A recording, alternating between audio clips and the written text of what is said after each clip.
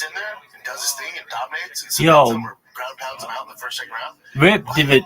Rip, how you living? Your boys, your What's friends, good, son? But we can't have you making America look weak.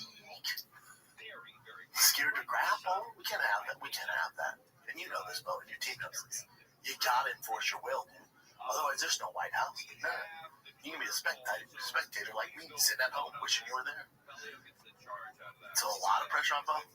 I swear to God, dude. I swear to God. I want you guys to think about me. If that's a boring 15-minute bullshit sparring match, I want you to go, fuck, Shop, you'd be pissed. And you're fucking right, dude. Well, let me ask you this then. If you had the opportunity, not right now, back in your heyday. If they call me right now, I'd fight on the White House card. Oh, shit, okay. So that's the only card that I would fight on. Well, there you go. So if you had plenty of time to train for it and all that stuff, would you just go for the win? Like, as in, if you, like LeVar Jackson, LeVar Johnson, yeah, with that kind of thing? Or would you try to go for a crazy finish? Depends on the matchup. It's at the White House, the world's watching. Depends on the matchup. I got kids, I got shit to do. You know? I got shit to do. Okay. To give me a favorable matchup, game on, dude. I'll be looking for the finish like a motherfucker. Yeah. That LeVar one, I remember, was like a must win. I had to win that fight. I was coming off losses. Like, that was a must win. And I just ragdolled. Went for the finish, but his fucking steroid shoulders blocked it. I think I had like 10 takedowns in that fight. Holland. I wonder how that dude's doing now. I think he was gone or something. I don't know. Okay. So this is RDR. He's speaking out. I think this is probably one of the first times he spoke out since he got. Yo, join my Discord, big man. Yeah. Let me just refresh this. This is a towel going from his coach. That's okay. How's your day going? Are you happy? Are you grateful that your coach has made the decision to stop the fight so you didn't get any extra damage? And now you got it. Yeah, absolutely. I'd love to talk to you. That was the right call. Arun is my guy. We've been friends and we've been training together and working together for over 10 years. He knows me better than I know myself. He saw exactly that I was not there. And I think he made the right decision, so I'm very, very thankful for what he did there. I think, I had nothing, so that fifth round would only mean, as you said, more damage. So I'm grateful for what he did, and I live to fight another day. That still sucks, though, huh? Just waving it off. Yeah, and a lot of fighters, they wouldn't admit that either. They just... Yeah, there would be times that egos like, man, I could have went out there. Nah, that's good. This was kind of crazy too. He said right now he still feels like shit when he walks upstairs. He's always out of breath. What's wrong? I don't know. He said for both fights, either Robert Whitaker, he trained way too much. Like overtrained. Yeah, it takes a while to bounce back from that. All right, this one's just that's funny. It's funny. See, you seen this one, right? I'll just play real quick for the listeners. Hey, you know who Pink Top on is, though, right? Yeah, the nigga that's fighting. I got it. Never mind. What do you do? I'll tell you off stream. He did some shit? Yes. Oh, God, yes. I'll tell you off stream. To Frank Ocean? To me, it was like the weirdest thing ever. I might as well say it now, right? What the fuck you do to you? Okay. You trying to smash you? I asked Pink Top to come on stream. He sent me like his bubbles. I swear to God, he said like stream these nuts. I swear to God. I swear on my life. I would like to do shit with him, that's why. Boy, actually, you see his two big balls. Ken, big gambler. It's funny, but I'm saying, like that kid gambles like a mother. Aiden Ross, big gambler, face of a gambling organization, big gambler, big streamer. Again, who's putting these guys in this position? Talbot, he ain't the one to fuck with. He don't give a fuck about fame and all that stuff. That's one thing so compelling about him. He's on TikTok. He's not trying to up his followers and all that shit. Come on my stream. Picture of his nuts. Stream these nuts. Dude, He said they were hairy too, which is legend. I bet he has big old nuts. Legend. It's awesome. That's awesome.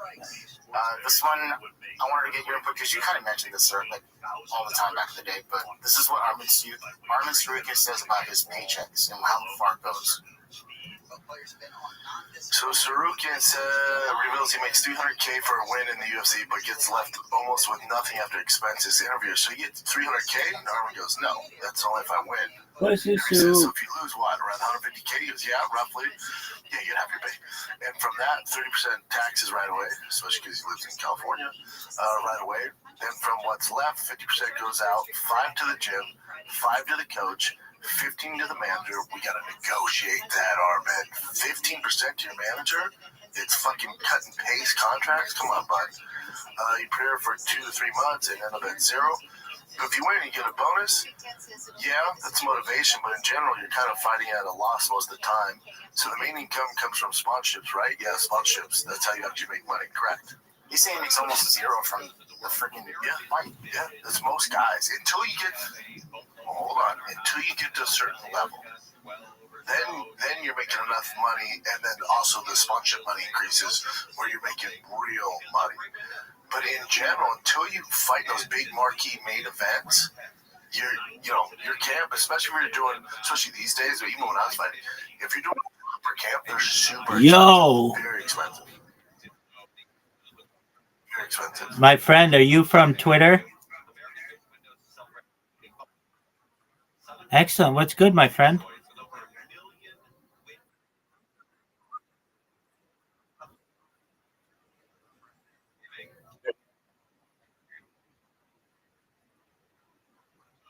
Okay, very cool. Do you ever get any damsels in distress?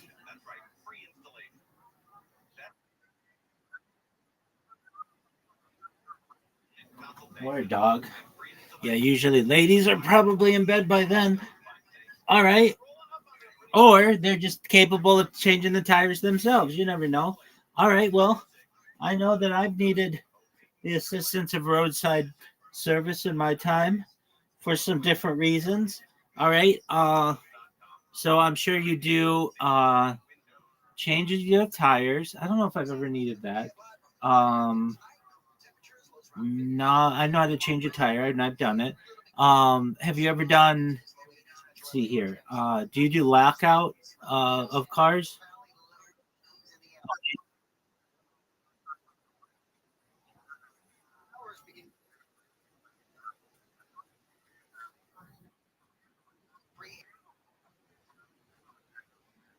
Okay, no towing. All right, well, very well. So is it like a AAA thing or something like that?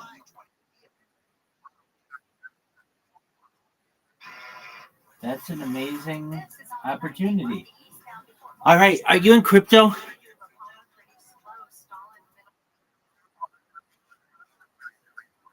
Oh, wow. So you're quite the well rounded individual.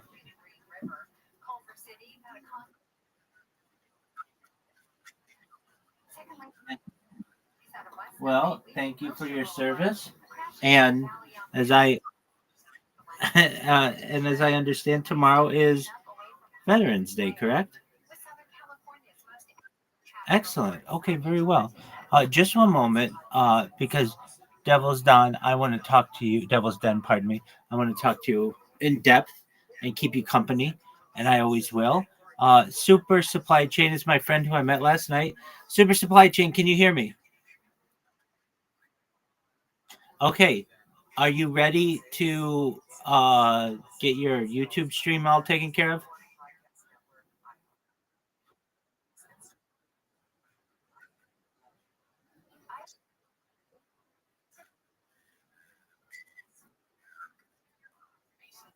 Okay, excellent.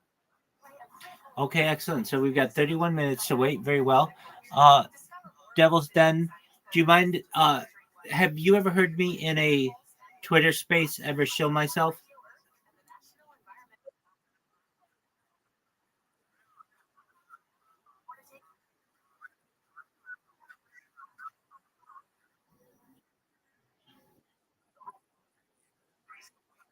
100%. Okay, so you know that project. Okay, excellent. I'm live in their Discord on in their Telegram right now. Um, Amazing. So, if I may ask, how long do you go back in crypto? What got you interested? Tell me your journey.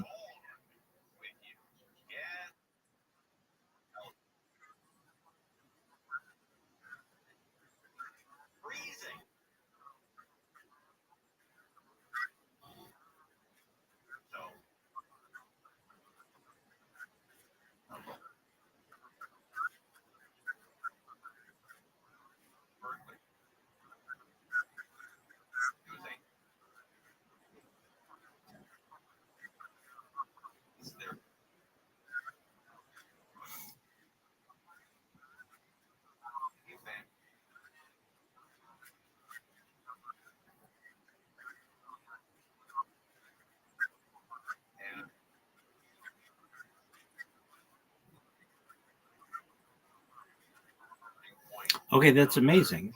And are you involved in the Scrooge project?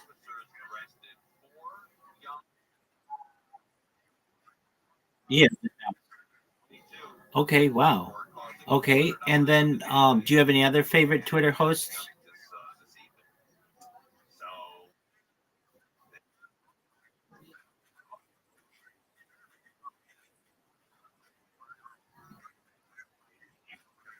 Yeah.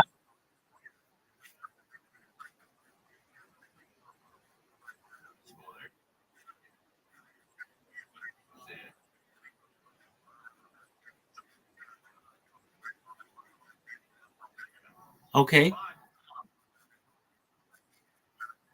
Oh, sure. You said you're going to run in the gas station? Oh, okay. Very well. What flavor do you get? The regular, the sugar free, the raspberry, whatever? What do you get? Okay. Yeah, because the other kind, from what I know, kind of tastes like shit.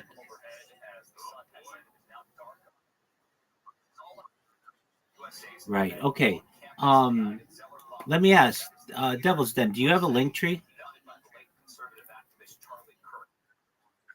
Oh, why not? Okay, that's totally legitimate. So you're not looking to market yourself yet.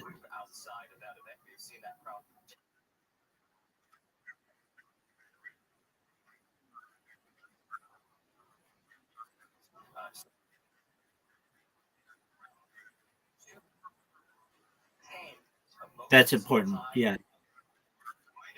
Okay. And so you don't do Twitter Spaces that often. You just happen to be in Scrooge's, and you see mine. You know that I've been doing my, and usually you can see video, right? Yeah, which makes mine a little different. I don't know why more people don't do video spaces. To me, it makes them more entertaining, but I understand if people aren't comfortable being on camera. All right.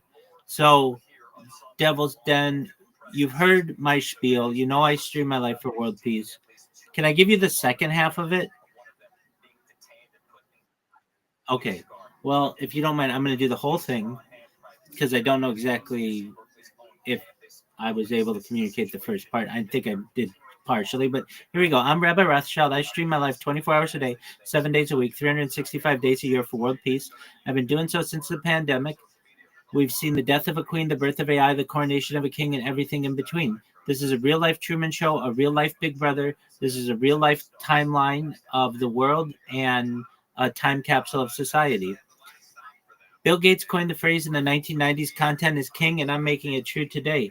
In 2018, The Economist magazine stated that data had overtaken petroleum as its number one resource, and I have more data archived on the internet than any person ever, which may make me an influential person. And when that happens, I want to make you, your friends, your family all independently wealthy. I want to make sure you have the opportunity at generational wealth, and most importantly, I want you to be able to start charities and philanthropic organizations of your own. I'm unlike any influencer you're ever going to find.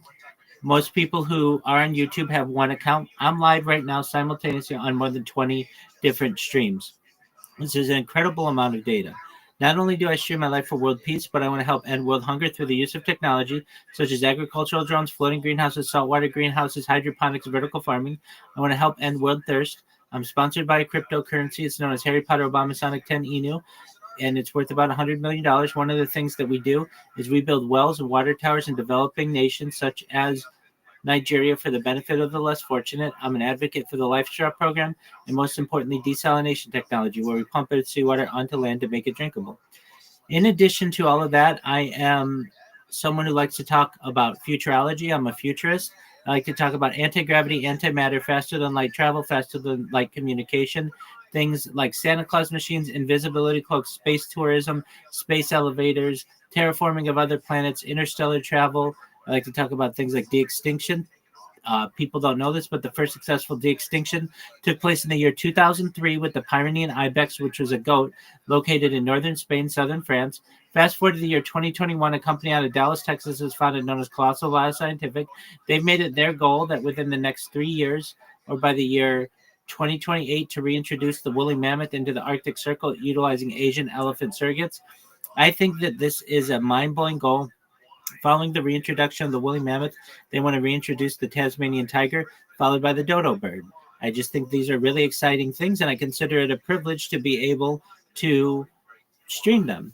Additionally, when you were born, Devil's Den, the average life expectancy for you or someone like you is probably about age 80. I want to increase that.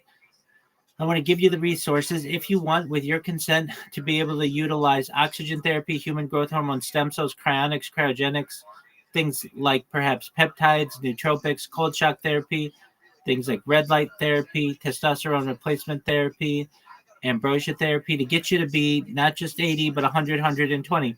But at 120 years old or so, you may say, Rabbi, back in 2025, everything that you said sounded like science fiction, but now it's become science fact. My body's starting to break down. What's the next plan? And again, this is all with your consent.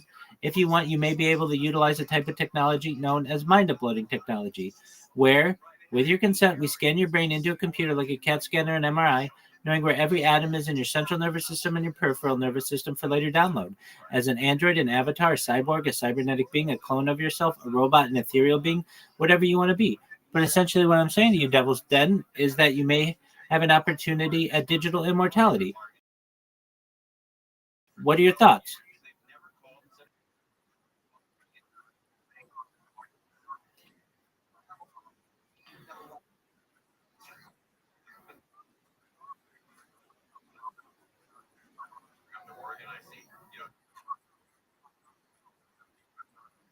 Yeah. So currently tests are being done on small mammals, essentially mice, and they allow mice A to complete a maze, and they're able to do some type of memory transfers into a second mouse, mouse B, and mouse B is able to do the maze exactly correctly the first time without any clues. So we're already able to do some types of memory transfer in small animals, but what you're saying is certainly a hurdle that we're working through in science. I'm sure you've heard this before, but basically every cell in your body has a lifespan on it of a maximum of about 7 years, aside from some really unique neurons and perhaps eggs if you're a woman. The idea is that you've already self-replicated most every cell in your body multiple times, depending on your age.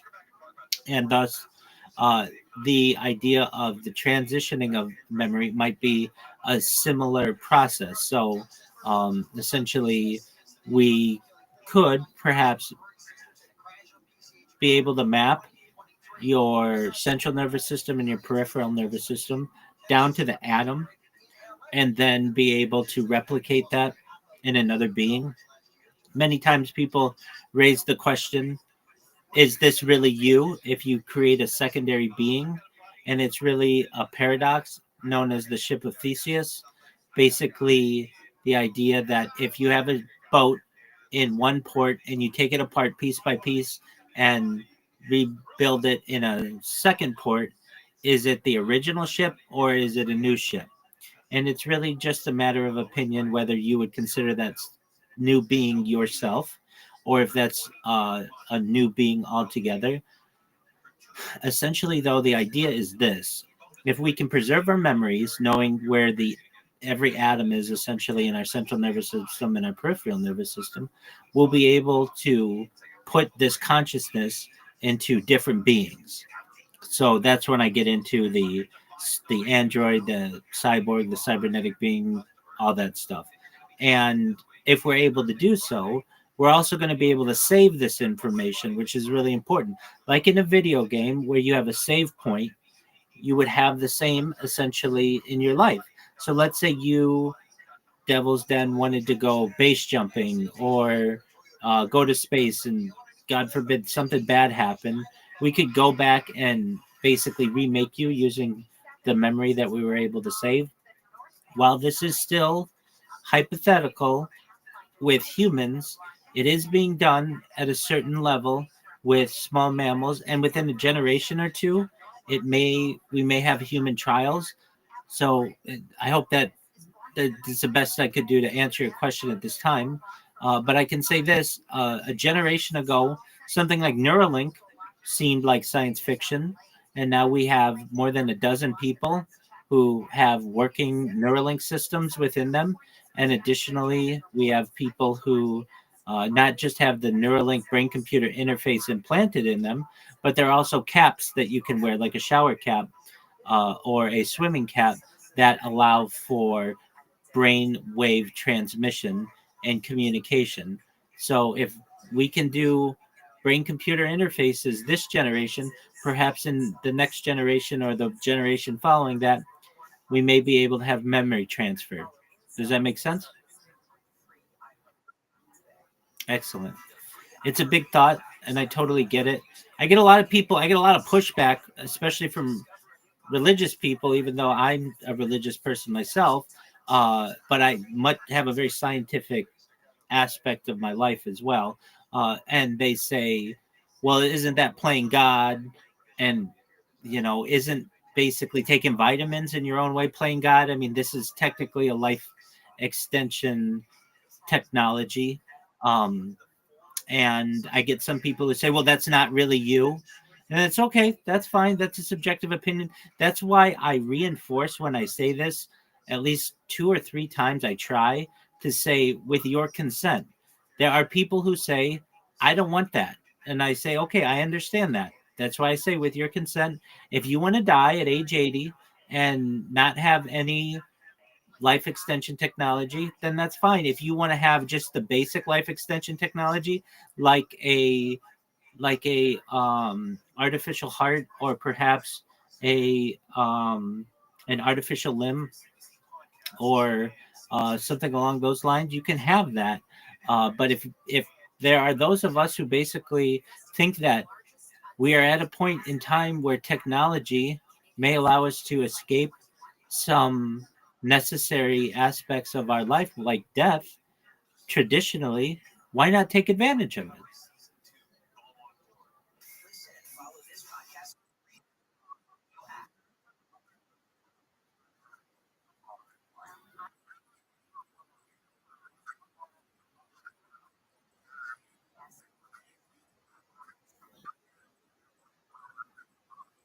Absolutely. Well, I'm a rabbi, but as a profession, I'm a certified project management professional. So I've launched apps on the App Store and Google Play, which has allowed me some financial independence. They're very successful. And additionally, I've had major contracts, six-figure contracts with Fortune 100 organizations. So I was what's known as a project manager, but also a scrum master. If you're familiar with that word, with that phrase, basically someone who helps to organize projects for development teams. And I launch projects on every continent, um, aside from Antarctica. So we're talking Asia, Oceania, certainly the Middle East, Europe, Africa, North and South America. And I uh, prior to that, was just like basically in management. And so I have a technical background. How did I get into crypto? Um, Believe it or not, it was around 2015 or so. And I wanted to be able to buy things on the dark web, like LSD. And I didn't know anything about crypto or anything like that. And I bought Bitcoin under $1,000, and so you would pay for LSD in Amsterdam with Bitcoin, and they would just mail it to your house in a birthday card, and that's how you get a bunch of LSD. So that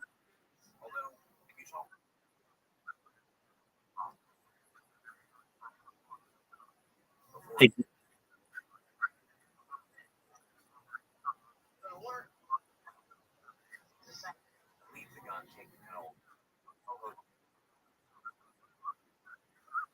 I'm 39 years old.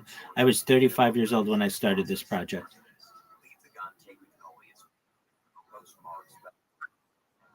Okay, so boy, you're quite the entrepreneurial spirit. Good on you, man.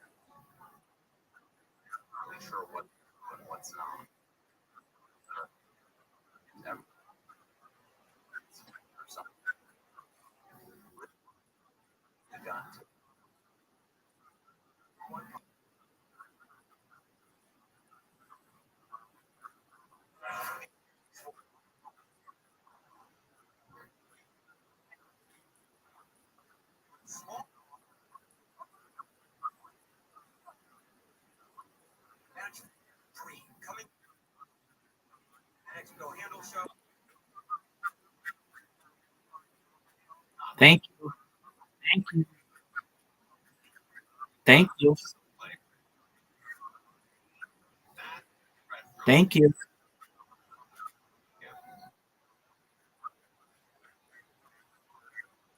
Right.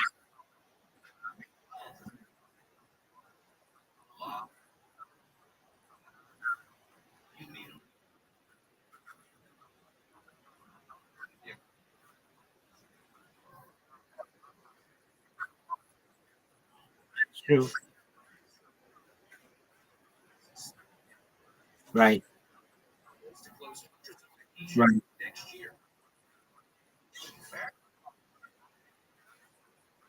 What?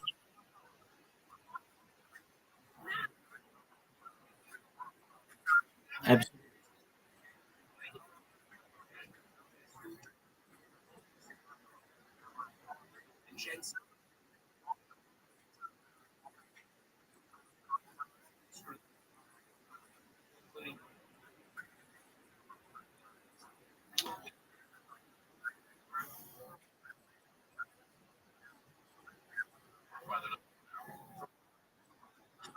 Absolutely. I get a lot of people who say, "Boy, that's the dream. I wish I could just stream all day." And to some extent, um, well, I do my best to live my life generally as normally as possible. I've streamed as far north as Santa Barbara, as far south as San Diego, as far west as the Pacific Ocean, as far east as the desert and mountains. I've streamed in Beverly Hills, Los Angeles, Disneyland, basically everywhere in Southern California. And IRL streaming is great, but you can't do a lot of interaction with people. And basically, it's expensive.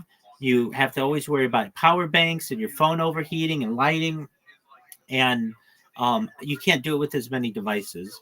And so, while I do IRL streaming, I have primarily been a desktop streamer for most of the time that I've done it, and I live my life the way that I normally live it, which is quite enjoyable to me. Well, aside from perhaps more social interactions I would have, but I mean, at least my life at home. Is listening to what Daf Yomi, that's what I have. It's basically within Judaism, our daily Talmud study. Uh, it is davening, so that's like praying. That's something that I do every day on camera. It's listening to podcasts and watching documentaries. It's watching sports. It's interacting with people, and those are kind of things that I have always done. And I just make sure that a camera's on me when I do it. Um, there are issues that arise when you're a full-time live streamer. Go ahead. Absolutely. Come back when you're ready. No big deal. I'm glad that we've gotten to speak.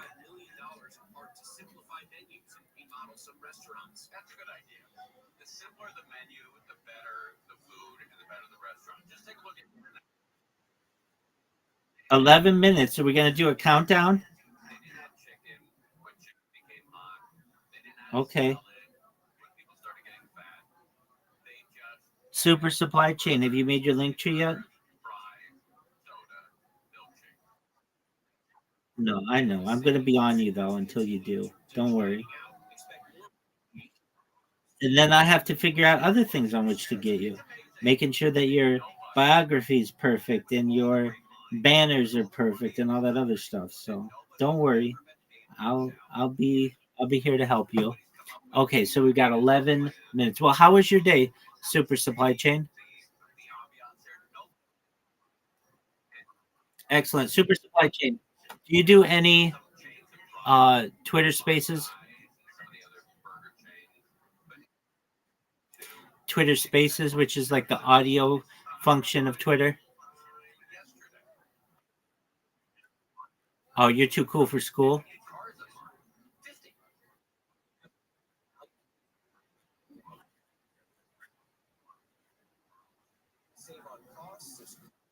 My man, you say that you aren't techie. You run a 24/7 stream.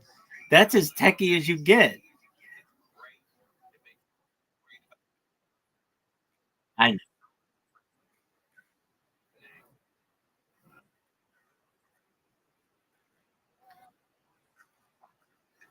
Excellent. All right. So let's say I took care of all your bills and your kids were all grown. Would you ever do 24/7 on camera? Is that the goal?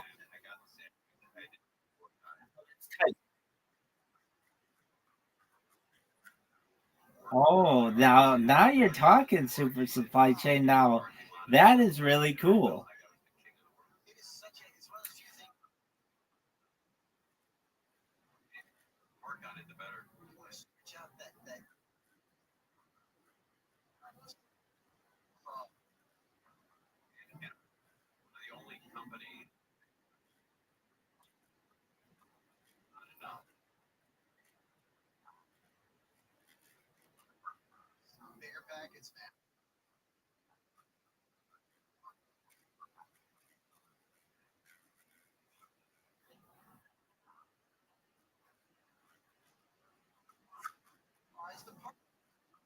Absolutely. There's a guy in Russia who does this. They've been doing it about 4 years as well. However, they don't archive the footage. Would you want the footage archived or you just want to do streams?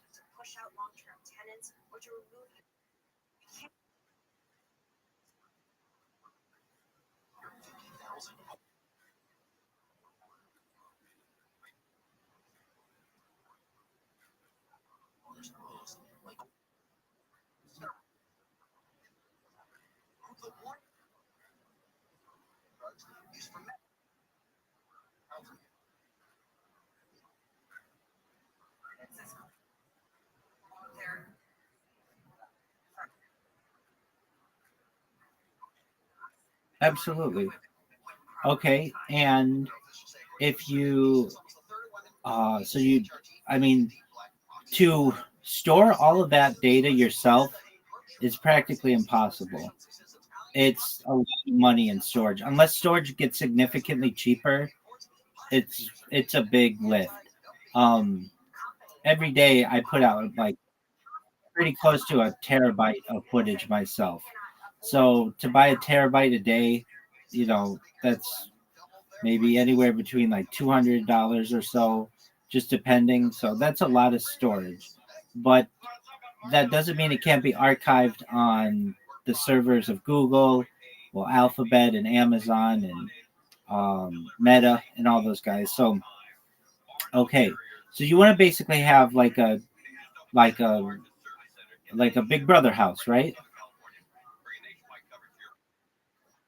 Excellent, excellent. So there's this guy who does this. It's called Fish Tank, and he basically, this is not what you would want to do, but I'm just making sure you're aware that this is a thing. So basically, he offers people the ability to come live in a house Just one moment. We had somebody who joined us. Hello, hello. What up, Check for Problems? How are you? I'm well. Check for Problems. May I ask how old you are? Okay, you're 19. I'm 39. Good question. All right. Check for Problems. What do you like to do? What are your hobbies?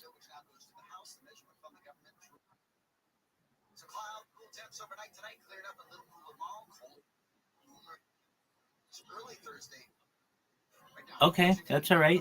How'd you find out about me? Check for Problems.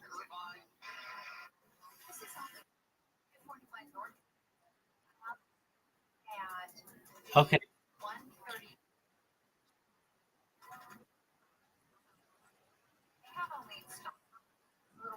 Okay, very well. Do you mind if I tell you about myself? Excellent. I'm Rabbi Rothschild. I stream my life 24 hours a day, 7 days a week, 365 days a year for world peace. I've been doing so for more than 4 years. My streams go back to the pandemic. We've seen the death of a queen, the birth of AI, the coronation of a king, and everything in between. This is a real life Truman Show, a real life Big Brother. This is a time capsule or a timeline of human development. Bill Gates coined the phrase in the 1990s, content is king, and I'm making it true today. In 2018, The Economist magazine stated that data had overtaken petroleum as Earth's number one resource, and I have more data archived on the internet than any person ever, which may make me an influential person someday. And if and when that happens, I want to make you Check for Problems, your friends, your family, all independently wealthy. I want to make sure you have the opportunity at generational wealth, and I want you to be able to start charities and philanthropic organizations of your own. How does that sound? Check for Problems. Excellent. I like 100%. I talk about solutions for the world's problems, like world hunger. I'd like to help solve that with technology, such as agricultural drones, floating greenhouses, saltwater greenhouses, hydroponics, vertical farming, cloud seeding. I'd like to help end world thirst. I'm sponsored by a cryptocurrency that's worth about $100 million. And one of the things that we do is we build wells and water towers in developing nations like Nigeria for the benefit of the less fortunate. I'm an advocate for the Life Straw program and, most importantly, desalination technology, where we pump earth seawater onto land to make it drinkable. How do those things sound to you? Excellent.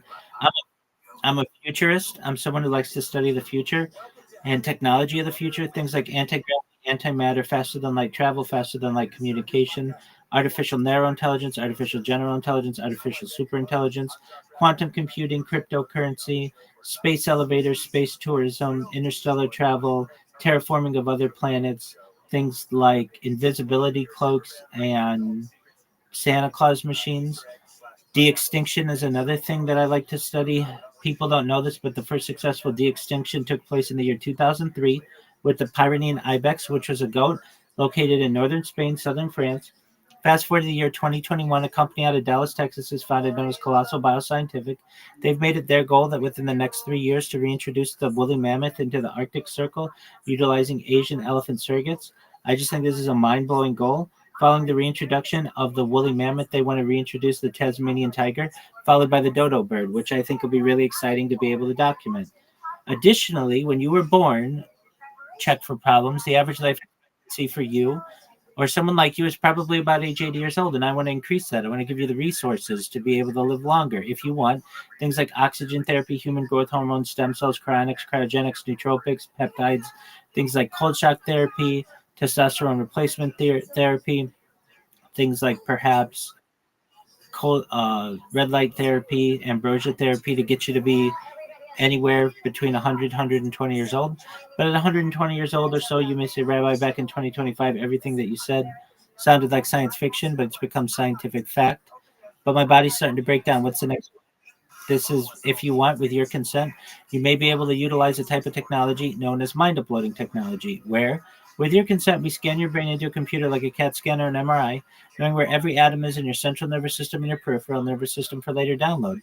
As an android, an avatar, a cyborg, a cybernetic being, a clone of yourself, a robot, an ethereal being, whatever you want to be. But essentially, what I'm saying, you check for problems, is there may be an opportunity at digital immortality. What are your thoughts?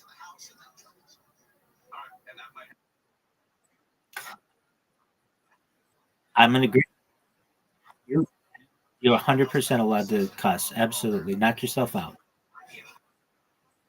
Absolutely, wouldn't it? Yeah, 100. I do my best to be. In my free time when I'm not entertaining people in the Discord, I'm on something called Twitter Spaces. If you're not familiar, Twitter has an audio aspect where you can talk with people, and I like to tell them about what I do, and they have the exact same reaction that you do. They're like, "Wow, this is really cool," and then many of them are just either new to social media or don't necessarily have the correct strategy to be able to promote themselves. So I help them. So I get a lot of people here from Twitter Spaces. A lot of times, people from other countries are in here. So if you ever see people from other countries, there's a good chance they found out about me either from Discord or one of my other social medias. But Twitter Spaces is a big one. And the other people who I've met here, I met one off of Kick, one off of Twitter, and then I met you off of Discord, right? Excellent. So I thank you. I appreciate that. Thank you for your high praise. I'm literally in here 24/7. I mean, I do leave, I do go outside, but generally the cameras are always on and you can always come in the Discord. So it's not, I'm unlike any other influencer you're ever going to meet that normally they go offline and then you go do something else. In this case, you go offline and I'm always here. So you can all of my streams. If you have the opportunity in the upper left corner of this Discord, you'll see a red circle that says 24/7 live streams. If you'd like, you can click that link and you'll see all my live streams in YouTube right now. But you said that you've been getting the notifications, so you know I'm on a lot of YouTube streams, I take it, right?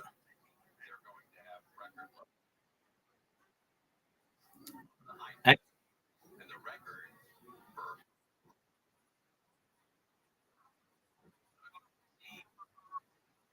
oh yeah, but I have 20 of them. Oh yeah, definitely. So here's you're good. So here's what I want you to do. Check for problems. Go in the upper left corner of this Discord. There's a red circle that says 24/7 YouTube streams. Do you see that?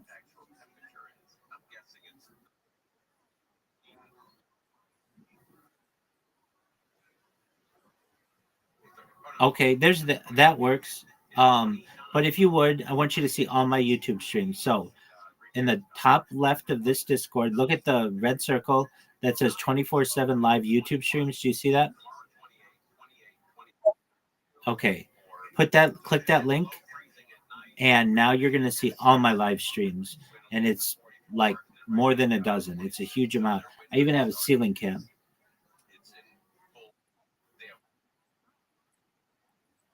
Yeah, you've never seen someone with so much social media, at least social media, but never someone who's live on more than even one YouTube stream, right?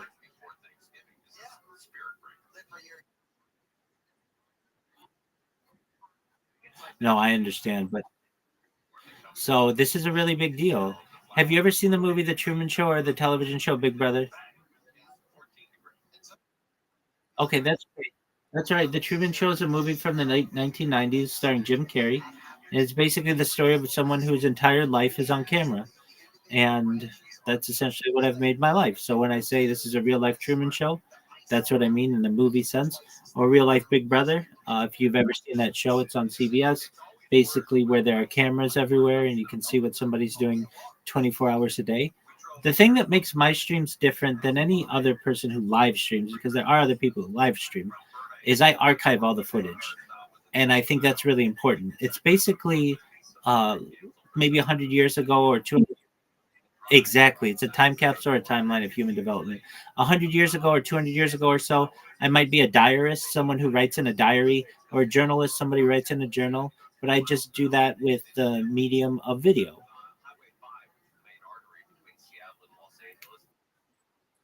I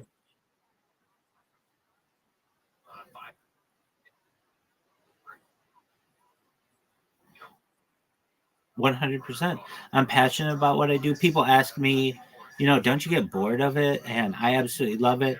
I would rather, I mean, aside from going viral and traveling the world and streaming my life, which I want to do when I go viral, I want to live stream my entire life with each day. I become more impassioned in what I do. I think it's important for the world. If you're not aware, like AI needs examples of humans to be able to build its models. And I have more human data archived than any person ever, which means there's a good chance that I'm going to be very important to AI in the future. I already know, like AI already knows who I am. You can ask AI about me and what I do. Additionally, there's the that I keep a radio going in the background of all my streams 24 hours a day. So you can literally go back to any of my streams at any point and get timestamps essentially of what was going on in world history. And I think that's really important too. It helps us to have a consistent knowledge base of where we are in history. And also, I've seen some really amazing events. I do say we've seen the death of a queen, the birth of AI, the coronation of a king, and everything in between. We've seen assassinations and assassination attempts, Olympic Games and World Cups. When I talk about the birth of AI, certainly AI was around before my stream, but what I'm talking about more so is the use of large language models. I was an early adopter of ChatGPT in November of 2022. I was a user of ChatGPT on its launch date, November 30th, 2022. And we've seen how the world's been changed by ChatGPT and Claude and Gemini and Copilot and all the other large language models over the course of the past few years. So you can really go to my streams and actually see when these things were launched and people were very hesitant to use them and did not take them all that seriously, and then they started replacing people's jobs and they became very important in people's in society and such. So I think that's an interesting aspect of my streams as well. So that's what I do, and we make friends. I've got over 2,400 people in here, which is great. And over the course of my day, every night we get some friends in here who will be in here in the next 2 hours or so. And we play games every night before they go to bed. So that's fun. I like to play games. And aside from that, I like sports a lot. Do you like sports? Check for problems.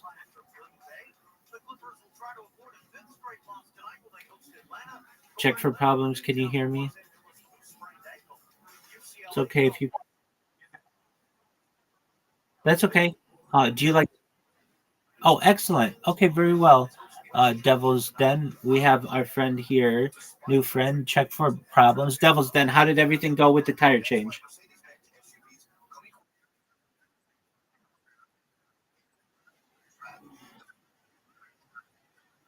Okay, very well. So you don't remove the nail?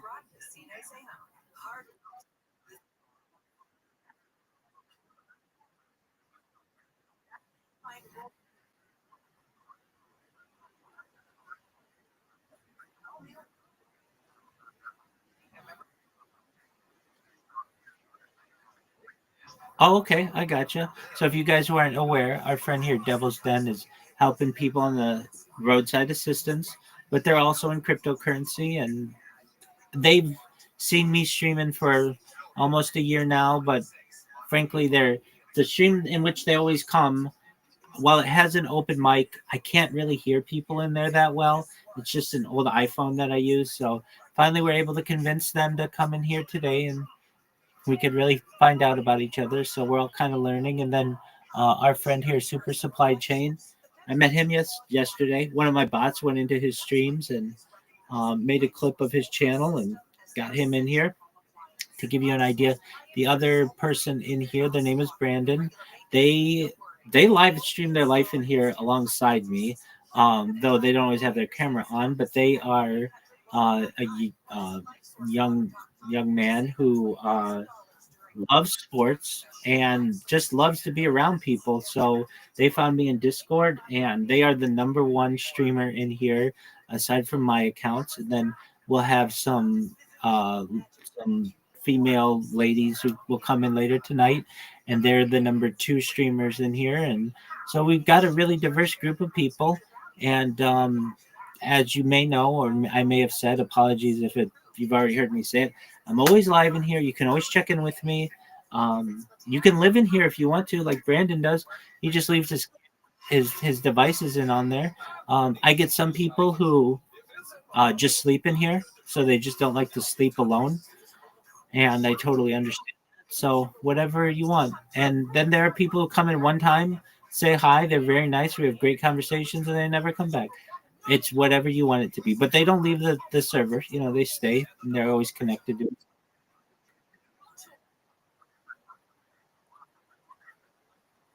Absolutely, go ahead. 100% Devil's Den. I'm glad we got to connect. And yeah, whenever you're bored, come in here. I'll keep you company, okay? Take care. Peace.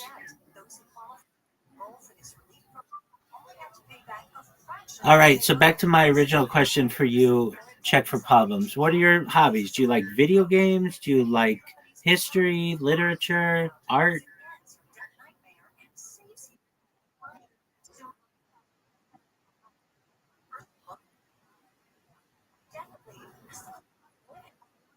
Okay, so you're a ballerina. You're in med school? Oh, wow. Very impressive. So you're a ballerina and you're in med school? No way. Wow, you're really amazing. That's really impressive. Okay, so what kind of doctor do you want to be?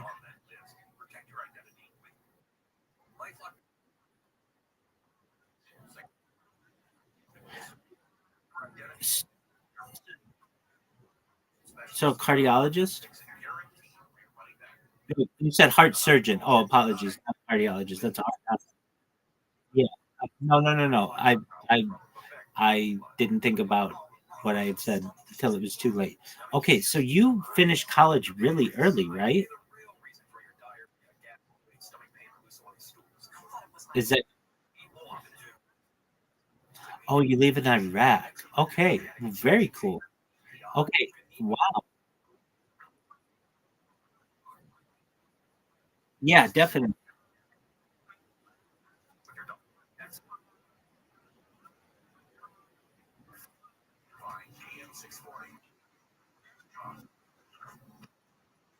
Okay, very well. I have somebody else in here from Iraq. So you're not alone, who's in here quite often. They started off in here, they were just working construction, and I was able to guide them to be a translator. And now they are an English, Arabic translator, and also a Russian Arabic translator, and they're making like 10 times the amount they were before. So that helped that person. But for you, you're going to school to be a heart surgeon, and that is already very successful. So you don't have to worry about anything like that. So you're a ballerina. Okay, just one moment. We got a friend here. Guest judge. How you living, big dog? Did you send me something? Yes, you did. All right, I'm coming to look. Sometimes we meet people who naturally carry a heart of kindness, who help and support others without noise, without pride, without expecting anything back. Rabbi is exactly. Oh, how sweet. Guest judge, you're so sweet. Thank you so much, my man. You're so sweet. Can you hear me? 100%. So you got it to work. Excellent. Isn't it like mind-blowingly cool? It is It is very cool. Okay, so here's what I want you to do. Now I know it's really late, so I want you to get some sleep, but I want you to play around with it. Okay, so make some fun ones for yourself. If you want, you don't have to, but you can upload your face to it, and it'll put you in whatever you want. I want you to play around with it and get good with it because you're going to be marketing companies with it in the future. That is so sweet of you, though, to make that for me. I'm so glad that you were able to experiment with it a little bit. And you can tell that's the future, right? Yeah, I'm sure you do. I like it too. So what we're gonna do, you practice with it a little bit, and then um what we'll do is I want you to make them for yourself. So you say like whatever you want. Great judge, pardon me, is an excellent social media marketer. Contact them for all of your social media needs, whatever you want. And you can put yourself in a big skyscraper or whatever. I want you to make, you're going to need 10 of these. Now, they don't have to be made in one day, and you can do up to 30 a day.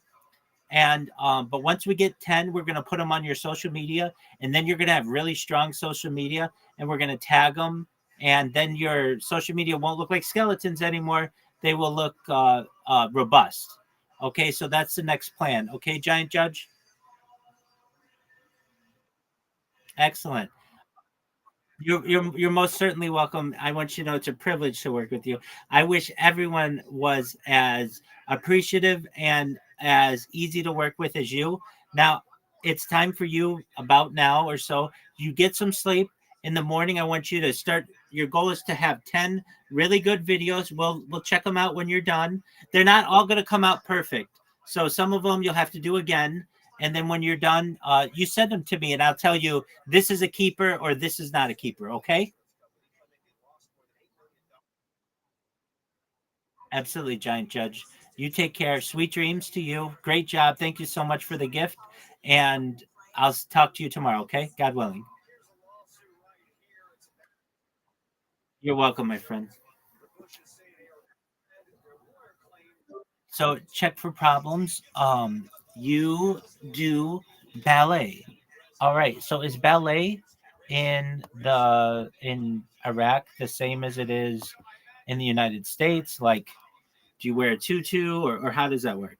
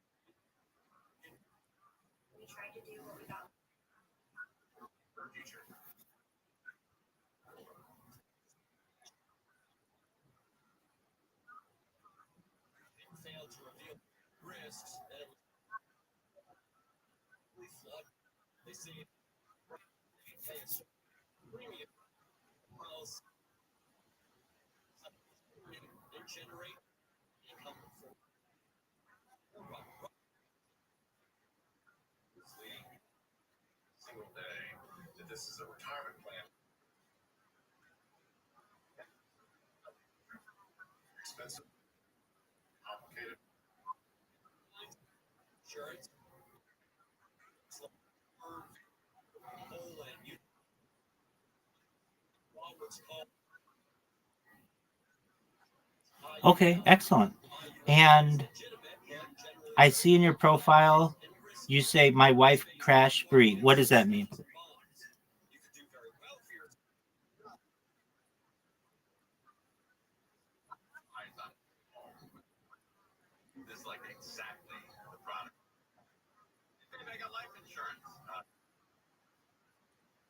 Absolutely. Let's hear it.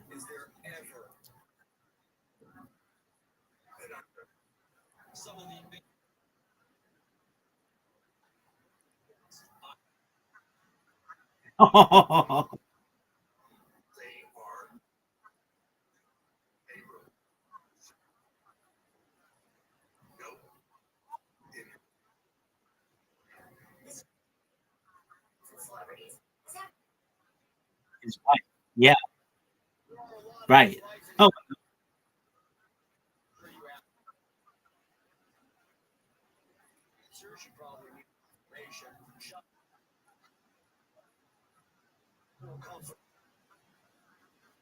right. That is, yeah. Okay, so I take it she broke up with him. Yeah. Okay, good for her. Well, not everybody is.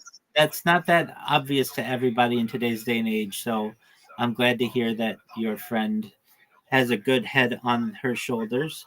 Okay, so I get it now. My wife crashed. Bree. What is the BRIH part?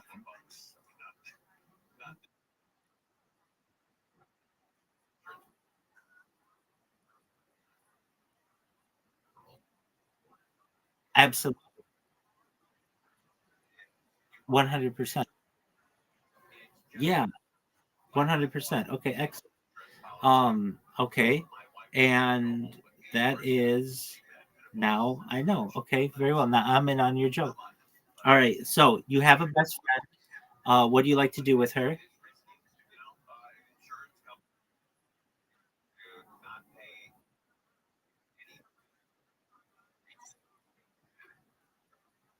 Okay.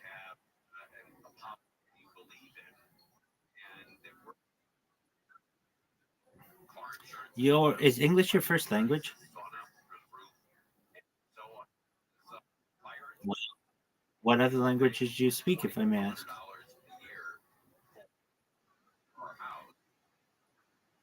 Yeah.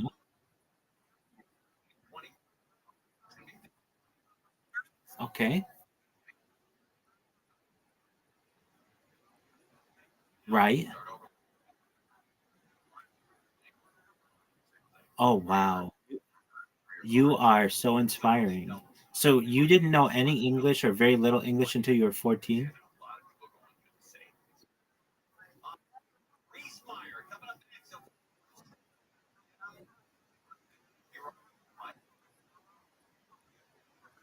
Right. Yeah. Wow. Okay, so when you came in, I thought you were definitely an American. So you have an American accent and your English is so perfect that it's so impressive. So you're an impressive person and you're studying. Don't we all? Don't we all? Don't worry about it. So when you came in, you have a very youthful voice, and I thought, well, I get a lot of people in here who aren't 18, and if you're wondering like why is he asking me that, I just don't want to talk with children. Not that I don't think children are our future, but they're not as mature, and a lot of times people come in here and ask me questions that may not be appropriate for children. So I did want you to know that, but don't think this is a not safe for work server or anything like that. Um,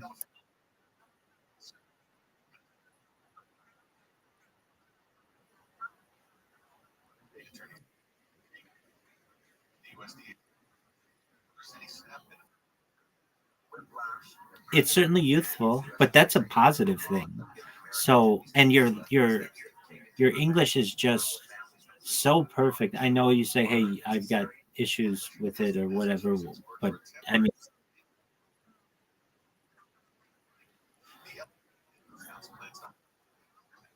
sure, absolutely. So, do you have to wear a head covering? No. Okay. Okay. Did you used to? Okay. So let's see here. If you're 19, you were born after the invasion of Iraq, right? So you were never under the Hussein regime.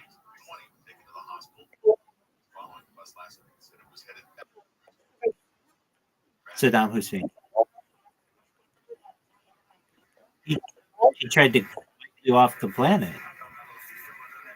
They gassed you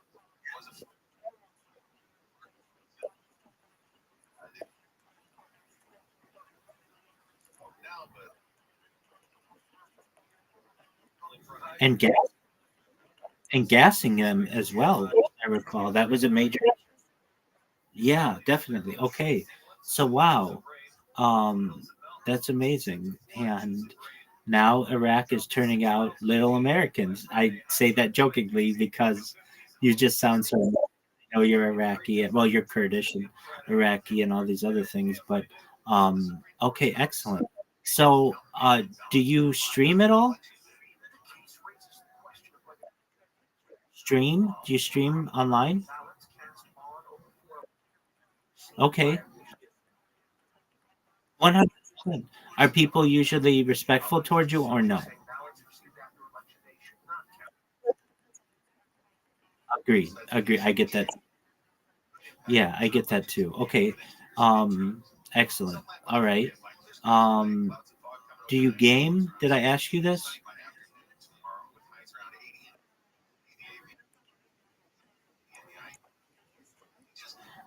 What game? Okay.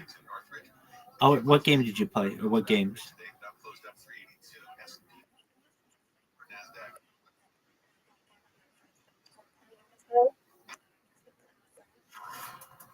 Okay. 100%. Okay. And do you ever play like Fortnite?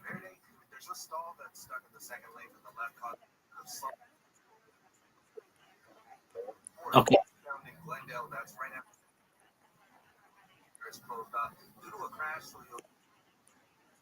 Okay.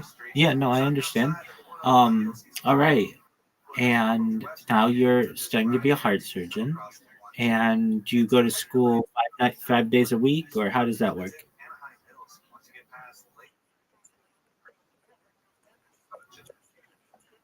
Okay.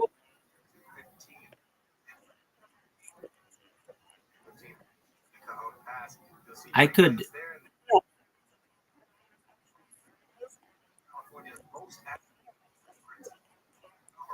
Okay.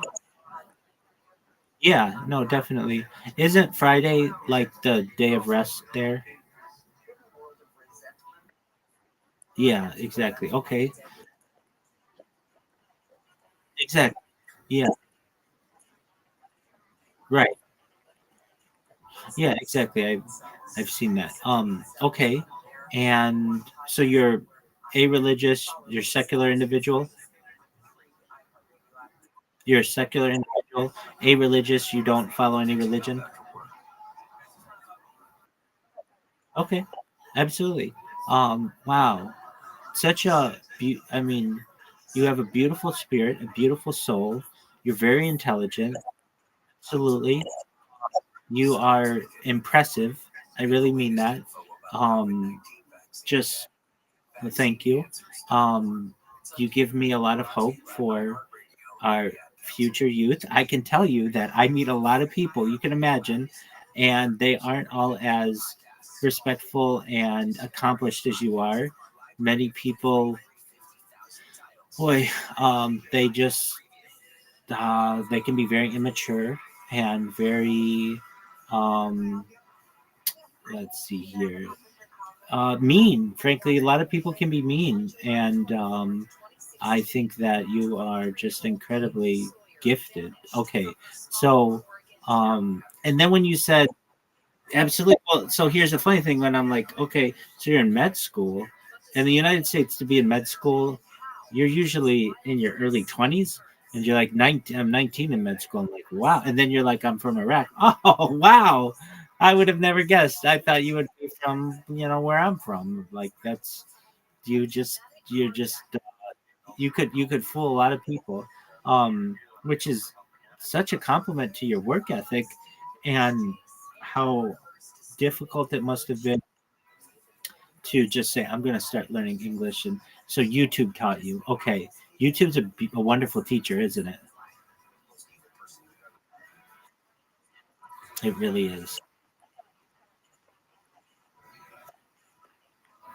I could see that. I could certainly see that.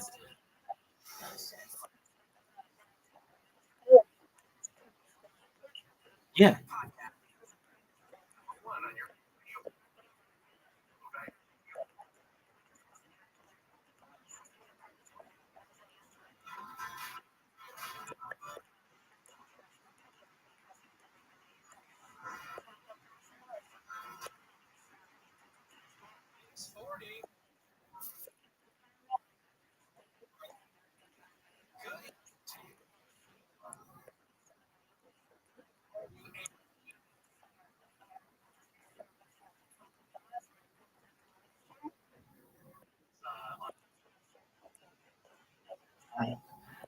Good. Yeah, absolutely. Sure. So, I'm not sure how the education system really works there, but do you go away to college? Do you call it college or you call it university? Or call it, okay, you just call it. And aside from your friend who was unfortunately in a situation with that gentleman, do you have other friends? I can see why.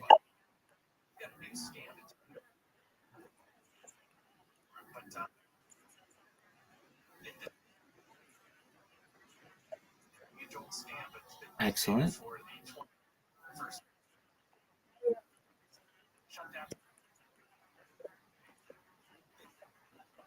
Absolutely. Well, they're always welcome here, so long as they're anything like you. A friend of yours is a friend of mine.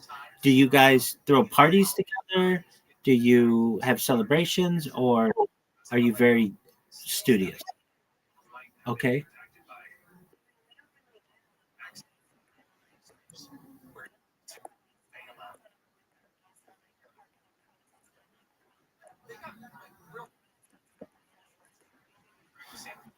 that's one of them. Yeah, no, that's one of them. Yeah, definitely. Is alcohol good for you? Okay, is alcohol legal there? Okay, it's legal. Okay, great. Some Middle Eastern countries, it's illegal and it's like the death penalty if you have it, or it's like really strict. So I don't know all the laws there. Okay, so do you drink in moderation? Okay, okay, very well. So you do a little bit of partaking in that college life kind of deal. Okay, not that that's necessary. You don't have to drink. That's certainly there are a lot of people who don't, but I understand. Okay, but no drugs, and that's a excellent. And you study, and you're a ballerina, and uh, do you know what? Okay, so I don't know if I'm using this term correctly. I've known some ballerinas in my life, but so you're very flexible, right?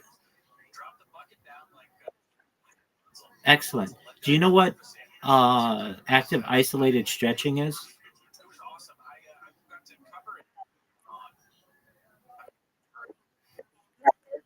I'm sure you do. No, no, no. I'm sure you do. I'm sure you know more about it than I do. But basically, I'll just show you a version of it. So you can do this in a lot of ways. But you take a rope and basically just hold positions, and no matter the different positions, but it's known as active isolated stretching. You focus on a certain area of your body to get it more flexible. I'm sure this is something that you have to do, right? Okay, excellent. And then you do that.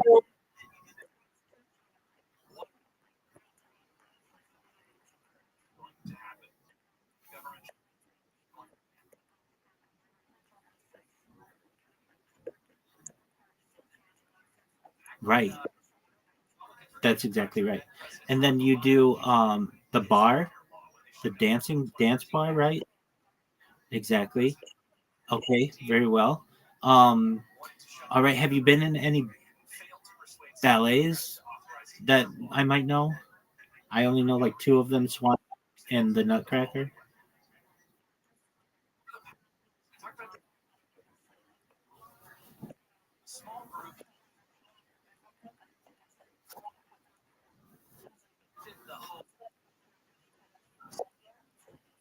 Okay.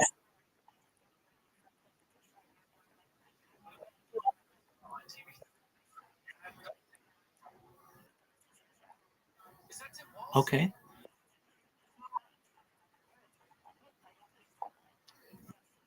That's okay. We want to challenge you. Completely understand. It's either really late or really early.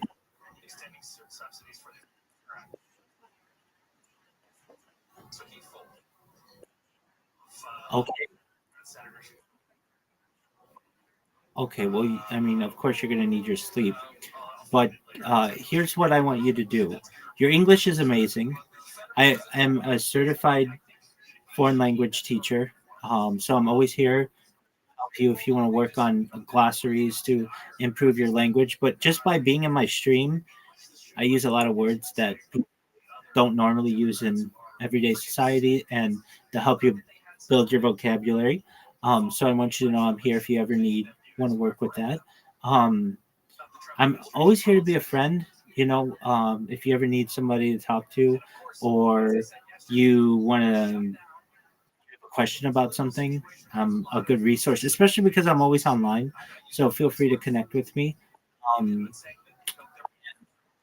yeah, 100%. I don't want to take up all your time though. It's 6 in the morning. You should be getting some sleep. And but I just want you to know how I really, really am impressed with your maturity. You're a very mature individual, and that's incredible. Absolutely. So, with that, feel free to stay there. Feel free to sleep in there. I'm gonna get on to Twitter Spaces. I'm gonna continue to promote myself and get more people in here, like that gentleman who came in, who I'm working with him on some projects. And feel free to enjoy and chime in if you want. You're more than welcome to. I want you to know more than anything, you have a new friend. Absolutely. So if you ever need anything, just like any other friend, I'm here for you. And the thing I really like about you, a lot of things, but when I was like, "How old are you?" You're like 19. How old are you? I'm like, "Hey, that's what's good for the goose is good for the gander," as the phrase is. So, um, yeah, and I'm not shy about that. I just want to make sure everybody's of age. So, excellent.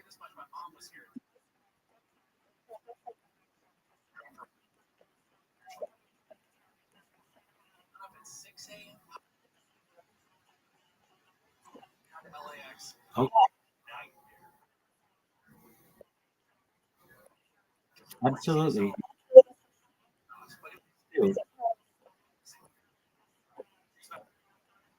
Oh no, totally understand that. You take care. We'll put a bookmark in this for right now, and come back whenever you have time and update me on your life, and I'll update you on mine. Okay?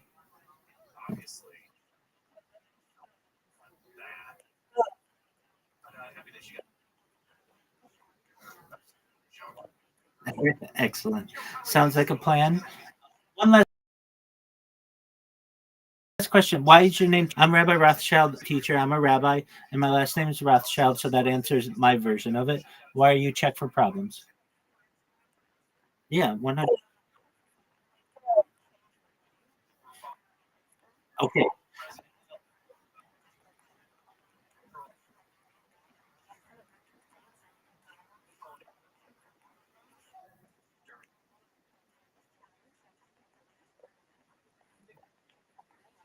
okay, okay. Are you extra? No, no, no. I know, I know. Okay, like XTRA. Okay, but are you an extra person? Are you like very simple or are you extra? Like are you basic or are you extra? Okay, do you know what the terms mean like in uh so how would I describe? Okay, okay, good. So you know what I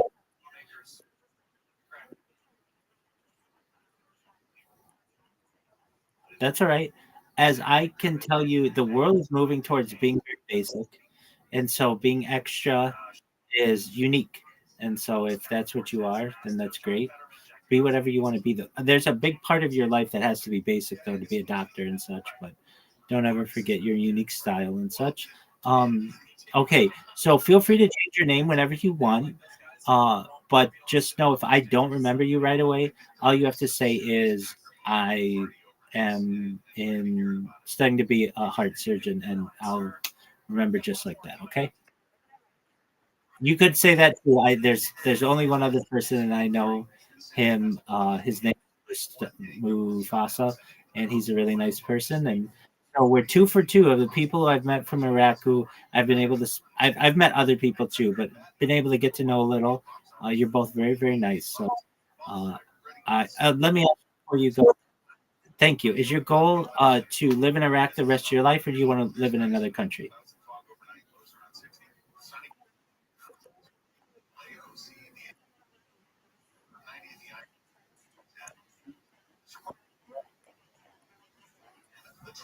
I think you can very easily too. You're educated, you're going to be a doctor, your English is impeccable. You'll be able to go to basically, you'll be able to come to the United States and probably most European countries. So, okay, so like I meet other people. Just a quick story. I met this guy last year. He's from Tunisia. I love the story. And he just came in here randomly, and I'm just doing my thing, and I'm like, a lot of times people, I'll be busy, and I'll be like, hey, what's going on? And He'd be like, I just saw you just live streaming with your camera on in the socialized Discord or one of these other Discords in which I am. And I'm like, okay, yeah, you know, what's your deal? Basically, what do you like to do? Do you mind if I tell you about myself? Okay. So he starts, we start talking about desalination technology because that was something that was interesting to him that I had mentioned. And we start talking about Tunisia and Tunis and um, I'm basically like, so what's your plan for life? And he's like, you make America sound so wonderful. It's always been my goal to live there. And I was like, okay, well, what's stopping you? And he's like, well, I mean, it's just such an overwhelming amount of stuff to do. And I was like, well, there are a lot of people who are just migrating here today. Like, it's, I'm not saying to break the law, but you could perhaps seek asylum. And he's like, really? And I'm like, yeah, I mean, what's the worst they're going to do? Send you back to Tunisia? It's like, they're not going to hurt you. And he's like, yeah, I mean, you're right. So, like, I don't think too much more of it. We talk a little bit about whatever. If he were going to come, like the way people come. And he comes in like just a couple months ago. And he's like, Rabbi. I'm like, yeah, how are you? I don't remember. I get so many people come in here. I'm like, okay. He's like, we talked last year. And I'm like, okay, can you remind me about yourself? And he said, yeah, I'm from Tunisia. And he's like the only person I talked to from Tunisia. And I go, oh, yeah, we talked about water desalination. He's like, yeah, well, get this. So after I talked with you, I started saving my money, like you said to do. And if I recall correctly, it happened so quickly. I may get the route that he took, but he's like, so I got on a cargo ship and it took me to South America, and I walked from South America to Panama, and took a ferry at Panama, and then walked from Panama to Mexico, and then just came over the border, and I'm living in California. I'm like, dude, we're like neighbors practically. And he's like, yeah. So what are you doing nowadays? He's like, I'm working as a security guard. He's like, I don't want to tell you where I live in California because um I'm live streaming, and so he's like gotta kind of stay on the DL. But like, yeah, he literally like just in a phone call in here changed his whole life to move to the United States. So he had to live. This isn't that I'm like, man, when I go viral, we're gonna make your life a movie because it's just such a funny story that like, I mean, you never know how someone's gonna change your life. And just this discussion that I had with him, and all of a sudden he's here and living his life. So that reminds me of Mustafa. Mustafa wants to come to the United States, and that's absolutely fine. And he may have like, I don't want to get into his story too much, but just the government has been really well. They caused a great amount of harm to his family, and without not necessarily the government, but like basically we could say like terrorist organizations, so to speak, and they there's like a good argument that he has to seek asylum. And so he's saving up his money to basically do the same. But you, on the other hand, you're going to be different. We're going to make sure you go through all the proper channels if you want to come to the United States. There are people in Iraq who need help too. So you sound like you could help people anywhere in the world. But if I can ever help you in any way, you want to come to the United States or whatever, I'm certainly someone who would do my best to give you good advice to be able to come here. But I think that how much more time do you have until you graduate?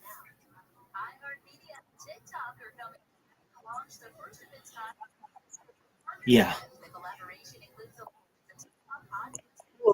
yeah. I would imagine so. They don't just let you start sticking your hands in people's chests without you getting enough education and exactly 100%. Okay, so you're going to be in school for at least 10 years, and I'm going to be your friend for at least 10 years until you get that done. And but yeah, that's yeah, absolutely. Well, we can consider this the beginning of a beautiful friendship, and you get your sleep, and we'll talk. Okay.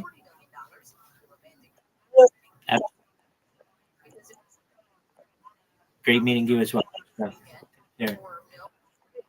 Excellent. I'm glad I met you as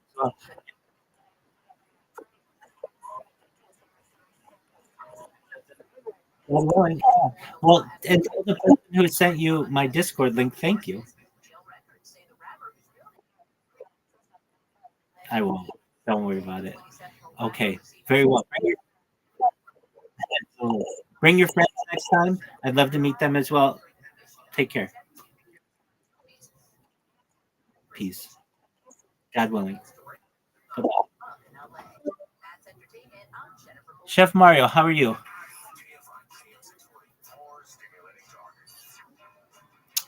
Hey, super supply chain.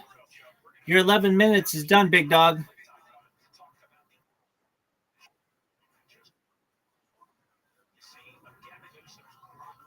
Okay, you got it. Okay, that's all you needed to do. Now go back to Rumble, and you know how you press those toggles. This time you can press YouTube, and we'll check and make sure that you're live.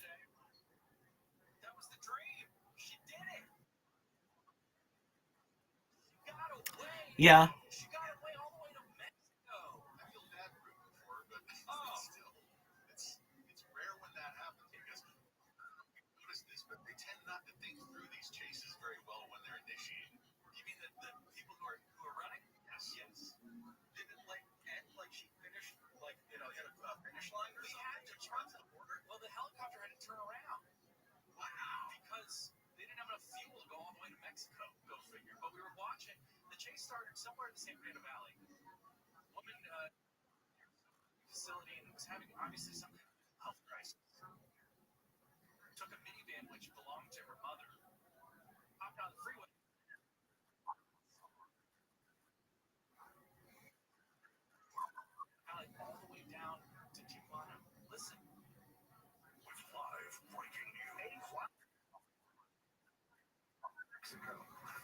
What are you talking about?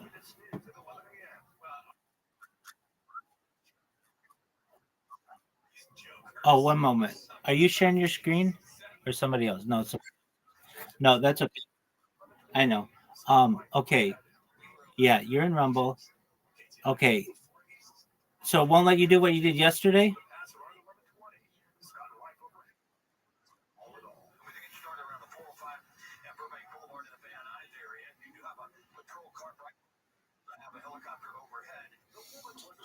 Uh refresh.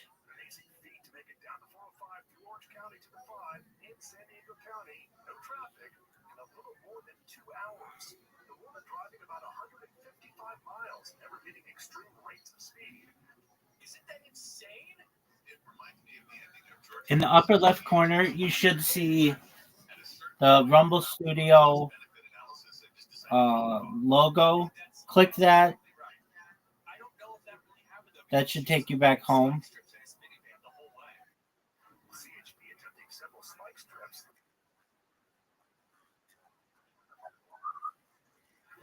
No, no, we can do this. Okay. Go to go to rumble.com. So in your browser, type rumble.com.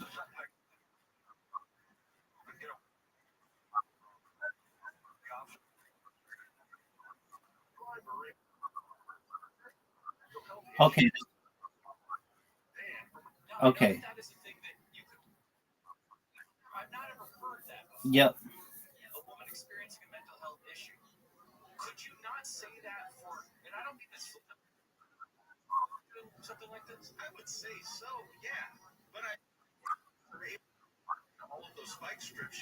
So make sure you add YouTube, Kick, Twitch, Rumble.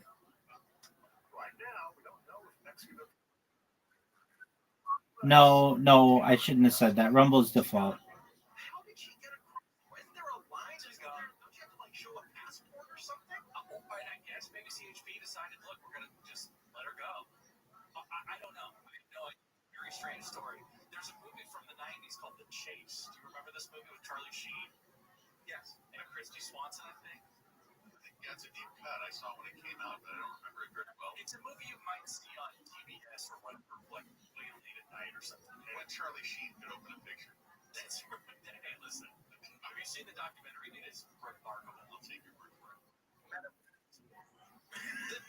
documentary about Charlie Sheen is, I digress. We have to get to our guest. I'm so excited to talk to this woman. An incredible chef, a great entrepreneur, a creative person, and also somebody who's just nice.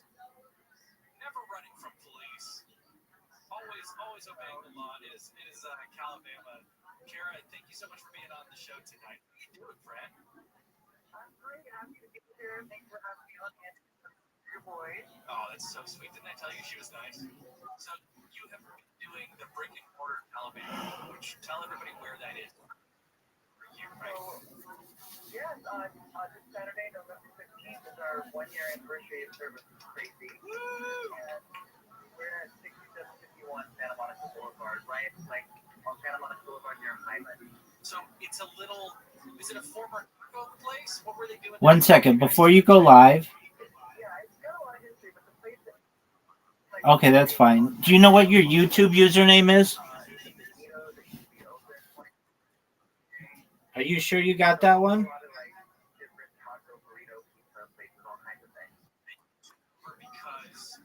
Okay. So you already went live, right?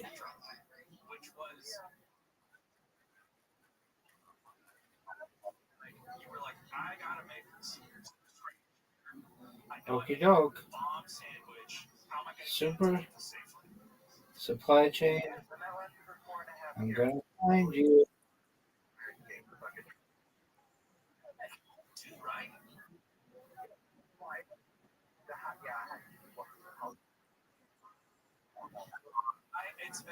Let's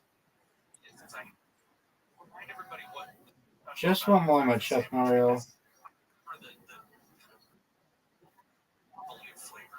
Just 1 moment.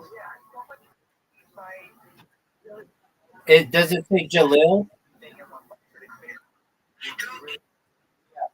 You didn't turn your camera on though. So stop your streams and restart them.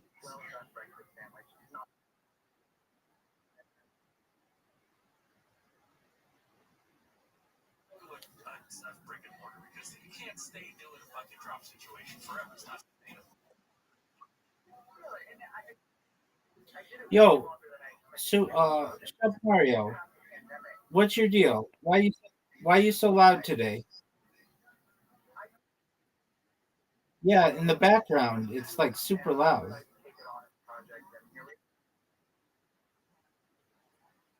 Yeah,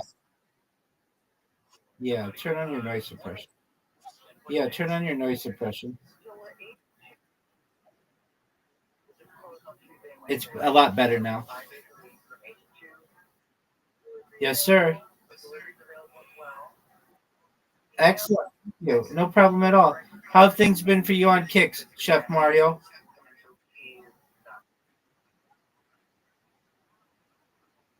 No, no, I should have been specific. The background noise was loud. So, how have things been? How have things, hey, your Blue Jays almost did it.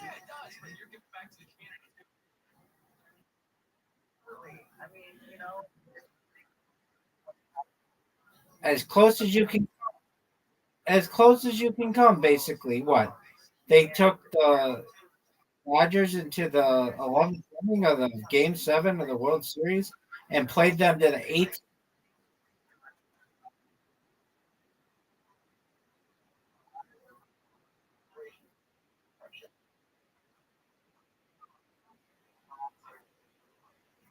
Word.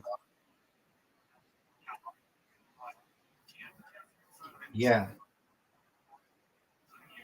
That the Blue Jays have been no, the Dodgers have won 2 years in a row.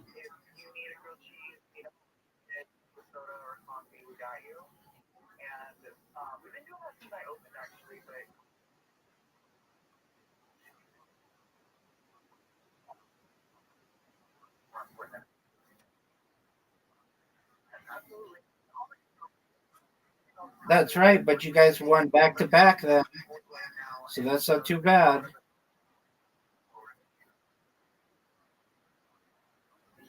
Yes, ma'am. Sorry, that Yep. I'll keep updating. I've got to run here, but I got to appreciate you so much. Oh no, not. They were very. They came as close as any team basically has ever come, except they didn't win. They played.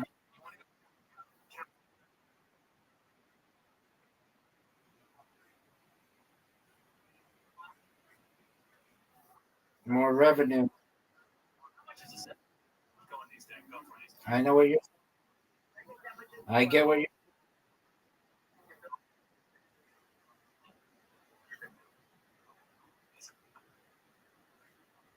Oh, totally. Giant amounts. Talk to you soon. Thank you. KFIM 64. 100%. How's kick between you, Chef Mark? What'd you say, Big Dog?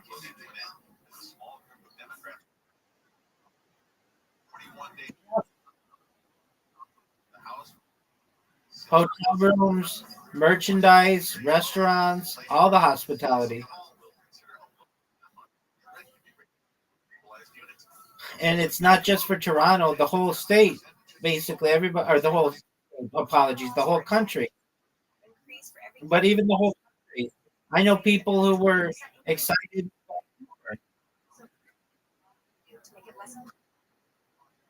Right. The whole country.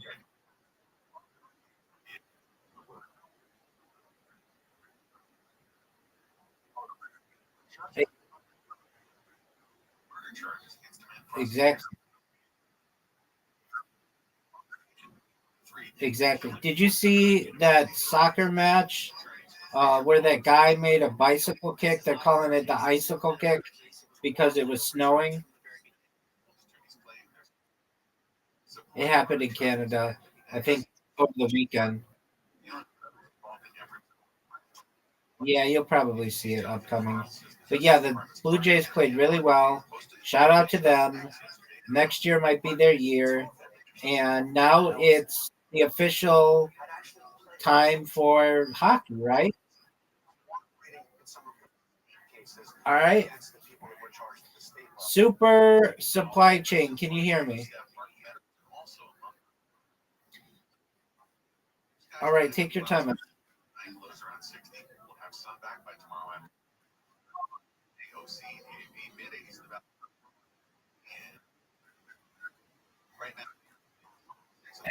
At the very bottom, remember there's a microphone and a camera. You want to make sure both are on.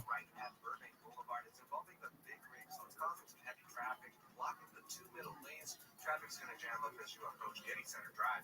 The 10 eastbound at Mid-City, a motorcycle crash right at National Boulevard is taking up the left lane, slowing you down from about Centinela.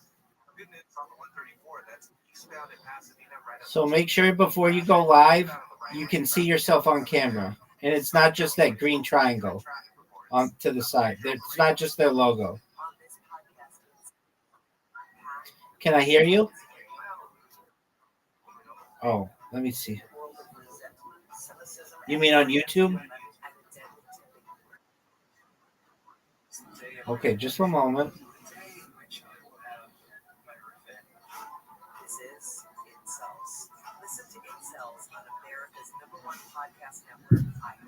Follow Incels and start listening on the free iHeartRadio app today. You wanted to be a teacher when you were little, but you grew up and things changed. Well, it's time to put it back on your list. Innovative things are happening in teaching today, and you can be a part of it. Make more. Teach. Visit teach.org. Brought to you by Teach and the Editors. The free iHeartRadio app is #1 for music, radio, and podcasts, all in one. Discover a new podcast from our library of over 350,000 titles. I can see you, but it's really dark.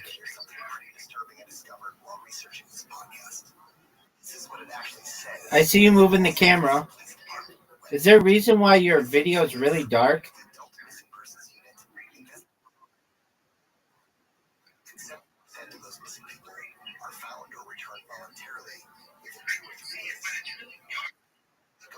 Just one moment. There's like a 30-second delay.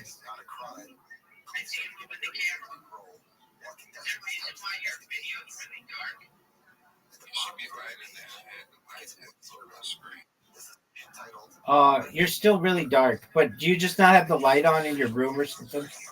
Oh, now I see it. Now it's better. Yeah, you're good now. Yeah, I can see you. Okay, so I checked you out on YouTube. You're good. Now we're going to check you out on Rumble. And I tried this yesterday, and you did not come up. I don't know why. Still don't come up, but they can be slow. I'm not exactly sure why. But then you sent me that link yesterday, so I'll go to that link on Discord.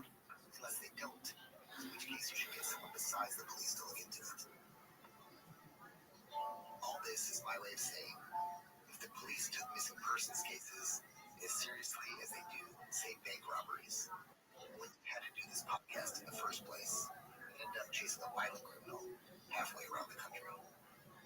So Discord, my man is named Super Supply Chain. More than 10 million Americans live with a heart disorder known as AFib that can lead to heart failure and blood clots. The research results of a All right, trial presented at the American let's find you. drinking just one cup of coffee per day will have a protective effect on AFib recurrence.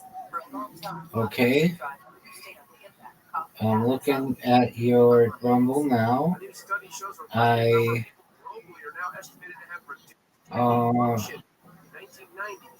It shows that you are live. That same year, for the first time, it became a top 10 cause of death globally. The study was done by a team of international researchers led by the research. Do you have your sound on Rumble?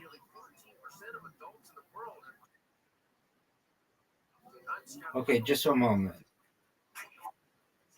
Oh, okay. Well, turn your sound on so I can hear it.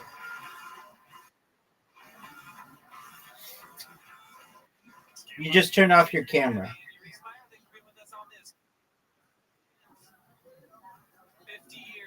All right.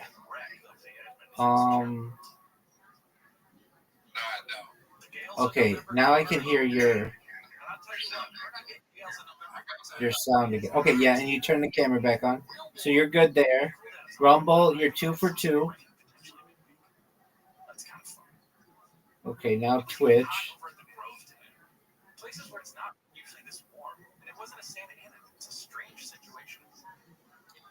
My man is Super Supply Chain on Twitch.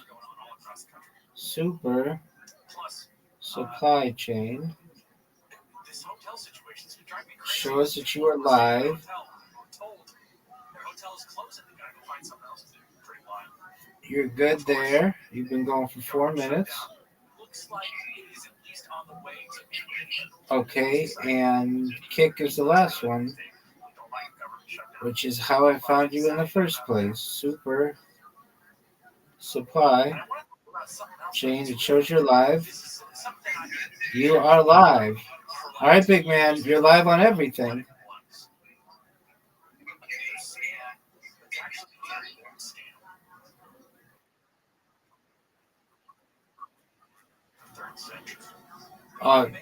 What'd you say about Instagram and TikTok? You want to do those? Yeah, you can, but it's a little more. It's more difficult. So you don't currently live stream on Instagram and TikTok under normal conditions, do you?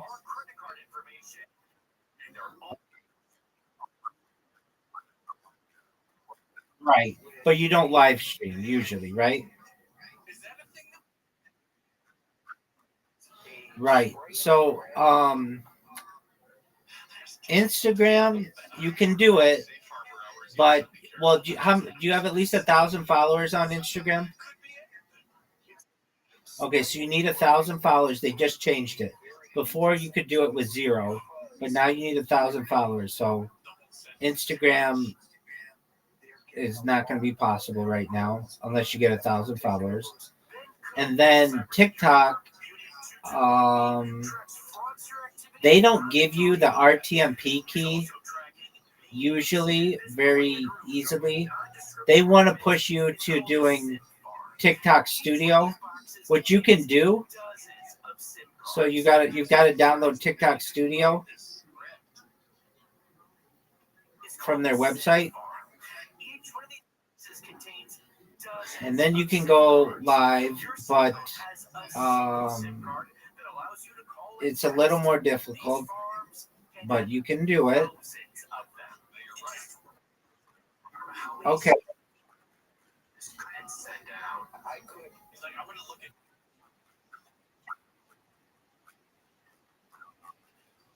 Right.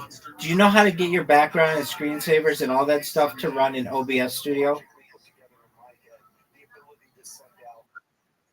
Okay. Once you get that ready in OBS Studio, let me know. And then you press the virtual camera button. And then in Rumble, instead of using your normal camera, you have it use the virtual camera. And then it's all set.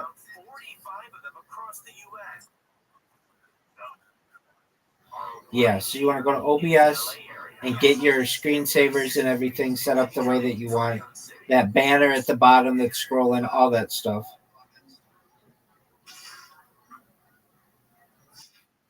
The monster is in the house.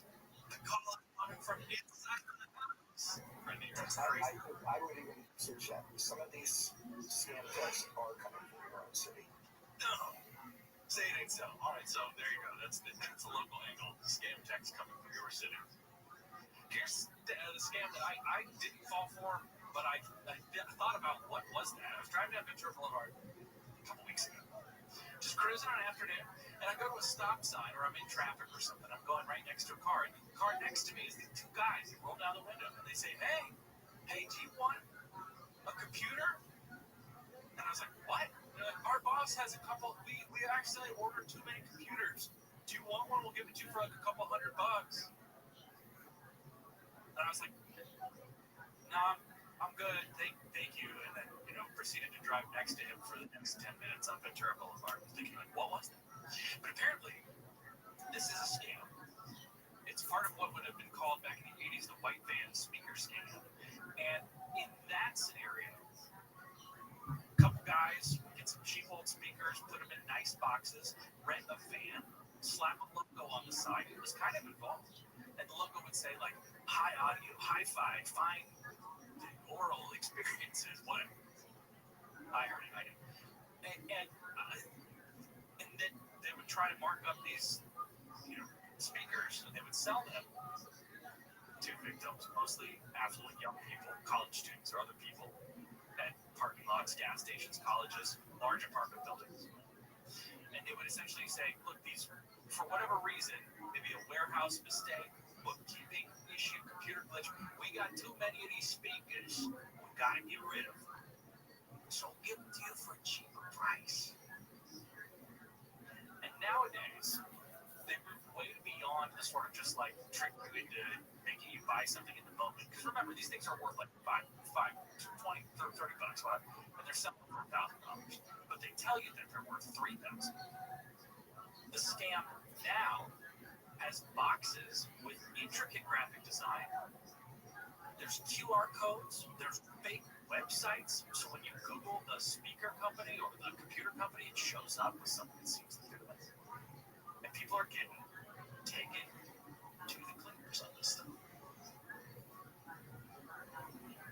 Right here on Ventura Boulevard, in my very own city, Sherman Oaks. I want to know what it says about your appearance. They go down the window and they don't ask you like if you want a hooker or anything else. Like, would you like a computer? Buy a computer, dork. Yeah, were you wearing a pocket protector? What was going on? I look like I get a computer. Well, here's what they say. They may target people. It's a pretty sound. They say they may target people driving expensive cars and wave them down. The marks are usually affluent young people, college students on dimes. This is hilarious. They also might be people who are foreigners or unfamiliar with typical business transactions in Western countries. Which profile did you fit? I fit all of it, bro. Just a college student idiot. Looks like he's gonna fall for something. I said that, and you should say that too, but I couldn't. I just thought about it for like weeks. What is that? That's what that was. Alrighty, coming up, the record of Edmund Fitzgerald happened 50 years ago today. We'll get into a lot of debate over actually what happened. Why did Edmund Fitzgerald sing? There's some things that are posed in the song by Gordon Lightfoot. We'll investigate. Check it with Mark Rodder in the Campfire 24-hour newsroom. Here's the latest. Senators Alex Padilla and Adam Schiff are opposing the Senate's latest plan to end the government shutdown, saying it doesn't extend Obamacare healthcare premium subsidies. Premiums will skyrocket for millions, and others will lose healthcare entirely. Convicted Jeffrey Epstein co-conspirator Ghislaine Maxwell is reportedly planning to ask President Trump to commute her sentence. And a new study suggests coffee may help protect against an irregular heartbeat. This week it's good for you. SoCal weather clear tonight, clouds and fog overnight, lows around 60, sunny by tomorrow afternoon, highs around 80 in LA, OC, the AV, mid-80s in the valleys, up to 90 in the IE, low 70s at the beaches. This report brought to you by blindster.com, and we've got a big rig crash on the 405 in Sherman Oaks.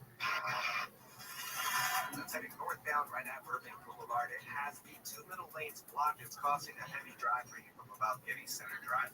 And as you make your way up the 10 eastbound in Mid-City, coming up to La Brea, it's a slow crawl there. Downtown LA starts to clear up just after the 110. And some slowing on the 91 eastbound in Anaheim Hills. That's coming up to Weird Canyon. Things start to clear up as you approach Green River Road. With Southern California's most accurate traffic reports, I'm Pedro Moreno. 64,000. We receive recurring marketing messages for real success. Message difference may apply. No purchase required. Terms apply. Available at ourrealsuccess.com. Do you want to learn how to make money flipping houses, apartment rental properties right here in the greater LA area without using your own money? You'll learn to flip houses and secure rental properties in your spare time to get on track towards real wealth building. We're offering a handful of motivated individuals the opportunity to attend our workshop right here in the greater LA area for free. That's right, we'll give you 2 free tickets when you text EARN to 64,000. The greater LA area is the perfect market to flip houses and build rental income. Don't miss this opportunity. Come to a complimentary live 2-hour workshop this week right here in the greater LA area and learn how to start making money flipping homes and building long-term wealth with rental properties. To get 2 free tickets, text EARN to 64,000. Text in the next 10 minutes, and registrants will also receive a free copy of our Funding for Deals guide. Text EARN to 64,000 for 2 complimentary tickets. Text EARN to 64,000. Hi, I'm Kyle, founder of blindster.com. I started Blindster in 2010 to make quality, custom-made blinds affordable to everyone. Traditional window covering retailers are expensive. Our prices are low, and our blinds are guaranteed to fit. Blindster.com. This report is sponsored by California Baptist University. It's time to get loud for your California Baptist University men's and women's basketball. Your hometown Lancers are lighting up the Ballard Event Center on CBU's beautiful award-winning campus. Lancers basketball, local, loyal, loud, and your season tickets now at CBUtickets.com. The reason that we are even in this situation is Donald Trump. Bill Handel. Across the country, it was a Democratic landslide. It was a wipeout. Now the Republicans are looking at, do we really want Trump's endorsement? Bill Handel, tomorrow morning at 6 on KFI AM 640. An endorsement is going to hurt a candidate more than not. Because what this vote was a direct repudiation of Donald Trump. So Donald Trump, turn the volume up. Stimulating talk. When you're hiring, have you ever felt like you're missing out on meeting truly great candidates for your roles? It seems impossible to find them. They have to be out there somewhere, right? Well, they're not hard to find when you know where to go. And that place is ZipRecruiter.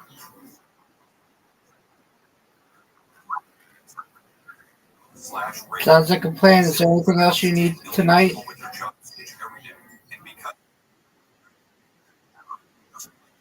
It's easy to find the right person.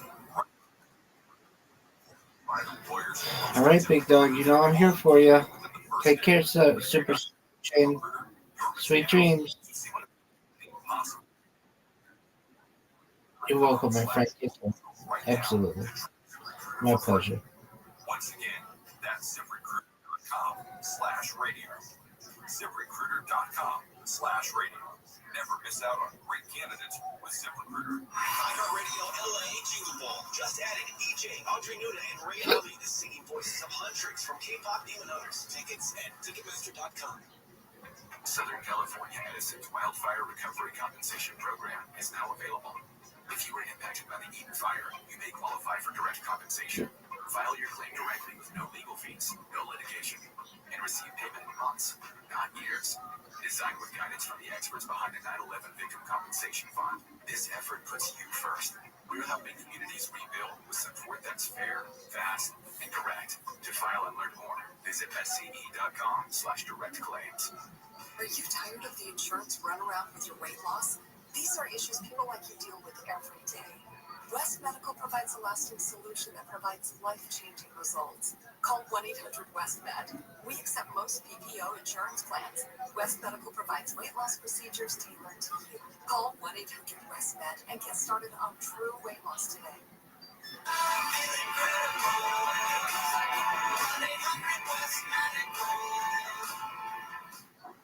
Oh no, stomach issues again? Stomach issues? Who are you? Your pancreas. I could be the real reason for your diarrhea, gas, bloating, stomach pain, or loose bloody stools. I thought it was my stomach. People often do, but any of these symptoms could mean having a condition called exocrine pancreatic insufficiency, or EPI. With EPI, the pancreas doesn't release enough enzymes to break down food, but EPI is manageable. Use the symptom checker on identifyepi.com and speak with your doctor. That's identifyepi.com. Sponsored by AbbVie. It all comes down to this, folks. Yep, the entire season is on the line. But my throat has officially thrown in the towel. Sounds like you need Vicks Vapor Cool Drops. They're max strength and vaporize sore throat pain. Whoa! These Vapor Cool Drops hit fast. Speaking of fast, did you just see that play? Yeah, he vaporized that ball. That pun should have come with a bat. Vaporize sore throat pain with Vicks Vapor Cool Drops. Use as directed. Isn't it nice to know at least one of your streaming apps is completely free? Yeah, you get the iHeartRadio app without the pesky monthly fee. Live radio, playlists for everything, and the most Where's Miss Aquarius? Already have iHeartRadio, the #1 app for radio. KFI, AM 640, more stimulating talk. Coming up on the next Gary and Shannon show. It's going to be a wild weather week. We go from warm temperatures to an inch of rain. Deciphering it all for us, KTLA's Henry DiCarlo. That's coming up tomorrow at 9 on Gary and Shannon. The lady said never gets up the dead when the skies of November turn blue.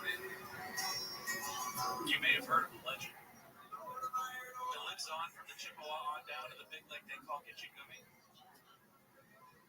50 years ago today, the Edmund Fitzgerald took on water, broke apart in Lake Superior, and ended up somewhere 530 feet below the surface. 29 crew members on board died. Their bodies have never been recovered. It, of course, was an iron ore freighter filled with taconite making its way through Lake Superior from Wisconsin. On its way down to Detroit, they're going to mine the iron ore, the taconite. The gales of November came early, of course, if you remember, and the ship sank. And no surprise, the internet, at least one corner of it, is still very much obsessed with it. Do you remember when people said, like, they think about the Roman Empire all the time? Remember doing that story where people are like, men, like, think about the Roman Empire, like, once a day or something? I never believed that. You know, I mean, it was just, for me, the Roman Empire is the Edmund Fitzgerald. I think about it all the time. This is a true element to the story. My grandmother's cousin was one of the crew members.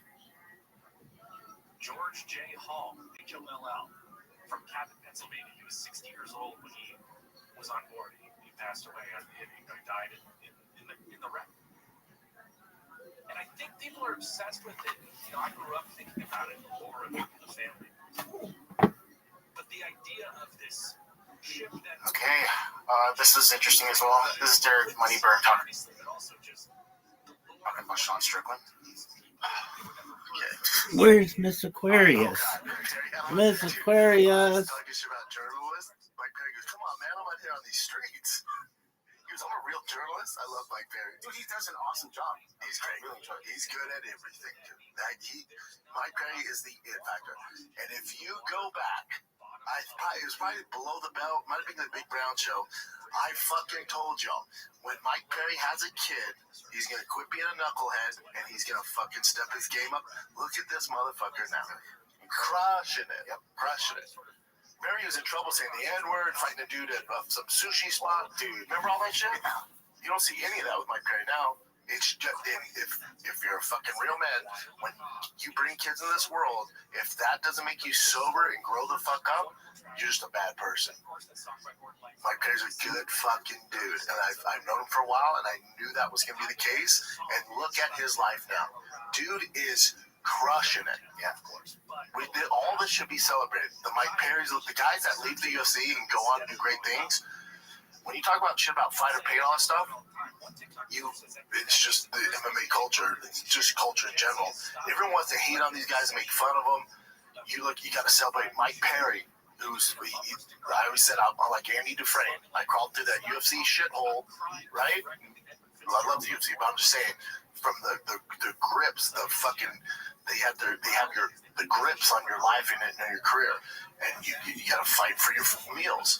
And you gotta crawl through that shithole and hope you make it to the other side so you can escape to San Montanilla, where the fuck Andy Dufresne went to.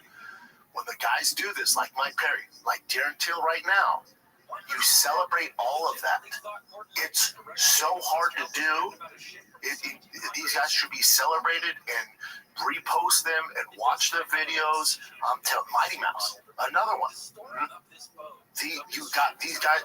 These guys that go on to have bigger careers when they're done fighting, or move on to another organization, become bigger. I can't emphasize enough. Support them and celebrate them, because the odds of that happening are less than 1%. And these fucking guys are doing it, and it's so hard. What they're doing is so hard. Play this. Before we play, you have to be the first one, right? I can't remember who did a fighter that did podcasts and interviews before you. I was the first one, yep. There you go. Probably the shittiest one. The first one, Jim. Yes. I'm the Jackie Robinson of UFC. That's dope, man. That's I'm trying to remember. I don't think there was. There's not. Yeah, I was the first one. Now it was timing, right? Podcasting was just starting to be a thing. And I was the first, I met Brian Callen, who was doing bad podcasts in his garage, and we became buddies. So it's timing and luck, but yeah, I was the first one. And now everyone, their mom has it. I know, but still, that's something you always remember. Yep. Legit awesome. People forget. You almost forgot. Said things about you not being in live events or competing, and you called him out to compete against him, and he won't do it. Why would he accept? When Sean started talking, man, I don't got no trouble with any of the fighters. I got so much respect for you guys. I literally, people want to make fun of it on the internet. I couldn't care less, but for some reason, Sean decided to say a lot of things about me that are not true. He can have whatever opinion he wants about a black belt. I said, come train with me then. And I said, I've been to your gym several times. I know the owner. I know your coach. I know a lot of people on the team over there. I get to train at that gym. So I'd be happy to come train with you. I asked him different times to do an interview with me, and he just wants to talk on the internet. It seems that's my impression. Is that he says a lot of bullshit on the internet, but when I'm standing face to face with him, you don't want to have a conversation. When I'm 2 feet away from him, you don't want to have a conversation. When I'm training at Glover Teixeira's gym and he's there, he didn't show up for the gym for 2 days because, in my opinion, because I was there, you don't want to. And I said, hey, I'm going back to the gym in an hour. If you believe that, come roll with me in an hour. We'll go to the gym together. He's said. I see both sides. So for Strickland, trust me, and kudos to Moneyberg for being like, I'm down to train, man. Like that. So give him some credit, because I'm around. I'm down to train so he can see what's up. Kudos to him. That takes a lot of balls. He's gonna get destroyed, but kudos to him. So listen, I know he takes a lot of shit, but you gotta have balls. Be like, if he wants to train, I'm at all these gyms. I'm down. But on the other side, Sean Strickland's going, I don't give a fuck if you want to train. Sean Strickland doesn't want to be the guy that gives him another platform. That's where Sean's at. I'd be willing to bet. Sean's like, nah, man, you ain't getting views and building your name off my shit. Don't do that with these other guys. I want no part of it. Sean doesn't like what he stands for. So it's not a case of Sean being like, maybe he is really good. Sean doesn't give a fuck. Sean would eat him alive. It's more of Sean going, I ain't giving you the platform, man. I'm not going to entertain it. That's what that is. I see both sides. Kudos to Moneybird for me. Like, I'm down. But also kudos to Strickland for like, dude, I'm not some fucking internet whore. You're not going to use me for my platform. It's not happening. This is also funny. You mentioned Michael Basketball for sure. This is Yuri Prochka talking about how he loses weight. Keeping any diet before the weigh-in, and my body just naturally went from 100 kilos to the 93 in a 5 week. Naturally, like the next day, I have 97, 98 kilograms. That's how I'm doing the weight. So you don't have to diet or anything? Yeah, naturally. Gotcha. I just realizing when is the fight. I just know that.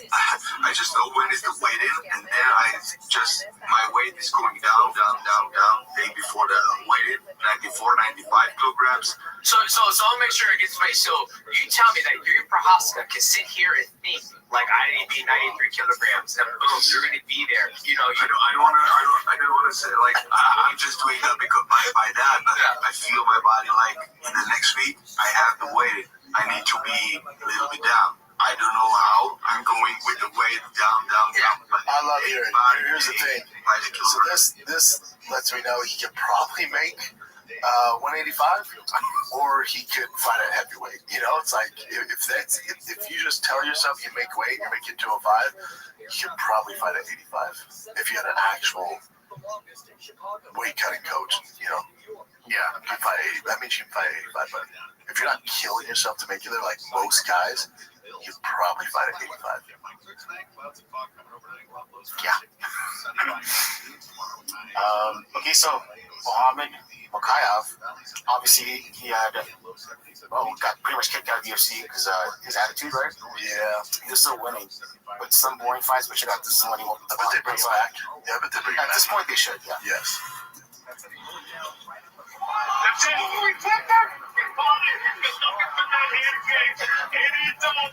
Shout out to Brave, yeah, man. There was it. Two different kicks at the same time. Yeah, sometimes guys just need a reality check. It's like benching a starting quarterback, or putting a number 3 hitter at number 8. They just need a little bit of. They just need more. The only way they're going to learn that is by send him out of the UFC or something like that. So this could be exactly what he needs to get to where he's getting the UFC, and he's excited. Hopefully, Okay, this is the last one, pretty much. You're at Faber talking about the GFC thing, or how GFL, how they kind of just stopped all their fights. Let me see what he says. I'm in the dark on it too. Let me see. You're at Faber. Yep. So Uriah Faber was one of the famous fighters caught in the fallout of the Global Fight League, and he recalls why it seemed like a good idea at the time. In 2024, entrepreneur Darren Owen announced the launch of a new MMA promotion, which promised a roster of names familiar to any fight fan. However, in April, the events were officially canceled with no words as to when or if the league would attempt to relaunch. The only updates have come from GFL's Instagram with a post-encrypted message in October with no substantial details. The premiere of episodes of Dominic Cruz's Love and War podcast. Again, celebrate these guys. Repost it, like the shit. Do that for Dominic Cruz, man. So it's another revenue stream to make money. So he was not putting personal business out there too much. They were offering a ton of money. I actually had the main guy and the guy I knew that used to run West Coast Fighting Championship come to my house and kind of explain it. I was just thinking, first off, this doesn't make much sense. Parts of it made sense. But what he was offering and everything else didn't make sense. The guy had an earnest idea, a bit delusional. Some pieces that weren't making any sense agree. I feel like this guy was a bit gullible, a bit delusional, which is okay. And then my manager had seen Owen's checking account with $30 million in it, saying. So that was the only reason I agreed to it. I was like, okay, this guy's real. He can write these big checks. Same. I also talked to Anthony Pettis, Paige Van Zandt. They had been getting checks from him prior to pre-checks. Pettis was the one that's like, bro, I'm going to tell you this GFL thing. Looked at it. So honestly, for me, I wouldn't have done it without the blessing of the UFC. Favorite proceed with caution, even go as far as reach out to the UFC CEO Dana White to ask if it's okay for him to sign with GFL for a rematch with a one-time opponent, Henry Burrell. The favorite believes he was contractually clear of obligation to the promotion competed for him. He still felt it was a good idea to keep White in the loop. It turned out to be a wise decision for Faber not to fully commit to GFL. And he later found out that this was funds that had been allocated to the fighters weren't all they were chalked up to be. The cheeks in the armor started showing, Faber said. It turned out that the money in the bank was just a snapshot of money and briefly, and then had to give back and all this kind of stuff. He asked me to do some things ahead of time, get my medicals and stuff. I had already saw the writing on the wall. With my management, don't get medicals, this thing's going to fall apart. One of Owen's ambitions was to provide genuine alternative to UFC, which was only for the While favorite admires what Owen was going for, he had no interest in talking, just taking sides, especially since he doubts he can win a business battle with the UFC. One point of the GFL saying, well, this is what's wrong with the UFC and everything else. I'm like, everything's separated from me. They run the way they're going to do it, and they have their success. I feel like the owner of the GFL was kind of to that note, but for me, I have a lot of gratitude. I feel like this was growing in position the way we were because Black Belts goes having money. That was it. So you didn't say much. Yeah, for us, it was like the snapshot thing. I was wondering, like, because he was on the show too, right? Our fine kid. Yeah. Is that how you guys were like? Yeah, my team vetted him. He showed us the same snapshot. So it's like, oh damn, this dude does have the money. My thing with any of these leagues, like, I always go into it 1 foot in, 1 foot out, knowing the chance of them being around long term is not good. I'm down for them to pay guys like Tony Ferguson, Uriah Faber, Anthony Pettis, Paige Van Zandt, all the boys, Andre Arlovsky, all the guys. They're getting their paycheck, they're getting more money. So I'm usually, yep, we're all getting paid, let's do it. It's probably not going to be around long, so get it while you can. And then, as far as I know, is he in the backing of, I don't know who it was from, Saudi or some shit? And at the last second, when they're supposed to reserve the arena, wherever it was, in LA, like the week they would have to put down a deposit, they were like, nope, we're out. And the dude's like, oh, dead to rights. So, he had a good idea, he has a good heart, good intentions. It takes a lot, man. But I'm always 1 foot in, 1 foot out. I'm always like, hopefully it works out, but the chances are not good.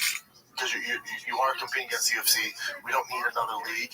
But again, if all of us are going to make money, and these fighters who can't fight in the big fights in the UFC anymore, but have these big names, I'm in. Alrighty, that's pretty much it. Maybe this one. This guy getting knocked out is apparently Rod Stewart's son. The singer, Imagine Rod Stewart. Rod Stewart's son is in the cornrows? No, the one that got knocked out. Yeah, that's what I'm saying. Oh, yeah, cornrows. Why did he set them off like that? I don't know. Also, how are you not even going to include his name? It just says B. Dave versus Rod Stewart's son. That's so fucking messed up. There she is. Miss Aquarius. I was waiting for you.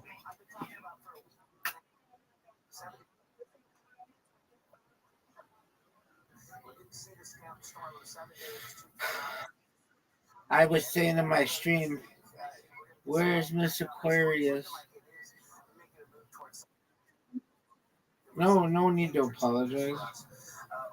I just missed you.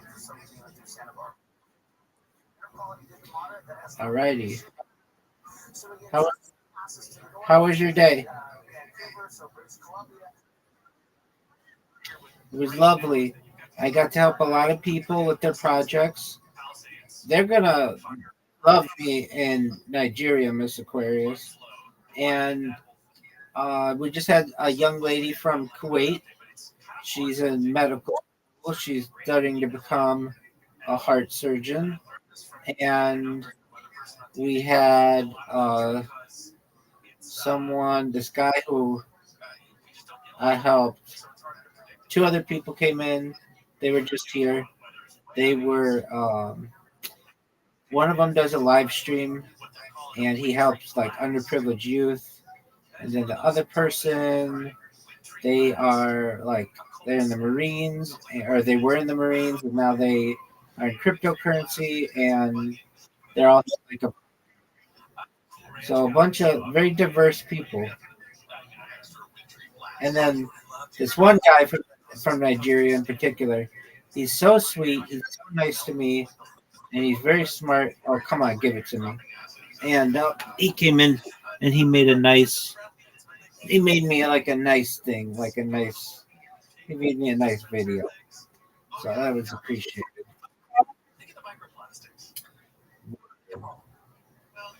All right, get it, Miss Aquarius. Miss Aquarius, you got to get this. I'm going to do what you do to me. Go get it, Miss Aquarius. Get it, Miss Aquarius.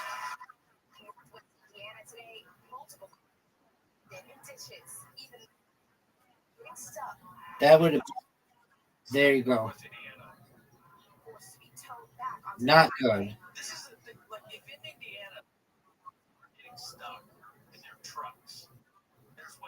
Give it to me. All right, this is what you do. Go, Miss Aquarius. Go, Miss Aquarius. Go, Miss Aquarius. Go, Miss Aquarius. It's like, I can't go yet. I'm just playing with you. I know. Get it, girl. Get it, girl. I know you do. Get it, girl. You got 4 to get here. Get these 4. That was beautiful.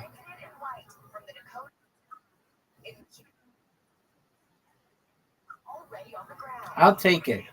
I'm doing well. I'm gonna get these 2. Oh no!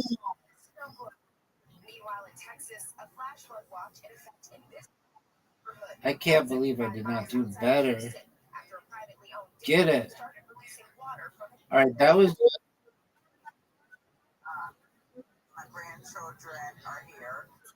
You got this. Get these 2. Get it.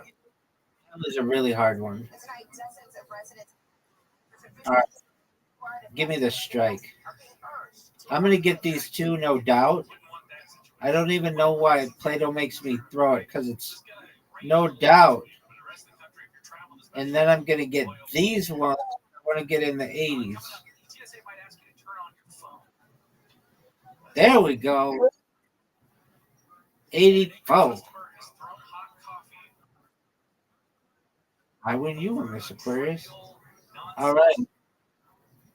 It's Miss Aquarius's turn to win, even though she just won. She's going to win again. Get it, girl.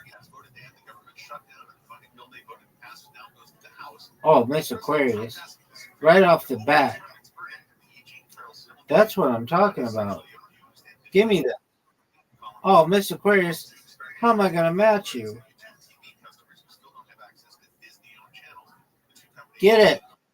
Are you serious? Oh, Miss Aquarius. I can't believe I didn't do well there. Now, take a big lead. Oh, Miss Aquarius, 2 in a row. She's on fire. This girl is on fire. Fire. This girl is on fire. Walking on fire.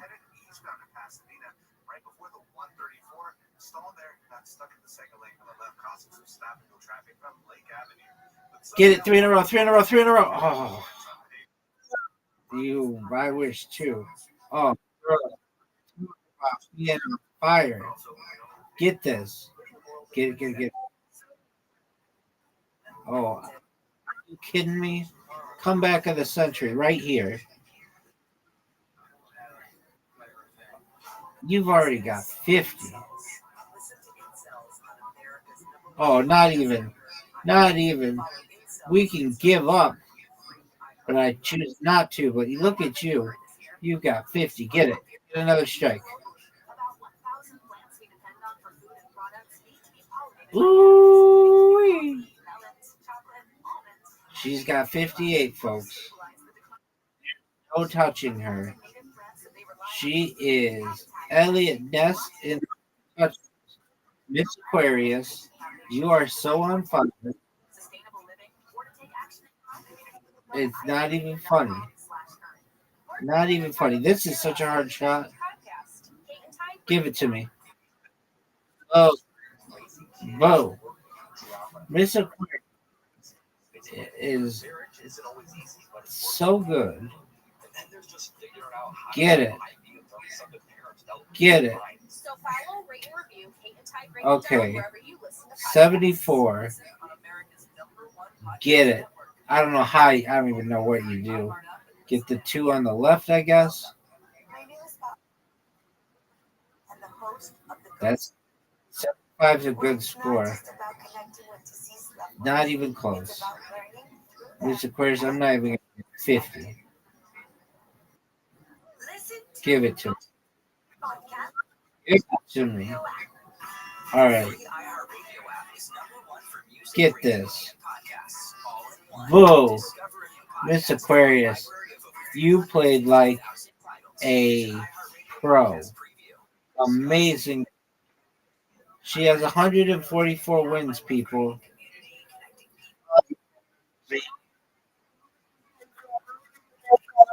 1-1. We both won 2. We're both undefeated. Undefeated in bowling.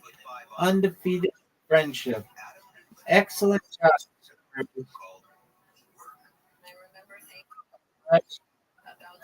Are you ready to go to bed?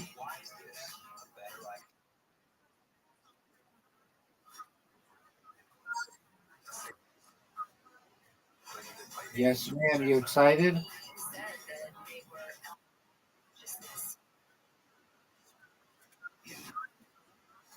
Good on you. All right, Miss Aquarius.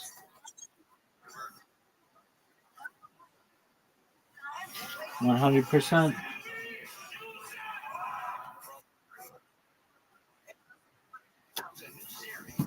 All righty. Sweet dreams, Miss Aquarius. I will. Take care. Thank you, ma'am. I will if I speak to him. Thank you. Shout out to Miss Aquarius, everybody.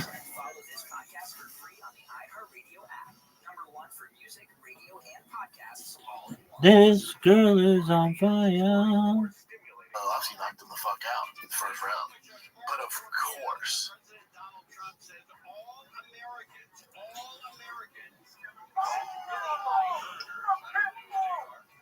Yeah, but of course. What do you think was going to happen?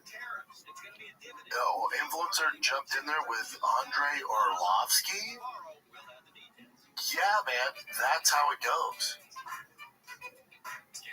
They got to the 4th round? Oh, shit.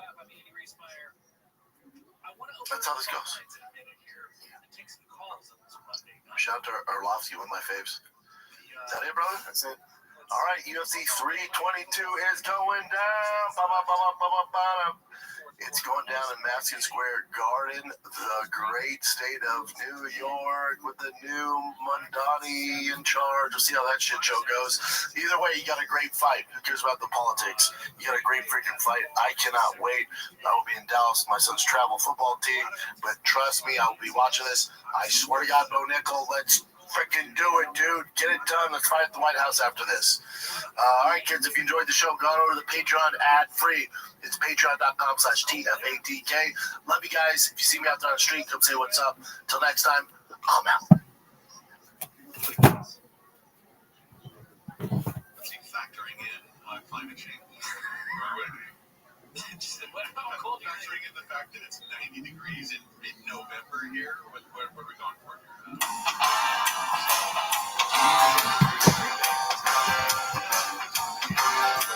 Stop my favorite time of the week. When you get here, Papa, try to speak.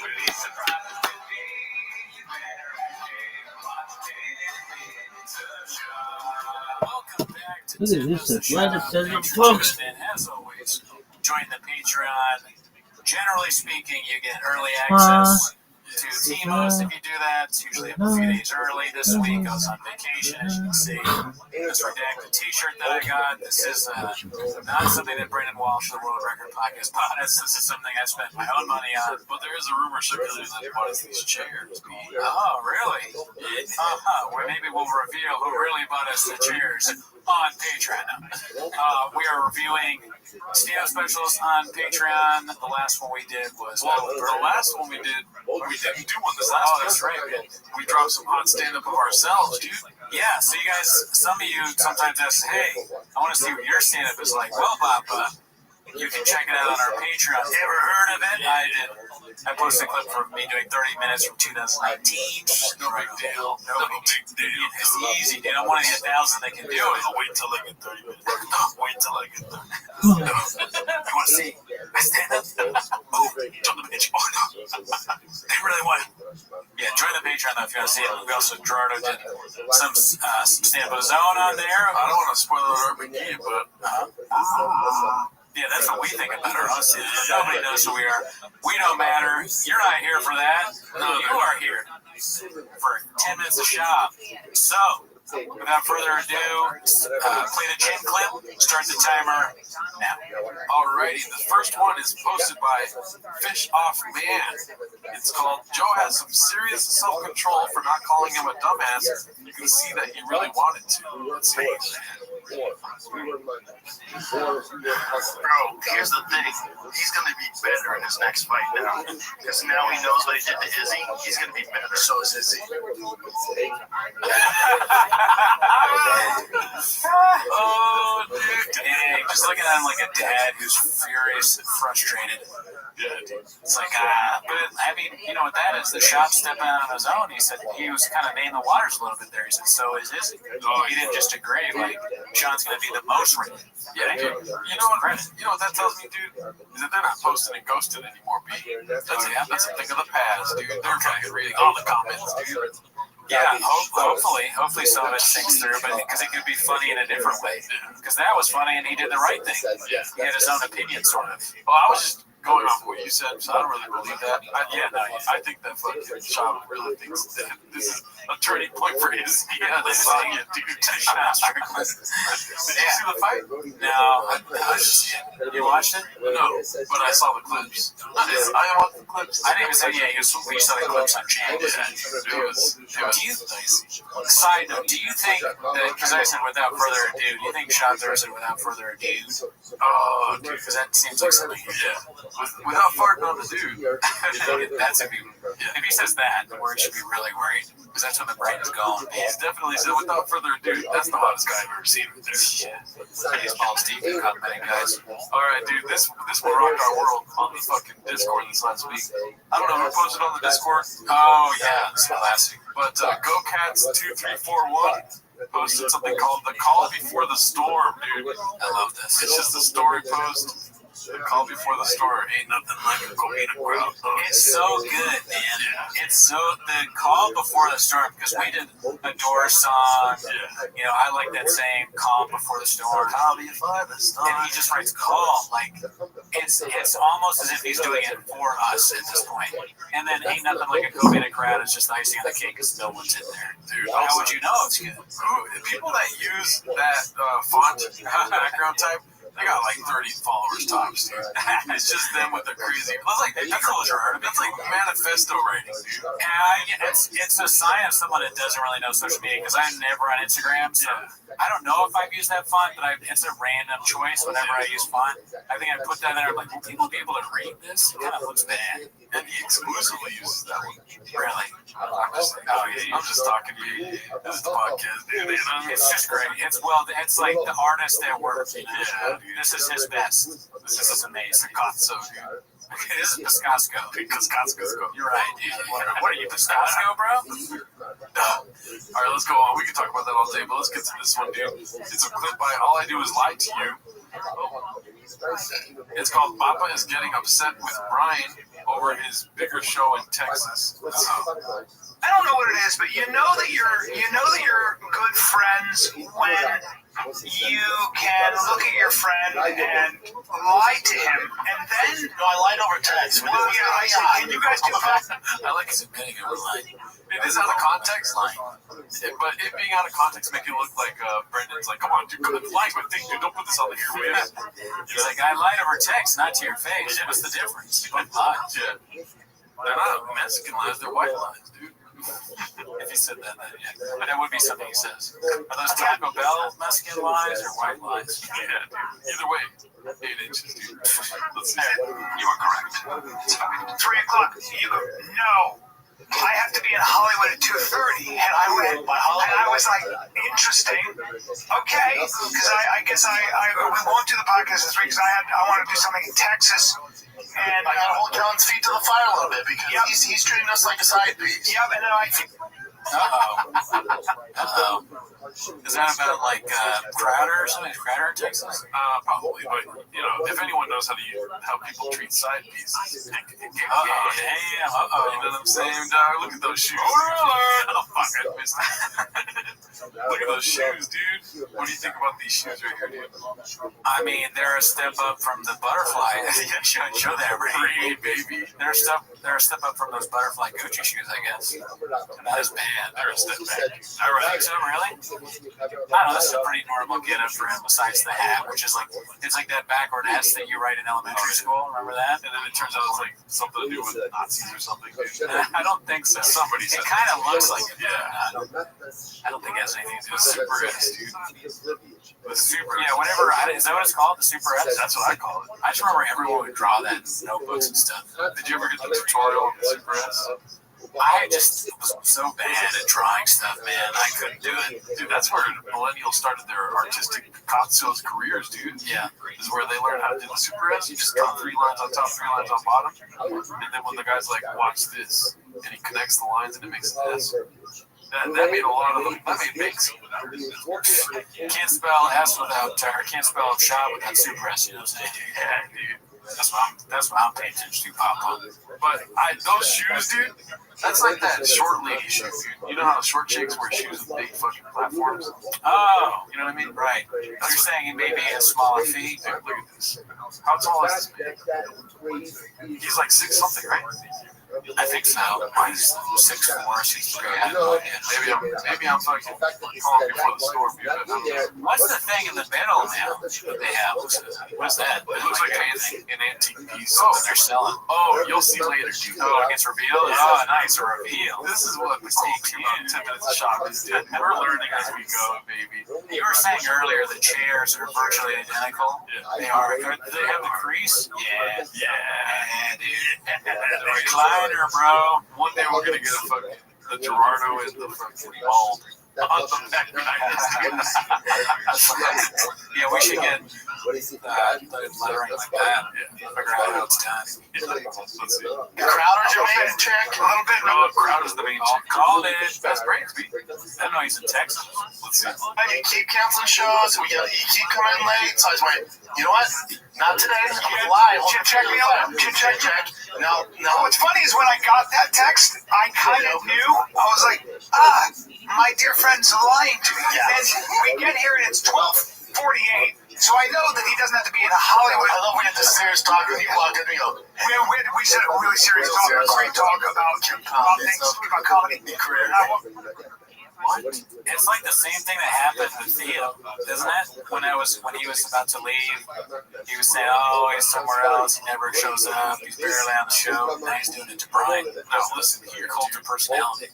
have you been keeping up with Mr. Theo Roth's latest activities? They call it Outcast Media.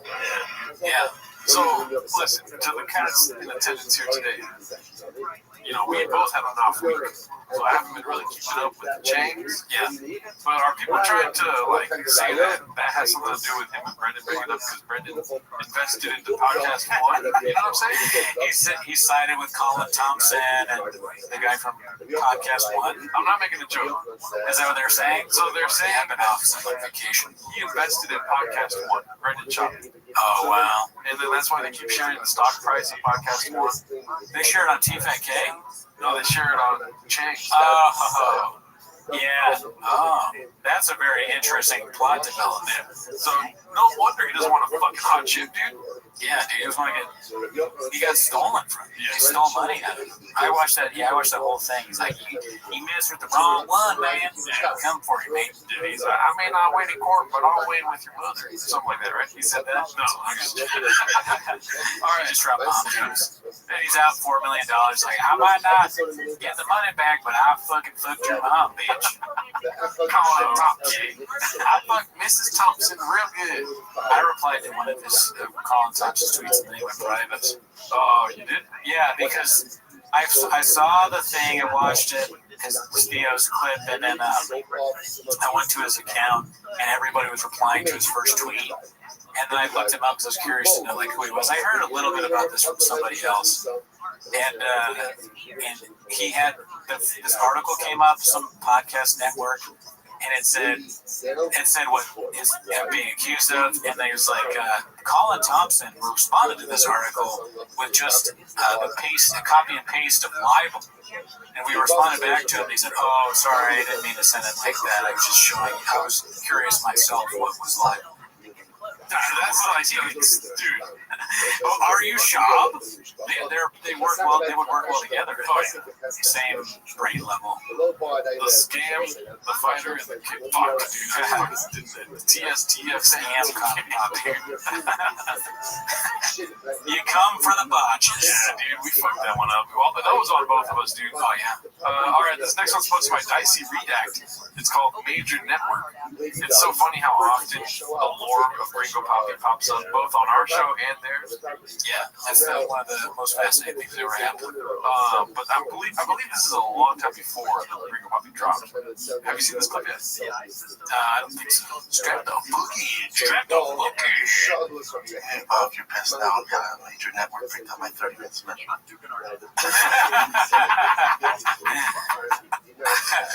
YouTube. You do YouTube? Dude, $1 billion network owned by Google. Damn, about my special. Did YouTube have anything to do with pumping up his special at all? Did he talk to anyone at YouTube? You think? He does YouTube. Good question. I hope he does too. Let's see. Shoot November dollars. Even Brian's laughing. He's probably either you're lying or like laughing because it's the idea of doing a special at all after the first one, or maybe he knows already it's going to be 30 minutes and that's hilarious. You know what though too is that maybe he fucked 24. Let's just go lower than 20. Yeah, 13 minutes. 13 minutes. Well, it's fucking 10 minutes of solid stuff. Yeah, I mean, I've never really been a numbers guy, but I think it's about 1.5 minutes of solid stuff. Yeah, the solidest stuff is like a second long. It's Mr. Olsen. That's what I was about to say. Yeah. What was I gonna say? Oh, but part of me thinks like he's trying to do like a fucking, you know, fucking redacted the Andrew Schultz special was, dude. Yeah, awesome. Where, listen, when he was dropping it, he was like, dude, I wanted to go on fucking Netflix, whatever. I wanted to go to a major fucking distributor. But they was like, hey, take this joke out. It was too lazy. And you know what I did? I said, 5 minutes in the belly from all something. I would love to know what jokes they told him, nah, you can't do that one. Like, which ones? None of them push the envelope on anything. They're all just stupid. But see, he does it for you, dude, because it's not fucking true. Yeah, you're right. It's a selling ploy. It riles idiots like me up to watch it. Yeah. I wonder what the percentage of people that hated that special that watched it. Probably 3. Yeah, he's probably 1,000 of us that understand comedy. You know what I mean? If you watch Andrew Schultz and you think he's funny, you're an idiot. Oh, naming the waters, dude. I mean, this is true. Leo, let's start this one over because we talked a lot. Ready? If you're pissed now, I've got a Major Network picked up my 30 minutes special. Also, they're not called networks. YouTube's not a network. He's stuck in the past, man. He's a historian. You know this. He knows all about a lot of like historical things. Also, it bugs me that the fighter is on the right and the kid is on the left. You know what I mean? It's not the kid of the fighter, dude. Good point. T-Cafe. Let's see. Shoot November dollars. Dude, you seem upset about that. I'm upset for them. I'm upset for them. wonder what that means. Probably he knows what he can put an audience through. He knows, yeah. He already knows it's really bad. He has the CTE lets him have moments of clarity. Yeah. It's very small, but then he pokes back in. He's like, oh yeah, dude. Man, name the movie. He's like, he's selling it to Netflix. Like, we got this special called the Restream. And they're like, all right, cool. And then at the last minute, I want to change the green to pop. I'm like, how the fuck am I like the idea of him using Shahvisms to sell it. Yeah. Oh, I'm so balls deep in this premise about how the vaccine sucks, and Netflix executives are like, no. No. Dude, it's the calm before the storm. They laugh afterwards. They're like, did he say call before the storm? Did he say smartest tool in the shed? Did he say balls deep in my office? All these Hulu executives just laughing, and they like weeks and weeks of shop stuff where they talk to each other. Yeah. Dude, remember like they're the water cooler? Remember that guy? What's the comedian, the idiot fighter guy? Brenda. Yeah. We were calling Brenda after the meeting. Remember how we treat him? Yeah. Why would his last name be Slob? They're like, we dodged a bullet, dude. Because imagine you see the Showtime special and you still pick up a Brendan Schaub special after that. Yeah. Executives, they may be dumb. They're in a strike right now. There's no one writing or acting. It seems like they're not the smartest. They're not the smartest tools in the shed. Smartest tools in the shed. But they're not going to fall for a Bob. They're not going to buy another Bob special. Although maybe they should at this point because there's over 100,000 cats. Yeah. Let's see. And also, too, it would never have been as big as it was because it would have been copyrighted left and right. We're fucking lucky it came out on YouTube. I love that it's on YouTube. I love YouTube. Let's see here. You know what I'm saying? Like, what's gonna fucking stop, dude? I'm upset for it. But lie detector determined that was a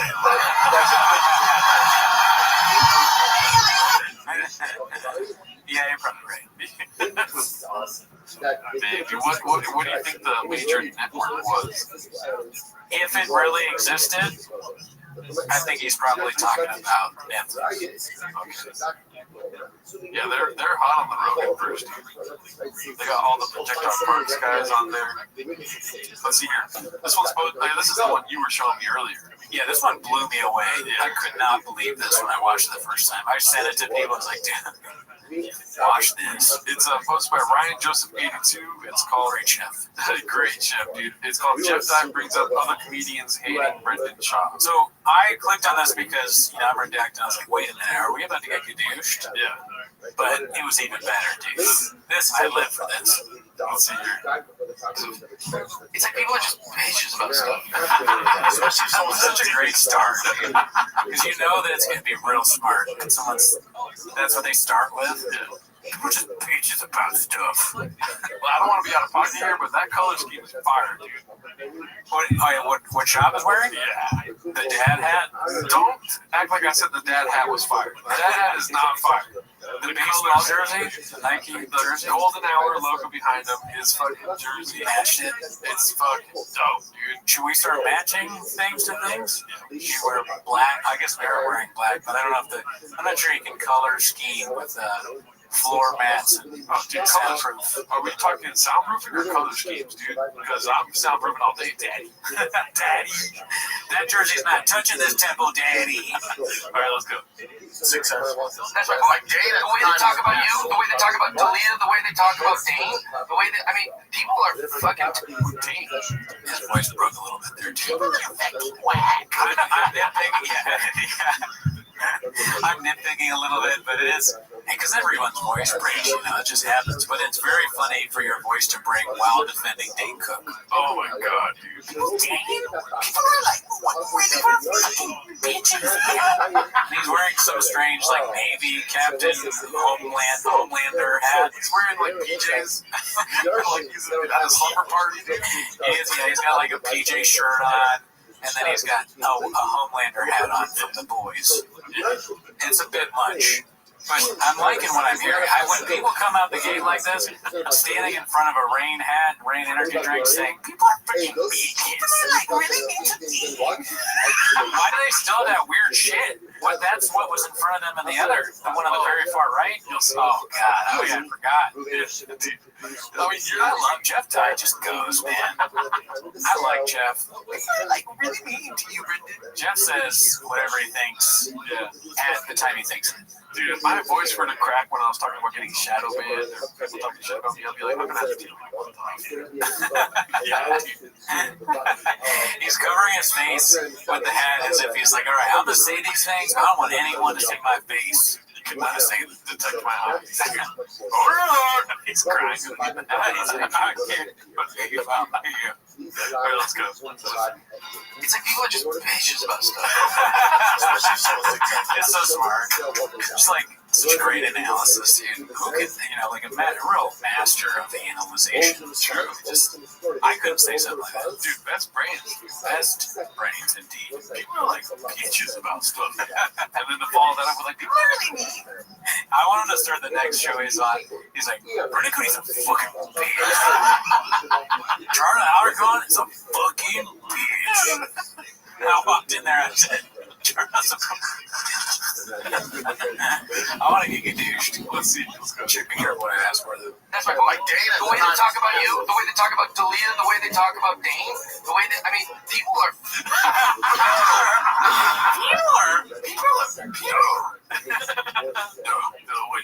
If I fucking, my voice cracks on the fit Dan cooked up.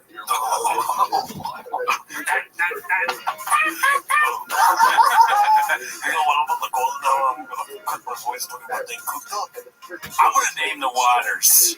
I'm gonna say Gerardo Alex. Even if it's so funny, like before the thing, they're like, I'm gonna say I'm gonna talk about Gerardo on this podcast. I'm gonna say his name, and they're like, no, do that. I'm gonna say his name.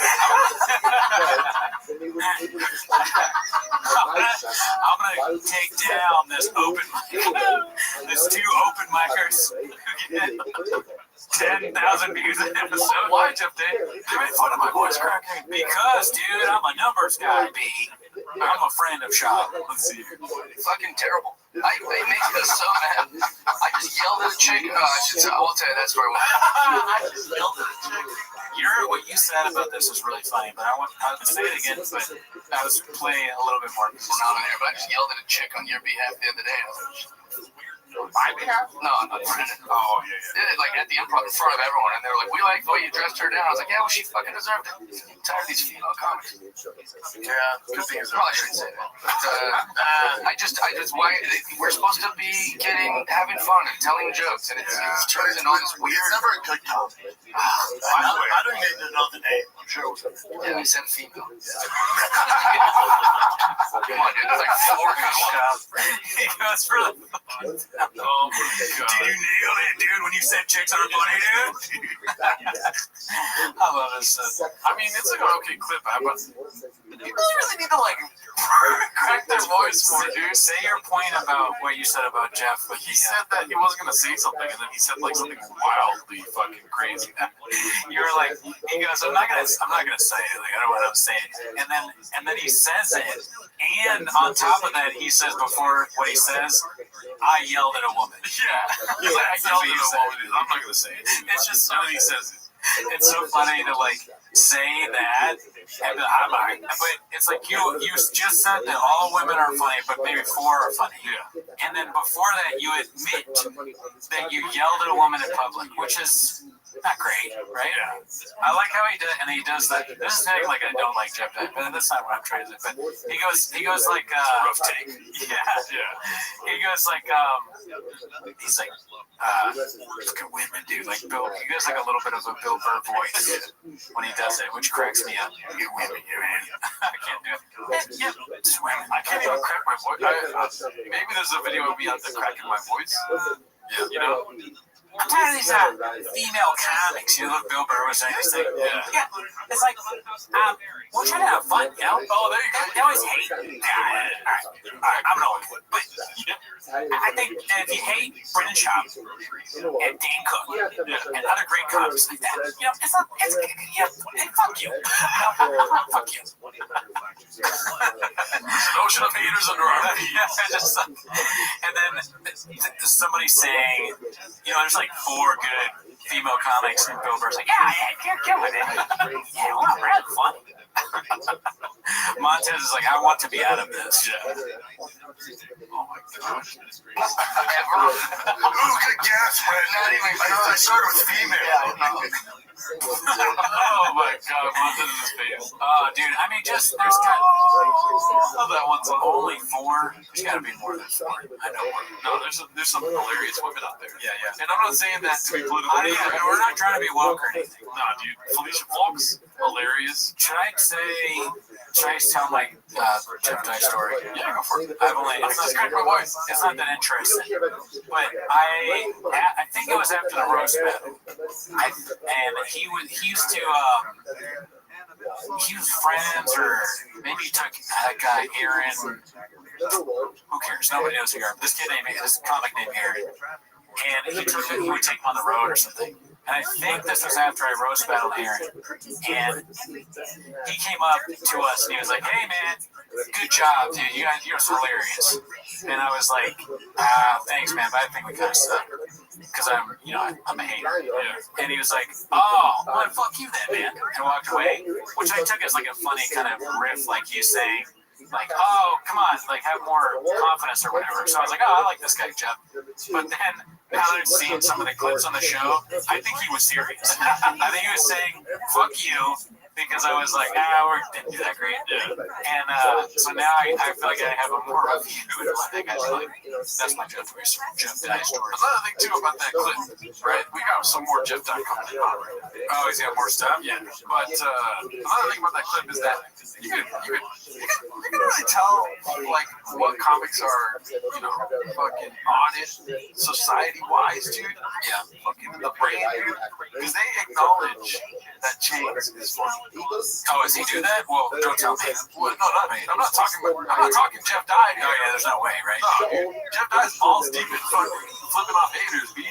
He's balls deep in yelling at women. I don't know why I said that. I'm sorry. No, what I'm trying to say is that good comics realize that change. Acknowledge it, and bad comics, no. And then I didn't say bad, dude. Why are you speaking for them? I'm sorry. You're not really always talking about what's it called? No, but other comics, right? I'm not saying they're funny or not, because that's not my fault. I'm sure you're Holy Spirit, right? Well, you're one of the 1,000. I am one of the 1,000. But other comics, when they say, maybe because it's Brenda's right in front of them, right? But when they say like, you suck ass, I yelled at a woman. It's like suck ass. Yeah, that is so good, dude. I love defending Brendan and also saying that you yelled at a woman. That's just so funny. That's perfect. So many of the things that these guys do is like, oh yeah, that's exactly. Like we mess up. I say stupid things all the time. You say stupid things all the time. But I think they're like, there are small things where they show how we're dumb. But we don't. There's no clip where we're like defending a moron who's clearly bad at comedy, and then go, oh, and by the way, dude, I yelled at this woman, dude. I was like, how dare you say Brendan Schaub is so funny? That's why he's yelling. You fucking bitch. And the craziest thing about Poppy's hilarious is that Brendan Schaub is the least funniest. Oh, he's so bad. Any woman that has ever tried stand-up is better than Brendan Schaub. Yeah, for sure. That's where they start. I would imagine the woman that he's yelling at is probably confused. She's like, wait a minute, you don't think I'm funnier than Brendan Schaub? Yeah. That hurts my feelings. She probably quit comedy. The only way to hurt someone's feelings is to tell somebody that Brendan Schaub is better than them. Oof, it's rough. It felt like it did to me right now. I didn't like that. I would never say that about you. All right, so this one's posted by Pharrell 80s. It's called This Fucking Guy is the Worst. How did Hollywood go, B? Sometimes I don't believe rules apply to me.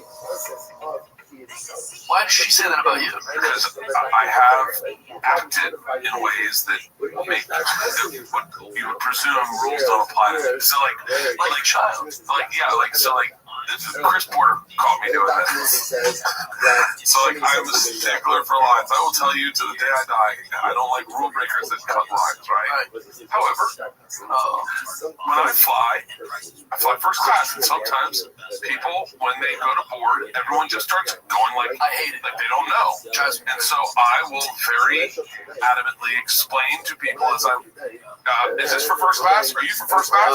Is this for first class? Is this first class yet? Are they calling? And I'll just walk in front of everybody. You know why that trick? I don't get. He's saying, yeah, this is another clip that went over my head. He's saying that he's first class, so he tells people, "Hey, are you first class? Yeah. If not, get in the back, poor guy." Is that what he's saying? Let's see the comments because it kind of went over my head too. I would honestly like the worst story ever told, dude. Let's get to the fucking point. You need to tell stories better, dude. It's the fucking worst. You know the world is broken when the clowns gets to make a good living for just being a bloated, drunken dog. Okay, yeah. That was, let's be cool. That was Bam Bam Bigelow, dude. That's a sick ass name. That clip makes me be like, I gotta stop saying I like anyone. Yeah. Yeah, it shows he's very out of touch. If you're waiting for first class and you're bothering other people about what they are, it's like your first one. I went on vacation and I was waiting in the line I upgraded the comfort so I could get on the plane sooner. But I wasn't looking around for other people. You just walk up and wait. I wasn't anyone's waiting. Somebody's like, "Are you first class?" I'd be like, 8 inches. What are we doing here? Yeah, I just started doing Shabbos. To make me uncomfortable, I'm going to say Shabbos as if I'm a scared animal. Listen, dude, when you're waiting in line for the plane, it's not taking off without you, baby. I'm just saying. But no, also, too, people bring in these big bags for carry-ons. You know what I mean? I love doing the crack of the voice. That's great. I'm catching it every time. I'm laughing. Big bags for carry-ons? Dude, bring a laptop. Bring a fucking iPad. You don't need a box of Kleenex, dude. You know what I mean? Nobody tells sad stories in first class, beat. Yeah. The whole thing about getting on early is so that you can have space to put your fucking shit away, right? Yeah, definitely. That's the main part of it, yeah. I will say, though, on top of this, if I ever fly first class, the first time I fly first class, everyone's going to know. I'm going to be walking around, are you first class? I am. It's like the big, you say you don't do that, and then you do it. I like it. People are like, yes, you try first class. That's your takeaway, though? Yeah, that's your takeaway. Dude, big guys that fit in first class seats, like, makes me mad, dude. People are just bitches. That's what that bird clip, that means people are so fucking mean. People are bitches. All right, this next one's posted by temporary ad 2330. It's called Baba Not So Balls Deep in Baseball when Yasiel Puig gets brought up. I don't know what that means. But I know Yasiel Puig used to play for Padres. Yes. Yeah. You don't get into college? Just shit. The buff? My buff? Oh gosh, yeah. I saw you about it later, like a few minutes ago. There's me with Dwayne Wade, courtside. There's me with Yasiel Puig. Bro, when I tell you, Jeff invited me to a game, when I tell you he's Mr. Lakers, I mean, we park with the Players Park, we walk in, he's slapping the fucking screwdriver kissing me on the cheek down there. He's talking shit to Jenny Buss the whole time. It was so funny. They treat me so good. Damn, dude. Well, the Buss family still does cocaine. Confirmed. Dude, Jeff dies balls deep in the ice house, dude. I wish they would have kept the part in where he talks about how he yelled at Jenny Buss. He talked. What's that? Really? Oh yeah, he screamed at her. He's like, "You don't think Brennan John's funny? People like you should know teams." That's what I said. Yeah, dude. Anybody, it doesn't matter who you are. If you're just a random comic at the Improv, if you're the owner of the Lakers, if you're freaking Hillary Clinton, dude, Jeff Dye will light you up, dude. Hillary Clinton's getting. Oh yeah, lock her up. She talks about job, dude. He's not even political. He's just All he cares about is his boys in Big Boy Nation. I'm kind of disappointed in James, dude. I'm trying to cut my voice more. I was expecting a lot of, or maybe I'm more, disappointed in Papa. I was expecting more Obama is gay talk. Oh, well, they're shop centric. Yeah. But maybe they're just giving you some ideas there. I want it from shop. I don't want it from anyone else. Yeah, I'm surprised shop. That's what I'm saying. He didn't mention it at all? They said that there was one clip last week where they were like, Obama, what is it? He's like, he likes it in the butt or something like that. Like smoking crack. Oh, man. All right, well, let's see this one. This was posted by All I Do Is Lie to You. It's called Toe Brings Up Australian Shepherd Dogs, and guess who had one growing up?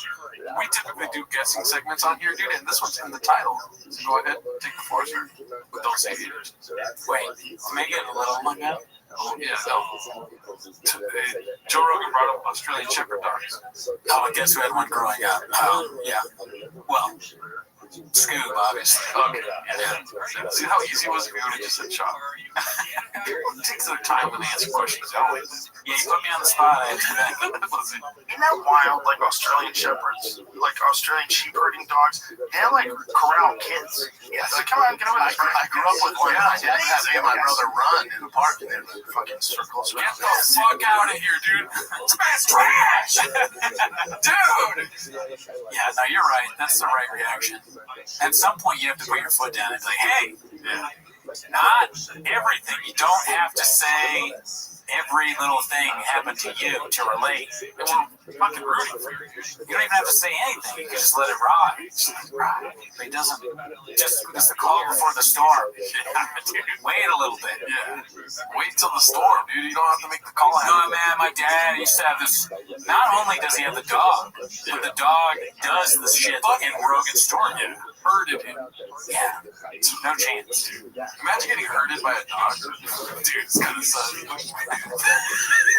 Where did the dog hurt? It's real submissive. You know what I'm saying? So Shab's dad just was like, hey, it's dinner time. Go get him.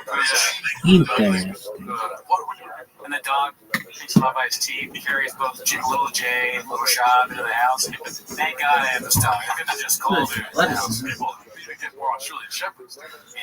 This is an unknown common fact that these dogs herd kids. James is lucky that Rogan doesn't have a dog now to herd up those cats. Yeah. Keep it busy. Yes, like, come on, get over this. I grew up with one. My dad had me and my brother run in the park. Fucking circles around. It's a city dog. They serve food around. Bitch. A city dog. A city dog? City. It's a city herding dog. Take off that hat. Yeah, the hat's whack too. It's backwards money sign. Listen, it's not even the S, it's just the money symbol. I'm the biggest spread shop in. He's tiny velocity. That chain is fine. Okay, yeah, it's not bad. The shirt, there's nothing wrong with the chain in the shirt. It's also showing off a little bicep. I know you look up. That's like a prize looking at. That's a normal look for him. Get back. We got you. He peaked at the right time, right there. Insane. What's he giving us? A cigar cutter. Chopper.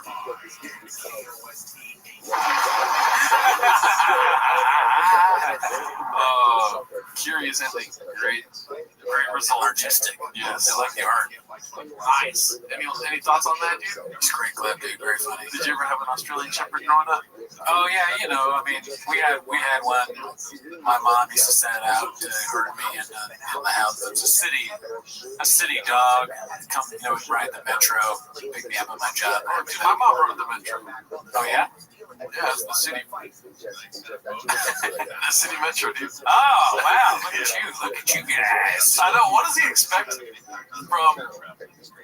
What does he expect the result to be? I don't know. Just words on a camera, I guess. You're already Joe Rogan's friend, dude. Yeah, it's like you've already done that. You don't need to be more his friend. What are you trying to accomplish? Just don't get it. This one's posted by All I Do Is Lie to You again. It's gonna be at the New York Comedy Festival. Are you? So you do New York City every now and then? Yeah, I'm at Groundsy Theater in November for the Comedy Festival. That's Thank you.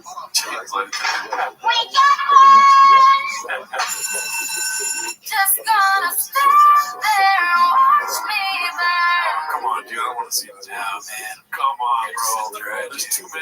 this fucking where he's lying.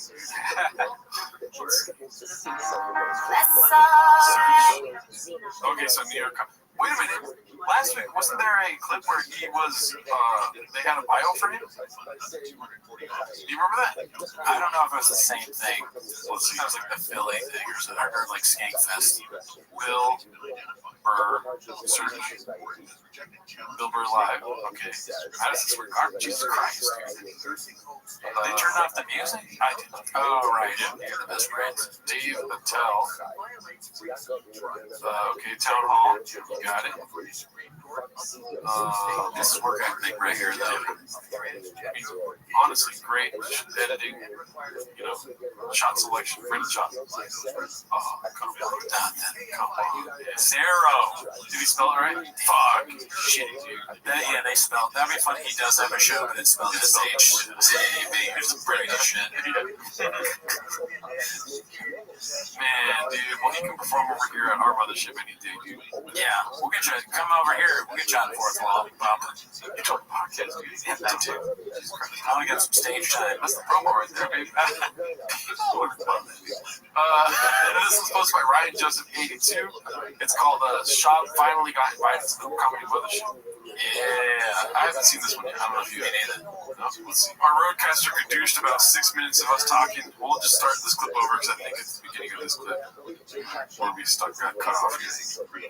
We'll try to recreate some magic. You know what I mean? Rest in peace to the audio. Like a Gringo Poppy shot again. Yep. Redos, dude. Redo. Redact. What are we doing here? Water. Let's see. That green room's great at the mothership, Joe. Fucking club is gorgeous. Dude, okay, first of all, so we just watched this fucking clip, dude, and we commented on how they always talk about this, and now we have to watch it again. This is a fucked up form of torture.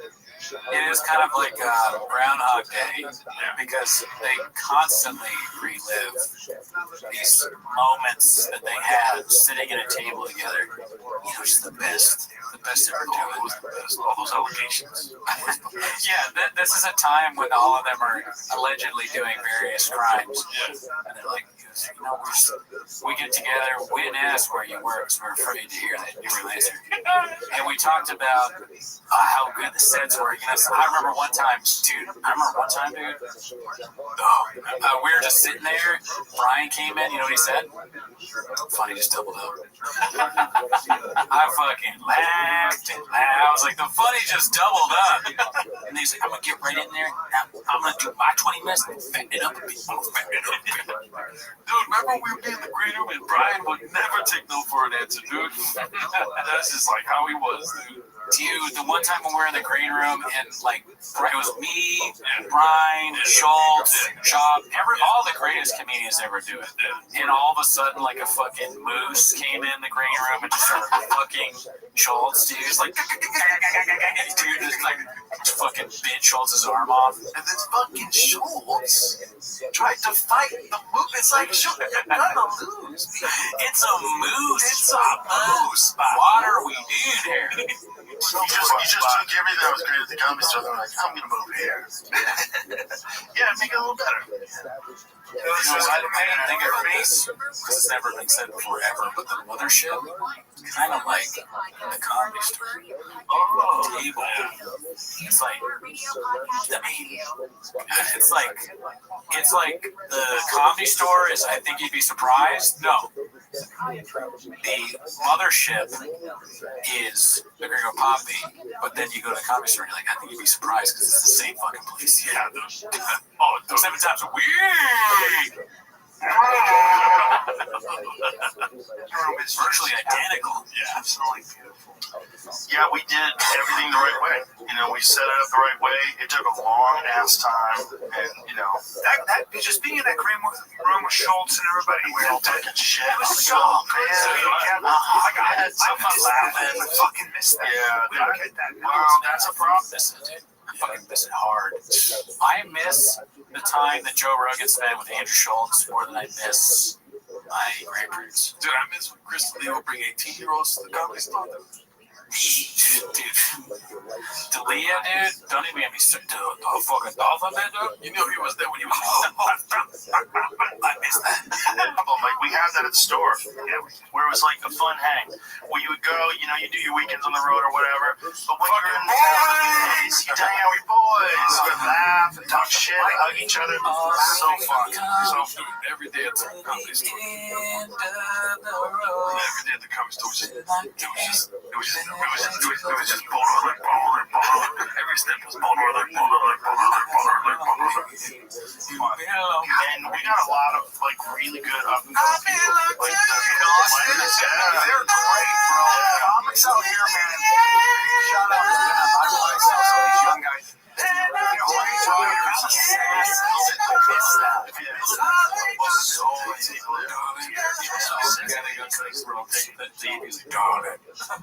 love hanging in the green room with you so much. My son said strip was a hot place to be. You know what I'm talking about, baby. The best nights of our lives spent there watching Sean talk to Letterman. When I whispered in your ear, said Baltimore, and you said no, I said 8 inches. Hester goes both ways. Hester was out there going both ways. Then we have this 2-night open mic program, and we also have door people at the store, or at the mothership rather, that all are comics. So they auditioned in front of Adam to become a door person, just like with their act. So they had to have like promise as a comic. So the whole idea is like to have like a mentorship program and have a program where, you know, you can be a guy who's working the door and, you know, you've been doing open mics for a year, and next thing you're hanging out the bar. The worst podcast of all time, dude. Yeah, it's bad. And he's talking about door guys. And we were saying that Shop should do that because it'd be very funny if Shop was a door guy at the store. Yeah. Or I mean, the mothership. Yeah. Listen, you want to sit in the front? That's your only takeaway? But yeah, the front's like the best place to sit. He's just doing bits. He's terrible at the job.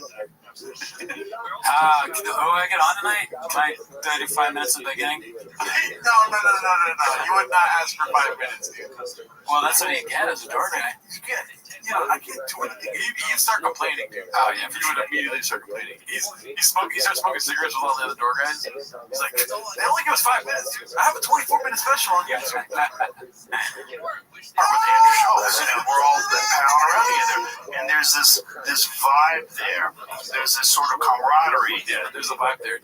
It's not. Let's just say it's not a jet tie vibe. Yeah, no. We don't yell at women anymore, dude. That's at the mothership, is that what you're saying? Yeah, that's an LA thing. Oh, yeah, right. Yeah. That exists that makes you feel like you're part of something. And it doesn't matter if you're just starting. This person just headlined Madison Square Garden. It doesn't matter. We're all just comedians. And that's all you, brother. That's your thing. The same thing you did. You left them. It's fucking. But everyone should try to adopt that because we need more comics. And it's hard. It's hard. We need more. We don't need more comics. Yeah. There's 1,000. That's the amount. And you know what, dude? And only that. With the whole fucking open mic system. And if you're an open micer in Austin, please discuss this with us in the comments. I'll respond. But I've heard bad things about the open mic system in fucking Austin, dude. Really? There's too many comics. Oh. Yeah, it could be. I remember I saw like some clip, one of the clips we watched, they had like a crazy amount of people waiting to go on to kill Tony, like the lines that he kicked people out or something. See, this is not make him stay at a thing. Kill Tony is not a number. I know, but like it's a glorified meeting. What I'm saying, all those guys, they probably go to those places. Oh, you're right. Sorry about that. I'm shocked. I cooted you there, dude. Yeah. But it's fucking the hottest place of all time, Texas. It's just like the sun is directly above Texas, apparently. And fucking wet, humid bugs. You know what I'm saying? Yeah, little bugs like staring at your Joe Rogan, dude. Just out there fucking starting comedy clubs, not like that. You can't even suck dick for 5 minutes in the belly. It's fucked up. You used to be able to do that. Yeah. Back in the good days, dude. Remember when they fucking out there? I was gonna be like, did you hear about that one time I spent 5 minutes in the belly? It's hard, and it's hard to do when you feel like you get shit on by your peers. Like you want to so hard, bro. It's so hard to say goodbye. Yeah. It's so hard to say goodbye to the comedy store. What's that one song by the Blink-182? I miss you. Oh, ding, ding, ding. And I don't feel like, listen, there's a lot of funny people in LA. Remember, something, something, something. In the background, something, something. They can't like make people have to change up and find what you bring to the group. Rogan, Bill Burr, nobody gives a fuck who's in the green room, dude. I should play like some Blink-182 or Voice the Man over this, like Adam's song. Yeah. That's how I go. David, Joey, Tom Segura, it'd be the biggest comics ever, and then it'd be the lineup, and I'd be like, this is the lineup. I was in a comedy club and I saw Tom Segura's name. Oh my God. I fucking came in my pants. This should be called the Ego Companion, dude. Yeah, dude, these guys shut up. The French shows that we used to do. You suck at comedy, Brian. You're not funny. Yeah, he sucks.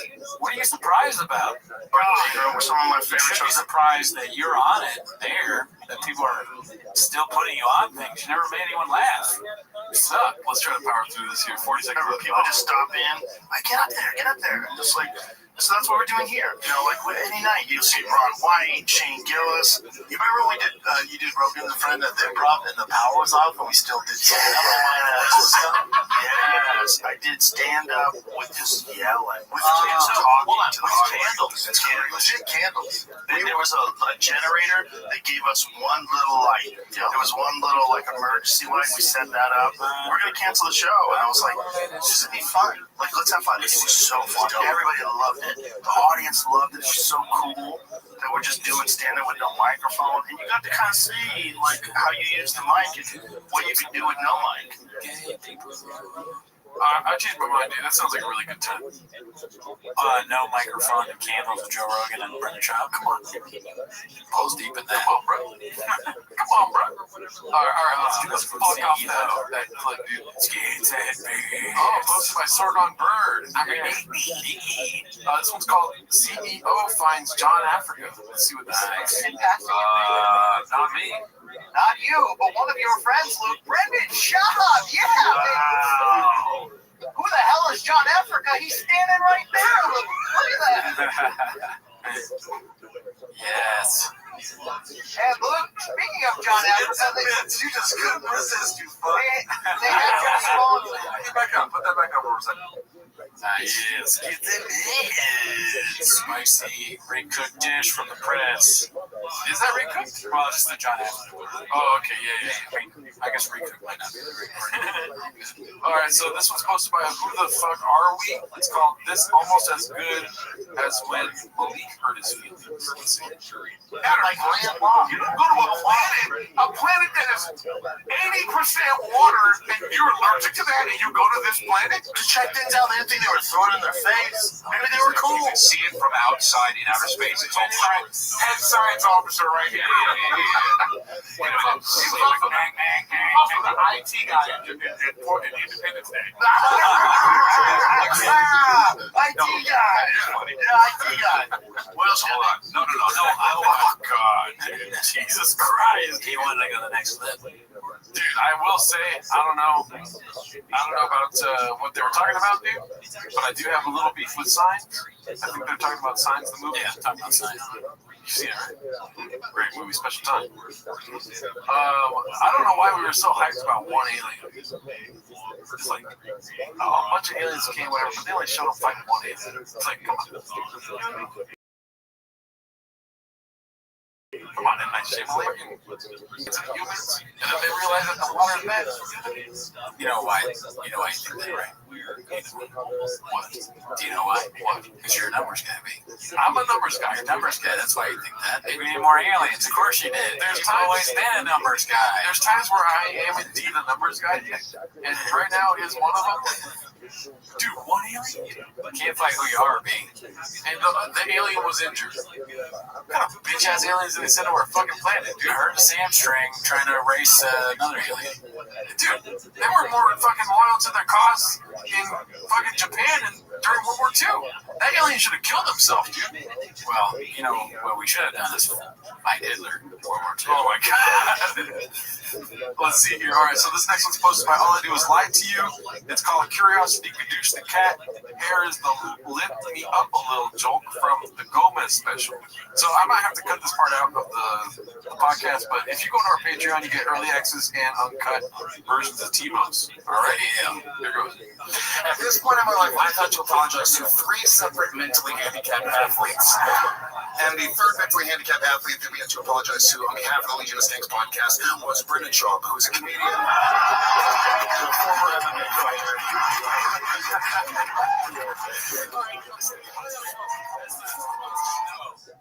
That was his closer? I think so, yeah.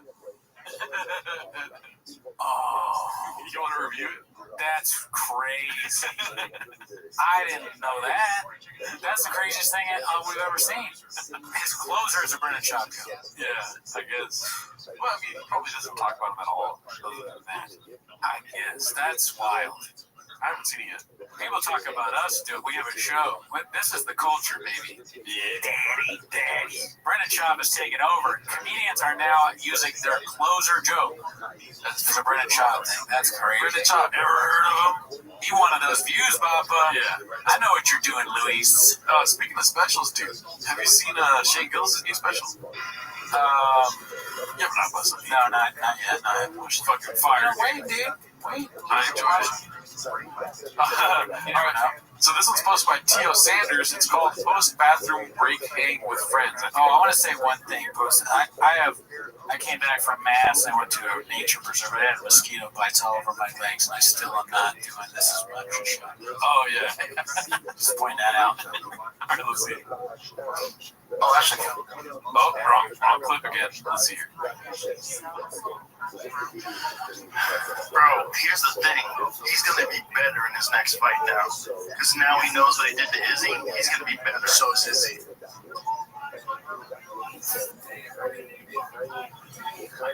So I think they're trying to insinuate that he's doing drugs, which I'm not a big fan of that because he's a sober individual, and I'm also sober, almost 5 years this coming week.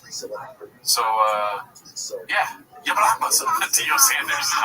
No, I mean, yeah, maybe sober people are some of the weirdest people I've ever met in my life. Oh yeah, yeah. I can see it getting weird when you take something out of your life. Yeah. Like, if you were to stop drinking, we'd see a whole different side of you. I don't really drink that. That's so funny. Alcoholics say. Yeah, that's what people that have a really bad problem say. I don't even drink. I have like 7 drinks a night, dude. It's not bad. No, I'm just joking. I was 7 drinks a week. I said that. All right, this next one's posted by Responsible Bar 4787. It's called Toby's pissed at Callan and calls him a booch. Did you bring a gold coin? No, that was here. Somebody left this here. Chocolate to me. Yeah, don't eat it. I'm down. Put it down. Eat everything. Maybe eat a shrimp. Oh, yeah, I didn't want shrimp. You don't even ask, though. You just reach and grab one. Okay. No, you always do that. You always take a cut of people's steak. No, he doesn't. No, he doesn't. You do that. I take all my time. Oh, my God. Let me try some of that. You've done that. Oh, my God. When have I ever done that? People complain about I hate when people do that shit. I have a friend that does that. He's always like, let me try that. It's like, dude, let me offer it to you. Yeah, okay. You blockbuster. If it quacks, flaps its wings, has some fucking paddle feet, it's a no. Yeah, Brian likes to take what's not his. Yeah, he's not a hog. I always tell my son, don't be a Brian, be a Gerardo. Oh my God, he did it to me. That's my roommate. You cut people's food and you eat it. That's the word. Yeah, he doesn't really ask for consent, right? Restream, yeah. People are talking. You're like, oh, it's good. Let me try that. Like, hey, I bully into other people's plates. Not bully, just I just move. It's a mooch move. Fucking, I'll take this. I'll steal this fucking chocolate, bro. Somebody gave that to me. What if you did what it is? Yeah, what if you're real cold? I told you. I did it. It just came off. I did chocolate. Jeez, what the fucking chocolate? I did take your sake. It's good. This is good. Don't steal Jazz chocolate. It's our dad. You won't invite us back. People are just bitches. Yeah, people are always stealing food. Super yeah, his chocolate's all fucked up. Your chocolate's my chocolate. Yeah, you gotta get a fucking seal, bro. Yeah, it was. I was looking to see if it was real gold. You know, I was pocketed. You thought it was real gold and it weighs nothing. I would have taken it. Sold it on the black market. It's like I fucking made friends with 6 children, like child adults, and this is what I have to live with. They eat my candy in front of me. I can imagine it's like being on like a coke-filled binge, and then like out of that comes a kid, you know, and then sobriety too, and then every time you see that kid, you're just like, I did a lot of coke back in the day, you know? It's just like, Jesus Christ. That's it. The kid's just like, dude, how you're saying they're like crack babies? I didn't say that, because that's different. That's when your mom's doing coke and stuff, right? But the kid, the time, special time, you know what I mean? Maybe it was out of wedlock. If you weren't even married, that's disgusting. All right, let's go to this one, dude. This one's called Never Forget Stand Up is the Hardest. B-Slob just couldn't let it pass. Posted by Pharrell 80s. Yeah, I do. I love it. I love that. This is the game they play. This is the game they play. And think about it, he came out and defended you. You know what I'm saying? Like, Izzy's the fucking man. Izzy's great, you know, always. It's just like, in MMA, you're going to have a winner and you're going to have a loser, and every now and then you see something special. We saw something special.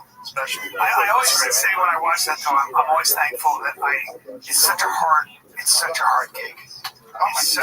It might be the hardest gig, right? I mean, it's hard being a firefighter, a cop, or a soldier, maybe a football player. It's one of the hardest ways to make a living. Yeah. Don't discredit yourself. Stand up's a hard way to make a living. That sounds tough. I mean, I know you've been around 50 years. Dude, I love it. This one takes balls to say that. Dude, did you see after all his beating he's taking? Sean has a fucking apron on. He's cooking right now, dude. Oh, yeah? Yeah. He's in the kitchen making dishes up for himself behind the orange. He's like, I'm going to get some more views, right? Yeah, they got millions of views, but I'm going to say that stand-up is harder than firefighting. All right, this one's sponsored by Light Ya Up B. It's called Dicey Dicey with the tag Dicey Dicey. And then it said live feed, but an awkward cut after Rogan calls Brian annoying. Let's see. For you. It's not good to have pesticides and pesticides. Now, I don't buy Monsanto the Russians saying you're buying it. You're buying the Ukraine. Why am I buying it? I'm not buying anything. I'm saying is they're talking about it on television, Brian. You're a Putin shill. Brian, you're being annoying. They're talking about it on television much better. Very happy with that. Those ones on his legs and his lower back, the meaningful ones where they tap you. It is just like, no. That's so funny. I feel like I feel like there's a longer one of that. So no wonder these dudes suck up to toe so much. The moment you question her, he sulks like a child by Higgs, Boston Blues. Let's see the ending because it's the same clip. They're talking about it on television. Oh, so it did cut like that during the live feed? I don't know. I can't. I never know what's true and what's not with James. But it's just so funny. That's why. If not true, great editing. Wow. All right, let's go to the next one. This one's called All This Time Off and Brendan Still Using the Same Hack Bits. Posted by Ryan Joseph 82. Ryan did some great. Yeah, he was cooking. Fucking, there's steam coming out of his little cubicle at the fucking chicken kitchen.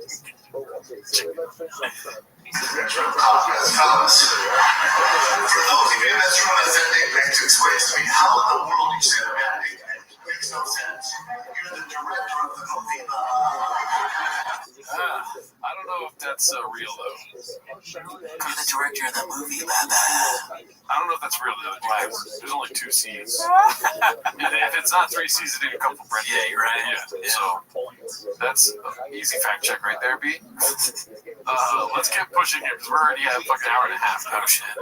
This one's called Brian tries to weasel an invite for Brenda and him to sit behind Joe at UFC 300. Posted by All I Do Is Lie to You, dude. Let's see. At 5-0. Yeah, let's see what Izzy says. He's out of lockdown. He left. Be curious what he posts. what a feeling. Cheers. Wow. That's why I bet UFC 300. It's the greatest when you watch this. UFC 300 rematch in Vegas. Oh my God. Sean Strickland's hometown. Let's all sit behind Joe Rogan. We might have to go to that one. Let's go, boys. Just go. Just think about the year in the UFC. So you had Sugar Sean upset Aljo. I used to be, you know how people have chips on their shoulder? I used to have a fucking stack of Pringles against him. It's all good now. Thank God he made some of those choices he made that, the reason I left the UFC, and I'm grateful for him now. Is it really all good, or are you just kind of like accepting like whatever it's in the past? I'm just gonna not care about it. No, it's all good. You have that conversations and shit. No. Dude, there should be like a warning for like an Adam 22 jump scare right there, dude. That's weirdo. That's a sicko. Have you heard about that guy? Not really. Any thoughts, or you fall asleep already? I got gadoosh a little bit when you're like, let's get through this. And I was like, all right, let's get through it. I was just fucking podcast. Tell me something, I just go, baby. Banter's where we make the money, baby. But what are the chances, dude, that Brendan and Brian are sitting behind Joe at any UFC event? No. Let alone one of the biggest cards probably of the year. No chance. No chance. All right, so this was posted by Ryan Joseph 82. Dude, he's out here. It's called Callan's new political show, Murder's Row, episode 1. Is it called Murder's Row? I don't know. I think that's probably not. It's probably just joking around, like so because they're all there. Oh, okay. Like not doing well. I think I did see this. You did? I've seen like all the Ryan Joseph ones. Oh, okay. This one has a jump scare Jim Brewer, dude. Yeah, is this the one where Jim Brewer is like, like he pretends to be a German guy? I just saw that and I was stopped it. I didn't watch the rest. Okay, let's see. Oh, whoops. Let's go. It's professional wrestling. But it's good you get decide to believe in this and somehow we even get homosexuals to stop fucking one another. It's brilliant. Send the thunder style. Make sure all the media pushes out immediately. Put on the Time magazine. And that Clark Schwab magazines. That's Clark Schwab is doing. Dead on. On Sunday, distributed to destroy the entire nation. When you get fat, that it's you can hear it. You know, when you hear your voice, like, yeah.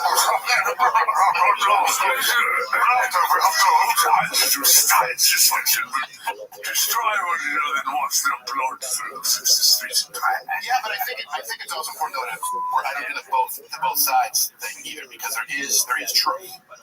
So the beginning I don't understand because he says professional wrestling, but then he goes like a Nazi bad guy thing. Yeah.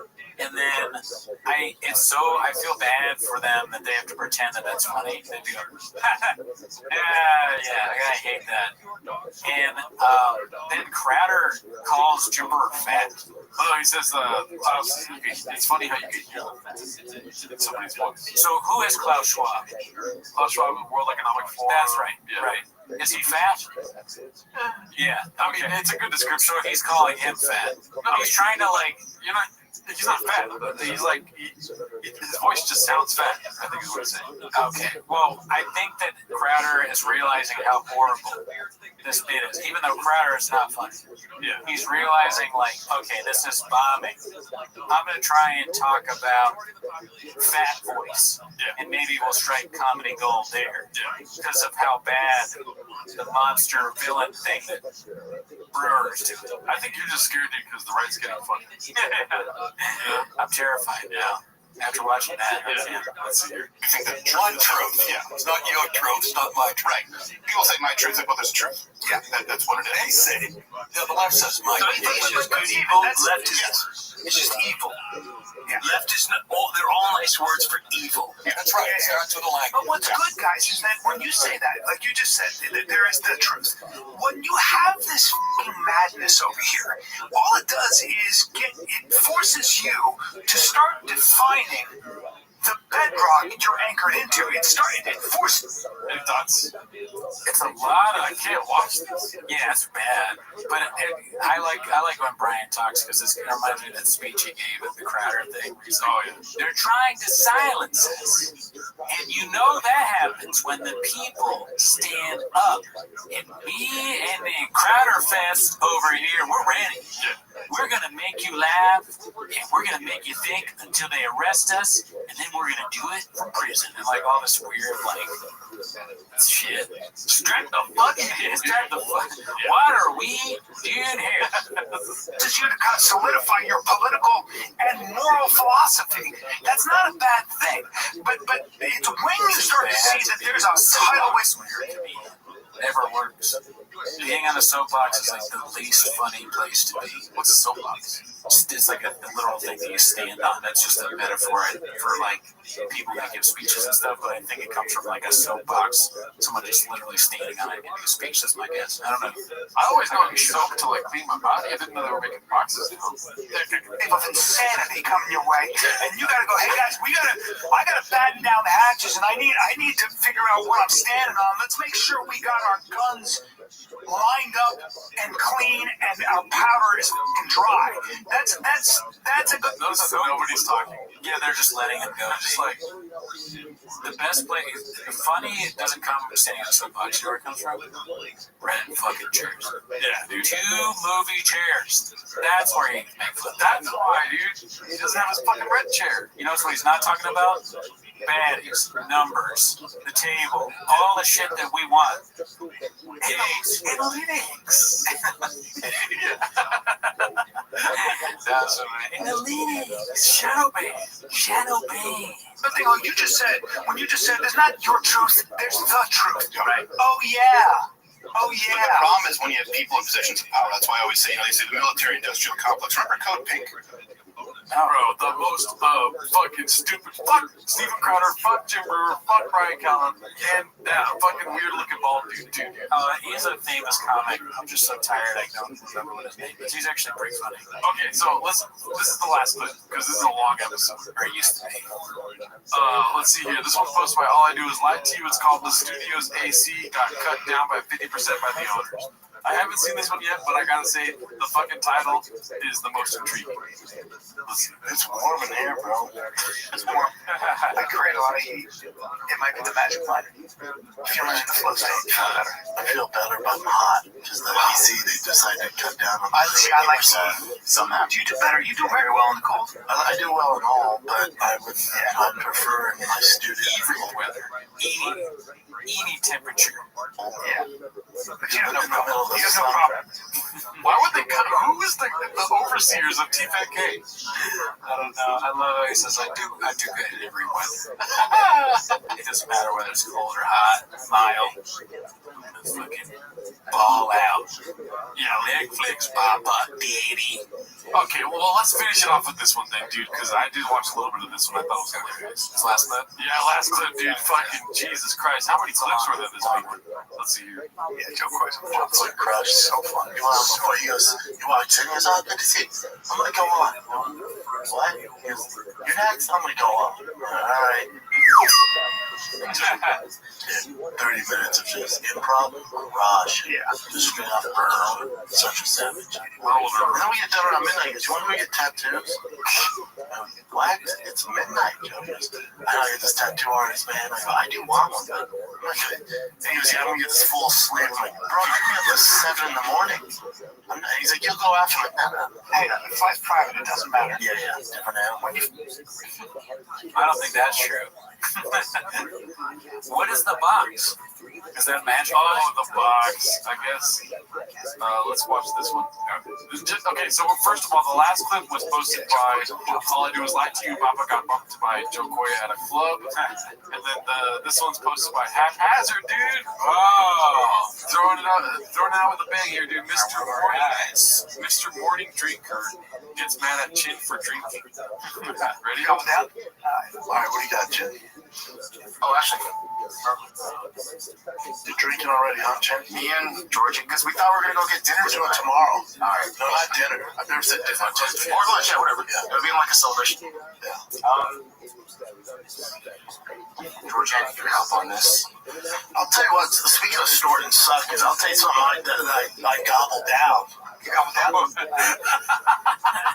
I have no clue what that thing in the middle is, dude, but he says, speaking of I was thinking Serum and Magic Mind, probably, because Brian said something about Magic Mind. I thought that like they had a bit maybe where they were all going to drink at the same time, but is he saying that Chin is like getting drunk? I think so, yeah. Damn, dude. That's messed up. It does look like he's like missing out because he's drinking on that big gulp. All right, one last thing. What's that?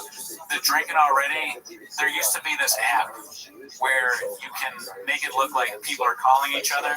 So if I did it to you and Miguel, it looks like Miguel's calling you and vice versa. I did that to this bar manager and the owner of the bar just to mess with them. They're friends of mine. I did not think this would happen. What was going to happen. But you get to hear like a minute of the conversation, and it goes, it's like, hey, Sean, and then you hear, hey, Rudy, and then he's like, what's up, Sean? And Sean's like, you called me Rudy. And then there's this pause for a second, and Rudy, the owner of the bar, goes, drinking already, Sean? I was like, oh, fuck, I can't believe I did that. I feel so bad. So that's what Brendan just said to Chin. Yeah. If you enjoyed our show, tune in next week. Bye. Later.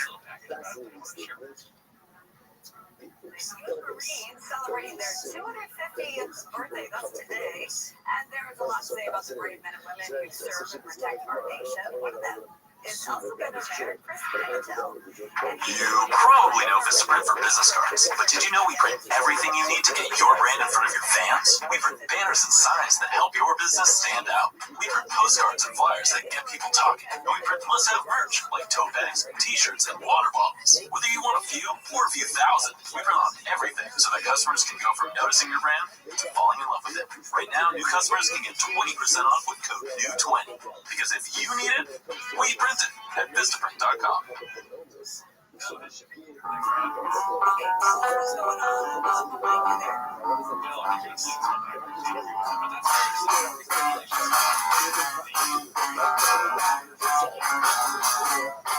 Saturday night on the state town, working for the DMLK. Sitting down next to Rabbi, we see all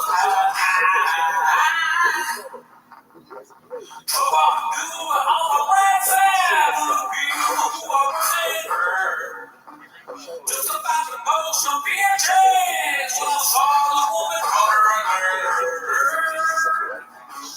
A pair of boys asked me, hey, is that night? My age decided to ride. She was a funny old man in a black dress. Just a beautiful blonde. With just one look, I said, yes. Cause that blonde baddie had it on. It's not my favorite time of the week when you get here, but what a try this week. Really surprised today. You better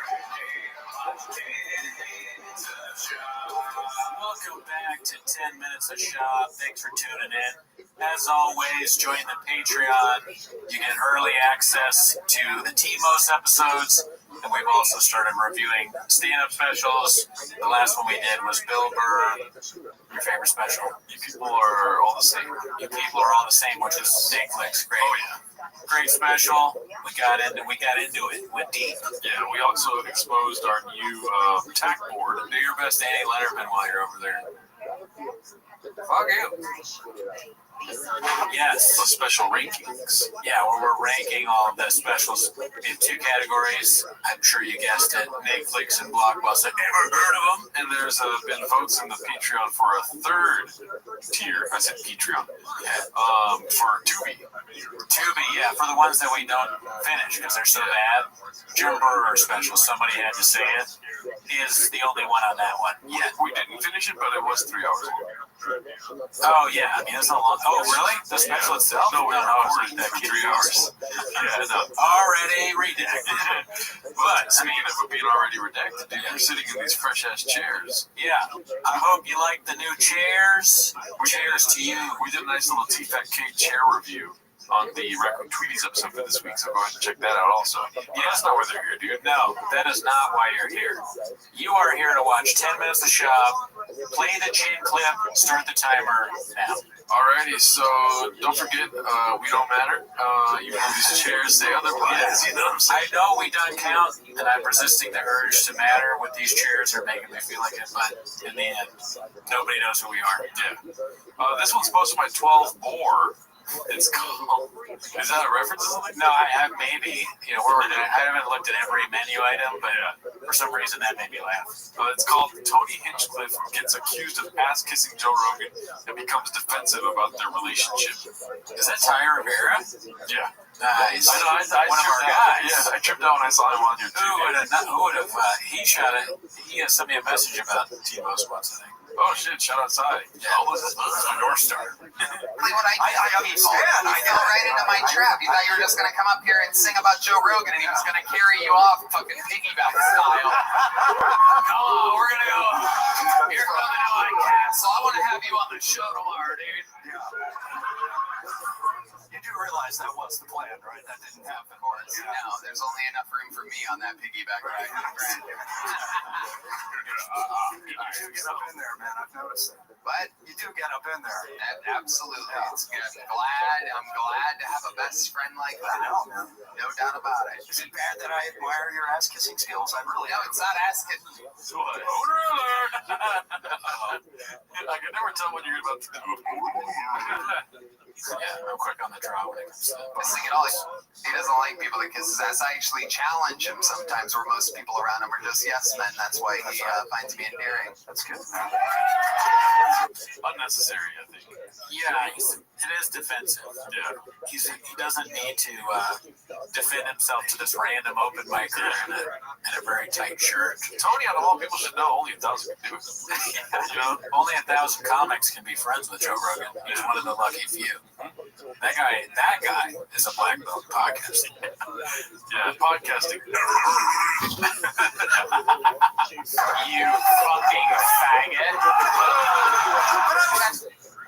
I thought you were supposed to roast, do like a clever roast, but he just says that.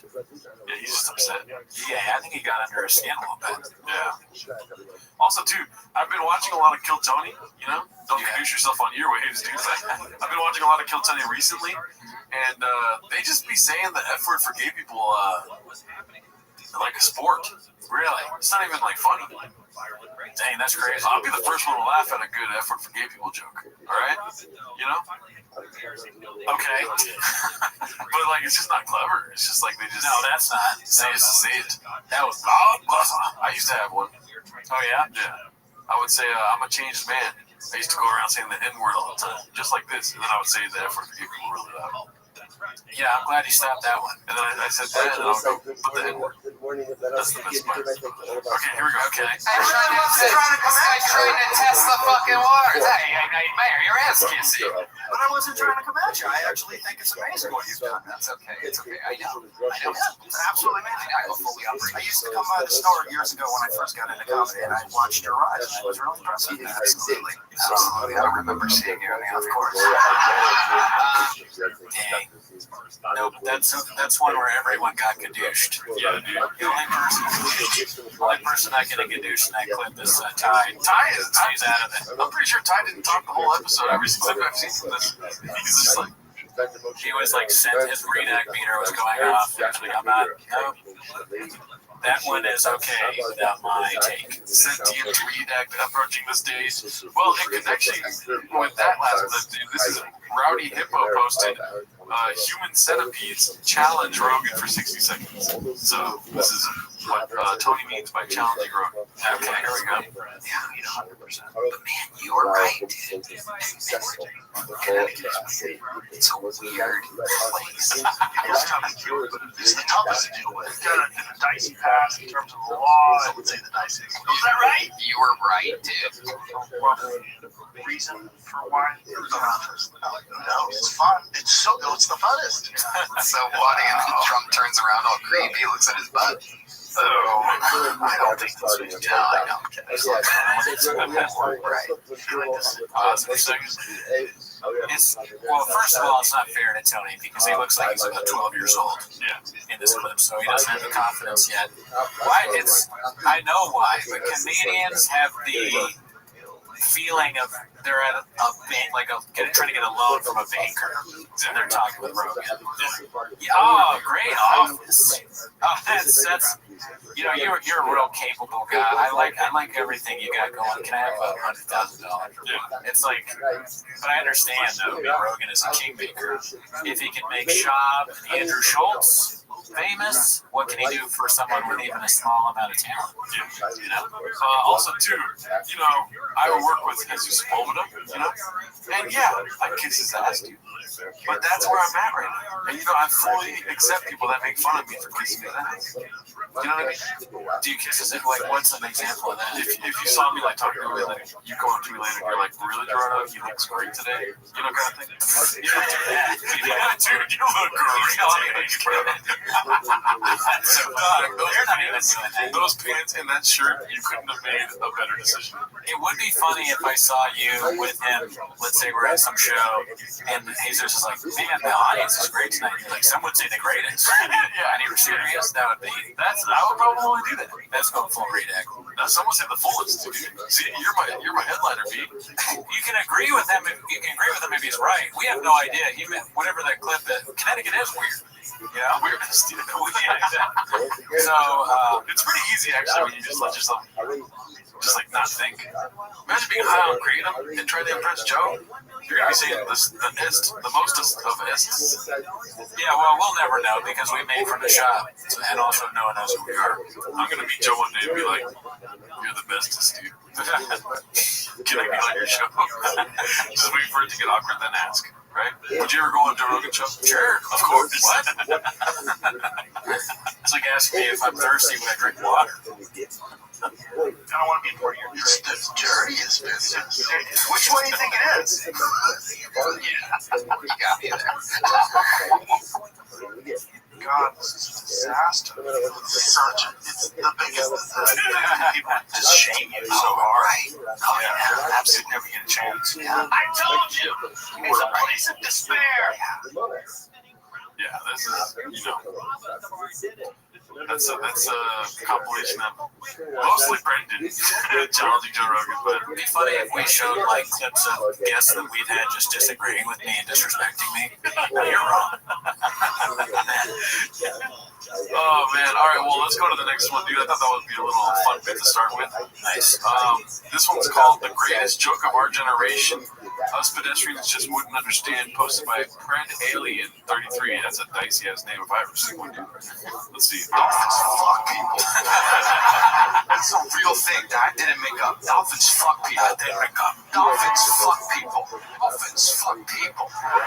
Hey, are you listening to me? Dolphins fuck people? Now dolphins fuck people. Now the government knows I'm Googling do dolphins fuck people. He's Googling do dolphins fuck people. I learned that dolphins fuck like dolphins fuck us, dude. People will say, "Are you hungry?" I'm like, "I don't know, dolphins fuck us." Like, there's so many in the audience that hasn't been fucked by dolphins fuck some of us. My dolphin. Fuck my dolphin. It's your redacted TikTok. Where it's like, he comes out, he has the headset. "Thank you for coming out to my TED Talk. I want to talk about the threat of dolphins being fucked by them." Slide one. This is, can you delete it? Okay, so it's like, when I get back to Hollywood, dude, I'm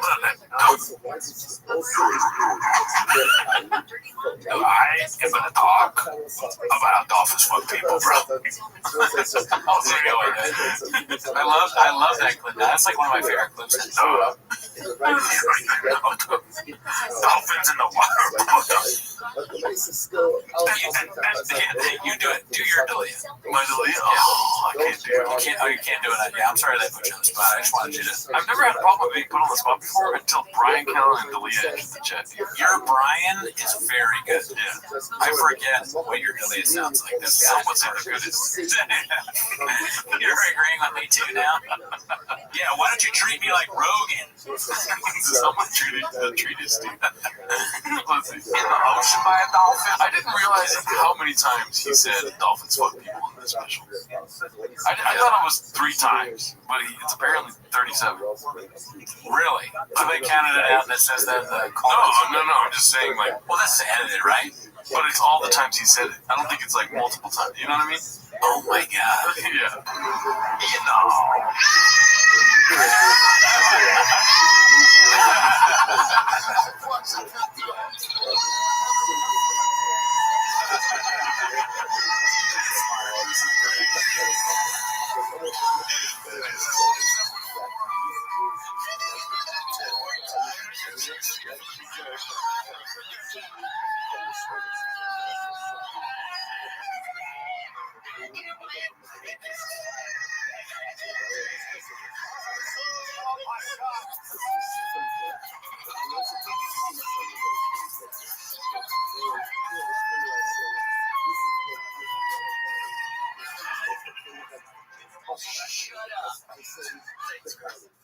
Shut up, dude.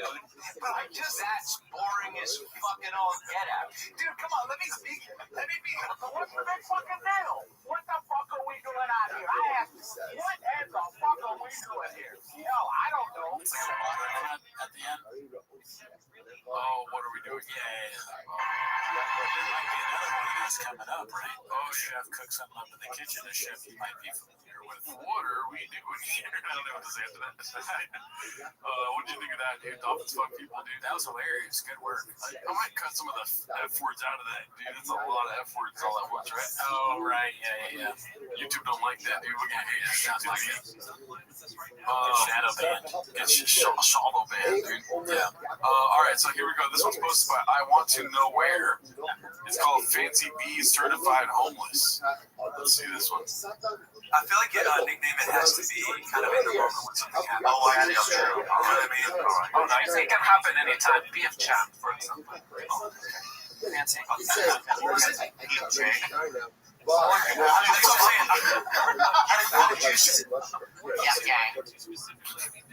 Do you think they know about what it is, the football guys? Probably.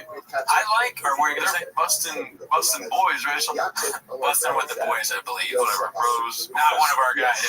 I like that on these shows, if there's a famous person or a guy, like a guy or a girl, they're going to be on all of them. You know, like Bustin' with the Boys, we saw them on T-Fat-K. They're going to be on Bobby Lee. They're going to be on all of them, so you can get clips. You get to see their reaction, and then Shop gets brought up, and all the things. It's interesting. See, with the Busted Boys or whatever, they fucking, they were talking shit about Shop, weren't they? Remember? Or is that the same fucking, they have a bunch of neon signs and a Busted Boys bus or something like that? I have no idea, dude. Right? Remember the 2 guys in a bus?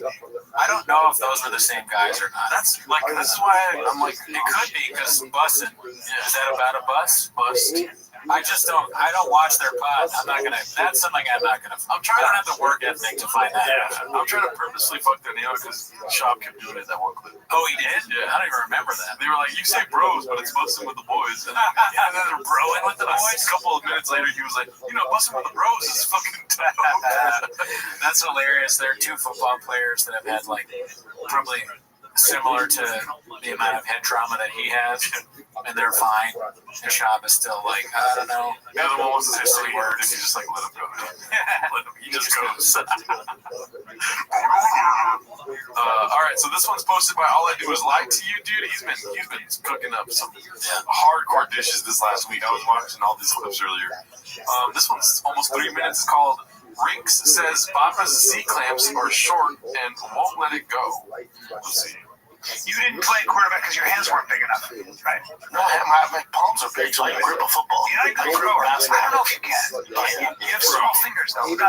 Tell me these chairs are not identical to those chairs, dude. They might be. Oh my God. That looks almost exactly like that. We did it.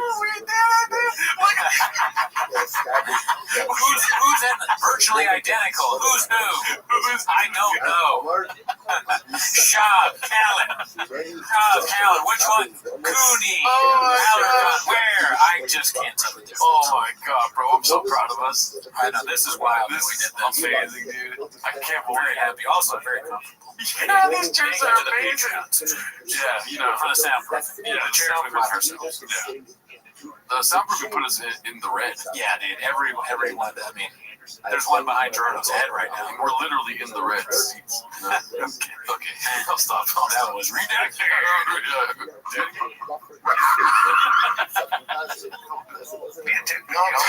You don't have good fingers for basketball or for throwing football. That's true. I can palm a ball. You have big palms. Yeah, but you have short fingers. I don't know if they're short, but you know, It's almost a defect. No, Not to be a dick, but compared to you on Brock Lesnar. no, it's not true. 'Cause look, your fingers are. Look at that. Look at how short. This way you're thinking. Hey, take it. Don't fall the ball. I'm going to. Do you mind? I'm showing you how long my fingers are. My fingers are as long as yours. You're trying to keep going up. Look. No, do this. Do this. Don't. Here. Do this. Palm to palm. No, it hasn't been that much. And can you let go? I can rip over your No, you fingers. can't. Come here. No, I'm sorry. That's what it is. You're not gonna do That's what that. it is. No, I don't need to. Dude, my fingers are as long as yours. And that. This is like the kind of stuff that's important to them.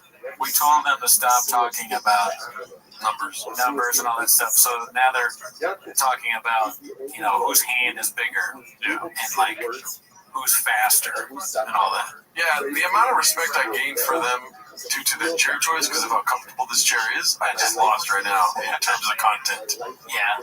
Because these chairs are fucking comfortable, dude. I could do this show like for 3 hours. Yeah. We might make it 12 minutes of sharp, dude. Do you think we could have a minute-long argument about hands? This is a 3-minute long argument. Oh, yeah, you're right. We just strapped the book in. We just started this argument about hands.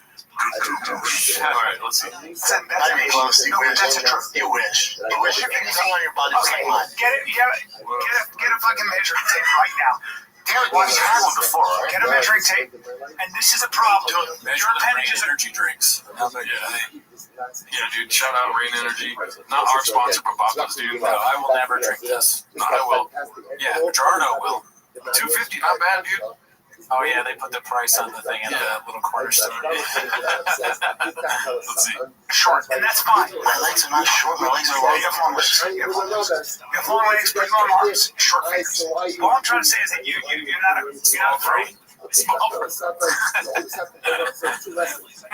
Measure the brain. Yeah. Is that fair? No, we did the throwing in college. This is why the common folk doesn't get it. Oh, yeah. You did? Yeah, we all did. Yeah. So they do the longest throw. I finished second. Okay, Mr. Wolfers. You threw it the longest. Yeah. It's nacho and nacho cheese. Oh, okay. For a second, but in throwing. Yes, Joe Clappy. Are you making this up right now? No, we used to always do it. Do you mind we do a little measurement? It's all good. Sure. George, come on over here. You can measure us. So we'll do it from. I don't trust you. From wrist to palm. No, we'll do our fingers, Bubba.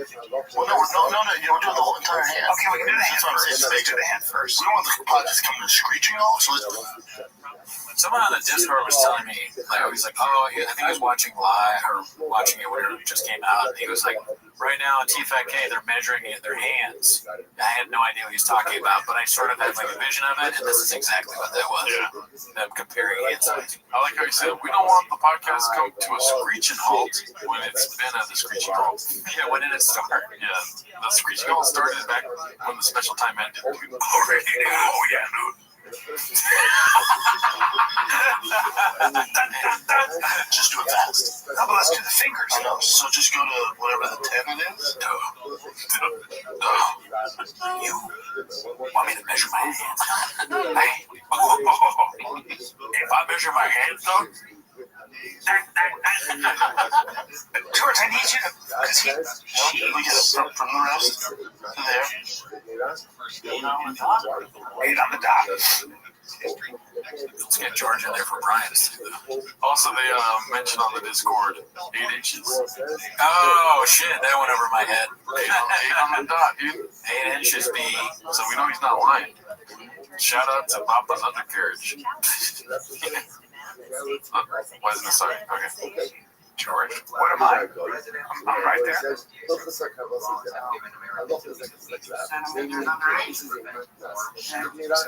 I got the same size hands. No. I'm a little bigger. Dude, they're teaching George how to take the mantle of TFK after them. First thing he said, now penises. You know, maybe afterwards when they're watching film and they're trying to get better for the next show, they're like, George, we're proud of you, dude. We were talking about hands, and you fucking said now penises. Is that what he said? Yeah, I missed that. And now you want to hear? Yeah, that's right. Got the same size hands. No. I couldn't see it. And now penis. George's improv skills. Off the Richter scale. I was trying to think of what shop is. What do you think about that, dude? You want to see their penis lengths? We're talking about measurements. No, I don't. Okay. We're talking about measurements, not like whether the hands are big and penis size, but it's like, is that your takeaway, dude? You know what I mean? It's like, how do they even fit in those chairs? How do we fit in these chairs? Measuring tape. Yeah, we got measuring tape, dude. Yeah. Oh, we do, dude. Oh, shit, you have it right there. I have it right here. Oh, we didn't even plan this. We just need a George. Oh, let me see that. What are you going to measure your hand?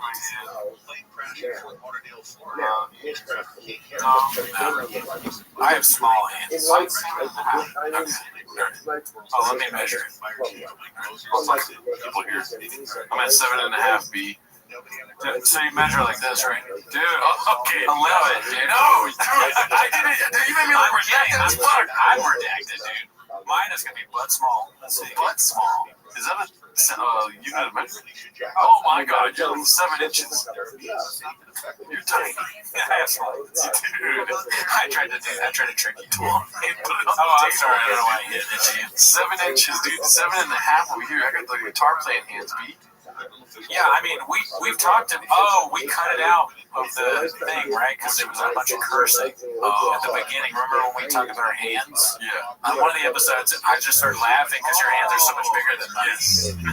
Exactly. The Jolene song. There's no argument, though. Yeah. I know what you're talking about, B. Join the Patreon. Yeah, You got me by a couple centimeters. Is that bigger or no? It's a tiny bit bigger. I don't need you to be.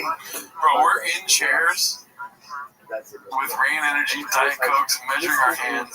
Yeah, we've become like that guy. We've become what we hate. But I swear to God, we didn't plan out the measuring tape being there. We've been measuring for with stuff we put up.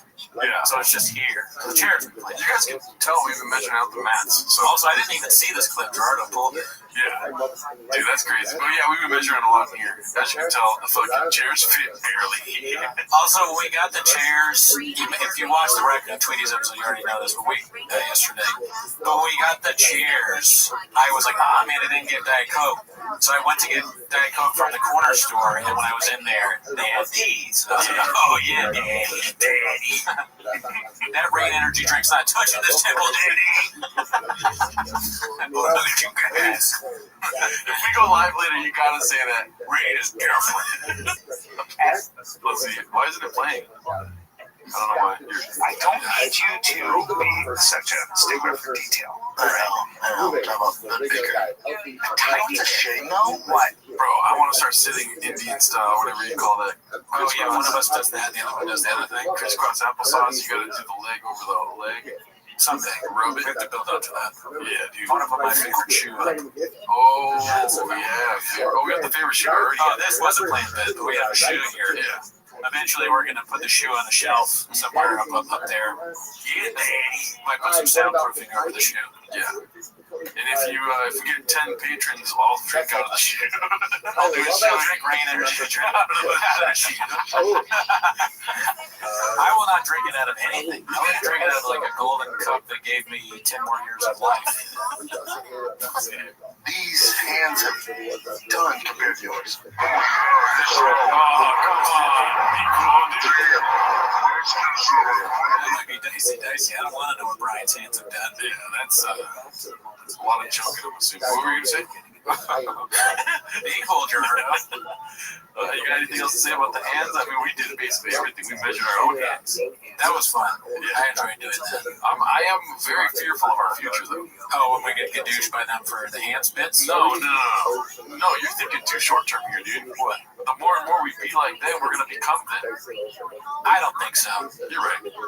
All right, so this one's posted by AdNarrow7141. It's called, "Oh, you can feel the end coming. Never ignore Papa or you'll get asked the same question 3 times." Do you want to make a prediction or not? Are you gay? Oh, so questioning homosexuality 3 times.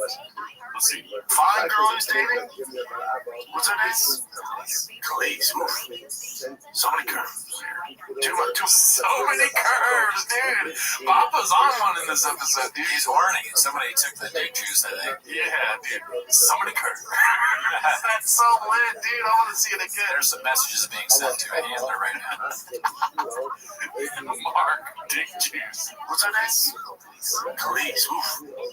So many curves. So many curves. Great ass. I was thinking you were doing more data Plainview right there. Oh. We got an ocean of curves and an ocean of curves. Let's see here. Too much. I said it was an ass, man. You agree. Oh, Slimer, am I right? Slime. That's a weird thing, huh? That is weird. Delia wants no part of that. He's like, oh, I can't talk about slime. What are you, a freaking dolphin over here? Hollywood kids. if you ask me about Khalees, though, that's so funny to me. I don't know if it'll be funny to anyone else, but I love it. Like when you put your head down, it's so funny. Dolphins. Now, talk about Khalees. Do what Khalees. Don't worry, the Khalees. So many curves. It sounds like Jewish. Today it sounds like this. Oh man. I love to watch. I'm trying to be honest. I'll pay for that OnlyFans. All right? You want to see Bill Murray fuck her? Is that what he's saying, or is he saying he just wants to see her OnlyFans, like he wants to see her naked? I'm pretty sure he alluded to some sexual intercourse right here, right? So, ready? That is weird. I love to watch. I love to watch. Oh, so he is saying that. That's what I'm saying. Oh my God. Why? I'm that flabbergasted by that. I'm a little curious, but I don't need to see it. I don't need to watch it. I'm not curious, and I don't want to see it. Unbeknownst to me, that's the weird. Why? Well, I mean, I'm curious in the way that I want to hear Bill Murray talk about it. You know, I don't want to see it. You know what I mean? I find it as interesting that Bill Murray is dating Khalees. That is interesting. But I have no interest in watching them be. No, well, you know what I'm saying. If Bill Murray came up to you and was like, Khalees, and he just told you a little fucktail, you wouldn't say yes? I'll listen to Bill Murray talk about anything. Yeah, dude. But that's where my curiosity lies. That's it. I don't want to see it. I'll see the tape though, too. You're like, Bill, who you fucking? Are you fucking? No. This guy's fucking. You gotta be honest. I'll pay for that OnlyFans. All right? Oh. Must be great, right? Hey, you think the OnlyFans? Hey, man, stop, man.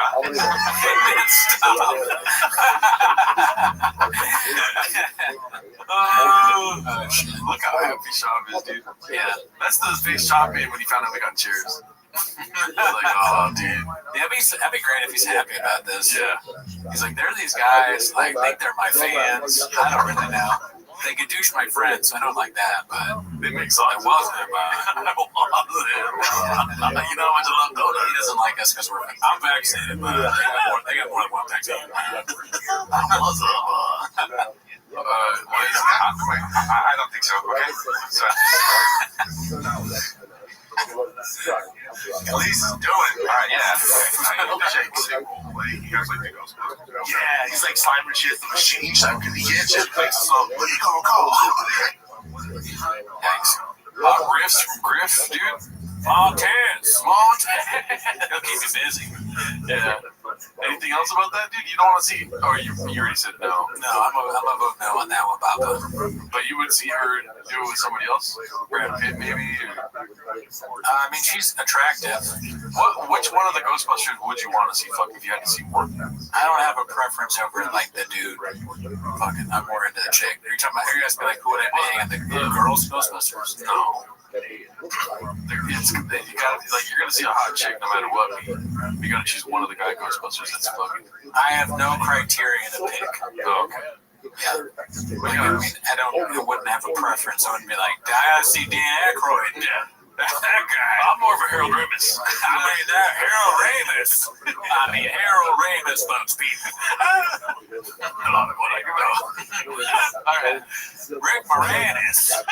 Now that guy, let's keep him busy. I wouldn't mind watching that fucking Michelin Man fuck. The Michelin Man. Does he even have a penis? Oh, measure that. Ghosts have as big as big ones. You know what I'm saying? It is weird that he's a ghost, but he's not really like a ghost, right? Yeah, right. He's just like a possessed. Well, I guess it's demon. I've never seen the movie. Alright, so name the movie.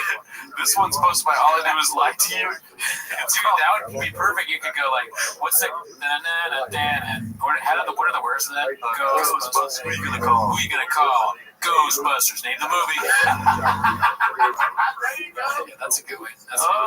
Next tweet, that's how we start, Pete. Alright, this one's All I Do Is Lie to You. It's called Add Jennifer Lopez to Barn Doors Menagerie of Star Encounters. Oh, yeah. We're here to talk about Brendan Schaub shoes. Those fucking shoes they wore to the Mayweather McGregor fight. What in the fuck? You bought those? Only Cub shoes. Only caveat. He couldn't finish saying what he was going to say. Those shoes suck, B. You wouldn't wear them? No, they have like a lock on them. It looks like he stole part of William Wallace's kilt and then put a lock on it. Yeah. What do you think? I wouldn't wear them. I was testing you. You passed. Damn, I never know what you're gonna do. Are you like a handmade from Britain? Yeah, the 1800s are delicious. I like how you agree even to that. Are you a handmaid from the 1300s? Yes. Some would say the most handmaidest.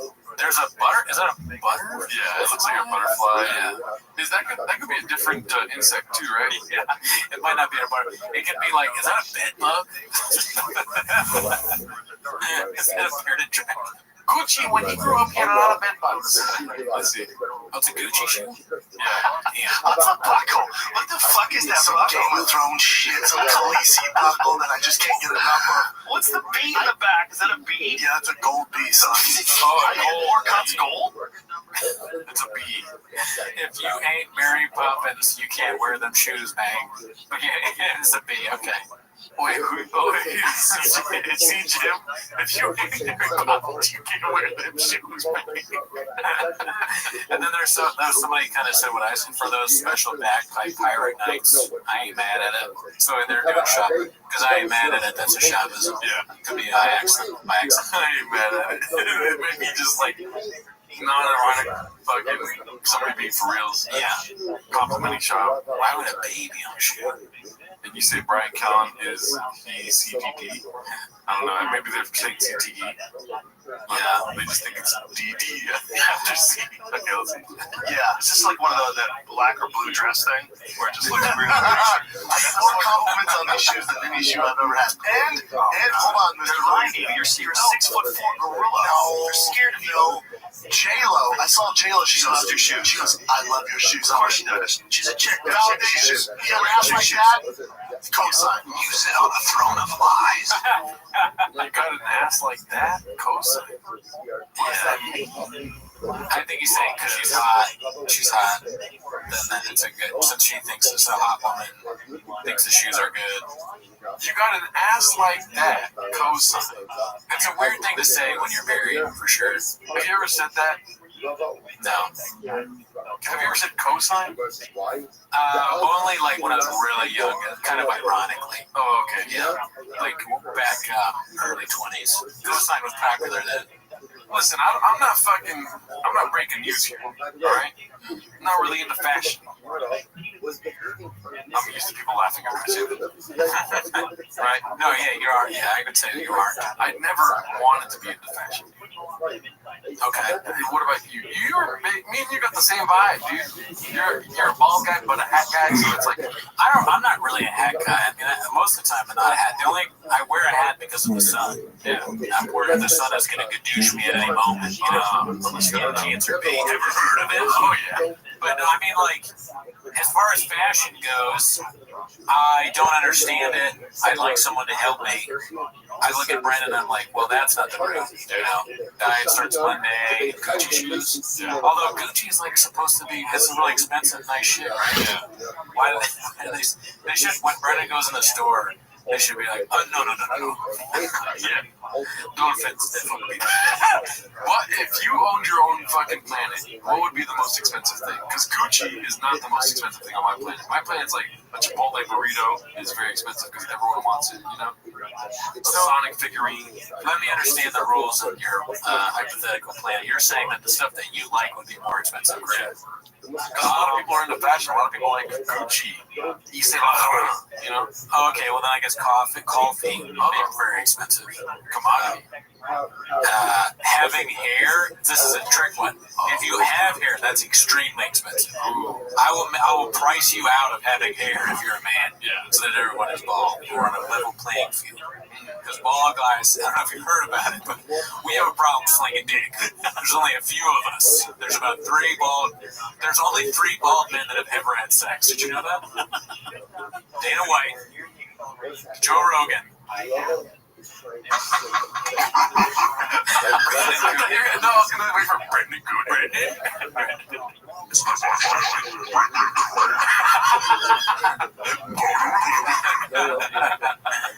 We're firing on all cinders. But I think it's a good question. You know, what would you do if you had this planet to yourself, right? And they're like, listen, Brendan, we know you have it tough here because you're one of a kind, you know, very well man, very ginger also, right? They're like, we're going to give you your whole other planet so you have a lot more people that you feel like are part of, like, are who you are, right? Sure. And then it turns out everyone on that planet has hair except for you. You're the only Brendan Cooney that doesn't have hair. Fine red chairs, B. Starting a podcast. Light him up. He lights you up, B. Fire well trying to go. Okay. If I am on fire where I was on your ball guy, you don't know. I don't even remember what he says. I love it. Hollywood. Okay, here's one of our guys, B. Mr. Haphazard posted a couple times this week. It's called Only Soy Boys Are Triggered This Easily. His shirt says dragons. He is a soy boy. Never be a duck, always be a dragon. Let's see. I came back and I took a nap.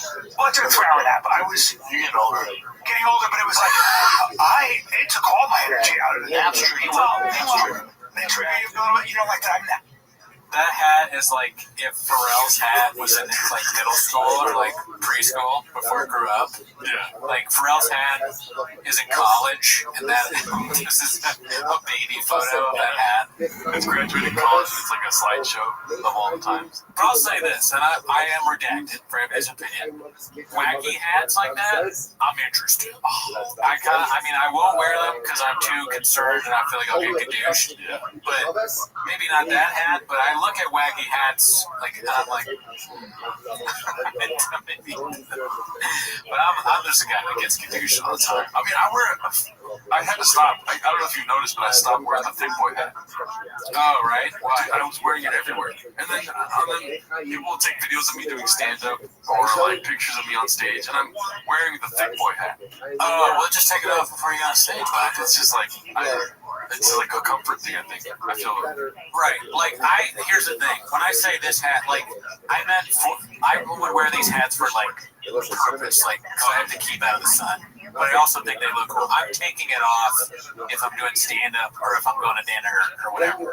If anybody can, on the Discord, DM me a link to this hat, we should buy 2 of these bad boys, dude. I don't know how much money. I mean, we got to get more people subscribed. I mean, these chairs, they're a lot.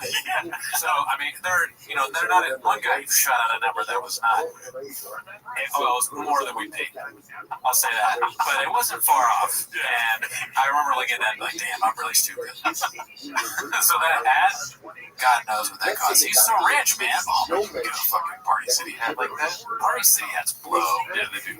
Whenever I get something like, and we've gotten stuff from them for the pod before, they're always like such cheap material. I hate Party City. Yeah. We'll try, dude. If anyone has a good suggestion, yeah, I do that. Yes. It's a sign of weakness. He's saying that naps trigger him. Do naps trigger you? Or sign of weakness. That's fine. I had a bit that never worked where I was like, the successful guys, they always talk about how they don't sleep.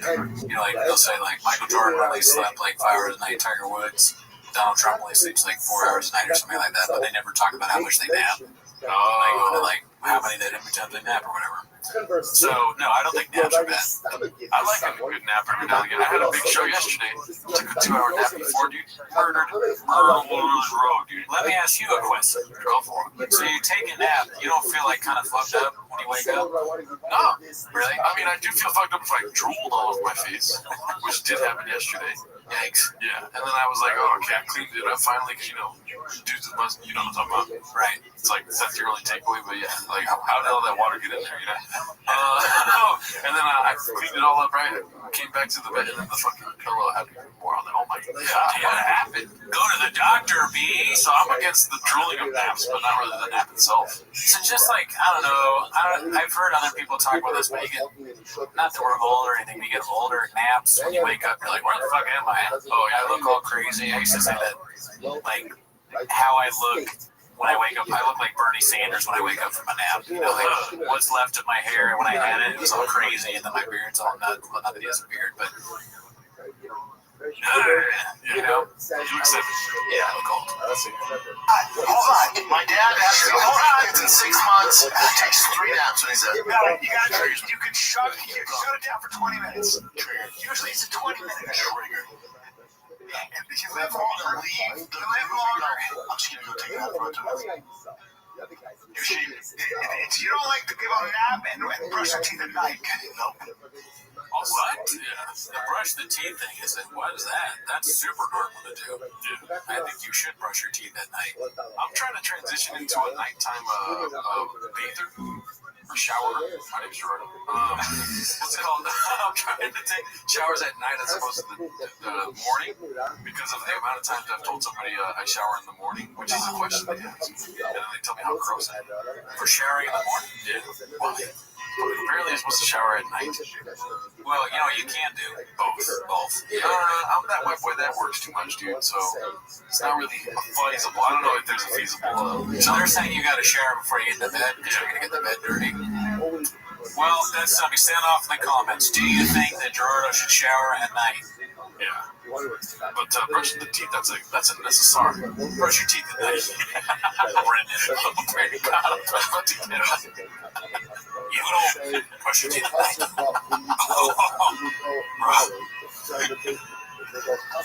Signs of weakness. Okay, I like it. I respect it entirely. I get it. But I do understand. I came back. Okay, that's it. Yeah, we need you, Brendan. Don't confuse our show. We can't do 10 minutes of Callan. That's fine. Nobody else watch that. There's no ridiculous. I don't want that. Yeah. Anything else to say about that one? Well, good, because we got another haphazard tip coming up. This one's haphazard. It's called He's Triggered by Not Being Able to Keep Up with the Conversation. A lot of trigger clips from haphazard today. Man, Papa's getting triggered over here. Let's see what Montez got to say. It's like that's where Jay-Z's at. Like I love Jay-Z, listen to Jay-Z, but I think people got to a point where it's like, I don't want to hear that anymore. They want the next thing. I'm gonna be honest, dude. Jay-Z went through about a decade of just actually horrible garbage. Garbage. He's already making it. He's the original Jay-Z. That shit. Talking about Blueprint? No, Dead Presidents, and then a few after Dead Presidents. It was a couple. Was just The one he did with Kanye was fire too. Yes, it was in a pop sense. But after that, I mean, that whole fucking, what was that one with Ed on the cover on that? Oh, yeah. That was, and people said they liked it. Well, that shit was trash. It's like the two guys. Trash! This motherfucking trash! He's like the two guys that watch Brendan Schaub's special. Are you talking about Jay-Z or Brendan Schaub? Either way, trash! Do you see his shirt says Ass Coalition, or am I wrong? With the Leah shirt, I believe it says Ass Coalition. That one? Oh my god. Why is it such a quick edit? That's Ass Coalition for sure. Out of all coalitions to join right now, dude. Yeah, dude. You're a sex addict. You better not join the Ass Coalition. Don't wear an Ass Coalition shirt when you're a sex addict. You're going to trigger yourself. You should be the one triggering this clip. Yeah. That shirt is triggering me, dude. Yeah, I'm gonna fuck somebody. That's a big trigger right there. I'm horny now. In this red chair? Dude. These chairs, someone said there's going to be a lot of mini cooties made in this chair. They're not wrong. Be cool, yeah. Be cool. Let's see. He retired at Black Album, and then he came back and did trash. Black Album. Any woman that would put me in this chair is trash. Do not do that. Well, bro, I pray to God you fucking my chair. I'll fuck you up, dude. I'm not gonna fuck. Oh, this chair? Oh, right. Yeah, no, I will not fuck in my chair. I make you the promise. We'll shake. All right. No fucking in your chair. Yeah, because I can't even fuck in my chair.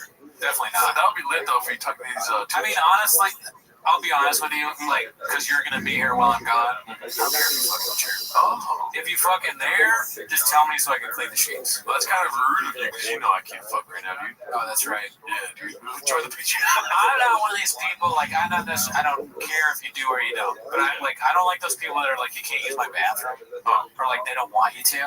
If I sense at all that someone doesn't want me to use their bathroom, I'm like, well, we were friends, you know. Yeah. So I also don't care about, we're all people. I don't mind people using my bathroom, but let's not do these jokes like we all know what that bathroom's like. Come on, it'd be cool. You know what I mean? Oh, people shitting on your bathroom? Yeah. I like it because I clean my bathroom before a guest comes over. Okay. And they come out and it's like maybe 5 to 10 minutes later in the conversation, like, oh yeah, I was in his bathroom. I know all about Gerardo. Oh, that's then you lose your privileges to use my bathroom. That's different. My bathroom does go, it fluctuates, dude. I found that. Yeah, I'll talk about it later. Blackout. Here's the deal about the blackout, though. It was so poppy that he had. You said poppy? He's poppy. He's drinking for me. The way he says that, dude. Yeah, he's doing a bit. He's doing that stupid, like, he's continuing to do the trigger. You know how people put out the online, the social media, all the specials that have the word triggered in it and all that? He's just, like, continuing that on. He has no awareness, as usual. I don't know. I don't even say poppy. I say I don't like it when you say poppy without Ringo. Ringo. Big poppy. Poppy. God, you say poppy. Going back to Drake for That's it, I think. All right, let's see here. Right. What do you think of that, dude? You think it's triggering to call Jay-Z's music poppy? You know what I think? Don't talk about men on earwaves. Oh, you're right. We use this podcast. That's triggering. Yeah. We never talk about men on this podcast. Definitely not. Oh, dude, we're on a haphazard fucking.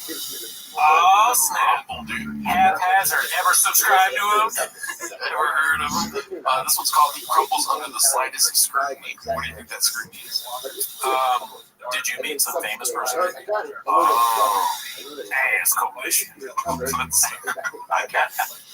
Do you know who shot Biggie, guys?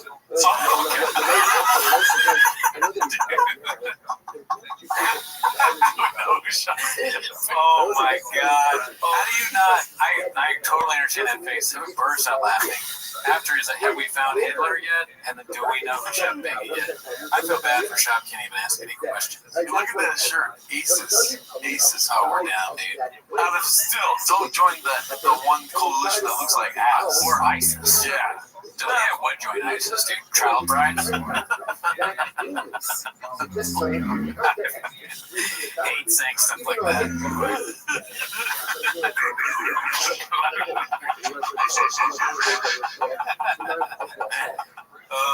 I love the soundboard, dude. The soundboard's lit, dude. He's funny on these things. I'll die on that hill, or whatever the phrase is. I'll fucking die. Well, given all the circumstances, he's forced to do it. So it's like, that's what's funny about it, right? Yeah, it is an added thing, but like he says funny things and we both laugh, right? I don't know. He wears funny shirts, you know. Why though? Yeah, that's a why. If he was dead on East Coast, why would the CIA stop rap music? I'm not sure Why would the CIA stop rap? I think it's funny. I mean, I guess it's Brendan Schaub, making it funny. Because he's saying really stupid things. And just being like, what? Why? Is hilarious.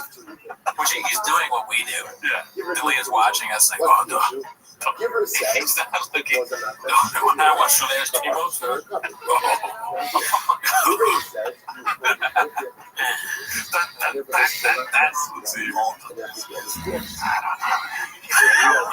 No, that's not a conspiracy. I don't know. That's always funny. So we do.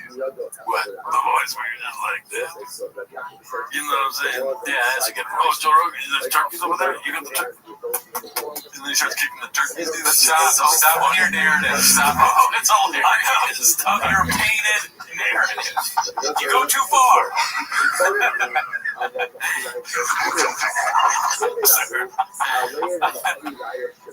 It's like politics. No, I promise. I really don't know that one. Now, you want to talk JFK? We'll go down that hole.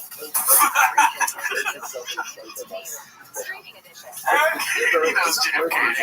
I'm like literally, it's so funny. I'm like having real like Schultz issues. Oh, yeah. I'm telling you that's so funny. If we go Chad being like, oh, I could talk about JFK. Dallas. Never heard of it? Yeah, talk about it. Talk about your thoughts on the JFK conspiracy. I'm all ears. I love it. Let me see.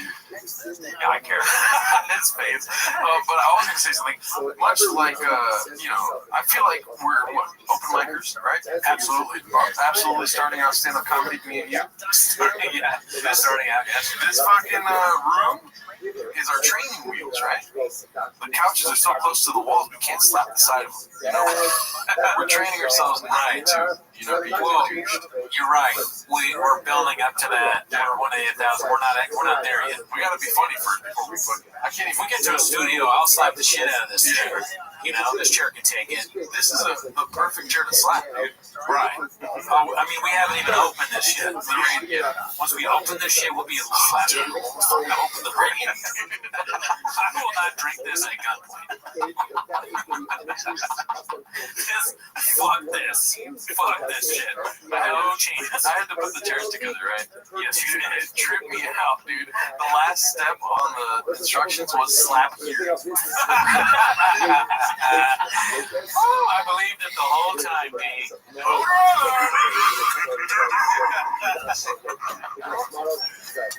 my god, we gotta figure out how to do this soundboard better, but I think it's hilarious. I think it's working. Alrighty, so we're on to the next clip. It's okay. I haven't seen this one yet, but I am anxiously waiting. Your stand-up is good. That's what it says. Yeah, but this is what I'm reading, dude. The fucking title has I missed that. Of course I missed it. It's posted by Nervous Ad 6071. 66071. Nobody knows who you are. Here we go. Let's see here. Stand-up is good. Yes. And it's even fucking Adam Carolla. Come on. Come on, bro. Come on, Corolla. Fucking liar, dude. That's a goddamn shame. But if you compare me to Bill Burr, which I've had that happen, Oh, what? He thinks, what if, well, okay, there's no way, but we just watched. Don't say it. Don't say it. No, we just watched Bill Burr's stand-up. Right? So he thinks because our show, or one of our shows, Timos, which we're watching now, never heard of it. We did the Bill Burr special on the Patreon, so he thinks he's being compared to Bill Burr. And he's also on the Netflix. Oh no, he's on Blockbuster. But then there's Hide Up the Block. Ringo Poppy, which is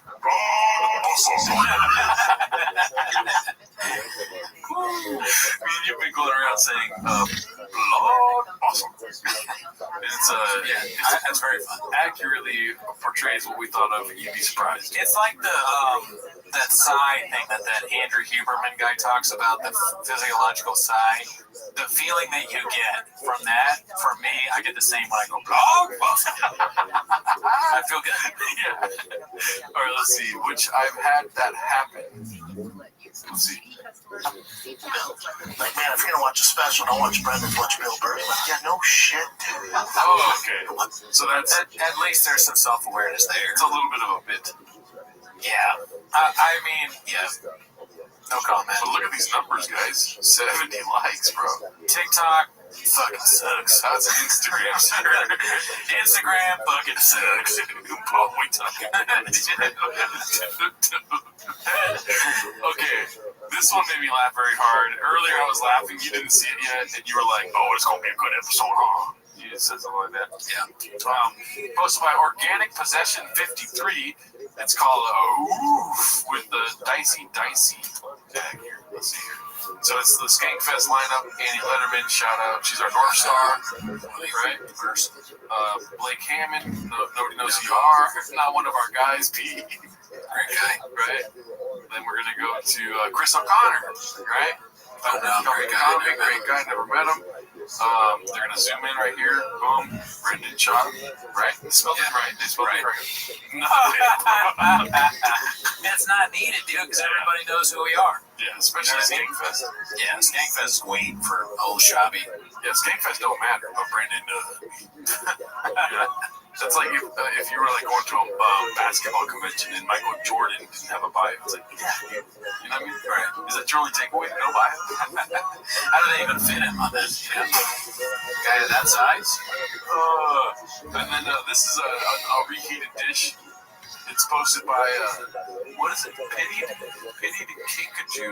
Yeah, oh yeah. Oh, I've read that before. Yeah, way back when.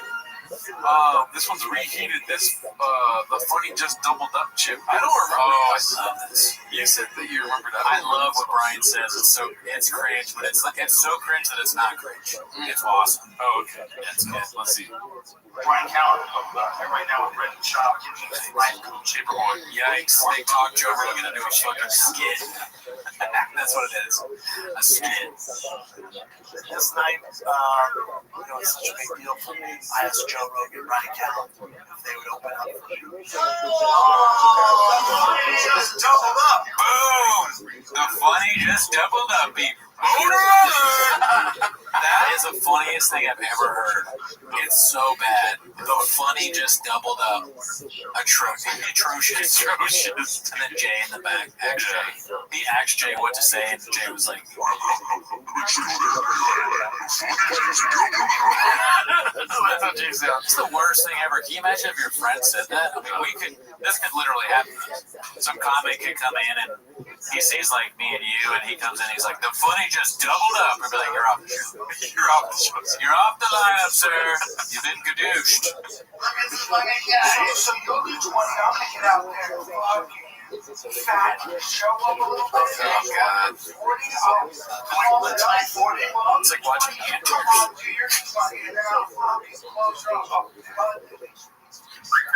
Two big, most responsible for getting me to this point. I like how you use the words responsible. I like how he wasn't just like, guys I look up to. He was like, these guys are responsible. That's the right word. Suck-ass comedy. That's the way a judge would describe it. The judge would be like Joe Rogan and Brian Callen in the courtroom. The judge is like, "You are the two men that are responsible for this." And the Grego copies on the screen, and you will be punished for your crimes. This is atrocious. In my years as a judge in LA County, I've never seen anything like this. You two are beyond the pale. There's no excuse, and I'll let the evidence speak for itself. Okay, Chili Rayon. I rest my case. The judge says I rest his case. As I have now become the prosecutor. Huevos. I was a judge, Joe Rogan, on trial for making run a shop. Yo, these chairs make this show different, dude. Yeah.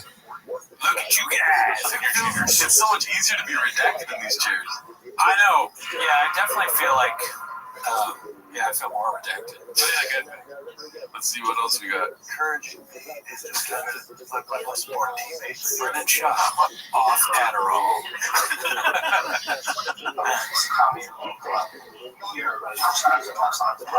Everybody's laughing. Dude, how fucking bad do you have to be at comedy to get advice from like some of our North Stars? It's so suck. This man sucked like worse than any other comic has ever sucked. Yeah, I wonder if he listens to any of the advice Rogan gives. Oh, yeah, he's probably thinking about dick juice right now or something. I feel like he doesn't listen because he probably has ADD. He has the brain damage, and he's just not like I'm sure he thinks he listens. Yeah, but he doesn't. Which is damn shame. If you're in the middle of the crowd, and there's 1,000 people around you. 1,000 that can do it. Joe Rogan loves that number, dude. He's a real numbers guy.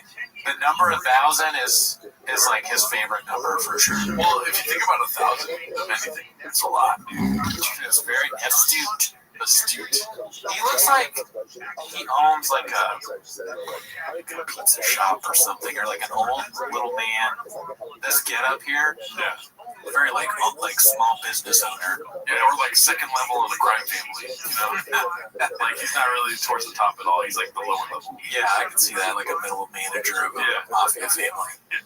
And it makes it super hard on your hands. So scared. Been on the journey with me or back then, they usually have a job. So we all have one goal to make sure this special turns out. There's no pressure. You just gotta be yourself and have fun. Special time. But again, I defend his use of the hat. Oh, the ridiculous one? Okay, so anything else about that clip, sir? Got nothing. I just love that. The funny just doubled out. The funny just doubled out.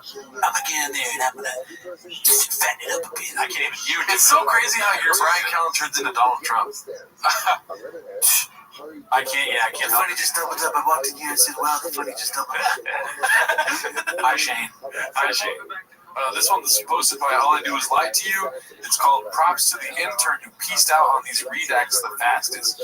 Now, I wasn't going to play this at first, but it's fucking hilarious, I think. Good thing BGL is blocked out. Remember back in the day when I used to have to block his face out? It took forever. Special time. Let's see.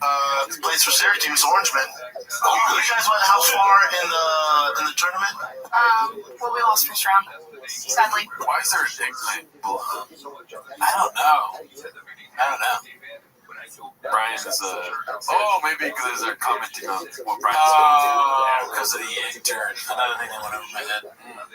She made it. But she went over my head, dude. I was asking seriously. Oh, yeah. Well, we tried yeah, dude. Teamwork. Bro, best brains. Why just leave one brain? You know what I mean? Yeah, hit home runs and catching balls. Yeah, I was on SportsCenter top 10. Okay, so I don't know who Shrimp is. I know Feet Woman or Foot Money. Oh, Shrimp. You don't know Shrimp? No. I remember talking about him back in the day, like in the early clips, I think. I don't know, bring up Shrimp. Is he just another intern? I can't remember. Okay. Yeah.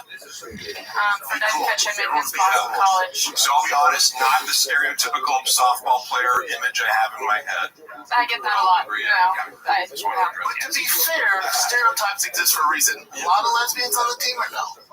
Yeah, 2 of my teammates are dating in a very serious relationship, like gonna get married, the whole shebang. And are they like the butch lesbians? Or? Yeah, one.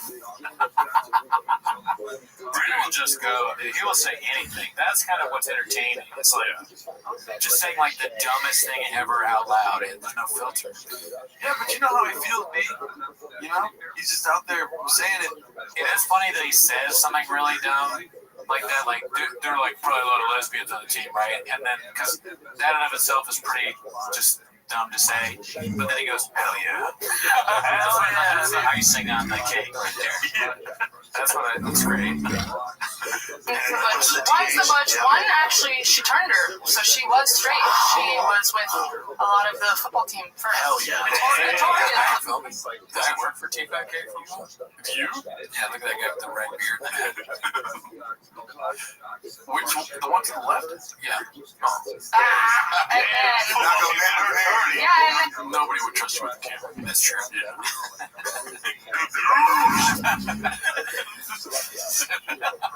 Walk right into that one. and decided she wasn't about that football team anymore. It wasn't about those linemen, and she turned gay, and then there you go. And now they're doing it. Why does anyone listen to this podcast? He's so horny, dude. He's so horny. He had dick juice back then, too. Probably. That's probably why the intern left. She was like, "Oh my god, the SEAL Team thick is crazy." I just joined the ass coalition without even knowing. Motor alert. Alright, so this one's posted by Technical Eskimo. It's called Brandon's Advice When Your Wife is Pregnant, but 9-month tours never be at home. Let's see this, dude. And I'll tell you what, here's the other thing. Girls are blaming on the pregnancy. Some girl might just be an asshole. Really? Yeah, Mike, listen. Your girl might be spicy. Spicy. That's what made me laugh. You know what spicy means, right? Not worth it. No, but it was funny. Yeah. The only advice I have for you, I just booked fucking city tours. I just booked tours. I was on the road every fucking week for 9 months. 9 months of a husband. Soon she got pregnant, I went, see ya. Because she was mean, really. Oh, yeah, mean. What'd she do? She was mean because you booked a 9-month tour. Yeah. That might have something to do with it. What came first, the chicken or the gadoosh, you know? And then he comes home and she's like, I thought you were on a tour. He's like, I canceled it because of T-ball. I haven't had the baby yet. She's like, please leave. Like hot Cheetos, rub her fingers in my eyes and shit. Oh, yeah, dude. Yeah, the fucking bitch. Oh my god, Theo knew it was coming, dude. Theo knew. Yeah, this is the beginning, dude. He was working on that great material. We get to see clips when it was being thought up. This must have been the day he wrote all the material. He just kept doing the same stuff. Good luck, bro. That ain't that bad. Dude, pick up a hobby like mountain biking and just be gone for hours. Yeah. Is that like a honeycomb thing in the back? The bee is spraying honey all over everything. Yes. That's crazy. So this is, does Brendan still want a girl? Yeah, not happen. She's almost as fuck. We try to stay away from Joanne and stuff. Yeah. I'm not gonna lie to you guys, my girl has damn it the same level. Absolutely. All the videos I post, I send it to his mom first so she can show Tiger. Or when I get home, I show him. What? I don't know. I don't even know. Anyways, that was a clip. That was one of the clips we've ever watched, right?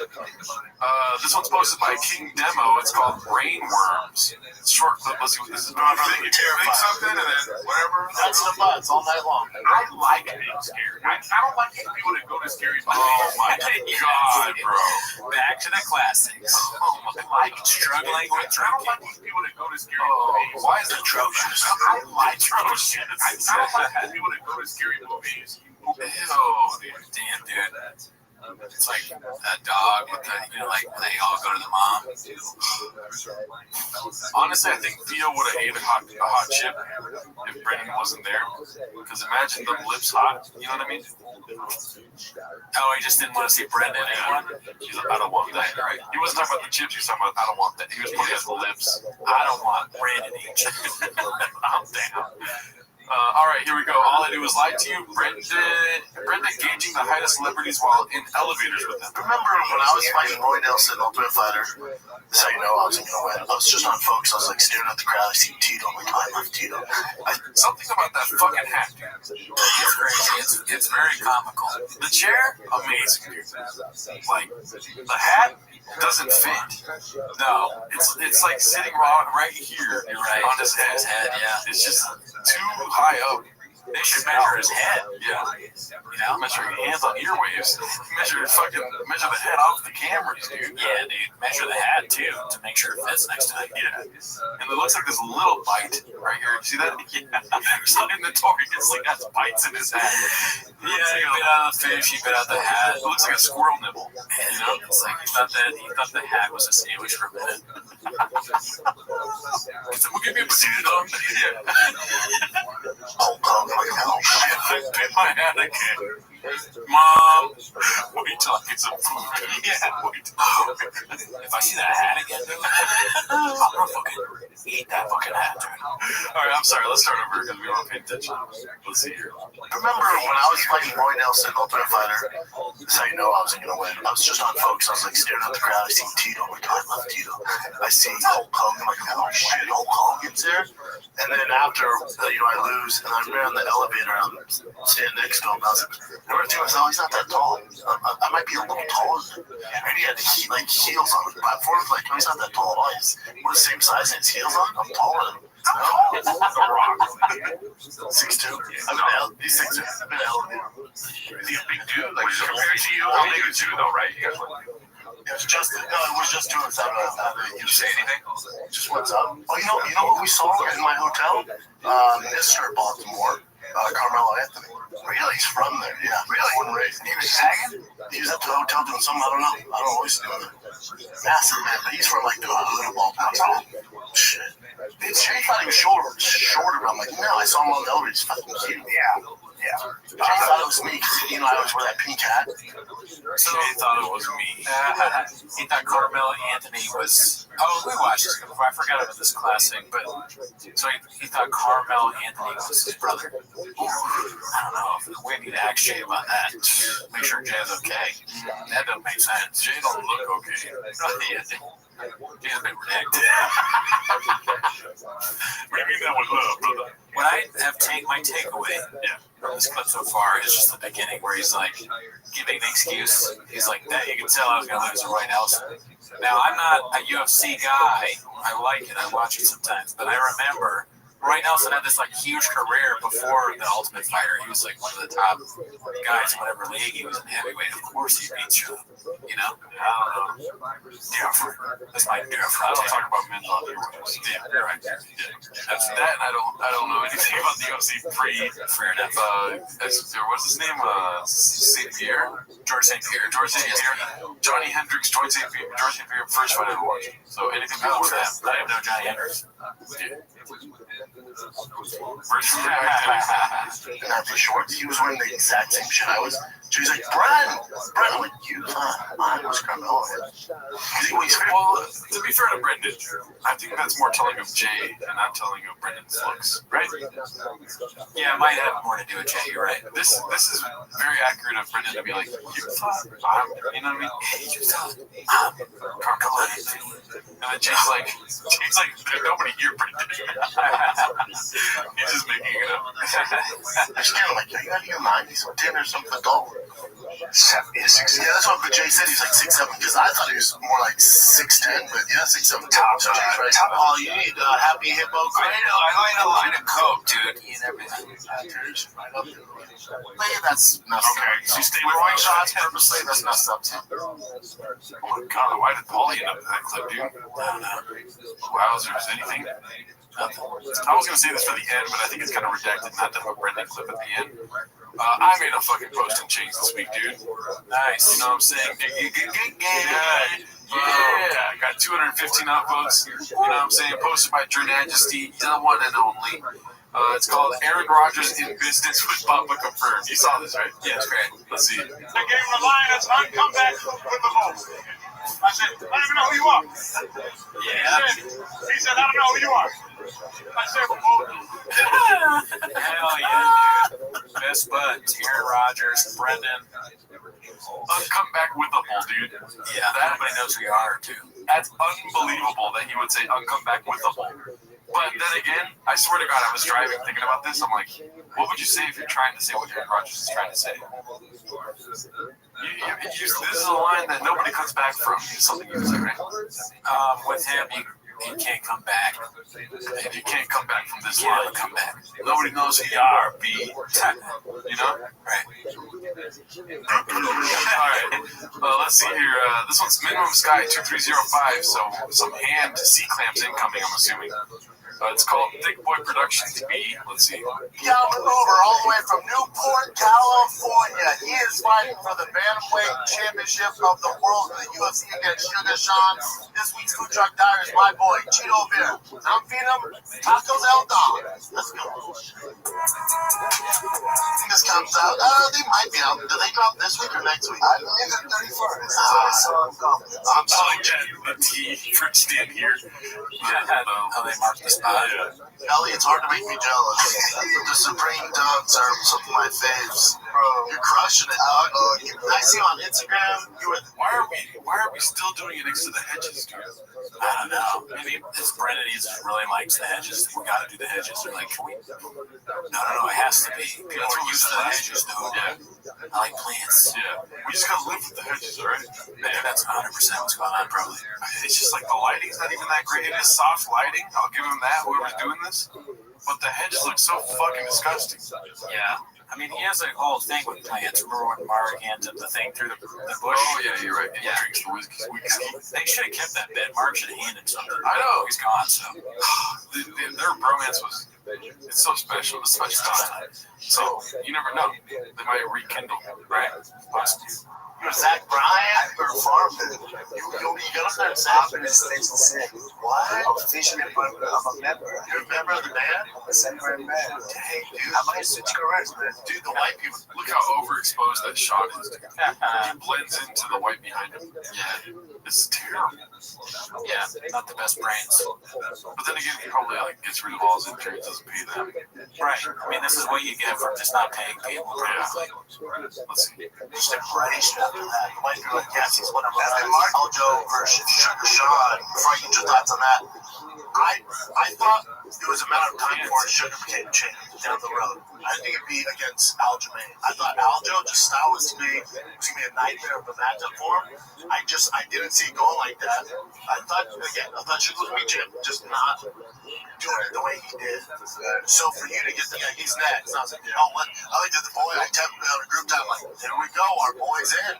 Like, when the champ wants something, they're going to do it. And the backstory there, you have a win. Bro, Cheeto hasn't said anything yet.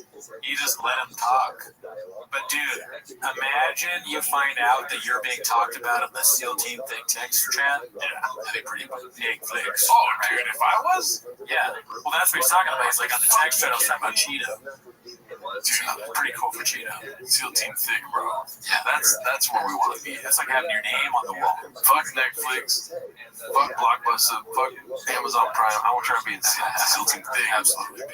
Get over him. I know he doesn't, admit to it, but you do have a win over him. You guys have this beef, so there's a good narrative to the build-up too. Right. Did we get to say anything? Right when he was about to talk, dude. Yeah, dude, I don't know. Food Truck Diaries, bro, not only being in SEAL Team Thick's text chain, right, being on Food Truck Diaries, yeah, that'd be only pretty freaking cool. That'd be awesome. Yeah. Because, we'll take it to Tacos El Pollo. I mean, he gets the big bro. Oh, really? Yeah. If he knows anything about us, he'll take us to Tacos El Pollo. And then he would ask for a botella de agua. This one's posted by All I Do Is Lie to You. It's called Baba's Professional Color Commentaries. Why his show ranks up there with the top dogs. Look at that Oklahoma Dodgers jersey. Oh my God. Why does he look so sad, dude? Always, man. He just gets, he podcasts too much. That white boy that works too much. Yeah. He's tired. The repercussion. Rose is a tough one. Rose, she's been gone a hot second. She's going up a weight class. It's not like she was big for the other weight class. She's come off split loss decision. Carlos Esparza. But remember, Rose, this is the same Rose that beat Way Lady. Everybody wants to suck her titties. Oh, Jesus Christ. It was so high on the tank. What's the sucking tits? It's so funny, dude. He says a crazy thing and it makes Chet laugh because it's crazy, but he thinks, oh, just landed a silly one. Good bit there. Better tap it again. Everyone wants to suck on her tits. But Chin's laughing like, oh, right in the timestamp, like, we're cutting that out, dude. And then he doesn't. And then he's like, oh, here's the timestamps. He's like, oh, keep all that. Yeah, those are all the things I prepared. Chin, I wrote that. We paid for those trips. All right, this one's called Careful What You Wish For Toe. It's posted by All I Do Is Lie to You. Let's see here, dude. Probably something more popular. Shit, on any given Tuesday, Dave Chappelle might stop me, correct? And then Chris Ross rock. Maybe he would make his comeback. I hope he does. I won't really say, people like, come on. You like, people watching you beat off. I mean, this word shit, come on. Yeah, someone has to do something much more horrible.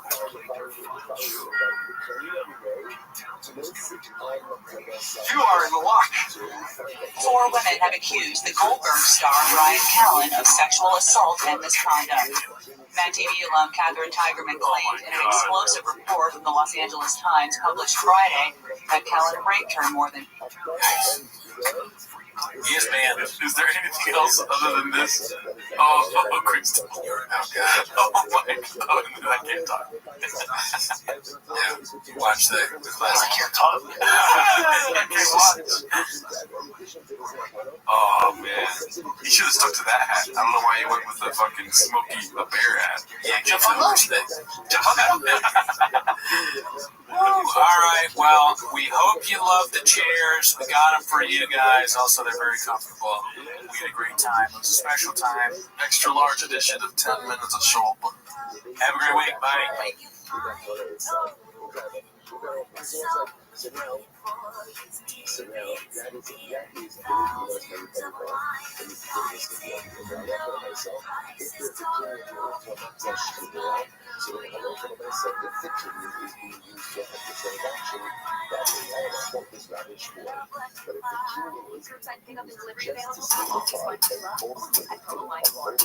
Big town's got its hustlers, red has got its bum. Just down the street got big shop to the drug walk, son of a gun. It's big and dumb as a man can come, but stronger than a G-Lou one. So when the band goes all together at night, you know they all call me Red Flop, just because. They say you don't talk the evil way, don't get insane, don't lie about playing in NFL, and you don't mess around with Brett, but you believe that's That's my favorite time of the week when you get to hear Papa try to speak. It's a surprise to me.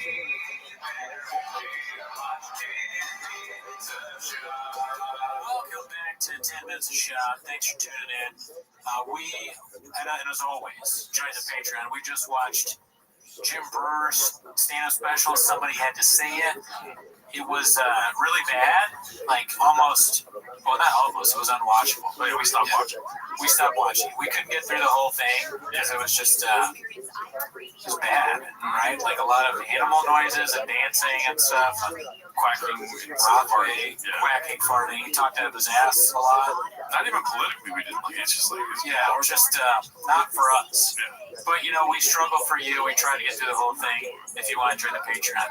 But anyways, that's not why you're here. You're here for, as always, 10 minutes of shop. So play the chain clip, start the timer, and alrighty, so we got it's a light week at Chang's. Gotta say, we usually have like 20 clips pulled up. Today we only got, 10? Yeah, well, you're a numbers guy. Yeah. Expect every once in a while the kitchen's going to be, maybe they're just making really good dishes. Yeah. It takes a bit more time to serve up the best stuff, you know? Yeah, you know, it's we're in the eye of the storm, as they say. Just when you think there's not a lot happening dishes-wise, Bob has something ridiculous. Well, employment numbers haven't come out yet, so we don't know. There's some unemployment going on. They got laid off in the kitchen. True. We wish them the best of luck. Joe Rogan and Shorty Pie.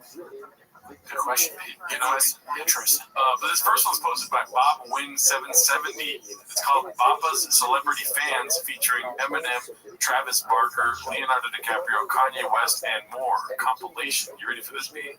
Yeah. Oh, and Eminem's on Instagram, Twitter, and social media. The way he mumbles through Eminem. It's great. Yeah, man. It's peak Shop. It's one of the best parts of listening to Shop because he played the audio a little bit before it started. And I started laughing, and he looked at me like, "What?" And I was like, "Oh, I just heard him go bam, bam, bam." But I didn't know he was talking about Eminem. Now I know it's even funnier. He's DMing. I had a thing with Eminem, right? I had a thing with Eminem, right? Oh, he's DMing me. Oh, okay. Right. Okay, so Adam Sandler. Sandler does the tough guy that does comedy, right? He was a fighter, and he had tears in his eyes, and he was telling me to stop fighting. Oh, exactly. He's so redacted that Casey Affleck is stepping in. Hey, you gotta stop. Pete. Casey Affleck gave him the speech that Ben Affleck gives Matt Damon in Good Will Hunting. My dream is that one day I come here and you're gone. We send to UFC. We're talking Manchester by the CTE, dude. Oh, look at you guys. Hell yeah. Very good. We for sure got a couple boner alerts coming up. We already got a little sneak preview of a couple of these clips. All right. Let's see what the rest of this one has, though. You don't need to do this, man. You have so much going for your smart kid. But I didn't recognize that first. Like, I got him because I got him. So I was like, Adam Sandler again. I wasn't sure if it was Adam Sandler, the most famous comedian of all time. Then I realized it was, and he loves me. You know what's so funny is Nick Swartzen is like Adam Sandler's best friend. One of them. Oh yeah, he's like one of the guys. Yeah. He's looking at Papa like right now, like you don't even know how much shit this one has on TV. Looks like he wanted a Bender and Shop bringing up Adam Sandler's and making it harder for the focus. He's more hungover. Yeah. And he came up to me. I was at the Comedy Store 2 nights before, and I think he was around then. He came up to me, he was like, "You're that funny guy that kicks ass."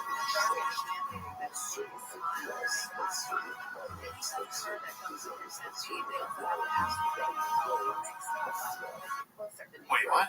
He's saying that Leonardo I did it in my special. We know, because we watched that on Patreon, too. Yeah. Another hard one to get through. Yeah, but it was very hard. Actually, I wasn't looking forward to it. It's just like so upsetting how hard it was to actually watch. Yeah, it wasn't like the Gringo Poppy where every time you watch it, it's immediate joy. Yeah. But you know, Mr. Whole Foods, there's nothing like that. Yeah. Other than Asian as shit, which...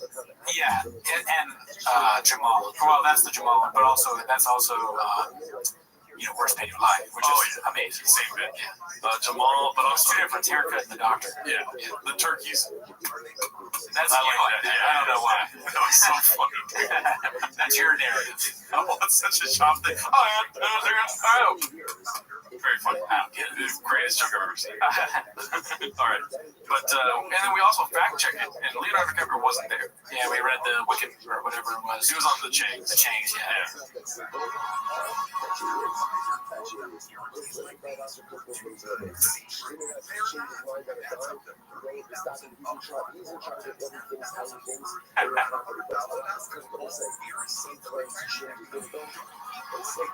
I go to SB, like super.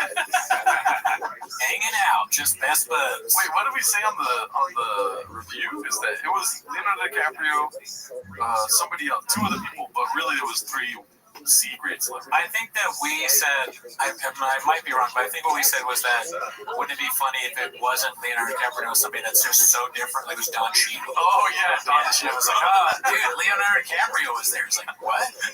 That was Don Cheadle, dude. You remember War Machine from Avengers?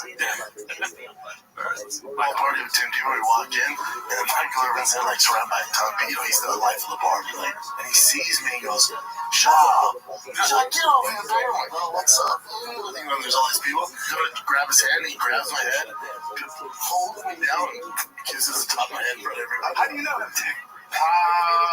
We did the tournament together, the charity tournament together. I still fucking. Oh my god, dude.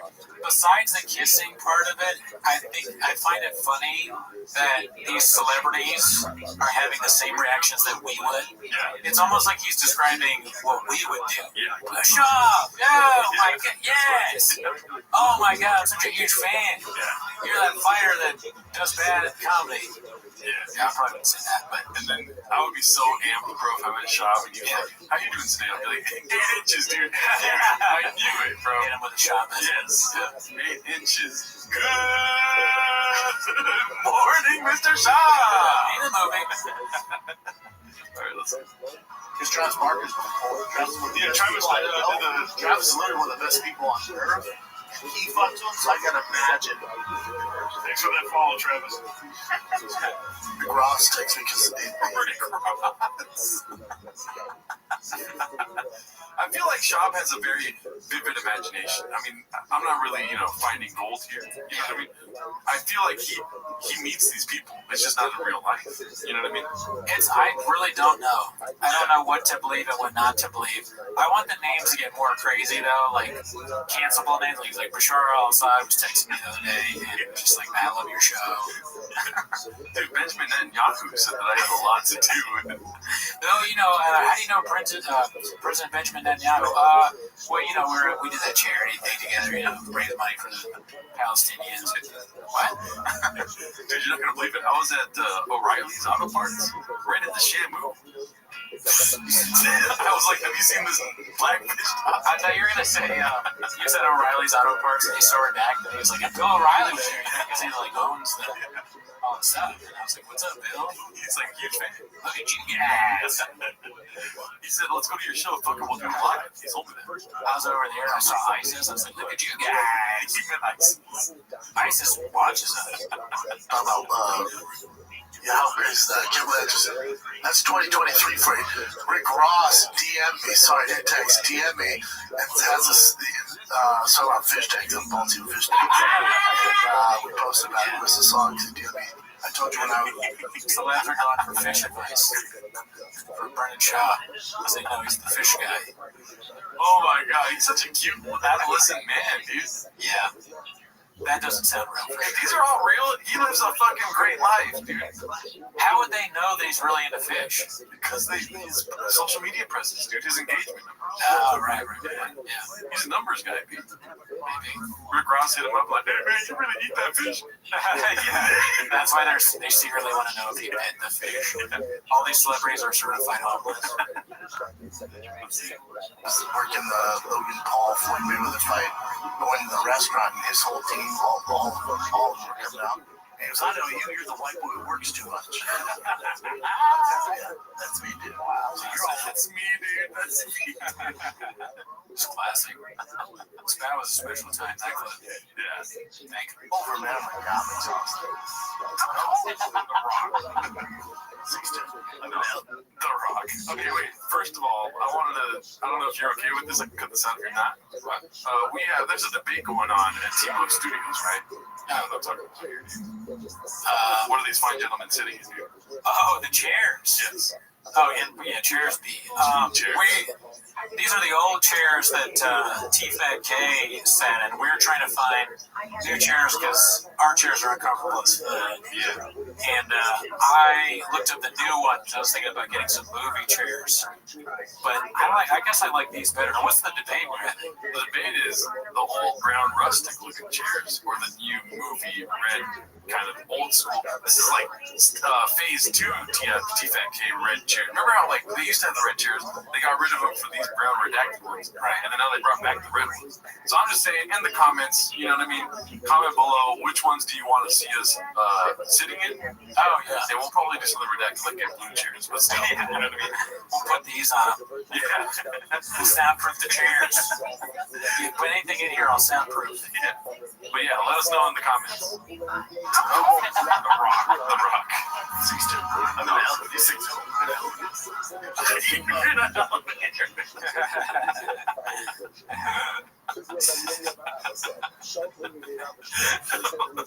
Chris D'Elia is like, I just don't play. Yeah. Oh, really? Just do it. Did you say anything? What's up, The Rock? big fan of him. He's not sexy. Oh, that sounds weird. Yeah, the phone's Oops. Oh, so this is T. Lawan. Which one is it? The one on the right. Okay, the one to the far right is T. Lawan. Yeah, and then the other one's Compton. Will Compton. Yeah, okay. T. Lawan got a shout out in the Timo song, dude. Yes, he did. Oh, yeah, dude. Yeah. You go on TFNK, make one of the songs be maybe. Oscar party in casinos, so there's no cell phones. I've been to those parties, and Will Smith asked me if I did private training. He did. Will Smith was like, "Hey man, you're the reason why you punched my face." What's he love that training? No, I didn't train. You're the reason why Chris Rock. No, I didn't train with him. I didn't train with him. Take him up on it. I get different vibes. Dude, I know. I'm a one-track mind kind of guy, right? Those fucking chairs right there, B. You know what I mean? Those are fluffy. I mean, they look comfortable, and movie chairs traditionally are, comfortable.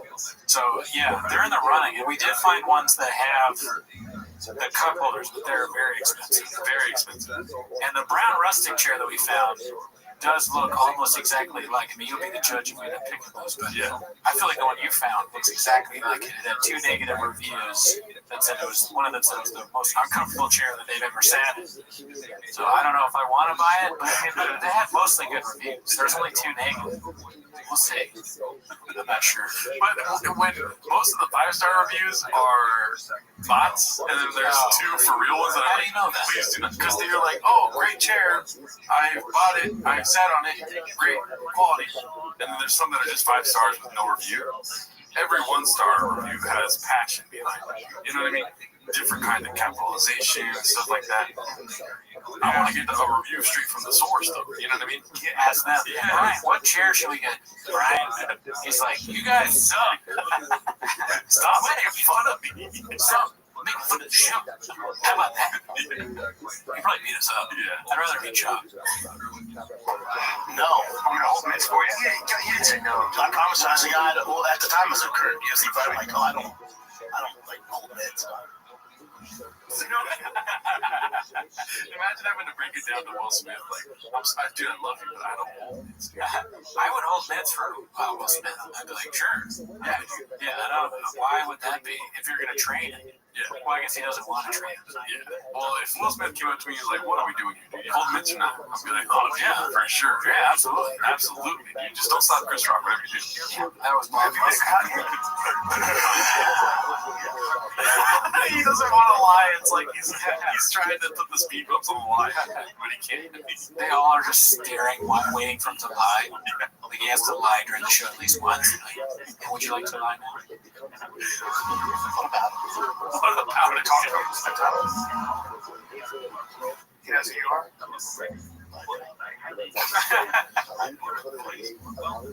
Okay, that's how you said that. Right? Change of the narrative. Interesting end. What do you think is happening behind the scenes here? Because that last one is there's an obvious difference between all the celebrities he named and then Kanye West, with Brian being somewhat more. You know what I mean? Yeah, you got the best brains. I didn't say it, but now that you say it out loud, yeah.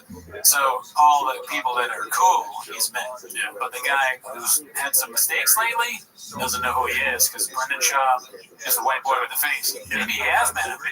That's what's the truth. Like the only one he's met is the guy that's going out there talking about Jews. I didn't want to say that. But that's not what I meant. But yeah. What did you mean? I meant like I feel like Brian Callen is like, oh really? You met? Listen, tell me what you think about Kanye. You've met him, right? Kind of like, because there's so much evidence of him making these celebrity encounters. Oh, so Brian's being a little bit changing. I said it probably 30 episodes ago, dude. I don't get that vibe from Brian at all. I don't think he wants to kill people at Jake's probably. Oh, okay. Yeah. Well, you know what I'm saying? I'm the devil's advocate, dude. Or however Sean would say. All right, let's go to the next one, man. These are the most popular clips of the week. Shout out to Haphazard, dude. He's got one of the most popular clips of the week. Haven't seen it yet. One of our guys. Yes, one of our guys. Great guy, never met him. There is an interview with him on the Patreon, though. Yes, there is. This one's called Chris Realizes That His Co-Host Does Not Understand Comedy. Let's see. No, but the thing is, look, if the story is so outdated, then make a new story. But not called Snow White. I know, but it's like there's nothing wrong with like We like there's some sort of color snow brown, honestly. Yeah, exactly. Snow black. That could have been cool. Snow brown. That's what I'm saying. Snow brown. Snow black. Snow black. Snow brown is better. Don't make the joke worse by tagging it worse. Well, no, you want snow black. Why? Because explain why. Because you want it healed.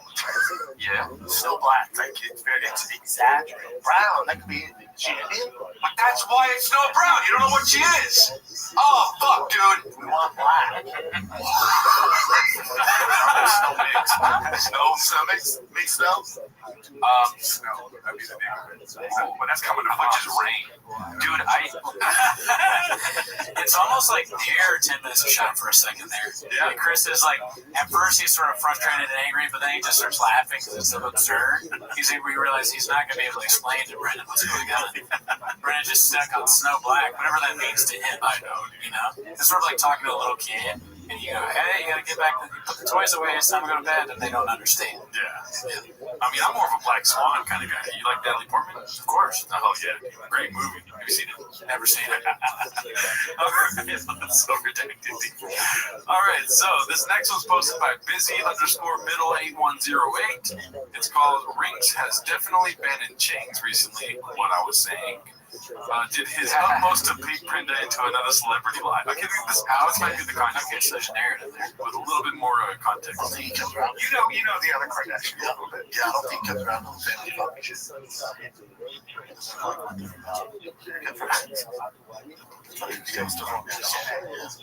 That's also that's stress now. Do you know if you met Kanye? What about him? Have you talked to him? Spent time with him? He knows who you are?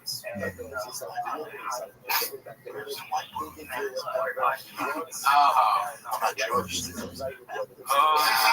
up for a bad joke. There you go. New stand-up bit. Oh my God! Watch it, dude. I mean, I didn't catch the first one. He does say yes at the beginning. I didn't see that. But the way he says it, it's kind of like we talked about this. I'm gonna always say I met whatever celebrity comes out. He's met everybody, and he's a very famous guy. Right? You think that bit could be funny? Which bit? Like every episode of Raccoon Tweeties, we just talk about a celebrity we didn't meet, like we met them. You know what I mean? I don't understand. Exactly. Why does Shop do it? No, well, like let's say on Raccoon Tweeties, I'm just like, oh, dude, Justin Long stopped by the apartment yesterday, dude. He told me he's a big fan of Raccoon Tweeties.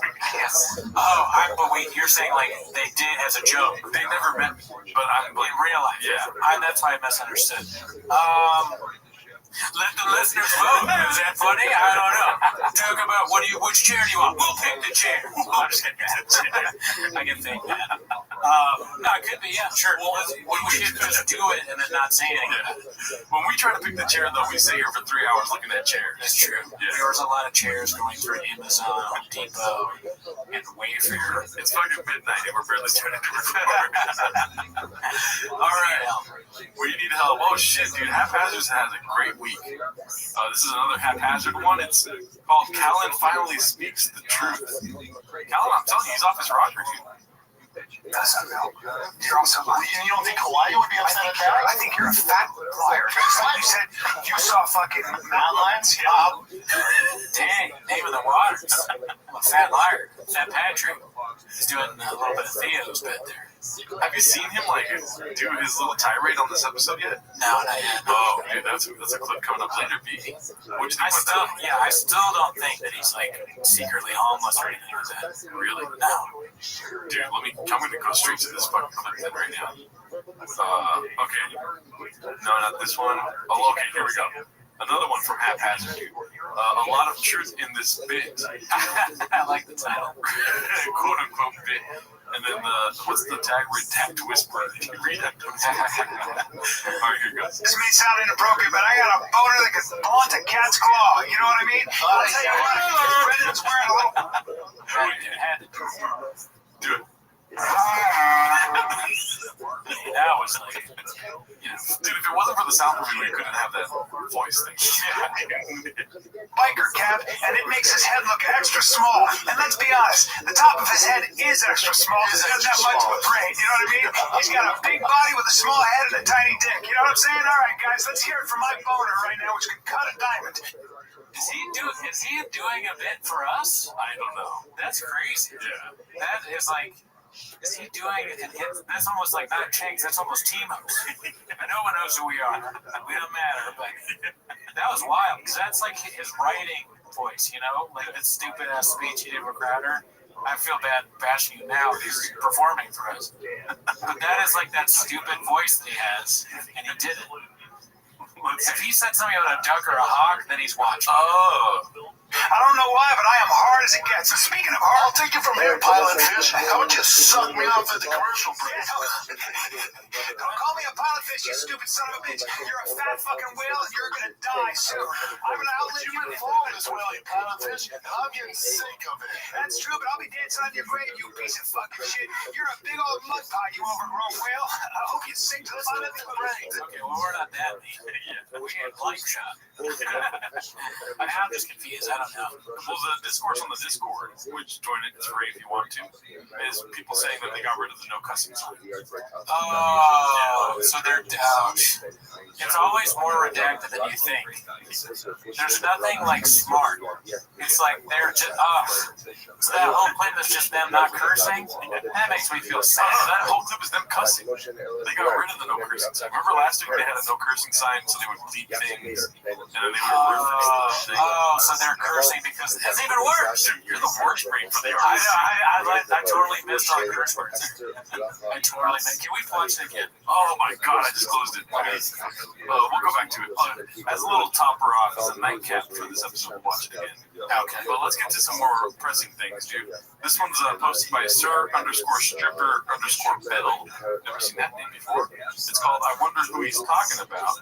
Most likely probably. You remember this was like a month ago or something like that? You texted me, or I texted you congratulating you that for the club opener. It was like right around when it opened. And you texted me back, I can wait for you to come see it. I think you meant to say, I can't wait for you to come see it. I thought there was something so funny about just texting me. Like it was, if that was your way of telling me you don't want me at the club. I can wait. I can wait for you to see it, actually. Oh, that's hilarious. It has been a problem. Some of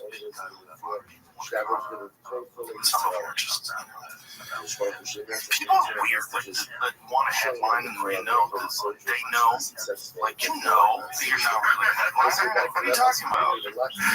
Oh yeah, this is like an old spicy dish that got served, right? But I saw it on the Chang's, like, but yeah, classic. Obviously talking about Babasito.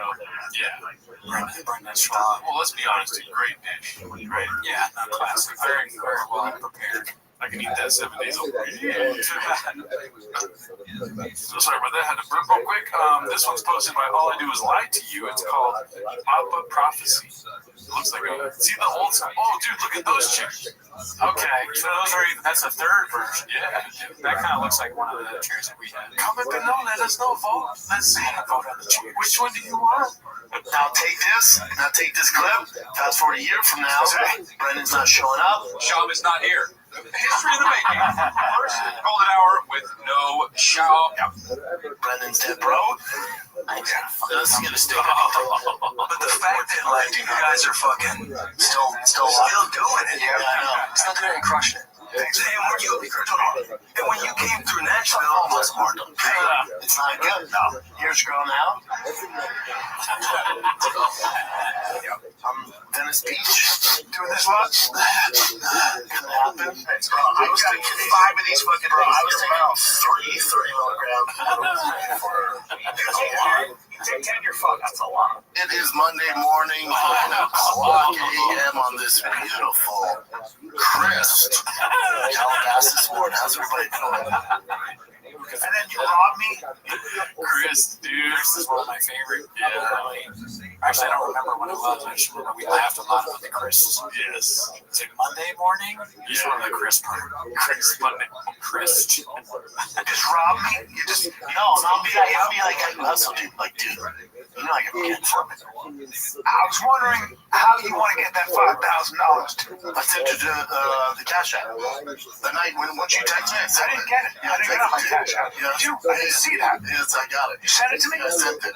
Now there's a limit on it. She's gonna come in. That's what I mean. Now here's the problem. Do it. I need. Listen to me. What did you send me? Because I don't like getting paid in increments. Well, the juice is running. And here's the thing. You're trying to do double or nothing. That being said, you want to bet on it. You want to bet on it. I'll bet you. Again, it's not that bad at all. You want to bet $1,000? Sure.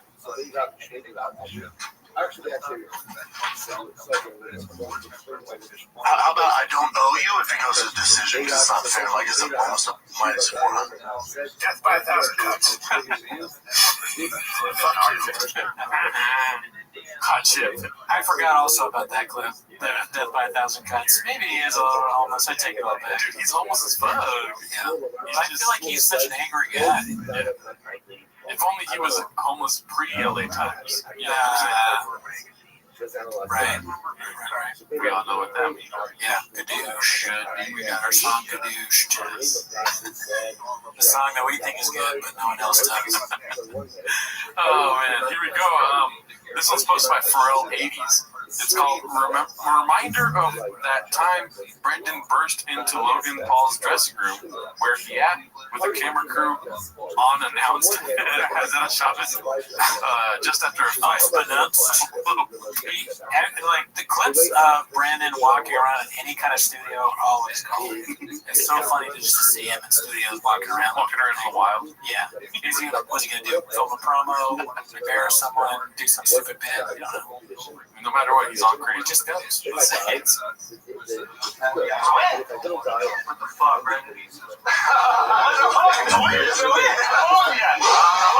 It's not. This fucking greater fucking alien. That's what he said. Here's what's crazy about it. So the first 2 weeks going out, that 4th, 5th, and 6th, that's the best ads for the jobs. Unreal. Alright. You guys are still on. This is what you want! Oh, it's not even the studio, it's a boxing. Yeah. It's after one of his fights. They have to flip me with him. Brandon was there? I guess. Let's be honest, dude, he was definitely there. And it says after a fight. I'm really not listening. Yeah, what's the matter? I think that headband is cutting out the circulation in my brain. All right, let's go to this one here. Oh, Minimum Sky 2305, he's back, dude. With the Flair Thick Boy Squad, Thick Boy Nation. It's all Brian Walks Off. Let's see what this is about. I'm gonna tell him to shut the fuck. It's very funny. Who the fuck? Why? You fuck cops not letting people leave. No, this guy is having a fucking Brian is cool. Yeah, 100%. Okay, bye. Have a great day.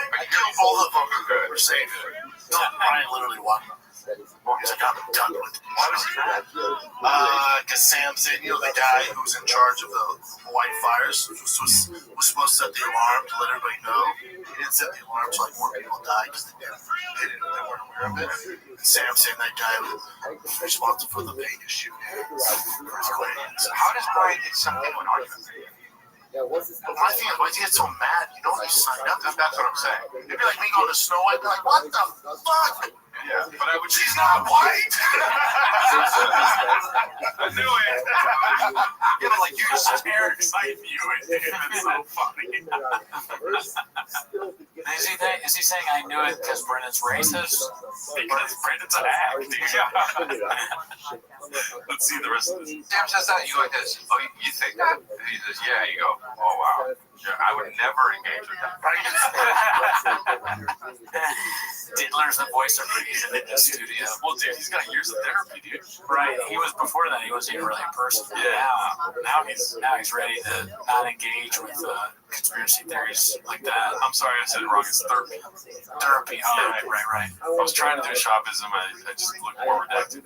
That's pretty crazy, right? I can see myself that happening to me. If I get into an argument, I might get too worked up and be like, yeah, and then I'm at the end of it, I'm like, God damn it, why did I engage? Yeah. But yeah, no, that's actually one of the most normal things I've seen Brian do. I mean, dude, why is this week so Brian heavy? I don't know. That's crazy, man. I feel bad for the cat. Just like a cyber attack or psyop to make the show worse. Not just Brian, it's this goo. It's just like, it's so crazy how pissed off Brendan is. Obviously. I'm gonna tell him to shut up. It's very faint. Who the fuck? Why? You fuck cops. No, it's a shut the fuck up. No, this guy is having a fuck. Yeah, that's crazy. Ridiculous, bro. Anything else? No, I mean, that's a crazy conspiracy theory. It's wild. Yeah. You walk off because you believe it. So. Fuck yeah. All right, let's go to the next one. Minimum Sky, great chef, dude. Never met him. Yeah. All right, this one's posted by Ryan Joseph 82. Is he one of our? Yeah, Ryan. Sometimes he's on the live chats. All right, one of our guys, dude. Eric Griffin is not a fan of Shop's new haircut. This one's it. You have a weird fade right now. Yeah, the nerve to talk about hair. Okay, bro, that shit looks like you go like this at night.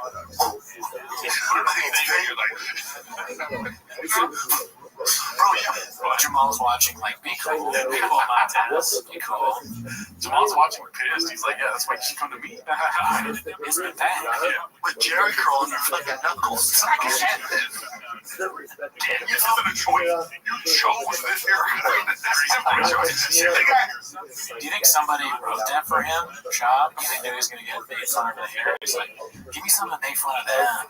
He probably has a delay thing too. Yeah. Are you a man with hairy knuckles? No, huh? I'm hairy everywhere else. Yeah, but not. I guess not the knuckles. I didn't look. I didn't even know.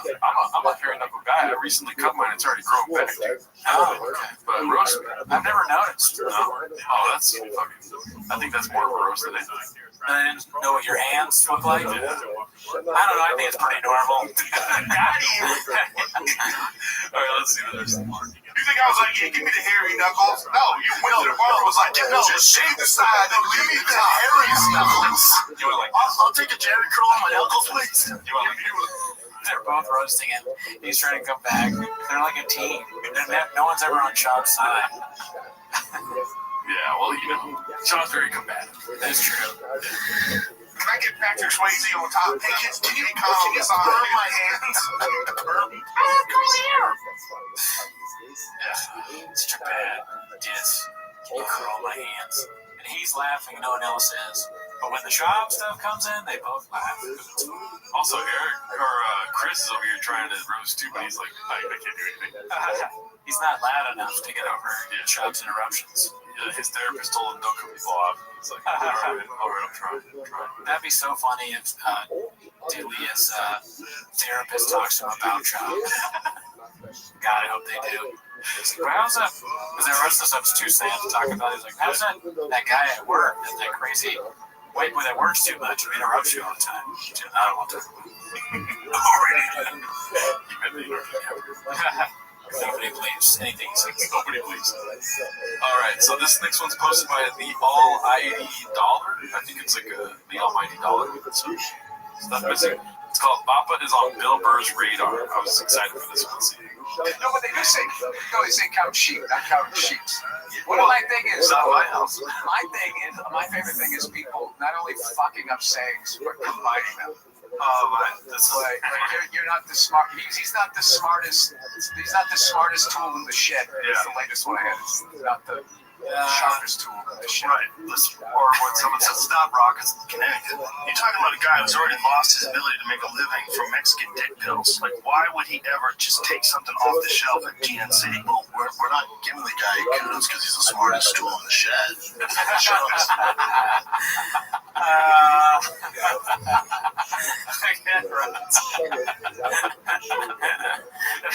He's so happy. He's like, yes, another hilarious thing. ridiculous friend of mine has said to me. What is it? The smartest crayon in the box, or is it What a sharpest tool in the shed. no? But the other one he's mixing too. The smartest kid in school. I don't know. We're just redacted. We're like one level less redacted, dude. Yeah, let's see. The smartest tool in the shed. Oh man, I can use that with you all the time. I was like, are you into Brendan's? Yeah, you know, you'll be the smartest tool in the shed. I mean, definitely on some of the clips today, that would be accurate. Let's see. Sharp. That's what I said. Smartest tool in the shed. Well, tools are smart too. That even sounds like something I would say after getting it wrong. Like, tools are smart, trying to save myself.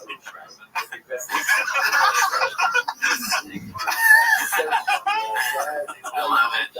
Yeah, no, I mean, that would be amazing if Burr knew about this. Yeah.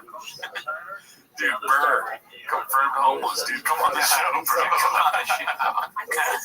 Come to the east side, Billy. All right, so this one is a picture, but I thought it was hilarious. It's posted by Khabib Time, and it's John Africa. It's a picture of John Jones and Brendan Shaw. So does John Jones know about the John Africa thing? Probably, right? Got to know about it. Because his face, when he's smiling like that, he's almost like, It's like, you know what I'm saying? If I were him, I would love this picture. I would look at, like, I finally got a pic. You know, look at, he's the guy that called me John Africa. Yeah. You know, sitting all my friends, and everyone's like doing the happy, or the laughy face, Skull emojis. the skull emojis. Yeah. Dead. I think he has to know, right? Because it's the interview with Mike Tyson. And, like, And Ngannou, yeah. if there was an interview with Mike Tyson and my name came up, I'd be like, oh, I gotta check that out. Oh, yeah. You know what I mean? For sure. Yeah. Plus, he was going to almost fight that guy until Francis left the UFC. Yeah. Yeah. I mean, it looks like in his face, he knows. All right, let's go to the next one here. This one's called They Are Sure to Grow Their Audience with Content Like This. Dude, Haphazard's all over the sub this week. Shout out to Haphazard. Let's see this one. Yeah, insane. That's insane. All Alright, let's Oh, we're gonna go far. Look how intense he is into this discussion with his hands out and everything, and he just goes from that to this. insane. That's insane. Alright, let's move on from serial killer talk. Sorry, everybody. How many times is sorry? Stop drinking all those Rain energy drinks, dude. Dr. Pepper. Yes. There's a curveball. Diet Coke tonight. I know, dude. I just re-upped on my Diet Coke, and he's not drinking it anymore. Also, where are the shoes? Yeah. Where's your favorite shoe? I mean, did you notice the shoes he was wearing? No. All right. Where's the shoes? Here's the colors. Red, green? One of them was red. No. Green, yellow, fucking, I forget. Oh, it's yellow. Like, He does do a lot of yellow shoes. let's see this one more time. One of the clips is where no, it's like red, green. Oh, green and red. You're right, dude. I'm protected. I can see it here. Yeah. That's Together. It's almost a show. You forgetting the color of the shoes is not as redacted as me just straight up not listening to the title and then thinking they're somewhere. Getting the no cussing sign. Yeah, literally listening to cuss words and not hearing them. Alright, let's move on from serial killer talk. Sorry, everybody. We got PP. I'll take over. I'll keep it going. What are we doing? Are we rolling still? You want? Let's roll. What are we doing? The show's still going on? If you feel like it. Dude, you want people to watch this shit besides homeless cats and me and Gerardo? Get a grip. Strap the fuck in. I'm not gonna lie, dude. I watched the whole episode of T-Fat Kid this week. Oh, yeah? Yes. This one? No, I don't believe it was this one. I watched the one where they were talking about shops street getting flooded. Oh, from the Hillary? Yes. That sounds like a lie, too, doesn't it? Yeah. There was not a lot of flooding in the Hillary. If you're going in Los Angeles, most parts of LA didn't get it too bad. My girlfriend did have her car flooded. Her car smells like shit. Yeah, that's, I mean, she was farther out. We won't say where, obviously. East, yeah. But he was talking about how his street got flooded. And then Brian's like, well, come on, it'd be cool, dude. Like, Hawaii's on fire right now. And then Brandon said something to the effect of, like, well, Hawaii would, like, feel for me, be empathetic for my street. Something like that, I forget. I just had it on the background when I was playing video games. Yeah.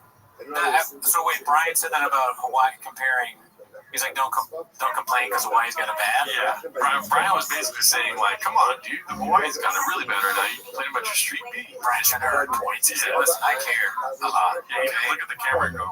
He goes, Afghanistan. What's the word? Honolulu. Maui. The banyan tree. Yeah, he cares a lot. Yeah. Honolulu, I probably cuss a lot. I don't know. Israeli Hawaii. Hakuna Matata. He brings in a guitar. All right, let's see the rest. What else we got? Do we have any current events? Or what? By the way, while we're talking, everybody, and you're listening to this, you're in San Antonio, anywhere near that, you come out to the LOL Comedy Club. Because I'm bringing heat. Wise Guys number 1 and 2. I had my son do a promo for me. Saw it there on Instagram. Yeah, watch it. Go to my Instagram. He's eating, he's talking about a show, and he says, go to my Instagram. That's crazy. But I have a show on the 16th at Fourth Wall. Oh, you do? Yeah. Oh, you're not going to piss right now, dude. I fought. You're reenacting me. But I do have a show. You do? On the 16th. Oh, I have a show, dude. I have a show on September 23rd. It's going to be a fucking dope-ass show at Studio M. Hell yeah. Easy Mo Podcast Live. Oh, yeah. I've been on one of those. Yeah. It's a little crazy there. Oh, yeah. Oh, yeah. Cheap drinks and good stand-up. All right, so, relative good stand-up. Let's see here. This one's posted by Haphazard. Oh, dude. More than 50% of today's clips has been haphazard. And he's really a numbers guy. He's one of our best, one of our guys, I think. Hit him with one of them, dude. You like these clips, dude? You like them?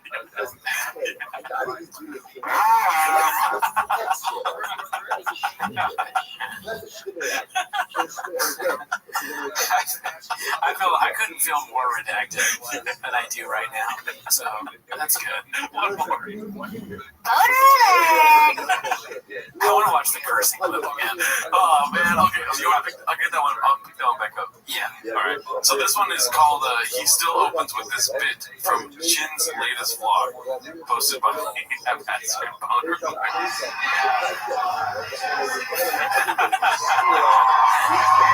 What's going through his mind right now? I'm gonna crush it. I'm the best ever UFC guy to try comedy ever. Boner alert. What is Mr. Whole Foods stick it. He's just like saying his stupid lines in his head. Chili rayon, carne asada. He practices the words like we do our songs, like he's memorizing and stuff, so he can do it in one take. Sometimes a week. He's standing behind the curtain going, oh, look at who's dipping these nacho cheese, dude. Ready, deck. Let's see.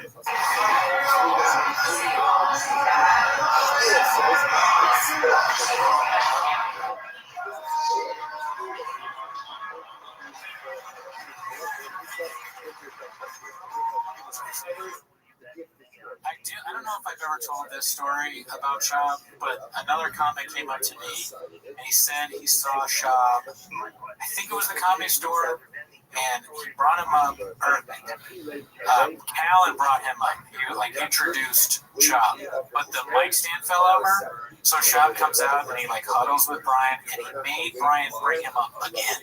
What? Yeah, just to pull up the mic. He's like, dude, just pull up the mic stand. I don't even know if Brian, to be honest, but he's like, put the mic stand up. So they're introduce him again. They're like, all right, you guys, Brendan Shab from the TFK or whatever. Isn't that crazy? Yes. Why would you care that the mic stand fell there? I will say that it's one of my pet peeves when a host doesn't put the mic in the mic stand and hands it to you, right? But no, it's not okay. You just deal with it. You don't fucking stop the whole show and get it back up there again. Yeah. I'm just saying, devil's advocate.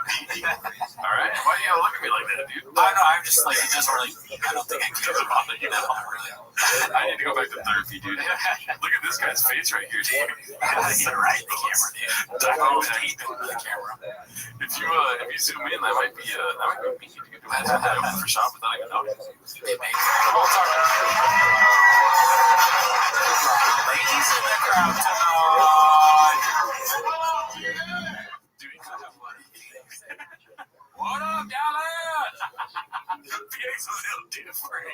Phoenix is a little different. If he does that, that'd be amazing. He should do that every time because that would be so funny for the cats. Really love that. That'd be amazing. A combination of that. Yeah. That's the guy, dude. That's the guy that's having the worst night of his life. From the clip that someone posted on the picture that someone posted. He's like, I can't believe I'm here. I thought that, who did he thought it was someone else? I thought this was Brendan Cooney. I wish. No one knows who I am. Or am I who I are? He looks twisted. This guy's all about it. Oh, so I think the gang size sequence almost. Yeah, almost sequence. He's got both pistols. He's with this little Mexican right there too, dude. This white guy right here is not digging it at all, bro. No. Look at this guy staring at the kid. That guy is for sure on Jinx. That guy looks like he freaking created Jinx. That's all I do is lie to you, bro. That's all. We found him. Ever heard of him? He's drinking on the job right now, dude. It's all almost. Like that's haphazard. He flew from Canada. Haphazard is somehow a Latino man. Unlikely after interviewing him. Minimum Sky. That could be haphazard. Yeah.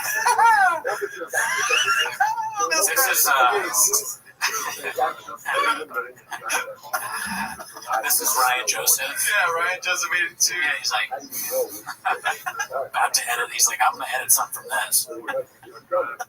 This is all I do is lie to you. Black guys, all I do is lie to you.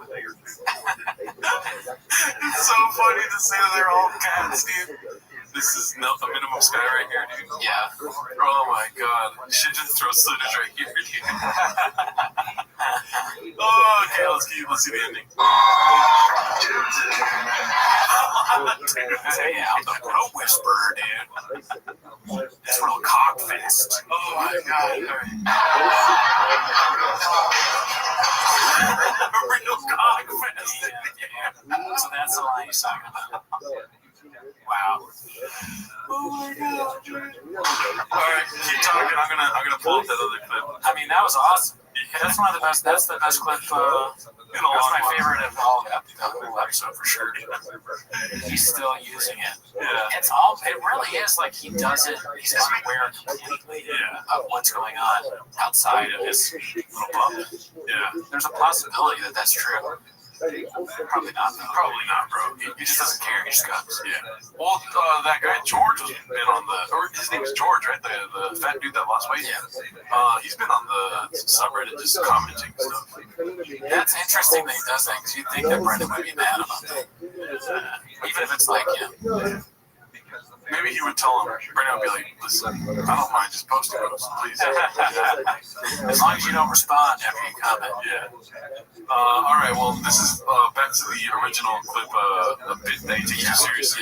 Let's see what this is about. It sounded inappropriate, but I got a boner that can belong to cat's claw. You know what I mean? I'll tell you why. Because Brendan's wearing a little biker cap, and it makes his head look extra small. And let's be honest, the top of his head is extra small. He doesn't have much of a brain. You know what I mean? He's got a big body with a small head and a tiny dick. You know what I'm saying? All right, guys, let's hear it from my boner right now, which can cut a diamond. I don't know why, but I am hard as it gets. And speaking of hard, I'll take it from here, Pilot Fish. Don't just suck me off at the commercial break. Pause it for a second. Yeah, they didn't cut. So I feel less redacted. You know what? They did say dick. Yeah. And they said boner. I guess you maybe don't. Boner, suck, dick. You know what I mean? Suck dick, yeah. So but this is like, I think that they're right and you're right. Yeah. But that's such a childish thing to do. Like, oh, we can curse again, so let's do loud, goofy curse voice. Yeah. That is like, that's the main issue, the problem with their show is that they would do something. Yeah. It's so bad. It's terrible. Listen, I want to say that thing. I think they do what? Hey, Pilot Fish, you stupid son of a bitch. There we go. There we go. All right. So, yeah, I mean, I still feel redacted, obviously. I would anyways, but I just wanted to... I mean, the amount of cursing that there wasn't, I feel redacted. You know what I mean? Since I didn't listen to the title and I didn't know the clip, two clips in a row, my brain went to Brian is like thinking about it because it's like the beginning sounds like he wrote it for us. I still think that, but then it's this stupid bit. Really, man, if you just think too much about this shit, you get so stupid. Oh, maybe that's just me. Yeah. I feel really dumb. I agree in saying yeah, but I don't mean yeah. I think it'll be hard for you to reach that level. It's like reaching nirvana. It's like a Buddhist thing, but I'm becoming like a full-on redact. Yeah. Like, I was dumb when this started, and I'm even more dumb now. Yeah. But you, like, are sort of like zen about it, maybe? Like, I don't know, it hasn't affected you as much? Oh, it's affected me, dude. I'm watching TFK at home. You watched a lot of this of yourself. And it's not in any of these clips. You didn't do anything with it. You didn't, like, pull anything. You just watched it. I didn't even do it on Earwaves. Yeah. You're a fat fucking whale. There you go, dude. Yeah, this is for sure the cursing. I mean, I thought that already because you explained it to me. You're gonna die soon. I'm gonna outlive you and fall this whale, you pile of fish, and I'm getting sick of it. That's true. Dude, what I don't understand is why they're cursing all the way at the end. Like, if it's the bit that they have pre-scripted or pre-thought out, they waited all the way to the end of this. I guess it's a clip that's been edited, right? But, like, why wouldn't you, and why does he keep not cursing? I think, the speculation is that they're like, they went a week with redacted no cussing rules. Right now they're like, let's get back to the old TFK. My dick can cut diamonds. Boom, boom, boom, boom, boom. You're a fat fucking dude, dum dum, this and that, whatever. Their word doing a bit voice is real stupid. Yeah, they gotta rethink it.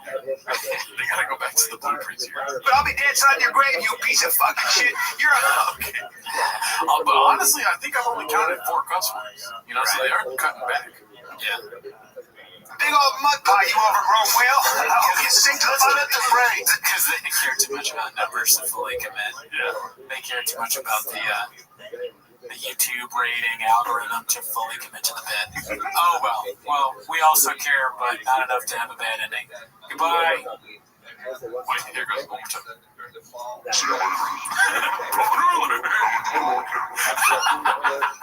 When Gulf moisture comes up and collides with it, we see these November gales of beautiful plastic storms in September, October, November that have taken out, hundreds of ships since the 1800s. But once you get it done, the most important part is the one you need now, and the best partner is the one who can deliver.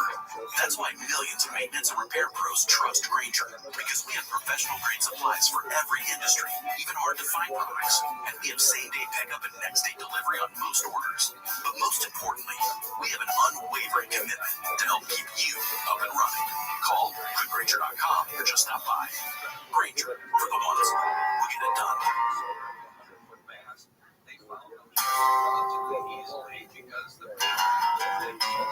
Bobby Lee was his name, and he served on the Latin chain. To bring this evidence came, they dug up the truth on him. Back then you'd be surprised, we was always a special time. But people real, Gringo and Phil, it's a time I remember oh so well.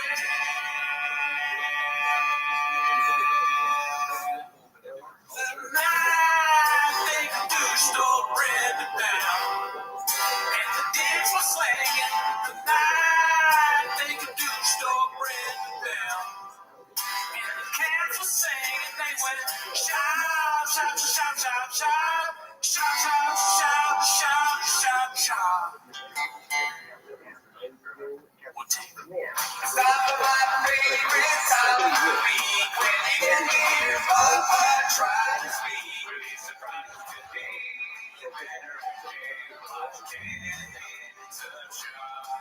Welcome back to 10 Minutes to Shop. Thanks for tuning in.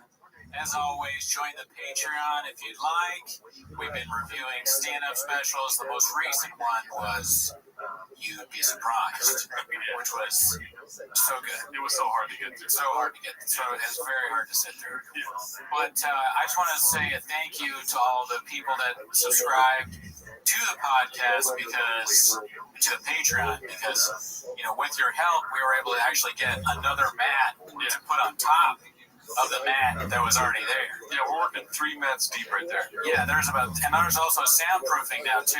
Yeah. It's very hard to afford a podcast studio, so we're building it up. We're trying to build up the ground that everybody walks on, and we got the soundproofing thing. So this is going to help out a lot with the sound.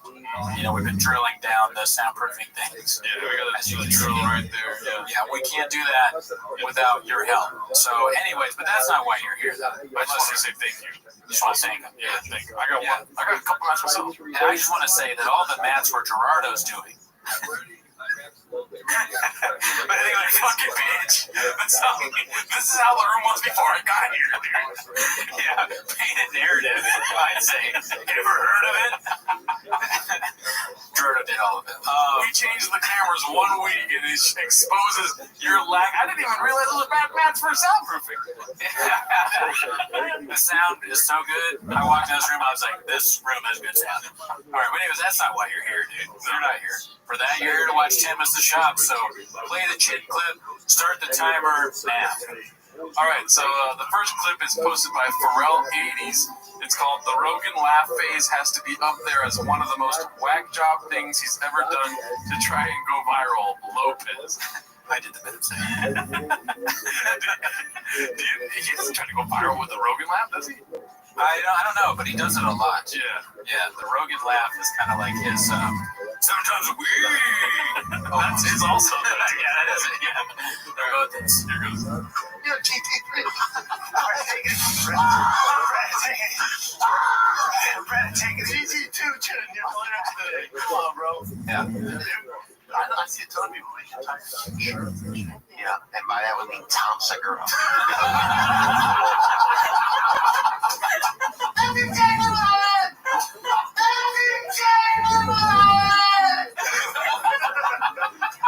You sound like Rogan right there. Who, Tom Segura, whatever you factor in, word. Every time we watch a clip that we've seen, it's like Groundhog Day. But Groundhog Day is a great movie. You know what I mean? You know what I'm saying? So I enjoy it again. I watched the Gringo Poppy earlier today, dude. I know. Yeah, you watched it for inspiration about something that we may drop at a later date. So keep an eye out for that. That's going to be huge when it happens. It's just as big as the Mets. Oh yeah, it could. Well, I don't know. It could be bigger. Could be bigger than the Mets. Yeah. All right. So we got the next clip. Oh fuck. I want to thank everyone. We got a lot more wires and stuff also, not just mats. Yeah. In reality, we did actually get new stuff. We got lights mounted to the walls now. The rod mounted to the walls. So I don't care about any of that. No, there's mounts now. So thank you. Yeah. All right. So this next clip is posted by Vanilla Cupcake. It's called "Talking About Apologizing for Canceling European Tour Dates." Not one of our guys. We should be watching his special pretty soon. Right. Let's see what this is about. To the beautiful people of London and Amsterdam, I wanted to apologize for canceling the shows in September. I'm sure you got an email about it already, but I wanted to personally say I'm sorry for fucking you in the ass and betraying you, even though you are beloved to me. I honestly just fucked up my timing this summer. Mismanaged my shit. I got busy as fuck. I was supposed to take it easy, prepare for this tour, and really have my shit ready to launch in London and Amsterdam, but I'm just not ready. I haven't done stand-up in months. It's funny, he hasn't done stand-up in a while. Brendan has done stand-up like every night, and still, the reason he cancels is because no one's coming. That's like people are dying to see stand-up. He's like, I haven't done stand-up in a few years, but I'm sorry I cancel. I'm a piece of shit. Brendan's like, I have done stand-up every night, but my son needs to know how to play T-ball. All right, you're good. And these shows would have been pretty fucking dog shit. And I would have just basically been taking your money to finance a European vacation, and I'm real bad about that. So it breaks my heart. I wanted to be there. I wanted to fucking have some fish and chips. Maybe one of those bitches that wears too much makeup, a chav or whatever the fuck they call it. I wanted to fucking get on a bike ride in Amsterdam up the canals, do some mushrooms, maybe check out some of the other industries in your city. And I canceled that. I'm not going on the vacation anymore. I'm taking the extra time off to prepare for the tour so I don't fuck that up too. So I'm really sorry. I love you. Please find it in your hearts to forgive me. And I hope to launch a real European tour that I will not back out on very soon. Stay tuned. I love you. I'm sorry again. Well, he's not one of our guys, and I don't really, know him. Oh, he's a great guy. But I, having not really know much about him, I've already forgiven him from this thing. I forgive him. And I don't have anything to do with European tours. I'm not there to be in the New England. Yeah, for me, that's a continent, not the States. Absolutely. So, it's so stupid. I forgive him. This t-shirt is backwards, so everyone can see the Gringo Poppy. But shout out to, of course, to Brendan Walsh. Oh, yeah. For World Record Pod for buying us more merch. So Brendan Walsh, great comic. Never seen him, but never seen the Dicey shirt also. The Dicey shirt is legitimately a good shirt. Oh, yeah. Also, too, Brendan Walsh called me out last week. Oh, yeah? He was like, yo, dude, why aren't you wearing the fucking shirts I got you? Listen, Brendan, be cool. We can't wear them every time. This shirt is too tight, even though it said it was large. I literally had to do laundry just so I could not piss off Brendan.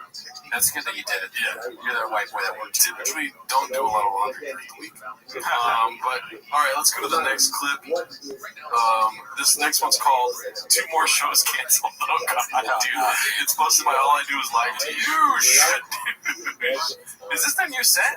No, I think it's this guy's show. Oh, okay. Yes, let's see. And then Omaha, Nebraska, and Kansas City. Yeah. Oh, really, dude? Oh, yeah, both of them. Let's see, Covina on September 8th. So that means... Who's going to do the Laugh Factory? I think the Laugh Factory Covina, yes, September 8th. So I canceled both those. Wait, let's go back. Are they still going to Skank Fest? Is that yet to happen? September 8th. Oh, so he has no tickets available for those. Basically, what you're saying. Damn, dude. Skank Fest is September 29th. I wish I could go to all of them. Yeah. Liberty Township? Yeah. Sign me up, me. Well, they're going to be in Covina. I've never seen the Laugh Factory in Covina yet. I haven't been. Or anything either. All right, so this next one's called Papa Admits T-Fat K Has Fallen on Hard Times. Posted by All I Do Is Lie to You. And he's like, do you know, have you ever listened to Fighter and the Kid? Because I had just started to, bro, you ever heard of podcasts? And he's like, man, my favorite one's The Fighter and the Kid. We're listening to you guys the whole way back. So the fact that we are sitting here right now is insane. That's so awesome. And you guys are bigger. And you guys are what than I am. What are you saying? You guys are bigger than us. That was fun. Yeah, that's funny. No, we are just 900 and something episodes, right? What is Oh, yeah. 900 and something episodes. We're way over that. That's like on the Days of Brian's Garage, the Fox episodes. But the fact... Dude, imagine we get to 900 episodes of 10 minutes a show. I mean, that would be crazy. Yeah. But we're getting thinking, we want to keep it going. I think this is number 65, right? What's that? 65 episodes of I'm not really a numbers guy. Oh my God. Let's see there. Oh, come on. The fact that, you guys are fucking still doing it. Yeah, I know. And when you came through Nashville, my smart. When you came... Oh my God, trying to be funny, but also it just comes off sad. Dude, when people say, oh, you're still doing it, it's like, why don't you just stab me? I don't want to hear that. Still doing it. Episodes. We're 100 and something episodes, right? Oh, yeah. 900 and something episodes. We're way over that. That's like on the Days of Brian's Garage, the Fox episodes. But the fact that, you guys are fucking still doing it. Oh, it hurts. It hurts even me. When is somebody going to give us that sit down and be like, 200 episodes of 10 minutes of shit, still doing it? Well, we're on the upswing, kind of. So it's like be cool, look short. Once it goes down, then one of us can play Bob and be like, yeah, and then we'll have on another podcast. Be like, now you're bigger than us. I guess no one knows. Posted by All I Do Is Lie to You. It's called Brenda Revisits His Shock in Finding Out Professional Comedy Isn't a Team Sport Like It Was Under Toe's Tiny Wing. Like, to me, it's like when people hate on CM Punk, I was like, you wouldn't do it? Like, you wouldn't jump to the front of the queue if they're offering you $2 million to fight in the UFC? Like, everyone would hate on CM Punk, and I was like, oh, who gives a fuck? Like, they're giving the opportunity, you wouldn't do it? So for me, I didn't realize they hate on you. Do you notice he has 2 C-clamps as opposed to 1? So this is a very important issue to him. Okay. Yeah. That's how he denotes importance. Yes. The amount of C-clamps he puts up. Yeah. Before you know it, he's going to have a C-clamp and a die clamp for dicey, right? I would love that. Yes. Match the shirt. I'll be here all week, folks. From other comics, because of some opportunity I got. He gets a lot of hate now. Sure, different, but it was just, I didn't expect that. Because in sports, like, we support each other. Like, fuck yeah, like, when I knew Will had an athletic background he needed to do, I'm like, those are my guys. Like, when any fighter gets in a podcast, I'm like, what can I do? Podcasting? He helps out a lot of fighters with their podcasts. He's got a black belt. And I was like, I know you just started, but I got a black belt. So here's what you do. Talk about numbers. Yeah. Call people gay. Go to SeaWorld. Go to SeaWorld before you start anything. Look at the fish. I'm balls deep in fish myself. You can't offer advice, and how could you not expect to be hated on? Yeah. I expect to be hated on, and I'm not thinking. Yeah. I was not surprised. Well, I was actually a little surprised when people said I had small teeth and big gums. But now I'm not. It didn't take me long to get over the shock of it. Yeah. I just didn't know that those were things, but I expected to be made fun of. Right? Didn't you? Well, yeah. I mean, every day I make fun of myself. I'm like, as a comic, you hate yourself every day, right? At times, I don't know if it has anything to do with open mics. You're right, dude. I should probably go back to therapy. Yeah, go back to your 3-2 thing. There it is. Let's go. How can I help you? Comedy's a little different. It's a little different because it's like he's hitting all of the hits, the key phrases. Yeah. Do you think he's ever hit open mic before? That's a good question. I think probably, but he probably was like, nah. Yeah. I think he just, Rogan has deigned him the next thing, so he can do whatever he wants. No, for sure, fat people are like, fuck that. Yeah, exactly. All right, let's see. it's like a crab mentality a little bit. Crab? Yeah, and I didn't expect that. And also, like, when the pandemic hit and, some of our buddies got cancer, stuff like that, I'm like, rally the troops, boys, let's rally up. Some people got cans? I don't know what he's talking about. Some of my homie got cans and stuff. Oh, got fired. Canceled. Oh, canceled. Oh, that's what you're talking about? Yeah. Oh, of course. Yeah, sometimes you get cans and stuff. Dalia, the diddler? Yeah. Fight against them. Where's everybody? The fuck are we doing? Where's the boys at? Like, no, that's how we work. You can see that's how we operate. It's so they don't want to talk about it. The football guys are like, oh yeah, okay, yeah, interesting, right? Jim was the next clip. You guys got canceled, huh? I thought we were gonna fight. I didn't realize I was gonna go back to that. What happened? Oh, really, dude? All right, so this next one's posted by Parrot __ It's called Brendan Schaub is a Wordsmith. And it looks like it's blurred out. I don't know why, though. Let's see. Ready? It's one of the coolest things I've ever done, though, is just bursting out in the Sahara Nevada. Sierra Nevada. Sahara Nevada? Sahara Nevada. Hanging out with him is kind of like being a tutor. You have to watch and politely tell him, no, Sierra Nevada. I will say this, dude. I don't know if you want to do this bit right now or not, but I don't know if you're aware of Judge Judy.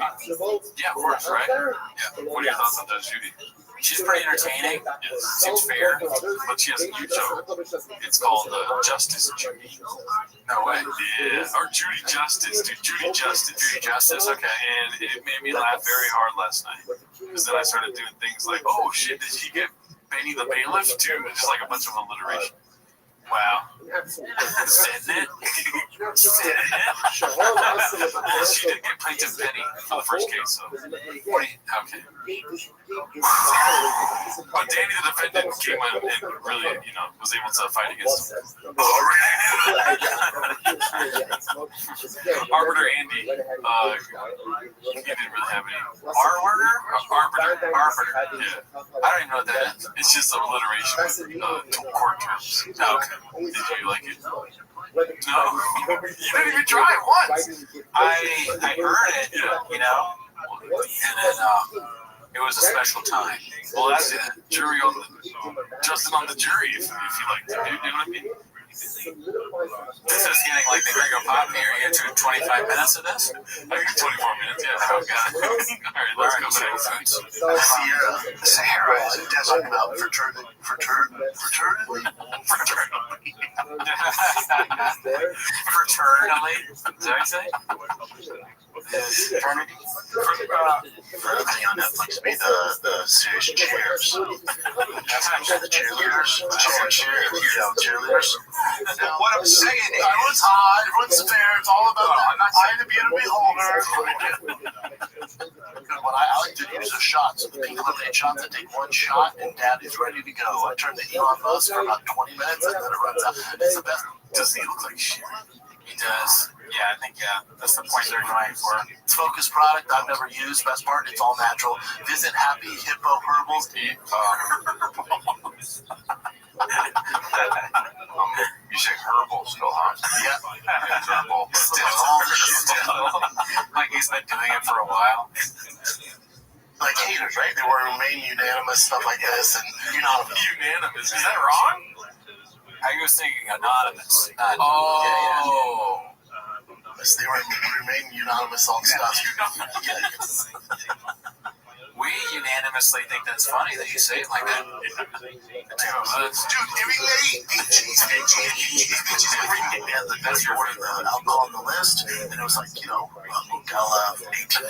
The list of some rich person tell me how I should vote or how I should handle this situation. It's like, if you were born with a spoon in your mouth, throw that away. Born with a spoon in your mouth. All rich people are eating right away. That's true. Yeah. I don't relate to any spoon. I don't relate to any spoon. Spoons? Ever heard of them? Or forks? Ever heard of them? You know what I'm saying? But people want to watch the site. So go to onit.com/shop, SHAB, receive 10%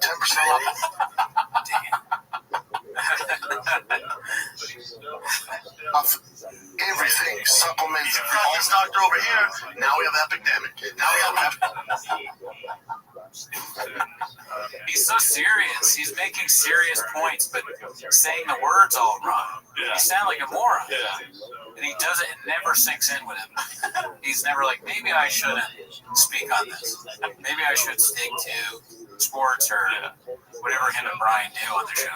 Yeah, you should take a trip over to Lenny the Linguist. You know what I mean? You should take a trip over to the bookstore or like a library, and read. Yeah. Read for a long time. It's not an epidemic, it's an epic. No, you're right, though. It's just kind of the scapegoat. It's theater. It's an scapegoat. Oh my God. That's hilarious. That was a well-organized dish there. Great job, Perry. A 7-course meal. Yeah. When you do those prefix menus. Prefix. Yeah, prefix is like everything's picked out. You get 2 choices, and you go through it like a tasting menu. Appetizer, lunch, appetizer, main course, dessert, that kind of thing. Oh, okay. You have no choice. Well, you get to choose between 2 things. I like both ways. You can have it either way. For sure, B. I'll just believe you on that. This next one's posted by Parrot ___ again. Schaub lies about 40-yard dash time and gets laughed at by Taylor, then dodges vertical talk and transitions to an awkward question. Here we go. The thing I'm adding to right now is he did it at a pro day. In a pro day, I've heard numbers can get a little different. I didn't run at a pro day, so I don't know. What you run? Such a day. What you run? I ran a 4.85. 45. Yeah, At the combine. At his size, in the combine is spectacular. When you're at the combine, you look down at the pro day. Because the pro day, you have all the scouts there, and then a lot of them do it by hand. Okay, you know what? I'll be first to admit, my ego's got the real way in this conversation already. I can totally see. Like, you know the thing is, it's like wasting a whole village going, maybe that should have. What's your vertical? You had a saucy. That's a saucy vertical. 32? That's fucking. Beat my numbers. I was a 4.6 guy. But I'll tell you this on the vertical. My vertical is never 32. It's like when they measure you, you're like, you gotta cheat your shoulder down. You gotta cheat. Now, are you boys playing with the football season that's coming up? Are you guys planning to? Did you work on it? Are you going to do like live shows at the games? Are you going to do some of that? Like, weren't you going to camps? Like some of the training Our college tailgate. Wait, so what was he lying about? I don't know. All I assume is that Brendan's saying that he ran a 4.6, whatever that means, is a lie. Oh, okay. But what I did get from that clip is that we can start using saucy for things. Yes. If Brendan does a really good joke, he's a saucy comic. I like that. He's got a saucy vertical. Yeah. Even though they're not one of our guys, I'm going to take that saucy and I'm going to use it just like I use Straight Talk Wireless. That's another great phrase. Who said that? Some guy that was saying that Brendan isn't funny to the. Oh, okay. Yeah. He's Straight Talk Wireless. Oh, that guy. Yeah. Like, I'm going to be honest with you, Straight Talk Wireless. Brendan's. He's blockbuster. All right, this next clip is posted by Haphazard. Great guy, never met him. It's called Papa Never Misses Podcast and Never Cancels Stand-Up Dates. Hap. Yeah, nice. He cool, Hap. Let's see. Schaub is not here. History in the making. First golden hour with no Schaub. He is. What's the worst? Let me tell you what the worst thing I could ever hear at the beginning of a clip is Schaub is not here. Do you agree, or do you have another thing? As far as golden hour goes, just in general, probably an English. Schaub is not here. I don't know. Yeah. I kind of want it there. I don't want to be here either. No, that tops the cake. Yeah, whatever that saying is. Firing on all cinders. Cinders. The scapegoat. Here we go. He never not come for it. Yeah, one time. Oh, okay. Once. Was it me? No. It was me and Theo, maybe, I don't know, I don't remember, but one time he didn't come, right? I thought he never missed a show. Maybe not. Unprecedented, right? I thought he, anyway, yeah, he had something that he forgot about, and dang that, and so we're here, but this is the Patreon. So we're here for the Patreon, and we're here, it's me and Eric Griffin, and look, we're no strangers to the podcast, so come on and relax and be comfortable. We both have solo casts. Just relax. It's going to be fun. It's just going to be like normal, okay? Don't stress out. Don't be flipping the channel. Just for no reason, we're like looking here, like, is he going to say something? Maybe I'm rejected, but I'm just now realizing that Schaub is the star of the show. Like, he's almost, and not just that, he's kind of like the boss. Like how Alex Jones is the boss of his thing. So they all kind of have to pitter-patter around him, and if he's not there, Shane has to say something like, no, he does every show. He's always here. Oh, he's great. He's never done anything wrong. Yeah. That's crazy. Yeah, it's an epidemic he's not there. Yeah. You're absolutely right. It'd be funny he still interrupts us. I get a call. Hold on a second. We're right there. Oh, man. That's great. I wonder if he'll watch this or not. We got probably talk so much shit about him. Now the trolls will come. Oh my God. Not be cool, Montez. I know. Even the water, it's the cats. Dude, that something tells me that none of them like the trolls. Me. Well, what are the trolls? We're the cats, right? I don't know. Are we trolls? I guess that's not for us to decide. Yeah, write in the comments. If I told you I was a troll, you would agree. Oh, this clip is dicey. B. We saw this haven't seen the clip yet, but we saw that it's him doing stand-up. I miss these. Oh, yeah, dude. These are the best. These are always a special time. Is this the Covina Laugh Factory? Maybe. I think you might have got it. Got the best brains beat. Yeah. This one's posted by Parrot again, dude. It's called Brendan Schaub. Uncomfortable crowd work. I don't know why there's parentheses there. There we go. Let's see here. Son, what are you, a fucking model? You're distracted. What are you, a model? The next Captain America? What's happening? Are you the voice of the new Buzz Lightyear? We've seen this before. Yeah, is this the same one, or is he just doing it again? Oh, no. This is not the same one. So he's found a separate hot dude. He's uncomfortably hitting on him. Yeah. What a master of the arts, you know? Just to be able to say something as funny as like a guy is really hot when you're not gay. That's so only 1,000. I mean, honestly, I thought you were gonna say it's brave. Oh no, there's nothing brave about it. No, it's the furthest thing from brave, but it is brilliant. Yes. Original and clever. Let's see. Sir, you're breathtaking. Even the cadence is someone else's. Yeah. Insurrection. It's fucking tight pants. When you're not funny, it's easy to go too far because you don't know what you're saying. You're just copying other people. Yeah. You can't realize what you're doing wrong because you don't have like the brain card to do it. So it's like you get off stage and then you don't know whether you did bad or good. So somebody comes up to talk to you and they're like, "Hey, man." They can't really make eye contact with you for too long because you just said that you got an erection staring at another guy. And man, yeah, the crowd, they're pretty good, huh? Oh yeah, you did great. No one will confront him and be like, "You have to stop doing that." I'm gonna do that for you, Brendan. Stop. I said it before. I hope you listen this time. No more of this. This is the worst thing that you do. Maybe the racism is worse, but this is second at least. I don't know. What do you think? I think you should stop. First of all, if you get an erection on stage, just don't talk about it, dude. Just be like honestly, maybe have the erection power you forward into some other material. You know what I mean? Dude, I got a boner right now. It's not because that guy's hot, because I'm not. That's what he does after you have a pep talk with him. He says like everything's not happening because of this. Yeah. This guy may be hot as fuck, but I'm not horny. I just need you to know, I'm not attracted to that guy. He's hot, but I like chicks. You don't know this. I mean, look, I like baddies. And addies. Lean into it, Brendan. What are you drinking? Yeah, what is that? Oh, that looks like a nice little glass, though. Maybe some Tiger Thick? Yeah, some Tiger Thick. Wine glass? Oh, dude, if we get at least like 2 more patrons today, I'll buy some Tiger Thick glasses, dude. I watched the Gringo Poppy right today, and I don't think it was even like a Tiger Thick glass, but I'm like, dude, we should be drinking out of that beat. I mean, if we get more Patreon subs, we'll get more of this. I know you guys love this. Thank you for the comments. We're gonna get way more of this stuff. For audio only on Spotify, he's pointing at the mats. Yeah. Which I haven't uploaded in 3 episodes. We'll do that soon. All right, here goes. Yeah, Sean, give a good look at this, John. I don't know what you do, man. The sky is the limit, my man. That's Top Gun, for sakes, dude. How much is this? Oh my god, this is awful.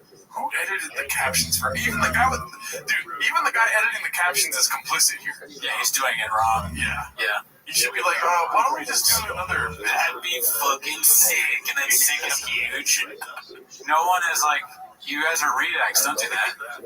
It makes it so much worse. Then it's already really bad, but then sick is like half the screen. Anyone who's not completely redacted watches this and goes, no. Oh my god, dude, it's infuriating because what part of his audience is watching this like, dude, this is why I love this guy. He talks about hot dudes in the front row. Other people with brain damage or lack of school or common sense. But I will say, you know how like maybe you'll see like, they're making the Joker 2 right now with Joaquin Phoenix. You'll see like set photos and stuff, and you'll be like, oh, you kind of get amped for it, right? This is making me really excited for his next.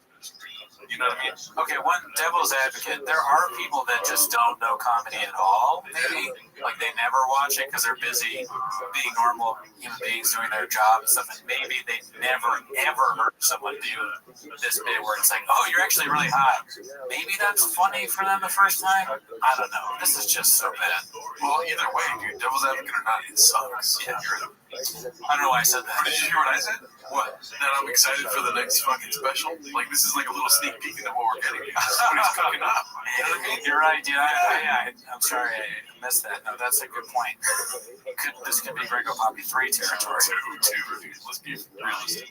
Oh, yeah. Why did I say 3? To me, the Gringo Poppy is 2 specials. Oh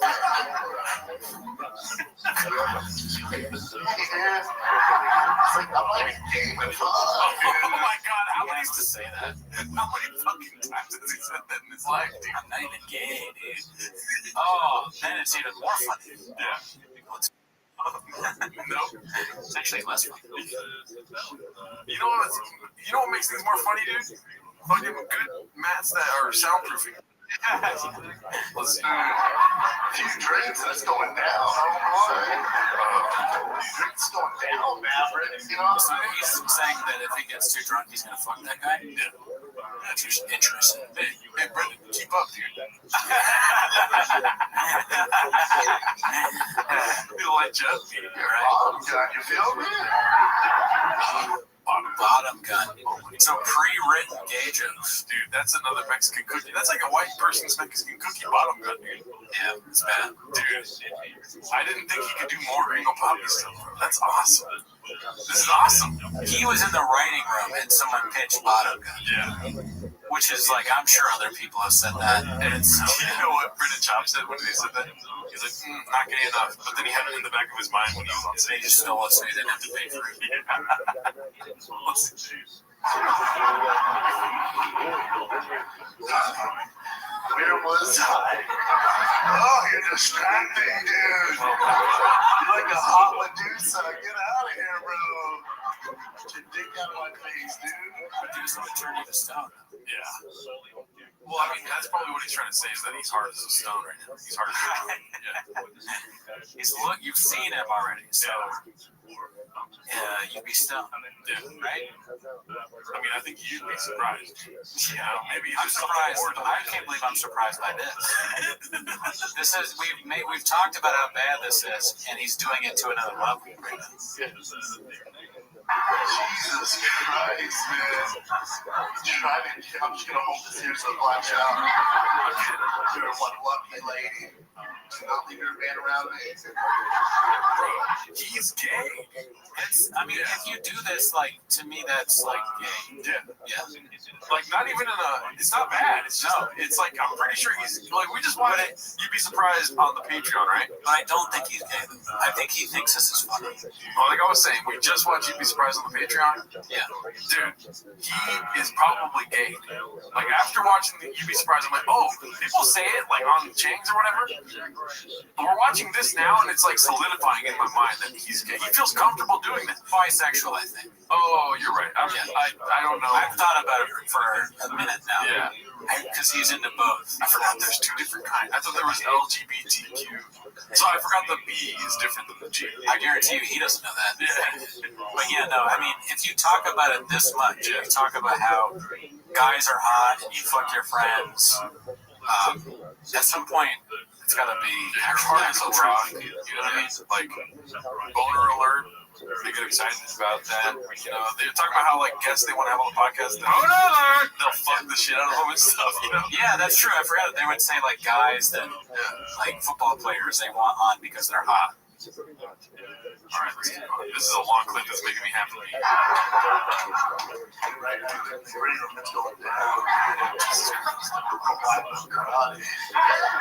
He's gonna.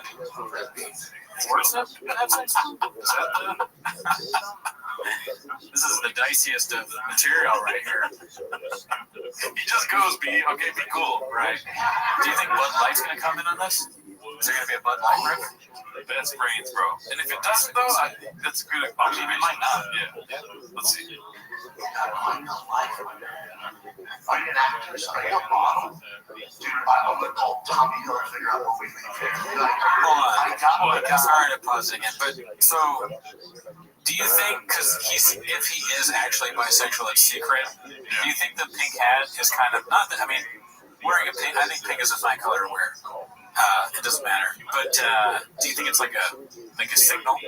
No, I think it's more of a fashion choice. I don't think even him, I don't think it's a conscious choice that he's bisexual. You know what I mean? I just think that he's not fully comfortable with his own sexuality. So he does these things to find some sort of semblance of comfort. You know what I mean? Right. He gets to live out his fantasy without actually experiencing it. Yeah. Like it being too scary for him. But I'm here to tell him, dude, like, stop doing this on stage. Do it in real life, dude. You know what I mean? Like, that's probably gonna make why not? better. Try it out. Maybe your comedy will get better, too. I mean, Sean talking about actual gay experiences may be really funny. Yeah. I mean, you know what I mean? probably not, because he's not good at stand-up, and he'll just make anything bad. But, you know, it could be fun. He would just be like the most stereotypically awful gay comic ever. But we'd have to see it to know. We'll see. You know, could use that with Robby. When we saw that documentary, I need some help. It's all to get into like another Netflix viewing thing. All his stand-up specials are like things that his wife has had him watch when they're her. Dude, the writer's strike is going to severely affect his stand-up. What's he going to do? He's going to have to try and read a book for the first time. They're not putting content out. Brendan is shitting bricks, bro. He's like, what? You know, he starts watching us. There's these guys that, bro. I mean, there's been so many movies. What were you going to say? If he starts doing bits about us and it's in the special, that would be awesome. Oh my God, please, Brendan, we're begging you, dude. We don't matter. Yeah. There's so many movies from the 90s and 80s you can go to. There's a lot of you can riff on these and see. SeaWorld. They're the all-time low, man. That Blackfish dog. Fuck. Fuck shampoo. What's your name? Okay, really quick. I'm looking forward to the answer to what's your name, but, bro, I want you to, can you close your eyes real quick? So put your thinking cap on, and, dude, you're at a Brendan Schaub show, right? Dude, you're sitting there, he's talking about how big somebody's dick is, whatever, right? Right. And then he brings up Blackfish. What do? Just cheer violently. I would be like so amped. I'd be like, here we go, strike the bookie. You know? That's like going to AMC and seeing Nicole Kidman. You know what's going to happen. You know? Oh, yeah. Right. The new Nicole Kidman thing, whenever they make it, is going to be like the next Ringo Pop. Yeah. Garrett? Fuck yeah. Is he hot? Like you in a bathing suit. I've seen Garrett jump in the water. Why did they just show a kid? That was weird. Splash short shorts. Girls on the mat. Whatever. Tossing fish in the water. You know, just chew them in the water. I have no idea what he's talking about now. Dude, me and Brendan Schaub have the same ism when it comes to comedy. What? Where we make sense to ourselves sometimes, but not so much for the audience. Well, there you go. You watch this and then you just never do that. No, I do it and I love it too. You like it, but not the end. Yeah, it's fun. And then when you try to make sense of it, it starts to kind of make sense, and then people are laughing like kind of like nervously, not like. That's just nervous laughter for sure. Yeah, they're like, oh man, damn, I relate to this movie. It get worse. The only thing worse than this is Ethan Klein, dude. You know what I mean? There he goes. Let's see here. Why isn't it going? My big ass just cannonballs in. That's my man. Just gets gay. Dude, gay SeaWorld. I don't know. Let's see if he gets into it. I know he said it, but is he going to elaborate? Sorry, man. You're so distracted. No, of course not. No, I knew it. That was the punchline, dude. That's crazy that's it. Gay SeaWorld is the punchline. So dumb. I mean, it wouldn't have been great if he got into it, but just in of itself makes it more just upsetting now. Yeah, dude, we could have done a whole 10 minutes of shop on just this clip. Yeah, I know. This is going to be a long riff on whatever he's trying to do here. Rather than have a crowd of 70 years, I might have to export you out here. You might have to fucking leave, dude. I can't focus, man. Do you like Ferraris? Oh, dude, I was just gonna say right now, he's like way more articulate on stage. Did you notice that? No. Like he's not fucking up. We're not noticing how he's fucking up words on stage. Maybe he's on the Rogue. Got some Rogue in it. Maybe that's why Kratom allowed him to laugh at you. Yeah, they're like, they great. I tested them. They have one.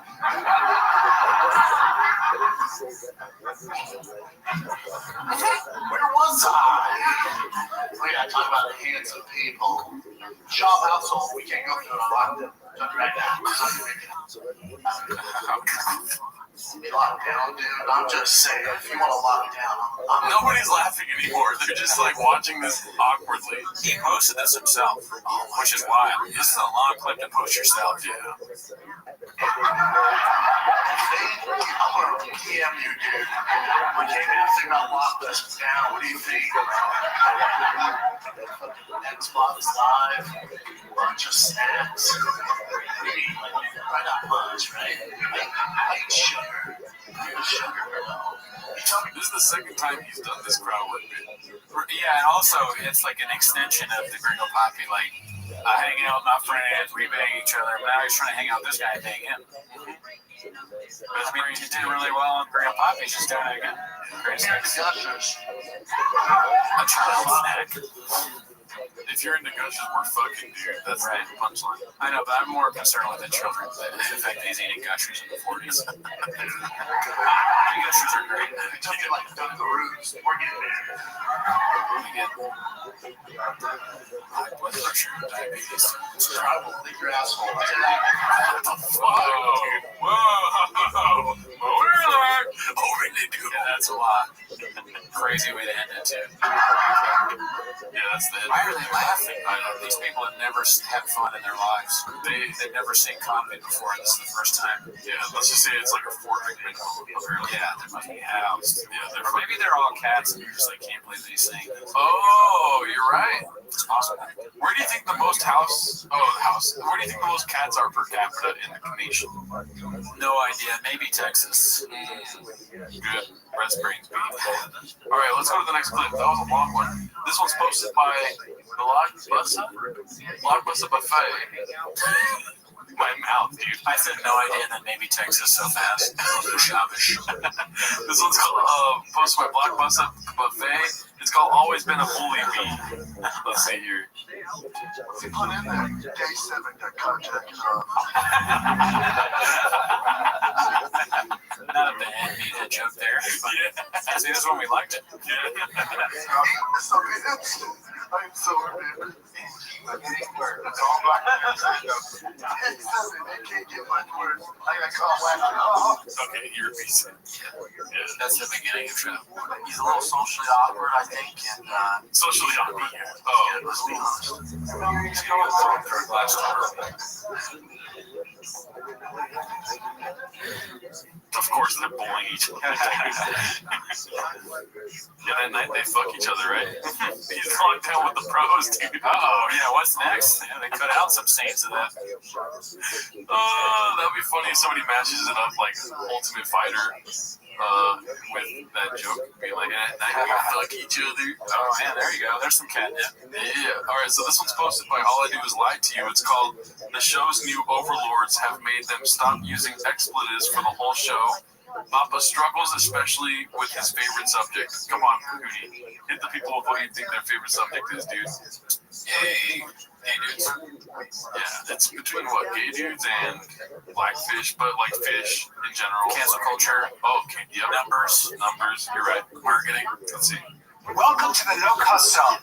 No cussing. If you guys are tuning in for cussing, then you better turn the channel. It's not what we do. We're crystal clean on this platform. You're so weak, dude. Not on the Howard Stern. No. We used to be wild, man. I mean, the sign says "Stop cussing." Like, you're still keeping these chairs. Did he say cock? I don't know.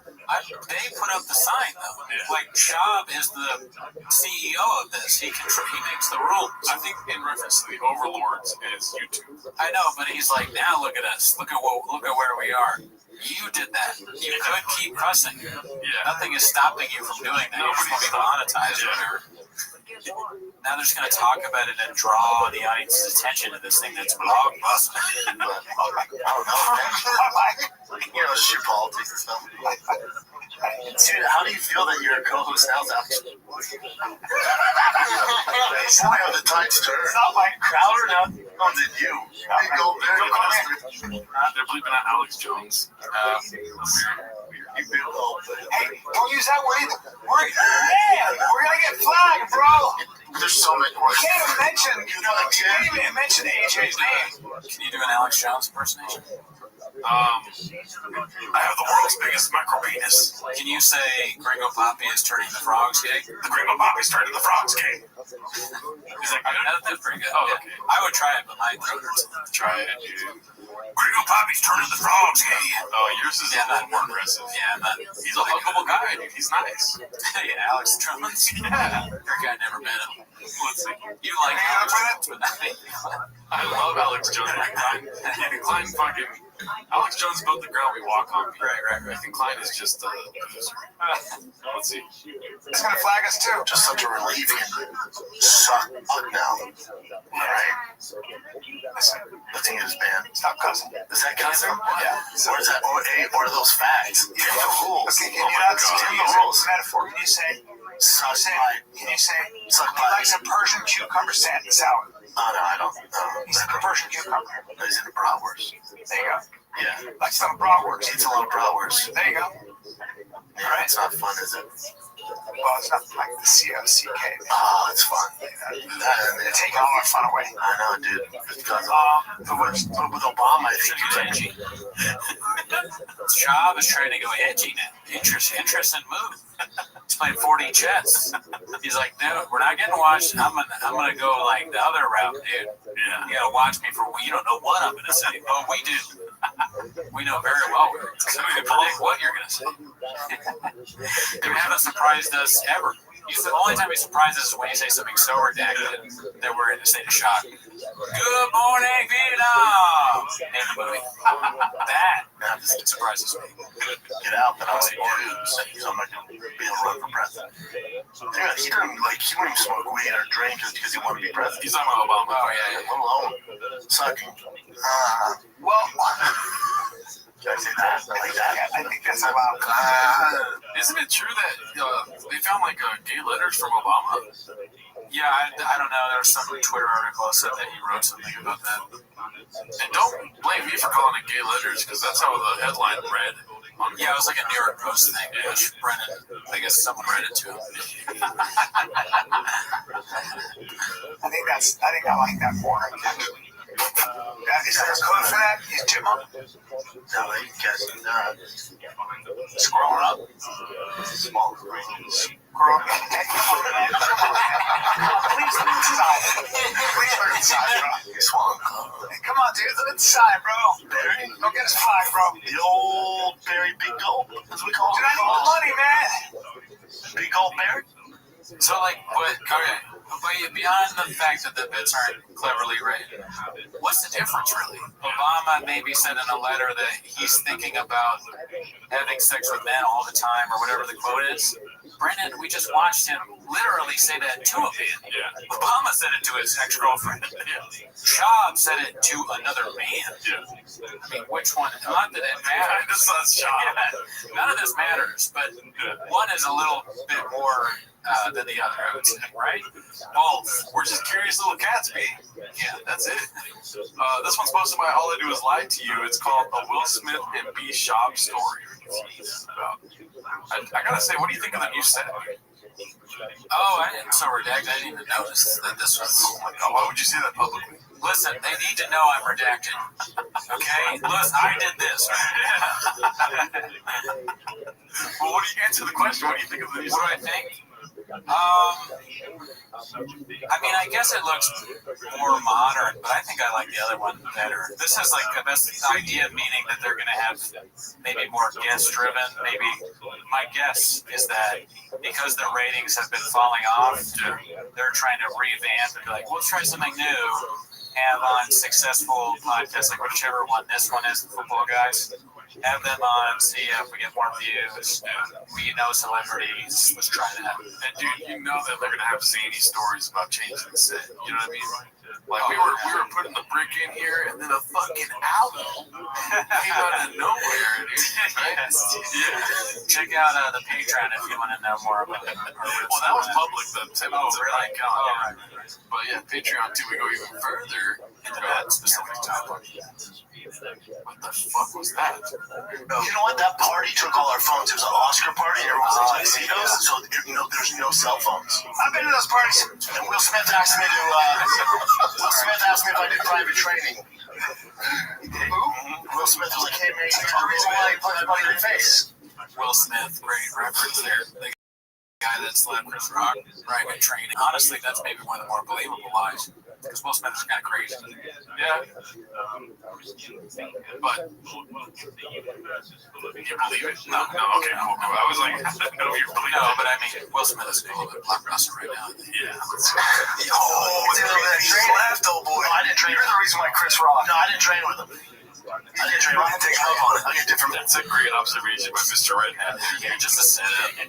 The show is just a bunch of weird setups for like riffs from a month ago, months ago, years ago. Yeah, what's the matter with that? I'm on Australian time, so you can just shut up. What'd you say to him?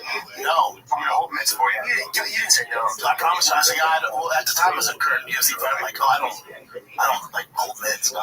If you want to put me in fucking whatever the fucking I Am Legend 3, yeah, but I don't hold mitts. You just did what I did earlier. Yeah. The third instead of second. Listen, I'm Australian time. Me and Sean were on the same wavelength, okay? Yeah. We just go a little bit farther. We see things different.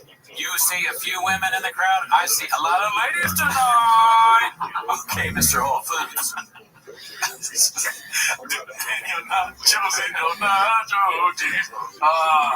Oh my God. He's got a latex mask on. Oh fuck! I didn't plan on this. You're gonna be a zombie. Can you go? That's the vibe I got. Oh my God. Shop is basically like, what's like 3 levels above the zombie? Is that fucked up right now? I don't know. It's very dumb. Is that what you mean?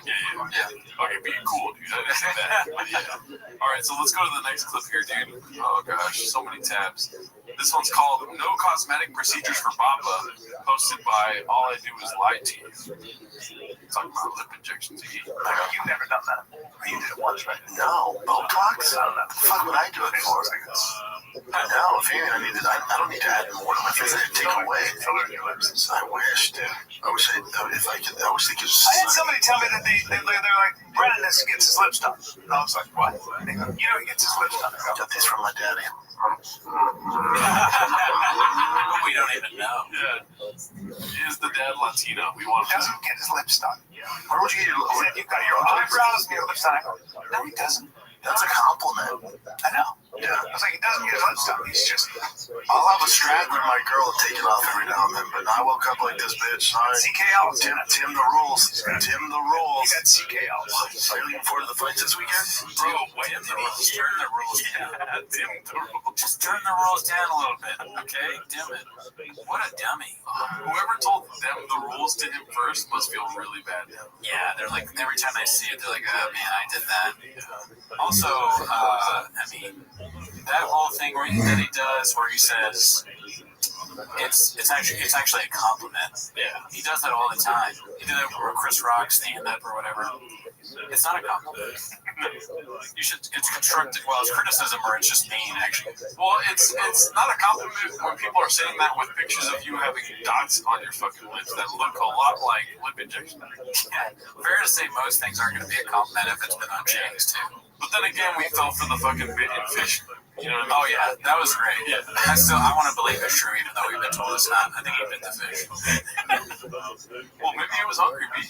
Exactly. This was posted by Blockbuster Buffet again. It's called "Rabbi Tells Off Ryan Callen in Front of Alex Jones." Can't wait to hear this anyway. I fucked up at the dinner. I was quiet, just listening to Brian get obliterated. And I was ready to get into this thing. Wow, dude. Obliterated. Like really drunk, or just like oh, you're right. He might not be what we heard. He could be like getting like shit on like disagreed with? Like I was actually proud of him. Dude, obliterated. He said it. Oh, he said the word. Yeah, he said it like an English You're right. teacher. Yeah, good job. Give credit where credit's due. Let's hear it one more time from Ethan Shelby. So Brian get obliterated. I didn't get into this thing. I was like, dude, DeSantis, I heard he has funding from George Soros. I was like, what'd you say? What? What'd you say? And then it was like, wait, I'm not counting. He's a cut. Oh my God! Actually, Schaub did pretty good in that. Yeah, the Alex Jones impersonation was better than what I did. Yeah, That was a clip where he nailed it. yeah. I have the world's smallest micro penis or something like that. Nice joint. Oh yeah. Diaz, Alex Jones, Joey Jones. Jones Diaz. All right, this one's posted by Elijah Up B. It's called Diddler. Very weird title, just one word. Let's see. Like that from the girl who played Wednesday. Yes. Oh, whatever. Jenny Ortega. Great series, right? Yeah, the fact that they got nominated for 13 Emmys. It's so good. So, That's not that good, right? did you see it? Listen, you Has to pretend not to like it. Yeah. He knows what it is. I kid. Oh, really? You didn't see it? It's a minute 46. That's so funny. It's a long clip of creepiness. Let's see. Like shows about movies about lambs that turn into devils or whatever. You don't get a vote. No, you don't get a vote. Shouldn't vote. You should pretend like he's never seen it or heard. You're right. He should have. He should be a felon, dude. Yeah. You can't watch shows in prison. Never heard of it? See, it reached out. No, you don't believe it. That's fucking right. You're mad. It's big. But Tulsa King ain't shit compared to Wednesday. He could have big Wednesday because it's Jenny Ortega. Those both names be Dicey. Right, that's her name, right? Yeah, because I know what you can do. Bro, man, let me just finish this up straight for you, dude. You can't be doing legs, Daddy. sorry. Oh, you mind chop touching him every now and again now. Well, they're all black belts in there, so they can defend themselves. Oh yeah, the podcast comes first, you're right. Jesus Christ. Oh my God. Jenny, I feel like Oh, I forgot. That's what I know. Yeah, this might get goodooshed for sure. Oh, well, he was in You with her. And Yeah. now, okay, I take out the Alex. But to see the ungoodoosh version, join the Patreon. Wait, dude, I came all this way. I can try to be short. Still in progress. He was a good show. Yeah.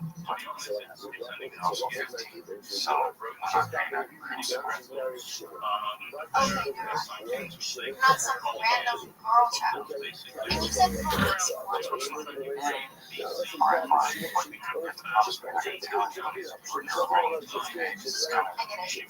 Come on. this is his great trend to make her famous like shit show.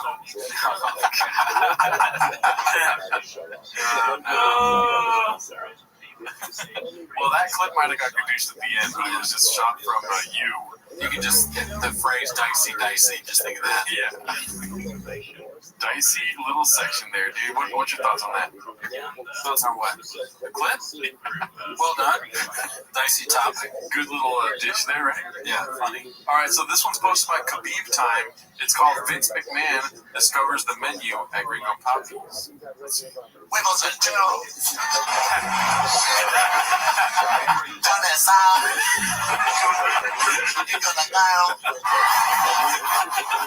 Chili out. Cheese. Yeah, dude, that kind of made me want to go to salsa and beer. Yeah, ever heard of it? Oh, dude, I gotta say that I never was a wrestling. Were you into wrestling growing up? As a kid, yeah. Okay, I was never into wrestling, but there is this one clip I saw on Instagram about this one guy that would never fight, would just offer girls because they're the wrestlers and they would just bow out of the fights. I don't know who this is, but it was hilarious. Okay, yeah, I don't remember that guy. Sounds like a great guy. I never met him. Never met him personally, but let's talk about this guy.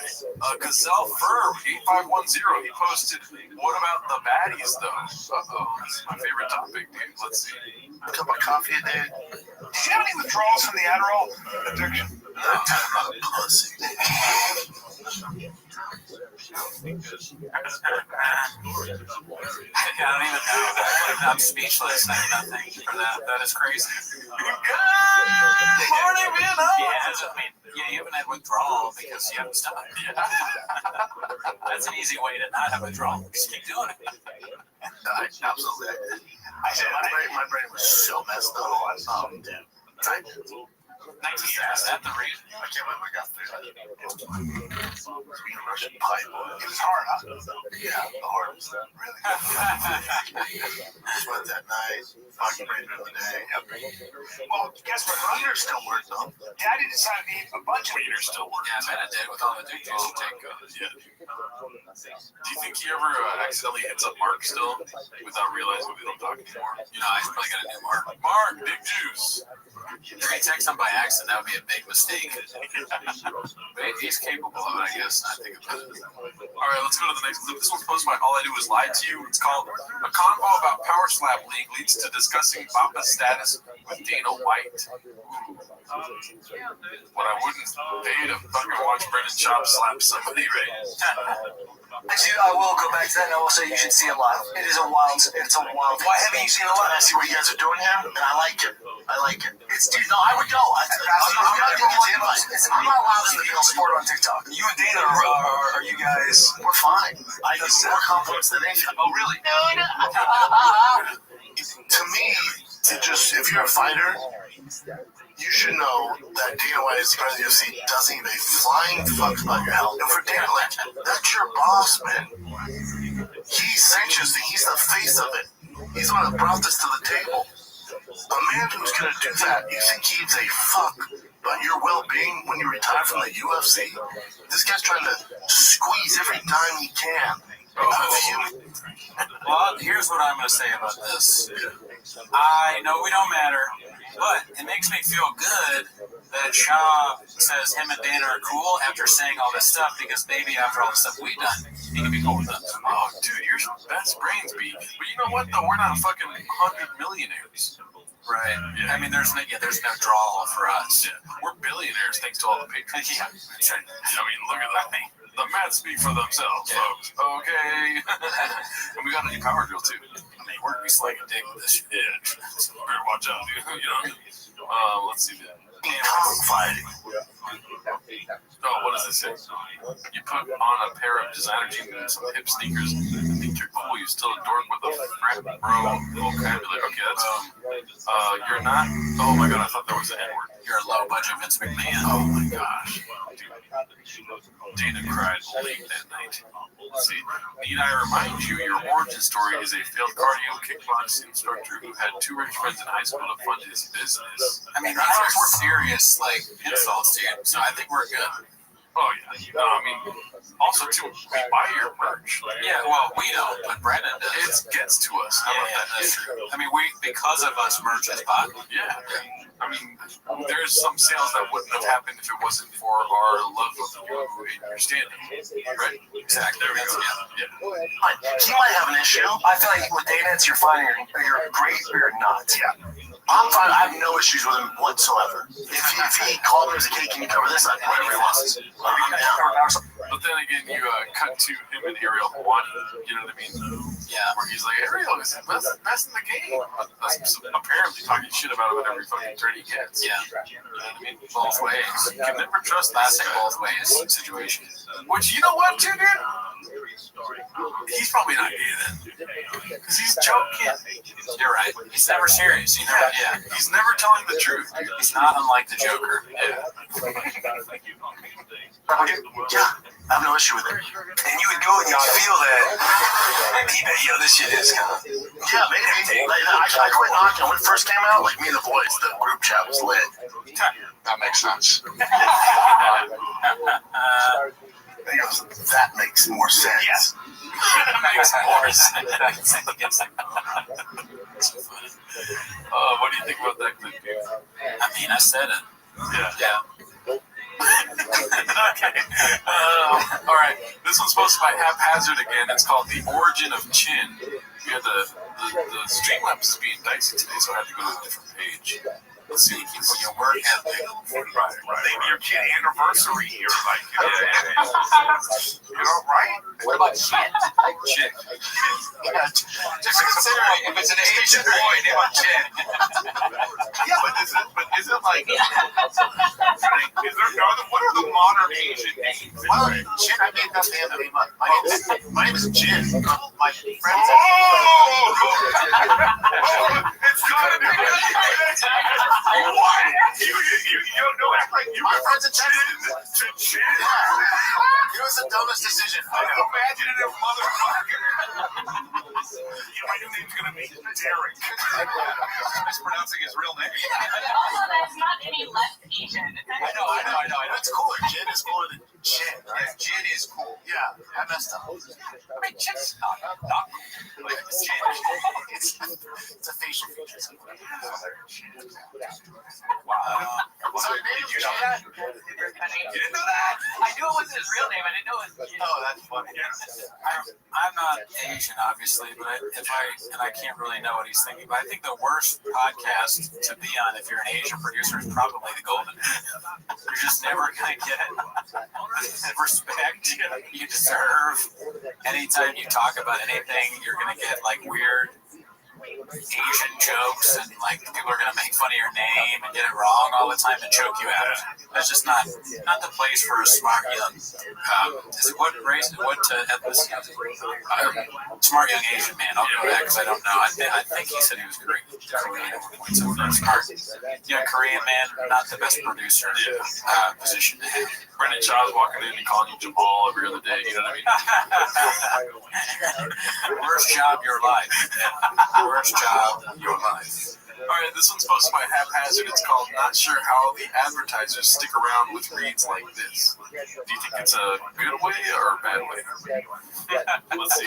DraftKings Sportsbook with the code FIGHTER. Gambling problem, call 1-800 Gambling. New York, call 8778-HOPE-NY. On text HELP-NY 467-369. In West Virginia, visit www.1800gambler.net. In partnership with Hollywood Casino at Charlestown Races, all games regulated by the West Virginia Lottery. Please play responsibly in Connecticut. It's available for problem gambling at 888-789-7777 or visit expire 7 days after issuance. Eligibility and deposit restrictions apply. Terms at sportsbook.draftkings.com/MMA terms. Do you want to start off? Oh, they put that at the end. I get it, because I hope we never want or need money that bad that we have to do that kind of stuff. Because like sometimes I get a big headache while I'm recording it, or like I'm tired from prepping and doing other things for hours, So these guys have like 7 shows. I understand, but it's just that they chose to read these long gambling addict things and create them and all these ad reads you'd give to the people who've been canceled. I always thought too, like those ad reads for gambling, they must pay really good because they take up a lot of space on podcasts, right? Maybe, yeah, they might. I don't know. Probably. But yeah, like you were saying, I'm so glad we don't have to do that. Yeah, I mean, there probably will be a day where we start reading. What do I want? But for now, it's like this is so fun. It's like doing the ad stuff is kind of like blockbuster. Unless you guys get more on the Patreon, then no ads, maybe. Oh yeah, dude. If we keep getting Patreon subscribers, I don't think we'll ever go to ads. Yeah, there's no reason to be uber rich. Yeah. We want so many patrons that we put ads on our Patreon. You know what I'm saying? All right, this next one posted by All I Do Is Lie to You. It's called Barn Doors Attempted Slight on Dana White Gets Gadoosh. I think we already watched this, so let's see if it's the same thing. But I'll say this: we'll absolutely put ads on the Patreon, this Spotify. Oh, you're loading up their episode. There will be ads. It's like he's the man holding my hand as I'm gambling my own money. He's not that generous. He's not gonna be like, here, Taylor, here's listen. He's generous, dude. I was down at $1,300,000. I hate when somebody just won't listen. Just listen to the story. You don't have to fucking call somebody out on lying, right? He's a fucking liar. So he's like, he thinks he has really good LiDAR, dude. Yeah, that's a good best brain. Thank you right there. That's why I said it. I was down at one point of this night. This is a week ago. $300,000. I've told you how much I've won, so there's I can in my psychopathic mind I can say, oh, I'm that's where I'm at. I'm down at some point $300,000. There are slappies sitting at this table with us, like with 14, 15 on the table, not hitting. And then Dana goes, he gets a 10, and then he busts obviously. Then I get the 7. He needed shit like that's happening all night. He leans back to me. He's like, hey, take 45 minutes. Just relax. When this starts to slow down a little bit, you and I will go back. As he's making his comeback, because he's down worse than I am, he's taking some of his winnings, $15,000 of chips, $30,000 of chips, and he's essentially tossing it to me. I'm saying, like, you go ahead and do this. Dude, throughout the night, he probably gave me over $100,000 of chips just to save me. That's kind of human being Dana White is. He's a fantastic human being. And I still fucking lost. I didn't lose $300,000, but I lost. Wow. Dana White kind of got to suck up to him a little bit in these clips, I think. Oh, shit. Most of the start of the show. I'll cut this part out, but we should start like complimenting him. Yeah, Dana White slang. He's one of those ball guys I know that slangs dick. Yeah. He's a great guy. And if he ever wants to gamble with me, give me a bunch of chips and stuff, I'll play with him for a while. I probably won't play. I'll just try and exchange the chips for money. Yeah, honestly, I don't want to ever play with that kind of money. Because I'll just be like, give me some more, baby. Yeah. All right, let's go to the next one. This one's called Papa Can't Say Bussin' with the Boys and Other Redactedness, posted by All I Do Is Lie to You. He's really coming through with the chins clip. I'm pretty sure somebody in this room, I'm not going to say names, said something like bussin' with the bros. It's just I always say, it's my guys who think it's, it's something, it has to be a mention. Oh my god, dude. Brendan, he just shut the fuck up sometimes, dude. Yeah, he can't control himself. He just goes. He just goes, B. UFC. You know what happened? You know what? I think it's more football than UFC. You think so? Yeah, Buffalo. Yeah, but you're welcome to your future. No. You need to log in a few minutes later. How bad is Jelly crushing it, bro? He's burning arenas, Danny. So we're talking about like Steve Rocks with Joy who? I don't know. He's another good guy, man. Jelly first, we met Jelly the day he Jelly Roll. Jelly Roll. How can we forget, dude? Ever heard of him? Yeah. How bad? Can you imagine saying that to somebody, a friend? Dude, how bad is Jelly crushing? And they immediately know who you're talking about. And this makes me suspicious of these two. Yeah. You guys listen to Jelly Roll? The fuck out of here. Is everyone in the... Do you have to, like, blow into a redact meter to enter the studio? Like, they both go ahead and it was like, great. All right, have your way in, redact. You are over the legal limit to drive. Yeah, dude, you have to be drunk to like Jelly Roll, probably. You know what would be worse than Jelly Roll is if evening climbing music. That would be pretty bad. There he goes. On his painted narrative over there. What's the deal? I brought Jelly there. Jelly was at the shake, and Jelly goes, man, I love Bustin' with the Bros. And Justin's been my boy way before he blew up. And I go, come with me. He goes, no, you think they'll have me on? I'm like, at least come, meet them, and then after that, get their number. Yes. He says, you think they'll have me on? I'm like, yeah, dude, I know they're my guys. I forced Jelly to come with me and push them on you guys. What the fuck? 12 tracks behind everything. Are somehow they destroyed. Well, why did you cry about it? If you hadn't met me, you'd never meet Jelly Roll. Yeah. I made you guys. How many careers do you think Brendan Chavez started, dude? Nobody cared about me before I brought out the roll. How many careers has he started? In his mind, not truly. In like any facet. Yeah. Like everyone. 9 million. Oh, images. Got him.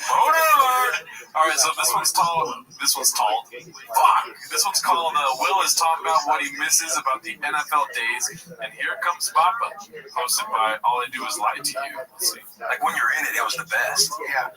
But when you know how it is, like you're just like chasing something with like-minded individuals. You're in a melting pot. The locker room is the fucking. That's what I miss. I miss the boys. Yeah, I miss the. We don't have that now. Yeah, when I first got into comedy, we had that, and it was like, it felt this. I think this is the same clip, right? I don't know. Huge gap. Yeah. And it was like, oh, here it is. I feel like, yeah. My pack, my wolf pack. This is redacted. Do you feel like you got boys in comedy, dude? Friends? Yeah. Yeah. boys. Yeah. And then pandemic Been kids. on the show. JT. Oh yeah. A boy. Luke Schwartz. Luke Schwartz, Daddy. Jay Light. Jay Light, great guy, never met him. Yeah. And everyone goes their separate ways. Yeah. So in LA, the comedy scene's done. As far as like for us, a comedy rap bag, like it's just not the hang's not there anymore. So that used to fill the void. Now, Yeah, well, that's post LA Times for Brian, right? Yeah, pre-LA time, post-LA time. but that's gone. It's tough. So what's keeping you here? Why don't you go to Austin? Why don't you go to these places that everyone's kind of... We're talking about things like that, but we still have some stuff going on here. Don't leave. I guess they keep doing content, but it just makes me nervous. Walk, don't run to Austin. Yeah. Yeah, hopefully they come by Timo Studios before they leave. Yeah, stop by before you on your way out. Yeah. Not really, but yeah. But no, I think. But my thing is Austin is when everybody's doing that, I don't want to do that. Does that make sense? Like if I move to Texas, I'm going to like Fort Worth. Where I can yell at people stepping on my lawn. Like, I want Texas. Austin's more liberal than here. Like, I'm not going to move somewhere that's liberal. In Austin, I feel you can find it. It's fine. If on the outskirts, yeah. I went to two gas stations yesterday. You want flavor nicotine? Yeah, but Texas is sun hot. It's too hot. I don't mind that. What? I mean, you want to leave Los Angeles because we don't have flavored nicotine? That's the biggest. That's the biggest thing. I know you love vaping, but are you going to leave? Dude, mango nicotine in Nevada cost $15 for a 4-pack of chew pods. Is that way less? Oh yeah, dude. How much does it cost here? $26. Right. That's a lot. Even as a numbers guy, I realize it's a lot. I know, and you don't have to. I know that vape is great. I've tried it. Yeah. I don't want to do it because I'm not addicted to nicotine, so I don't have to. But and I know it's great, but like you gotta have more of a reason to leave. If you're gonna shit on LA, there's gotta be something other than flavored nicotine. I agree, but not really, because the nicotine prices, you could like start a whole life with how much you have to spend out here.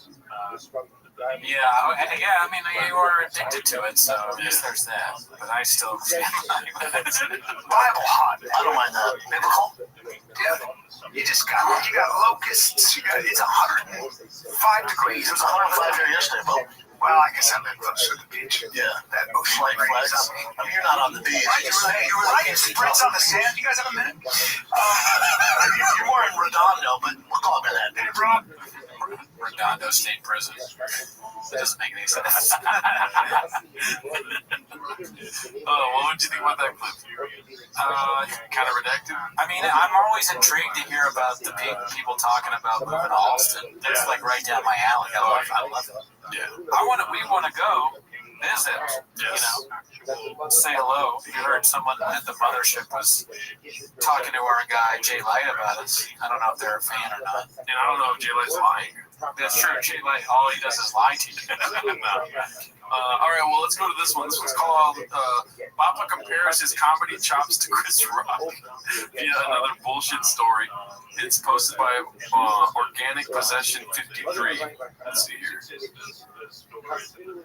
Oh, fucking Streamables is being blockbusted, so I got it over here. Right. All right, let's see what this is about. When you say that, that's a compliment. It's such a compliment, Chris Rock. It's the same thing. I've had people go, shotgun writes jokes. There's no way. They come to the show, and then Mark Tony thinks you guys don't write your jokes. Like, damn, that's a compliment, dude. They think, Chris Rock's playing him? Chris Rock's playing him? What's going on with Jack? I'm like, oh, man, that's dope. I'm never like, what? That's ridiculous. Oh, dude, hell yeah, man. Fuck yeah, you seen somebody else know that? That's dope, dude. He's like, because the jokes I write fucking suck. But I'm focused on the jacket. He looks like Thanos. Looks like a Thanos jacket. It's like up in the back. It's all big and stuff. Purple. Yeah, he's got rings over there. He's collecting Thanos rings, Infinity Stones. I mean, it's a good show. It was so good. You think somebody else is writing it? Hell yeah, dude. No, it's sad. This is fantastic. It's not Jake, same thing. We think it's bad, but we think someone else wrote it. Because even bad, it's like, well, Shop doesn't know what that word means. Shop doesn't know who Sacagawea is. Oh, yeah, you're right. If you know who Sacagawea is, say who she is right now, Shop. That's what I would say. He would be like, He's just looking at the phone being like, be cool, dude. yeah, you wouldn't even be able to Google search it to figure it out. He starts spelling with a CH. Yeah, he would not spell it. Exactly. All right, so this one's posted by Blockbuster Buffet. Dude, this is a long episode. We got a lot of clips today. Yeah, a lot of content this week, B. This one's called Diddler and Montez Ignoring Papa. But I thought he wasn't there this week. I'm sure it's great. But when I drive by a billboard that says the most important piece of art I've seen in years, I go like this. Fuck me in the mouth. Fuck me in the mouth. That's how I feel about the USA Christian soccer team. I'm sure it's great. Oh, come on, bro. Fuck me in the mouth. But that's... He's good at parroting. He's like a good, like, second guy that'd be like, yeah, the most. Yeah. Yeah, like radio voice. Yeah, that's who I am, B. I'm gonna go home and turn on the shower and cry. I don't know where I was gonna head with this. That's a painted narrative if I've ever heard of it. All right, this one's called Any Chance Barn Door Rant. Oh, we already watched this one. Let's just skip that one. This one's called, this is the last clip of the day. It's posted by Access Spend. It's called What It Looks Like to Owe Brad 10KG, which 10K grand, thousands. Also, what it looks like not to pay Bradley. Just the title itself will see what it was about. Right. What do you think, if you can guess what's going to happen? Something about the 10,000 that child No lost. shit, Sherlock. Oh, wait, like, read the title one more time. I already closed it. Then I have no guess. All right, he's going to come for that money. Let's see. Can't wait to get that money. That's all. It feels good. It's always good taking that, like, not from like sports betting, but like from a friend. Yeah. You know, because you can watch me spend. I'm awesome. Yeah, that's the best part. I'm saying, like, if your car payments, I'll be like, yeah, that's fine, it's mine. I got 10 G's on the man. That's ridiculous. Trying to have fun. Hopefully next time you drive hijack. So I'm ready to come for that money. I'm coming for that money. You gotta pay me. I can't tell if it's a bit or not. But he hasn't paid so many people. It takes a while, you know. Papa's got a lot to do before he gives you the money that he owes you. How long would it take for you to pay somebody 10K on a lost bet? I'm not going to bet that kind of money unless I'm a. But yeah, no, I would just. I don't think I've ever. I don't know if I've ever transferred over that kind of money. Yeah. If it ain't in writing, I'm switching states. Gerard, there you go. Gerardo's not going to pay you back. No.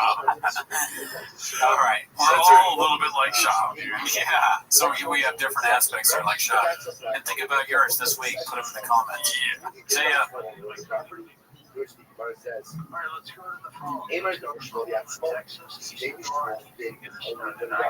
When the individual ultimately is changing their mind and taking the property back for themselves. However,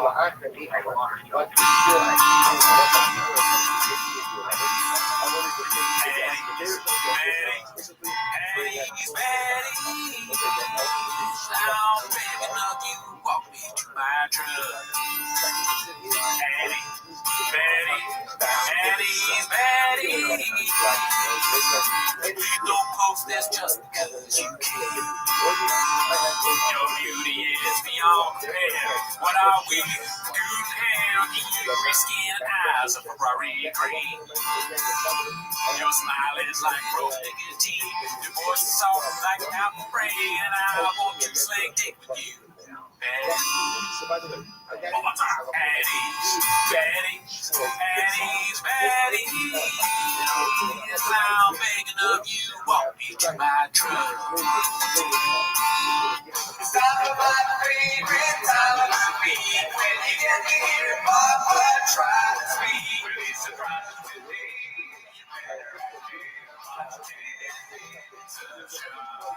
Welcome back to 10 Minutes of Shop. Thanks for tuning in. Join the Patreon as always. We have been watching stand-up specials. We just watched Nate Cannon in it. He did it the whole set with a golden microphone that was shaped like a gun with a literal trigger.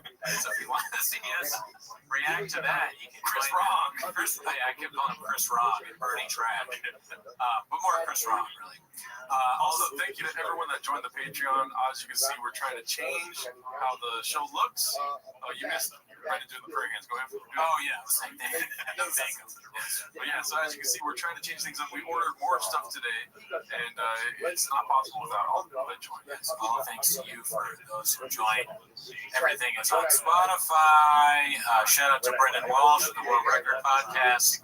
I'll be wearing here and there some merch that he purchased from Big Boy Studios or Big Boy, whatever it's called. But anyways, that's not it. No. You're here to watch 10 minutes of shop. So play the chin clip. Start the timer now. We should probably invest in a timer. Yeah. With the Patreon money, we should get a funny timer. I mean, Amazon will look that up. Yeah. All right. So the first clip is posted by All I Do Is Lie to You. It's called "The Diddler is the Picture of Sanity Now."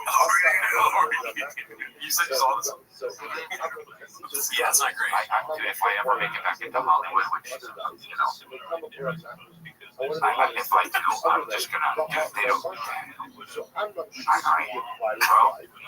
you thought you see real? No.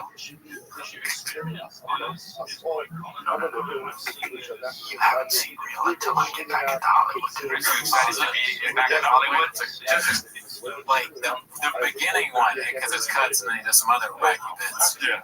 But he sounds. What do you think he sounds like? Oh, I mean, he sounds like he fucking regrets everything he did.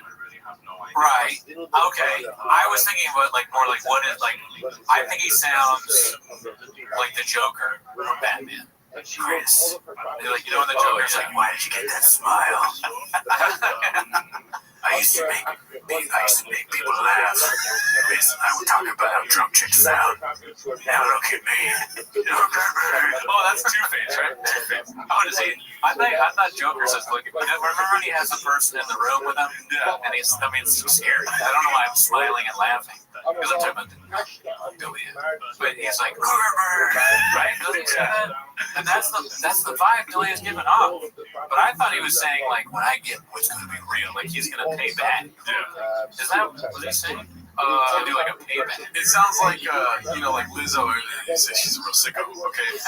Don't get me started on that. But, like, she's going to come back and they're going to try to cancel everyone that talks shit about her. Exactly. Yeah. That's what I get. Yeah. And that is that's wild. Yeah. Let's see. Excited to be getting that money. Don't really care about it other than that. Also didn't have fun on Army of the Dead. It was too hot. We did takes for too long, and the fucking movie is probably bad. Didn't ever see it.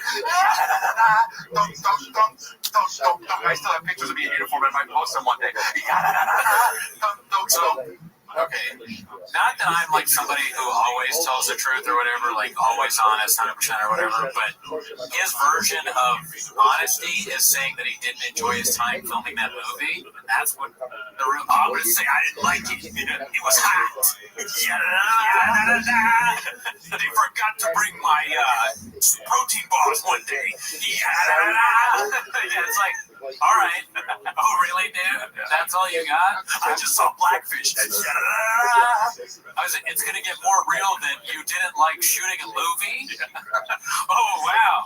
Can't wait to hear the real truth from you, Chris. Dolphins fuck people. You're a Nepo baby. And I don't even say that. I like Nepo babies. It's like, but you brought it out of me, Chris. This is such a crazy thing to say. I mean, I have friends that are Nepo babies, but this isn't that much coming from you. Fucking releases Zack Snyder, Chris Lee,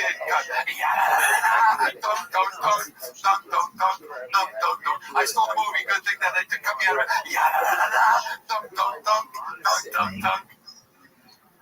Your therapist needs to be fired.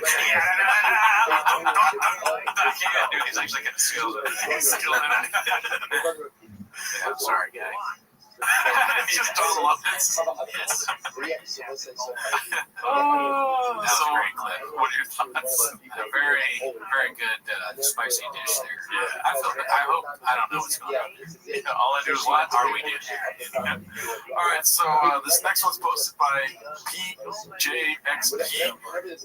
Honestly, too, I should probably say this. I just went to Chang's today because we did a lot of work on the setup. I just went to the top ones and then went from there down. All right. But I did put Chris Lee at the beginning because I love that clip. It's a little fun. When you said I went to Chang's today, I thought you were gonna do a bit. I thought you were like, I went to Chang's today and I did like, and you had something, but you literally made the website. Yeah. That's how deep we are into Reddit that you say it like that. But yeah, I showed up on Chang's and I just went to top this week and went from the top down. Something like usually I like to like curate it, but I didn't have time today, so for sure. The first one is PJXP posted the look of contempt on Bapa's face when Eddie starts talking about stand-up.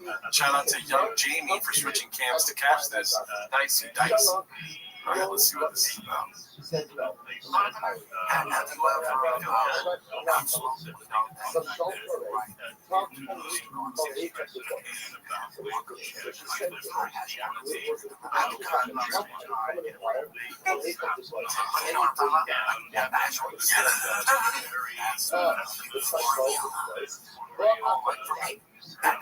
Once I figured that out, at first I was hoping I would go on stage and then I That's too much for him. He's like, I don't know what to say. Anything I say about this topic, I'm gonna get you douchebag. Right? That's what he's thinking. I mean, real quick, how many blunts you smoke? He's probably like, you ever take an Addy right before you go on, or you have to take it what, 30 minutes an hour before his timer lates? I don't know. That's his thing. You ever take dick juice before a podcast? Yeah, I wonder. Yeah, you guys ever take dick juice before you fuck? Yeah. There's a lot of claims on the subreddit today that, or not today, I'm saying this last week, that Jamie is trying to contribute in some way. What do you think about that? Jamie's trying to contribute to Chang? Yeah, by like switching the camera on him, or the thumbnail that he made where he was doing the same thing. So I have that pulled up too. Oh, I missed that on the Reddit. I didn't see those posts, but yeah, that's hilarious. They always say that. Yeah. It's always like a little conspiracy. Hi Shane. Yeah. Hi Shane is like another classic good one. Yeah. It makes it more fun to read through, but I don't know the truthfulness of it. Yeah. All right, so this one's also posted by All I Do Is Lie to You. It's called Not Even a Peek at the Mothership Confirmed. Do you ever tune into this Adam Carolla show? No, I've read some of the books, like Not Taco Bell Material.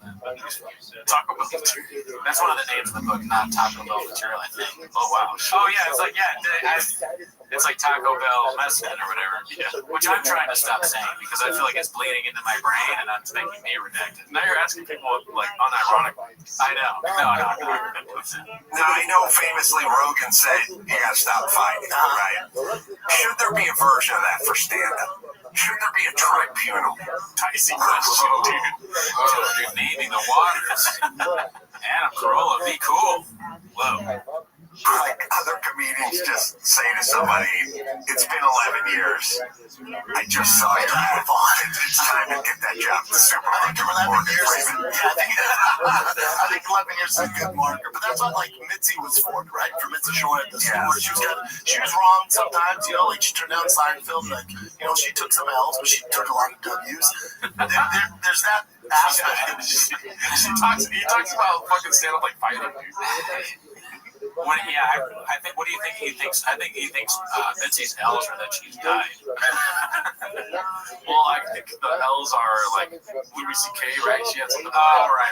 Yeah, he brings up Jerry Seinfeld. I'm pretty sure. Yeah, I mean it dummy. That's what it means. I mean, like when you start getting booked at the Improv or the Comedy Store, laugh factory, hey man, I have to go work at the grocery store. Yeah, I haven't been to Rogan's club over there. How is it? I didn't get a chance to go either because we did the show on Saturday. I came on Friday because Cal had shows at Cap City, the new Cap City. So I did the 2 shows with Cal at Cap City instead of going to the mothership. And Saturday, he was like, hey, let's go to my ship after the fight campaign. I'm like, let's do it. And we got done at like, I don't know, 12:45, 1, 7 a.m. flight. So I didn't get a chance. Right, you decided not to do it, is what he's saying. It's because the fight companion went too long. Right. How do you think Bob, like, legitimately, like, you can use shoppisms, all the shoppisms you want. How do you think he asks Joe Rogan to go to the mothership? But he's also very nervous to ask because of the implications on Ching's and whatnot. Oh, how funny he comes off. perform stand-up.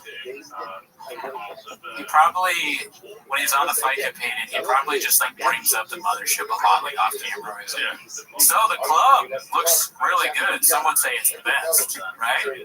And Joe Rogan's like, yeah, it's doing really well. Gives him nothing. He's like, yeah, I've seen a lot of my friends. Callan, he did great there. You know, Callan did so good, and he keeps you busy. And he said it's really like I should definitely go there sometime. And Joe Rogan's like, yeah, Callan did really great. Yeah. And Bob was like, can I do the club?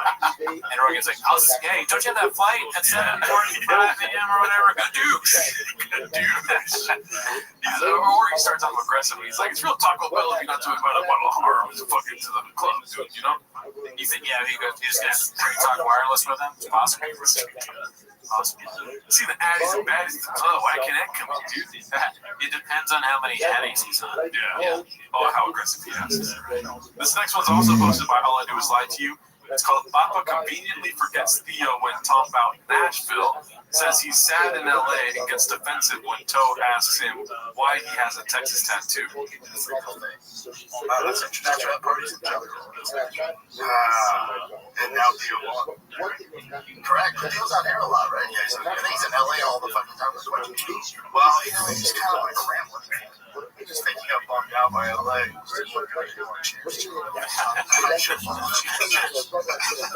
was just impressed at the It's so funny. You could do a slight against Papa and not notice because Theo left his show. And Joe's like, yeah, he didn't really like it out there. But he's like, he didn't like doing the show with me. And then Papa's kind of doesn't say anything about it. And he's like, yeah, I'm just out there being impressed, which is actually kind of funny. Yeah. But, Joe doesn't realize he just kind of got douche in there. Nashville's a dope city too. Nashville's great. Nashville's got zanies. Like I could have moved to Nashville. It's got 10 Bryant. Yeah.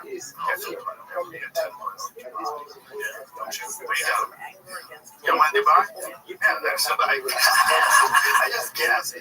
Minus worldwide. He doesn't give a shit.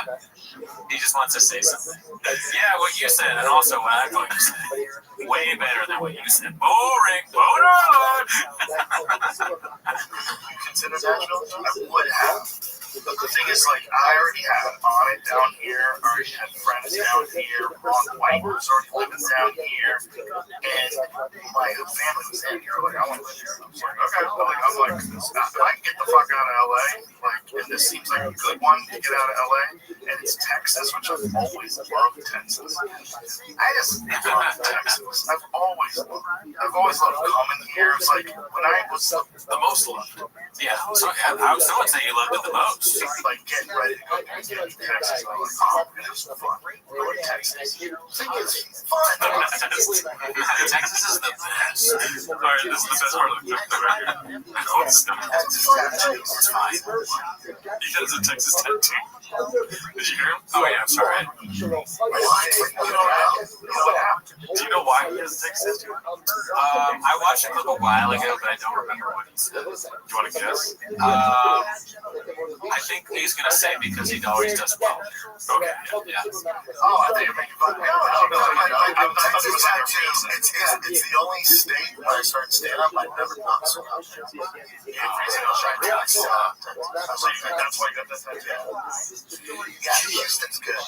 Houston's You should have done the European tour in Texas. Instead of Europe and Texas tour. No, to the European tour in Texas. It's all the same to Bob. He's a marketing genius. Why didn't you think of that? All right, so the next clip is posted by 732 Boy. It says the fight contract is signed. Have you kept up with this at all? I saw like a preview of this. I didn't watch the clip, but I saw that somebody was going to fight Bob, and then I also saw someone was angry that it had been posted. Like it got like put on the main page, or like tagged. Yeah, what's it called? Pinned. Yeah, it got pinned, and they were mad about it. Controversy. I saw it, but I didn't listen to it. I just read it because I was my girl. So let's see what happens.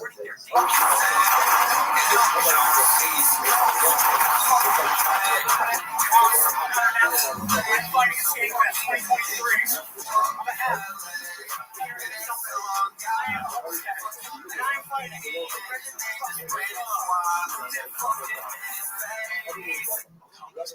I wonder, because I think there's someone on Twitter called the Homeless Cat as well as me. Is that the guy that's at Fight Shop? Do I know him? On behalf of Timos. It's like 7 degrees of Kevin Bacon from the Homeless Cat. Yeah.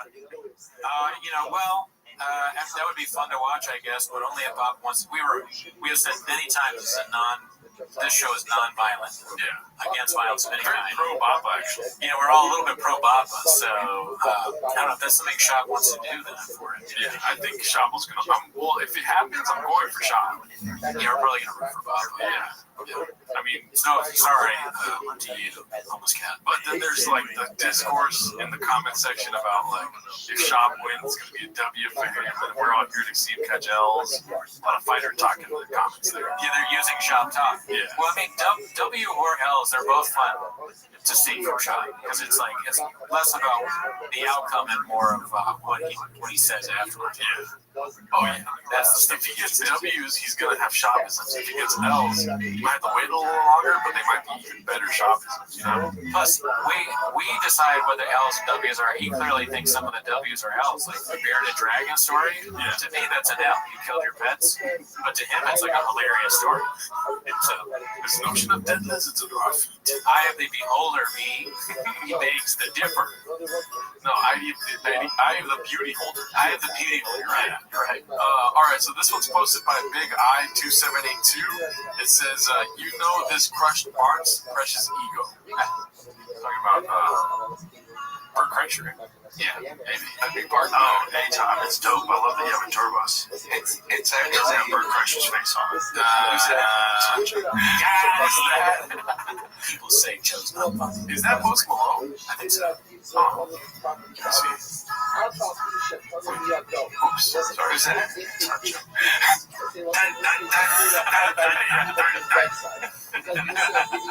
I'm Bert. All right, well, let's just move on to the next one. That was kind of blockbuster.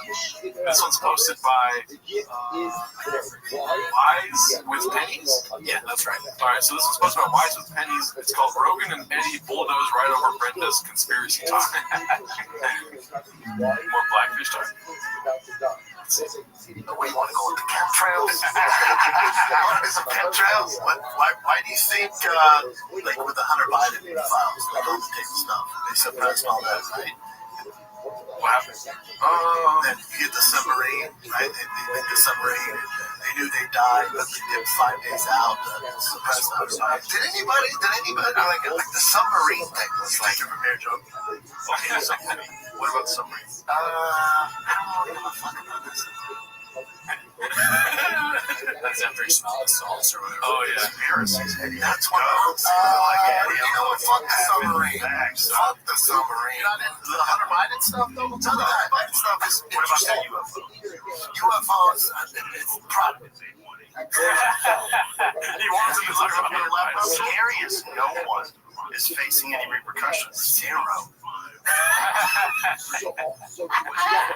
haven't seen that one yet. That's so great. I love the face after they don't talk about a stupid Hunter Biden thing. They're like, yeah, okay, whatever, dude. We're good on that, Sean. You drink your Tiger Thick. If I told you I wasn't the conspiracies, which one do you think? All right, so this next one's posted by All I Do Is Lie to You. It's called "There's No Good Comedy Movies Anymore." Yeah, this is the latest comedy. Dogs with human voices. Oh, yes. So scared. So scared. Comedies, man, they went away. If you think about, obviously the Barbie movie, but there's like 1 or 2 good comedies around. There used to be tons. Is there even 1 or 2 in the last Like, what's a good comedy in the recent fucking last 6 years? Like, a good comedy. I couldn't, like, one that everybody tells you have to see. It's been, like, Superman. The Hangover, Bridesmaids. Yeah. Bridesmaids? Those are all funny movies. It's a funny movie. They're all local comedies, though. They're wild-ass comedies. Which is what... Oh, Wedding Chasers? Wedding Crashers. Wedding Crashers like 10 years ago, bro. Yeah. That was good. Fuck yeah, that was good. Oh, because Bert had the machine.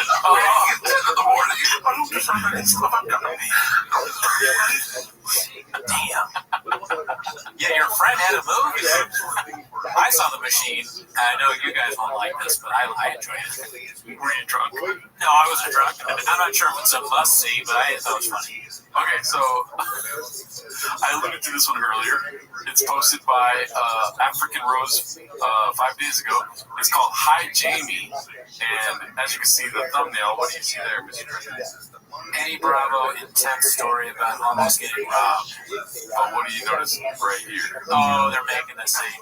Yeah. You told me that already, so it's like, did I see that or did you? Yeah. You got the best brain for the arts thing. So they're trying to say Jamie's in on thumbnails. Right. James here.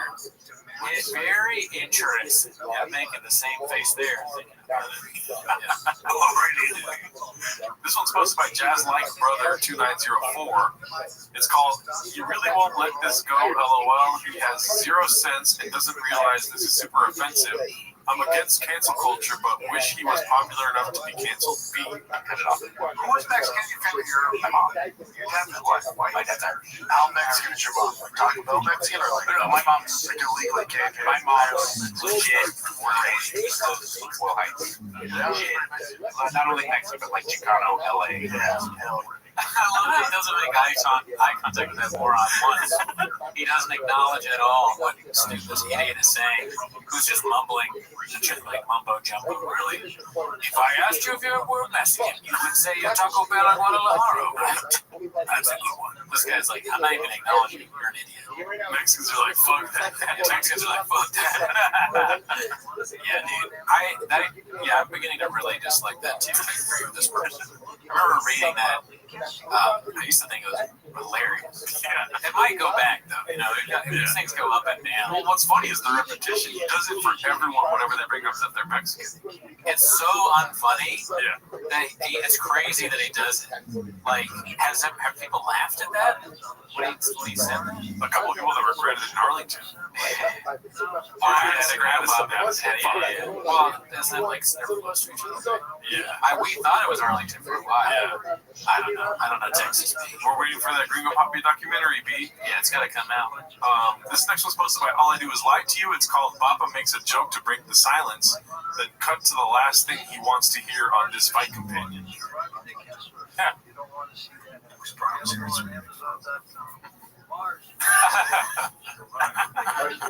So that's a little appetizer of a dish right there, very small. What do you think, Brett?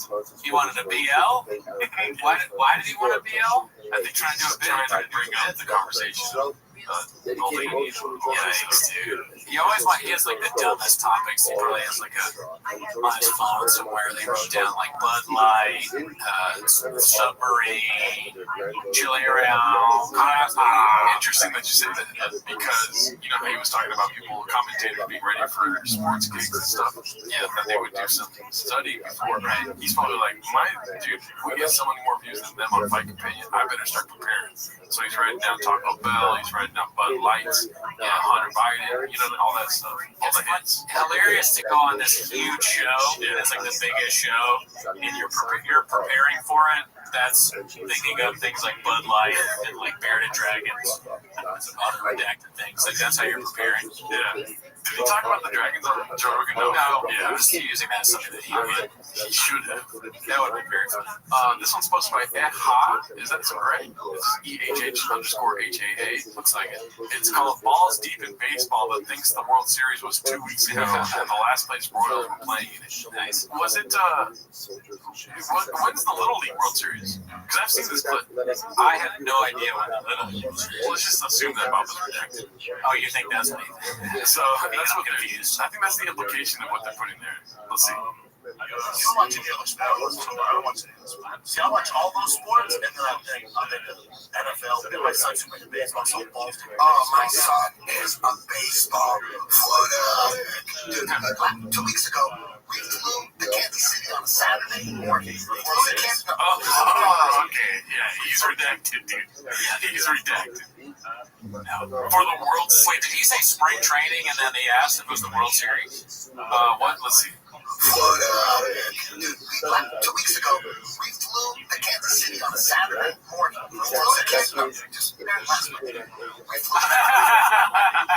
last place. No, I don't think they brought up spring training at all. Wow, dude. I don't know anything about baseball. We're not baseball The guys. farthest thing from big ball is even baseball. It does look like you have red seats all over. And I do wear a Dodgers hat. Yeah. Just for LA, baby. Oh yeah, and then last week the whole monkey nose name. A lot of comments about what I said last week. What was that? Remember when I mistook monkey nose for monkey noose? Oh, no. No, I didn't. Some funny ass comments. Okay, I missed those comments too. Dang, what am I posting a ghost thing? Maybe you read them and then you were just completely forgot the reference. Maybe. But shout out to Monkey Nose. I missaid your name last week. Apologize for that. It's quote getting back to it. How did that go? And it's the flair is that road sailed. I don't know why. Let's see. That's the world we live in. I've been too protective of this guy. You know, he does interrupt. He does fucking talk down sometimes. He does behave in an arrogant way, which is the defense mechanism for him. It just is. Damn. Alan took a truth serum, or he just sped up. But I feel like this is a while ago, right? This episode, because that red hat, white shirt, he has a repeat outfit. Sure. That's where this is. Oh my gosh, but damn. Well, I wonder what did he do to set him off? I don't know, but let's see what the rest of it. But we're gonna get back to shit, man. We're gonna get. You know, I said to him, I go, we gotta get back to getting you and I having conversations that go beyond ourselves. Fucking picking up on fucking rhythms. What a good time to do it. What a good time to do it because, you know, Chappelle went off on his own. He's building his podcast and he's headlining his own shows. And so now it's just us, Bubba. It's back to the original crew. And I'm so excited for it. You see the new thumbnail. We have a new intro coming. So they're going to get better as a 10 years. And I might take Yeah, dude. Let me tell you one thing, Chuck. Yeah. If there's one thing that can happen, is you can get better. In almost every facet. There's room for growth. Don't worry about that. That is a possibility. 10,000 hours? 100%. Do I make mistakes? Are you kidding me? You get better at all of them. And stand up. He said to me with the special, he called me and he goes, I just, all I wanted to do was just show myself and the people close to me that I've gotten better, that I've been working at this. It's so fucking hard. Stand up is the hardest job. It's so hard. Do you believe that, dude? What? That he just wanted to show people where he's at and say that. Like, why would you go on podcasts trying to, like, I don't know, I don't get it. No, I don't believe that because it's worse. Yeah. It's like worse than the first special. I think he thought it was good because he's dumb. No offense, Pop. Only one way to find out, though. We got to review the first special. Yeah, we got to see that and compare it again. Yes. I can't really remember if I think it's worse or not, or which one's worse. Let's see. Art. And you know, it's A, the hardest job in the world, but B, to do a special, do it on your own, rely on your team, then we have to deal with all the marketing and all that stuff with it. Like, I didn't realize what an animal it is. It was such a beast. It's all one continuous mistake, and so is life. That's a slip there. I agree, Brian. Brian literally took the truth serum. They put some truth serum in the Happy Hippocrate that he drank before this clip started. Yeah. You know, I made a mistake. I will pay for that, and I will do everything I can to make it up to somebody I love named Bobby Lee. And I've only met Kalila once, but she. Oh, so this is from that episode. Oh, yeah. See, I thought the mistake was real Bobby. That's why I was like, that hat looks way too familiar. Because he wore that on the Tiger Belly episode, and then they had this episode. That's great. Yeah. Didn't deserve that shit either. So she seems like a great person. From what I could tell, she seems like a very fair, good person. Bro, and I'm going to tell her this to her in her face. I told her this on the phone. Dude, don't talk about a smart, educated, like I told you, like we got done where we said some things we both might have mean. Then we finally got through that and really had some growth. And I told her, I went, man, I know you do this podcast thing, you're crushing it. If you ever want to be a lawyer, you would crush it. I'm savage. Yeah, savage. Sava. Sava. Because that's always a compliment. If you tell somebody they should be a lawyer, it's always Yeah, we got 10 more seconds. Let's see. And I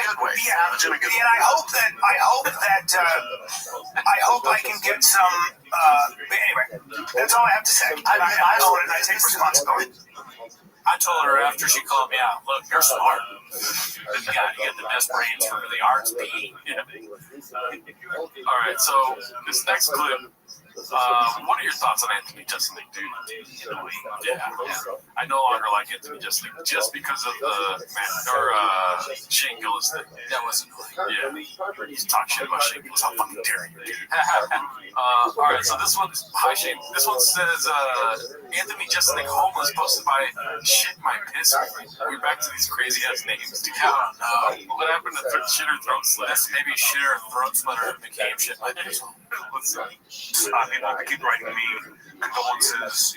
Aaron actually called me this morning to talk to me to see if I was okay. The guy, one of the backers, the financial backers of Sound of Freedom, was arrested for kidnapping. I don't know the guy that well. We had dinner a couple times. We've never been on the road together. I've never seen him do anything illegal. Go see Sound of Freedom. Aaron, what do you think of Sound of Freedom? It's kind of dressed like a show. The hat and the shirt. Yeah. It's a lot. It's Detroit. And it's also the same shop thing where it's like it's not their colors. Is that Detroit? Or I don't know. I think it's black and white, right? I think the hat though is that like, it's usually white, yeah. Yeah, Or just their color. Yeah. All right, let's get away. They show the jersey. I don't know, Jack shit. It's so funny. Aren't they purple? They're purple, right? No, you're wrong. They're purple. Aren't they neon blue? Look, they're not even in Detroit. I went in there and I was like, they're not even in Detroit. Yeah. All right, this one's posted by Icarus Lives. It's this one is long, but I thought it was pretty funny when I saw it the first time. It's POV Brendan Chop breaks into comedy mothership. Have you seen this yet? What do you think it is? I love her already. It sounds great.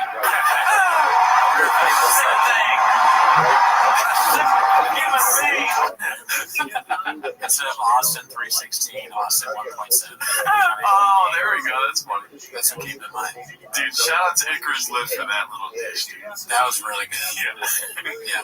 Very good at it. Well, hopefully that doesn't get caduced for WWE type stuff.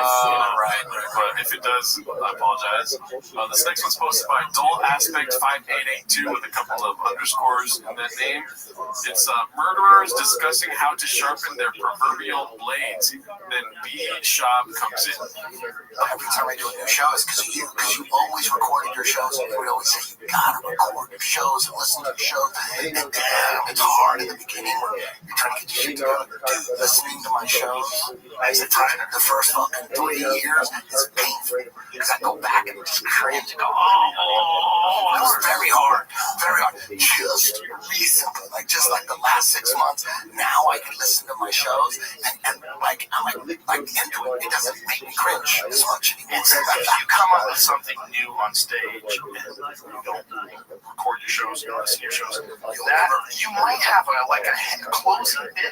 It might be your best bit ever. I have every show recorded. I only miss like one by accident, but every show I've ever done I record. And those early shows were I can't. I'm afraid to go back and listen. No, you don't have to. Just watch the more recent ones. Yeah. Listen to the more. Joe, when did you start Zin? A few months ago. When did you start what? Zin? What is Zin? I don't know. What did like rewind? Okay, let's see. That is funny though. He just doesn't. He's just sitting. It's just another example of him not listening. You don't have to. Just watch the more recent ones. Listen to the more. Joe, when did you start Zin? I don't know. I don't know what Zin is. It's not Howard Zin. Every clip, right? The People's History of the United States. Doubt that. When did you start with Howard Zin? Yeah, when did you get balls deep? Left wing ideology. All right, this one's called Baba Poking the Beard, posted by All I Do Is Lie to You. It looks like a clip from the Golden Hour podcast. Favorite podcast. Street fight, maybe. Way younger. I don't shit. And bots and people MMA match? It's not an MMA match. You straight in front of 7-Eleven. Well, it's taking more of an MMA match than it is a boxing. Yeah, boxing fun. Yeah. But anything else? So it's on the record right now. You can beat up Mike Tyson. What do you think? Seriously? Yeah. I don't know. Honestly, yeah, I also don't know. No, I'm saying, like, I don't know if I want to answer that. You know what? Mike Tyson's going to win. Yeah, he is old, though, right? But yeah, Mike Tyson has some unimaginable ammo. That's true. You know, all he has to do is dig deep, name the waters of like everything he's been through in life, and just release. Yeah, I guess I was leaning towards Tyson, but I just don't know. Also, too, when you're like the fucking reference point for like the baddest man, in the, like he hasn't boxed in how long? You know what I mean? Like, he hasn't been heavyweight champion in how long? He's still the reference point. Nobody's saying, oh, that guy's like Tyson Fury. Nobody's doing that. You know what I mean? And Baba's kind of the reference point for hilariously being knocked out. But he is also known for beating people past their prime, like Rothschild. So maybe he does that. He beats up Tyson when Tyson is 70 years old. Yeah. It's like, I told you. Tyson's in a wheelchair. It's like, I told you, I got it. Fair fight, dude. All right, this one's posted by Healthy Following 27. It's titled Classic, Who's Smarter, Shop or a Parrot? We might have already seen this, but it's been on the top of chains this week, so let's check it out. To fucking kill the shit out of you. Chip on your shoulder and thick skin. The biggest chip on your shoulder. You also see the drawbacks. You see a huge shoulder. It's tough to deal with. It's the toughest to deal with. You gotta do the Dyson pass in terms of the law. I would say the Dyson. It's fun. It's so, it's the funnest. It's the best. You feel like this is a dirty business. Like, I don't want to be part of your business. The dirtiest. God, it's a disaster. It's such a, it's the biggest disaster. Yeah, it's good move. It's the best. This is like you and me when we're talking about the burritos at Taco Bell point. Yeah. It's so good. And I'm like, it's so good. The chicken and chicken. The sauce is spicy. The spicy. I'm like, this is the spiciest thing I've ever had. I don't know. This burrito is like one of my favorite burritos. It's the most favorite. That's a great. Yeah.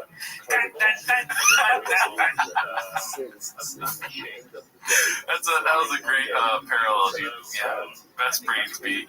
All right, this next one's posted by Tyson Uppercuts. It's called Awkward Silence After Baba's Totally Real Story. Let's see what's going on here. I think that's how the Enzo Gracie spiker. Yes. He got his back and he just started dropping bones on the back of his head. And then remember he stepped on his neck when he stepped off. Yeah, apparently the guy was talking a lot of shit. And the guy kept calling him in his hotel, like all throughout, all hours of the night, so he wouldn't get to sleep. Yeah. Some fans did. I forget which fight it was, but they pulled the fire alarm. I'm like, you're waking up my opponent too, you dumbass. Then Toronto.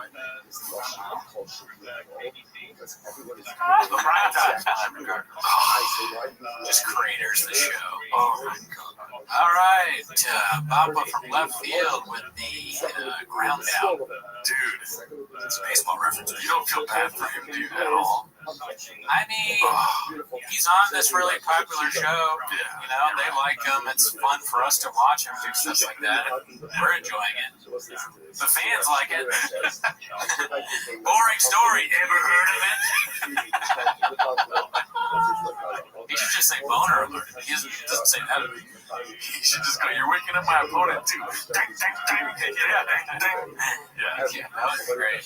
All right, this next one's posted by All I Do Is Lie to You. It's called Brenda Drops Knowledge About the New York Comedy. Here we go. Maybe we can learn something here. You know what's so funny? Every time I see comedy spelled that way, it stops me in my tracks. Like I'm about to say something wrong.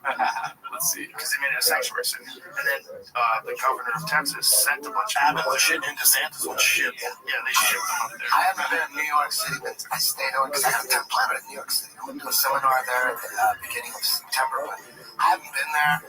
I have no desire to go there, but me and Sam Tripoli, we're going to be there next Sunday, first time in you guys do a show. Tinfoil Hat Comedy next Sunday, New York City, at a place called the Cutting Room. Oh yeah, I've heard of that place. Yeah. There's not a lot of clubs that headline that because Coraline's shut down. Coraline's. That's awesome. Dude, the subreddit should open a comedy club called Coraline's. Oh, that's such a good idea. That is so funny. And then have shop, like associated things inside it. For those of you that don't know, it's called Caroline's. Caroline's on Broadway, right? Yeah, but they shut down. Oh, they moved? No, they shut down. They're gone. Yeah, I guess the reasoning behind it is because the rent. There was a price increase in rent, and they were like, fuck that. They announced it December 9th, and they closed by December 31st. Wow, that sucks. I forget which year, though. Let's see. Gotham City's not ahead. Coraline's that movie. That's right. I just watched it with my son. That's funny. It's a great movie. It's a great movie. Yeah, that movie's great. Hell fuck yeah. Hell fuck yeah. I love how he got the worst Nazi of all time. Hell fuck yeah. That guy killed a lot of people. Coraline, it's like he has a sixth sense for what to mess up. Yeah. How do you know? Coraline's. It's as if he's coming up with it beforehand. He always will mess it up in the funniest way. Yeah. He is a genius. JT is great. JT Park, our other one of the episodes in the past, he called it. Great guys, never met him. Yeah. It's scary for kids. I can't believe my son loves them. Like, dude, I'm scared. Crawling through a hole in the wall. Let's go to your other family. Yeah, dolls. It's weird. But yeah, so New York, Gotham City's not a headliner club anymore. They just, it's like spots, like, you know, the cellar. You do New York City every now and then? Yeah, I'm at Groundsy Theater in November for the Comedy Festival. That's where I was. That's the last place we played in New York City. Groundsy? That's a great place. But it was booked. So I don't book my shows. Sam did. So she booked it. I've never been there. You heard about it? Yeah, I've heard that. Okay. Yeah, we got a lot of boys up there. They're like Schultz. Stefano's up there. Tim Dillon's always up there. Shane's up there. Yeah. New York is a spot for comedy. Boys. You gotta go with the boys. These are some spots. You imagine you're one of those guys who get to get a spot for shop. And Schultz is like, yeah, can you get my guy Brandon Schaub on? He's got a lot of merch. Can you get my boy Brandon on? That's what Schultz sounds like. Hey, he's good. Yeah. All right, so this next one, the post, whoever posted this, their account got deleted. It's called "We Did Smelling Salts in College and NFLP." 20 seconds later, everyone's already seen this, dude. Yeah, you know what's gonna happen. Let's see. Papa says he can do something he can't. He manages to out-Papa himself every time. Yeah, you are, dude. You just smell the bottle. That's all we do. You just smell the bottle.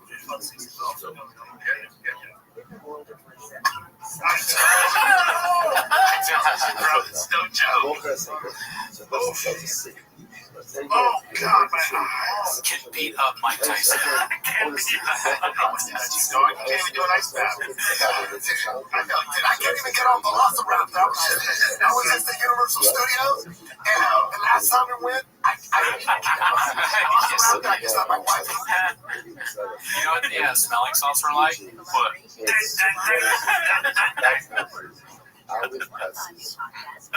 Oh my God. Alright, let's go to the next clip here. This one's posted by All I Do Is Lie to You. It's called Papa Makes a Stunningly Dumb Admission. You've seen this, right? I don't remember. Oh, you don't know what the admission is? What would you think it is? I feel like I have seen that, but I'm pretty sure there's other clips about this too, so it might not be the first or last one. I mean, I don't remember, so I'll just guess he doesn't know where something is. No, you're wrong. All right. And my shit is fucking tough.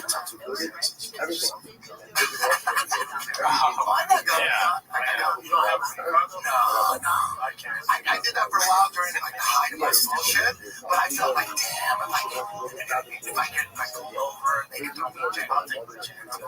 If I'm being sent to that,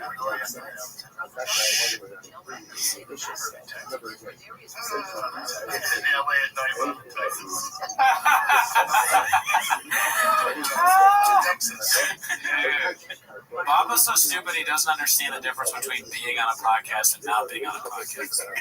It's like, yeah, maybe tell that to your friends when you're not being filmed. Don't go on a podcast and be like, yeah, I got a gun on me all the time.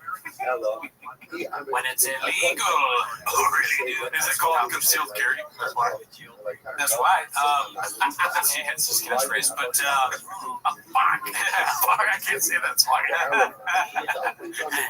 I don't know what it's called, but I think in LA you can get some kind of permit, right? Yeah. I don't have a gun. Yeah, I think concealed carry is when you have it. Oh, you need to have the gun in your trunk or something if you're traveling with the gun, right? I don't know. Not balls deep in there. Like we're not gun guys, B. But we don't know anything. This is supposed to by Stephen the Tune. It's called Rings Will Light Ya B. And the flare is Best Brains Define Bully. Kidding? I've been shitting on Brian Callen since day one. I was just saying, they're going to put him in the promo again. They put Dan in the promo last time. That was a clip of Brian on Joe Rogan said, if anybody bullies me, I'm showing up at their house. Here, Brian Callen, you're a bitch and a fucking loser. Uh-oh. And you're... How do I word this? What was written about Chris D'Elia, what was alleged about him, there was a mysterious friend. I think I see where you're getting at, and I believe Brian Callen has allegations of his own. Right. Damn, what's this podcast called again? The Leftover or something? I forget. It's like I work on it. Not that both guys ever said. Wait a minute, Mike. I work on a podcast.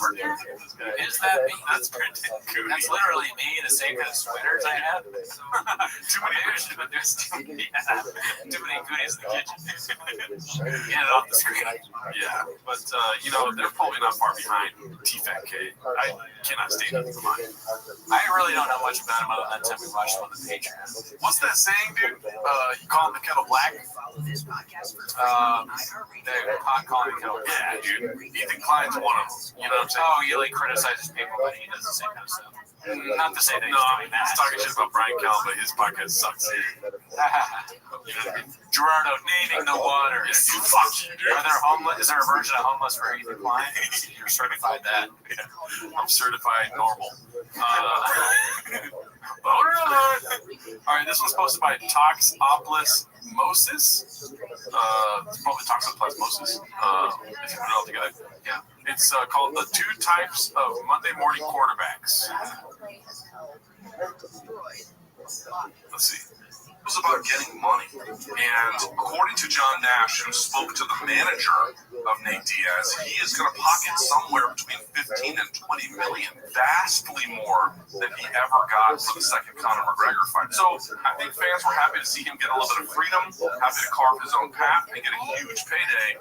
Mission accomplished. The Nate Diaz fans, I don't think they really look at this like some kind of disreputable loss. Why are we watching? On the other hand, for Jake Paul, he was coming off of the Tommy Fury fight, and he needed to get right. He needed a big name to get right, to get back in the winning track, to then set up whatever subsequent opportunity he was going to get. Obviously, he got a big payday from this as well, Shaq. But my point being is, Jake Paul needed a little bit of redemption against a known name. Mission accomplished. Mission accomplished. I feel like both guys needed something from this particular moment in time. Oh, I think I know where this is going. So anytime a clip on Chase goes long, and it's just sort of like, this is interesting. Talk about this fight. Yeah. Anytime it goes long, I'm just like waiting because I know there's going to be a boom. It's going to be like Shop doing something that's so redacted where you're just like, you're shocked. That's exactly what's going to happen. I love this setup, dude. I love that. I'm addicted to this shit. I cannot stop watching this. It's not even a joke at this point. We used to joke around about. You told me I gotta stop doing this in interviews with people. I'm like doing too much job stuff. Like I can't. I'm like, this is not good. But okay, go ahead. I know for a fact the second Monday morning quarterback is job. I need help. Point great. I mean, let's be honest, it could have been better. I guess. I love the comparison. Yeah. It's like Luke's this journalist. He has a great point. He has great points. Best brains. Just laying it out. Interesting to watch. And then Bob is like, hold on. Now that's not right. There's like, all right, there's 200 punches landed, and then he just repeats all the Shabbos as if we wrote it for him to say. Shout out to Richard Reloaded. If you could make us a meme of him being like when that Kratom's hitting, his face just like Kratom hits. Yeah. Richard Reloaded. He's been making a lot of memes on the Discord, which by the way we gave the Discord a revamp too. Yeah, there's a lot of rooms now. Yeah. And that's organized good. All right, so this one's posted by Pinhead X Larry. It's called Smoke the Sprint with Pull the Hammy as the flare for this one. Let's see. A little bit because I'll see, like, there's a picture of you and GSP on the, that there's a Cats are bigger. Yeah, he's got those great teardrop things. You're there. Yeah, you're there. Smoke the sprint, right? What? Did you smoke sprint, right? He's saying also he's saying like he beat him in a race. Yeah. He's a weird guy. He's so competitive. He like lifts all these weights or whatever, how many reps he beats people in races, but none of it's on tape. Yeah. Let's see that. Let's watch that part again. Great teardrop things. You're there. Yeah, you're there. You must smoke the sprint, right? Right. Did you sprint against GSP? You faster than GSP. I don't know why you put me in this situation. I'm asking questions. Yeah, you question myself. You see kind of laughing? I guess this is.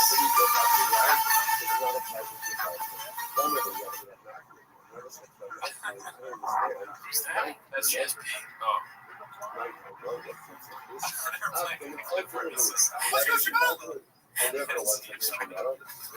When he realizes he's going to lose, he stops and protects evidence. That's so funny, dude. Yeah, of course we do, dude. You lie constantly. Yeah. Everyone calls you a liar. Even if that wasn't a lie, you'd be questioned just because so many people call you a liar. Tim Dillon calls you a liar. There's just like 3 times during the episode where I feel bad for Bob. Every episode, dude. All I do is lie to you. Yes. Perfectly. And also, it's a joke that I feel bad for him. I'm lying also. Mars God's Bars is the poster for this one. It's called Baba Already Lying on the live stream. Perfect clip to play next. Title placed. Let's see. I'm gonna have some fun. We're going to Texas. Fun. I'm in Texas. Oh, okay. I don't know. You know what happened? Oh, I think it's the only state where I started stand-up I've never found sold out Texas. Everything else I do is horrible. Alright, so that's like it's over. You always think there's going to be something new even if it's like, all right, but what's in it? What's this? Listen, I'll still give it a Netflix, but all right, so I don't know. I think I believe him because he did shoot a set. Or what he's saying is that when he first started stand-up, that's a very important thing that he's saying in that clip. Yeah, I mean that's possible. I don't know. Because there's no chance now, right? There's a guy that counts how many times I say I don't know. So I hope he's up. He does? Yeah. I forget his name. That's a funny bit. I think he enjoys the show, but yeah, we have our things that we say too much. You know? What's his username? I don't know. There you go. Got him. All right, so this one's posted by Wise with Pennies. It's called Bappa Tries to Shoehorn More Culture War Talk into Fight Companion. I like the use of the enye there. Good think. The Padres beer menu is available online to make sure.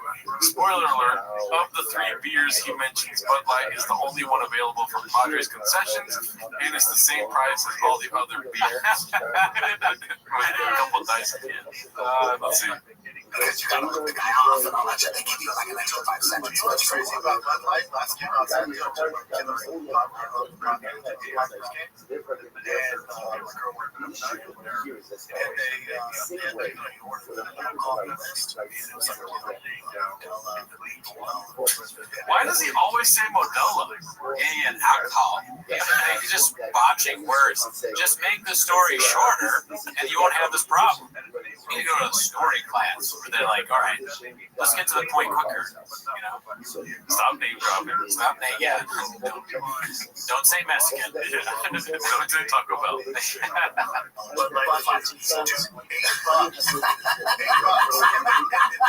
price. The guy comes over. I go, hey man, just a question. Have you Red Bull or Bud Light? So many. It's not one. Not one. You just run another can. Kill the fuckers. I don't know. You don't mind.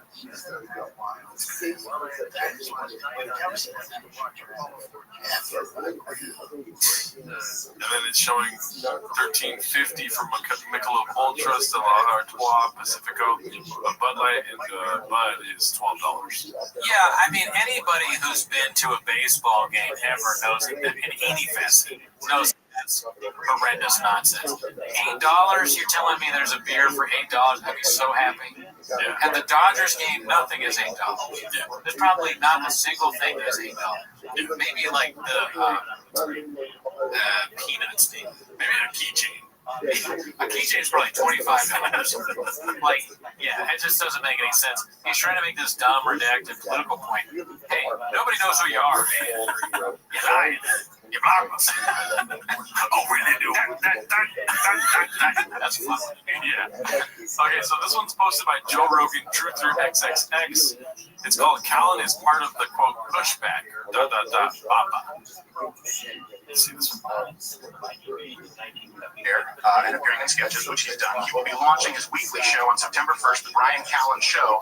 But Mugler will also be producing Brian Callen's next stand-up comedy special. More on that in a minute. One where he can finally pull no punches, show the world everything that he truly is. Oh, yeah, because of Mug Club. So please, welcome to the team, part-timer to full-timer, Mr. Brian Callen.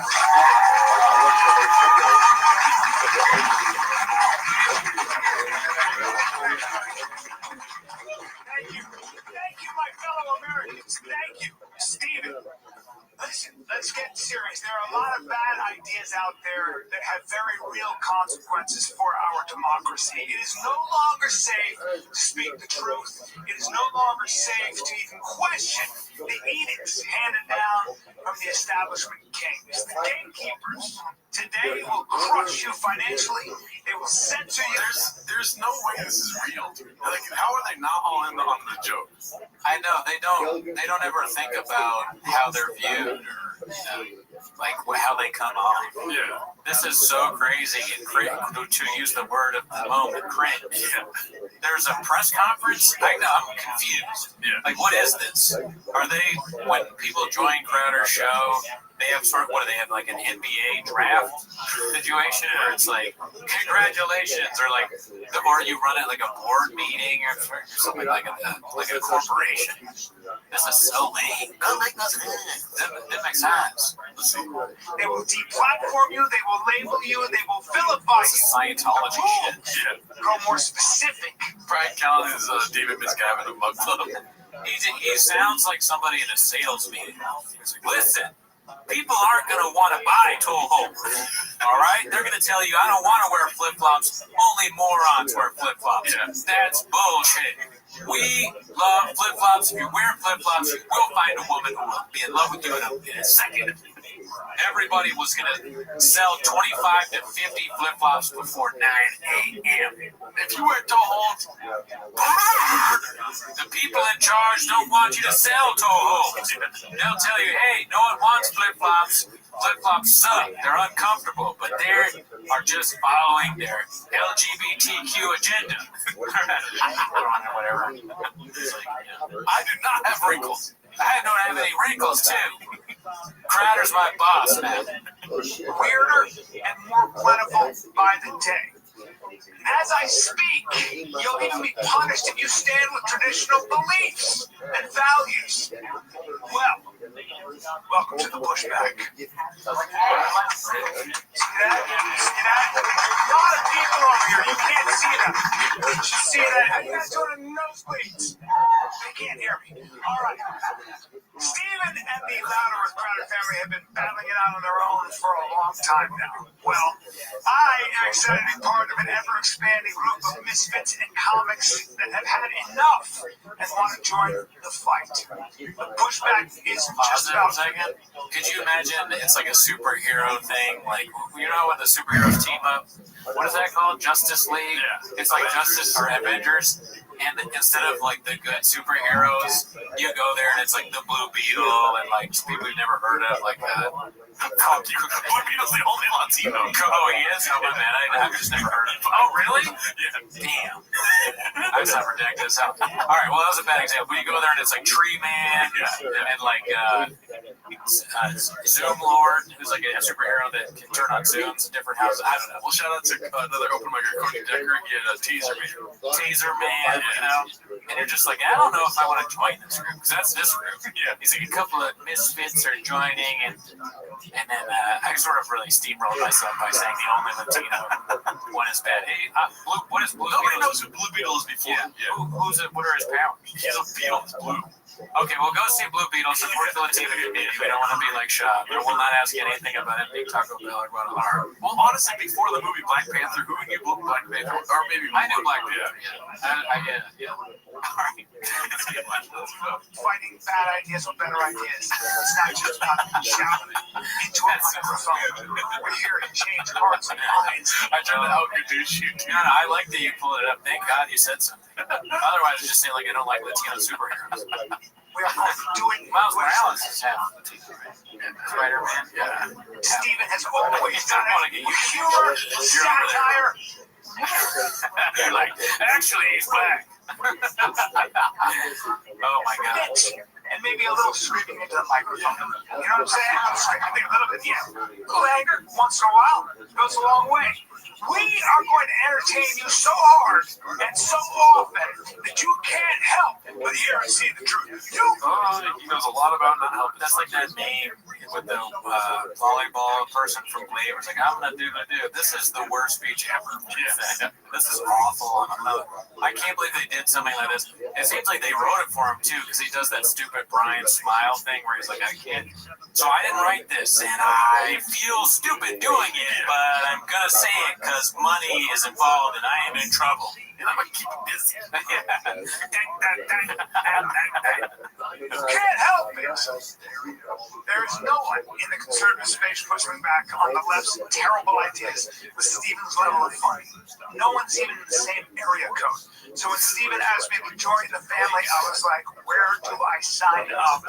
He's like, This is must-see pushback. We are an army of funny people with funny philosophy. We are not your grandpa's conservative show.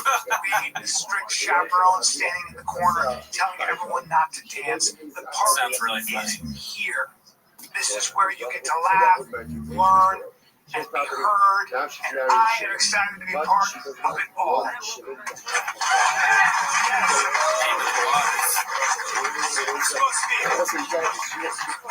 It's supposed to be dogs. They're supposed to be dogs on the leash. Where are the dogs? I want a dog.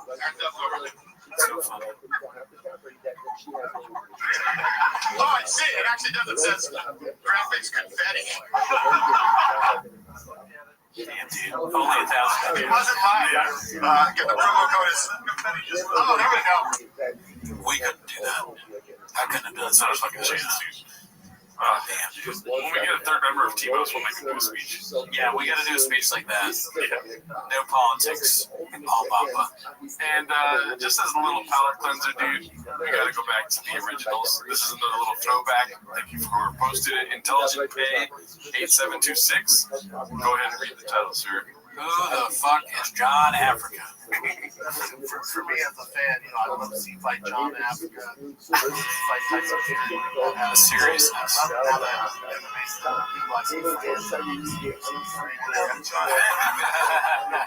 Fight John Jones. I don't know John Africa. He sounds dope. They're not offended. They're not offended at all because they know who they're talking to. A brain dead zombie. That's so funny. No, Francis like tries to save him. That's the thing. He can't be offended by most of the stuff that Papa does because he's so stupid. They're like, oh, come on. Really? That's our show. Join the Patreon if you want. All right, later. Have a good day. But it's understood that she is ready to call the gift whatever she wants. Or she can ask for back whatever she wants. You'll never know how many lizards I've killed. You'll never know how many cats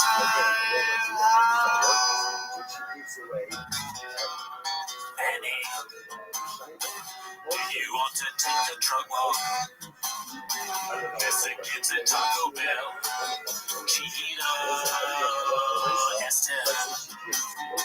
Can you whisper in my ear? Say the words I lost your head.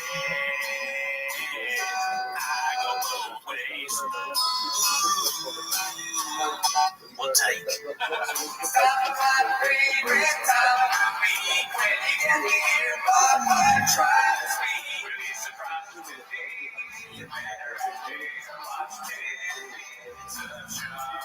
Welcome back to 10 Minutes of Shop. As always, join the Patreon. We have reviewed Ari Shafir, Brian Callen, and Andrew Schultz. And this week, we're going to watch Nick Cannon's special. I forget what it's named, but highly recommended. Is that the name of it? No. Oh, yeah. Yeah, so if you want to put a little something on the end, you know what that is? What? Drumline. Drumline, the movie. We're going to watch that. Also, everything's on Spotify. Shout out to Brendan Walsh of the Record Podcast for the merch. I don't know if you're on our Discord. I posted a picture of all the merch that Brendan bought us, shirts, hats, basketball jersey. If we get up to 3,000 Patreon subscribers, then I will wear the basketball jersey. You're going to wear it in a minute. I'm going to wear it anyways. But you got some shows? No. Okay, well, I did the show at the Ice House. Thank you, everyone. How did that go? It was awesome. It was amazing. It was the best show of all time. There we go. So, well, that's not why you're here, though, right? No, you're here to watch 10 Minutes of Shop. So, play the jig clip, start the timer now. Alrighty, so this first clip is posted by Jimmy T787. It's called, Dude, Every Knee. And I think we know what that's in reference to. Let's see here. Dude, every knee, bean cheese. I'm so redacted, I didn't even know that's what I thought it was going to be every day we book each other. Oh, no, dude. Oh, man. Oh, my God. I love the resurgence of bean cheese. I've been saying it way too many times, dude. Yeah, that's like your favorite topic. Bean cheese. I mean, look at him, dude. That is, now, like, the more you watch it, the funnier it gets. Dude, every day, bean cheese. Yeah, I think the stepmom does that. Like, is that how you make beans and cheese? No, but it's a great act out. Yeah. Honestly, that's, you know what I mean? It should just be like, it should be the Mexican cookie bit, beans, cheese, and the special. What flair did he pick for this? Was it highly redacted? Let me see the flavor. Oh, yeah, of course. 1.7 is great. Anyways, that was a nice little. We have a couple of Gringo Pop clips to start this episode with. I try to segment the clips again because there's so many this week. This one is. This is. We already watched this one because I couldn't believe it. It says, "Hot Mike reveals the real reason for Mitch McConnell's episode." Posted by Toto Rikiti. Oh, Toto Roki. So however you say it. Amazing, dude. This is an amazing. This is the kind of clip where you want the chef to come to the table and talk, like, fake it. Kiss him on the cheek or something. After finishing the NDA, this week, we've been good bipartisan cooperation and a string of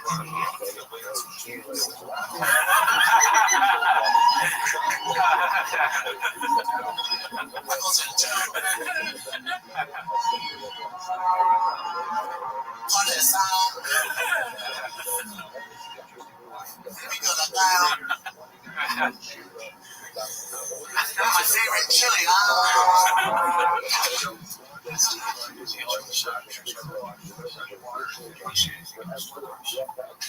Hitties. He's at the end. Sweaty Hitties. What is that from? I think that's Schultz. Oh, I don't know. I'm not redacted enough to get that one, but that was amazing. Yes. Most of the stuff. All right, so this one's called Interesting to See a Convo About Gringo Poppy Prior to It Being Recorded. Posted by All I Do Is Lie to You, one of the best chefs we got in the kitchen, dude. Let's see here. Hey, you're looking to get up. It's Thursday, Friday, the Ha in LA. We're at my 30-minute before I shoot my special next, or 11th to the 13th in Dallas.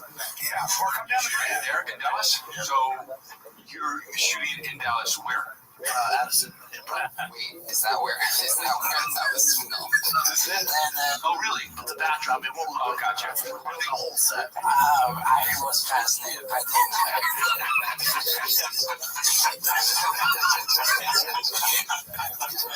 I even know where the construction paper came from. I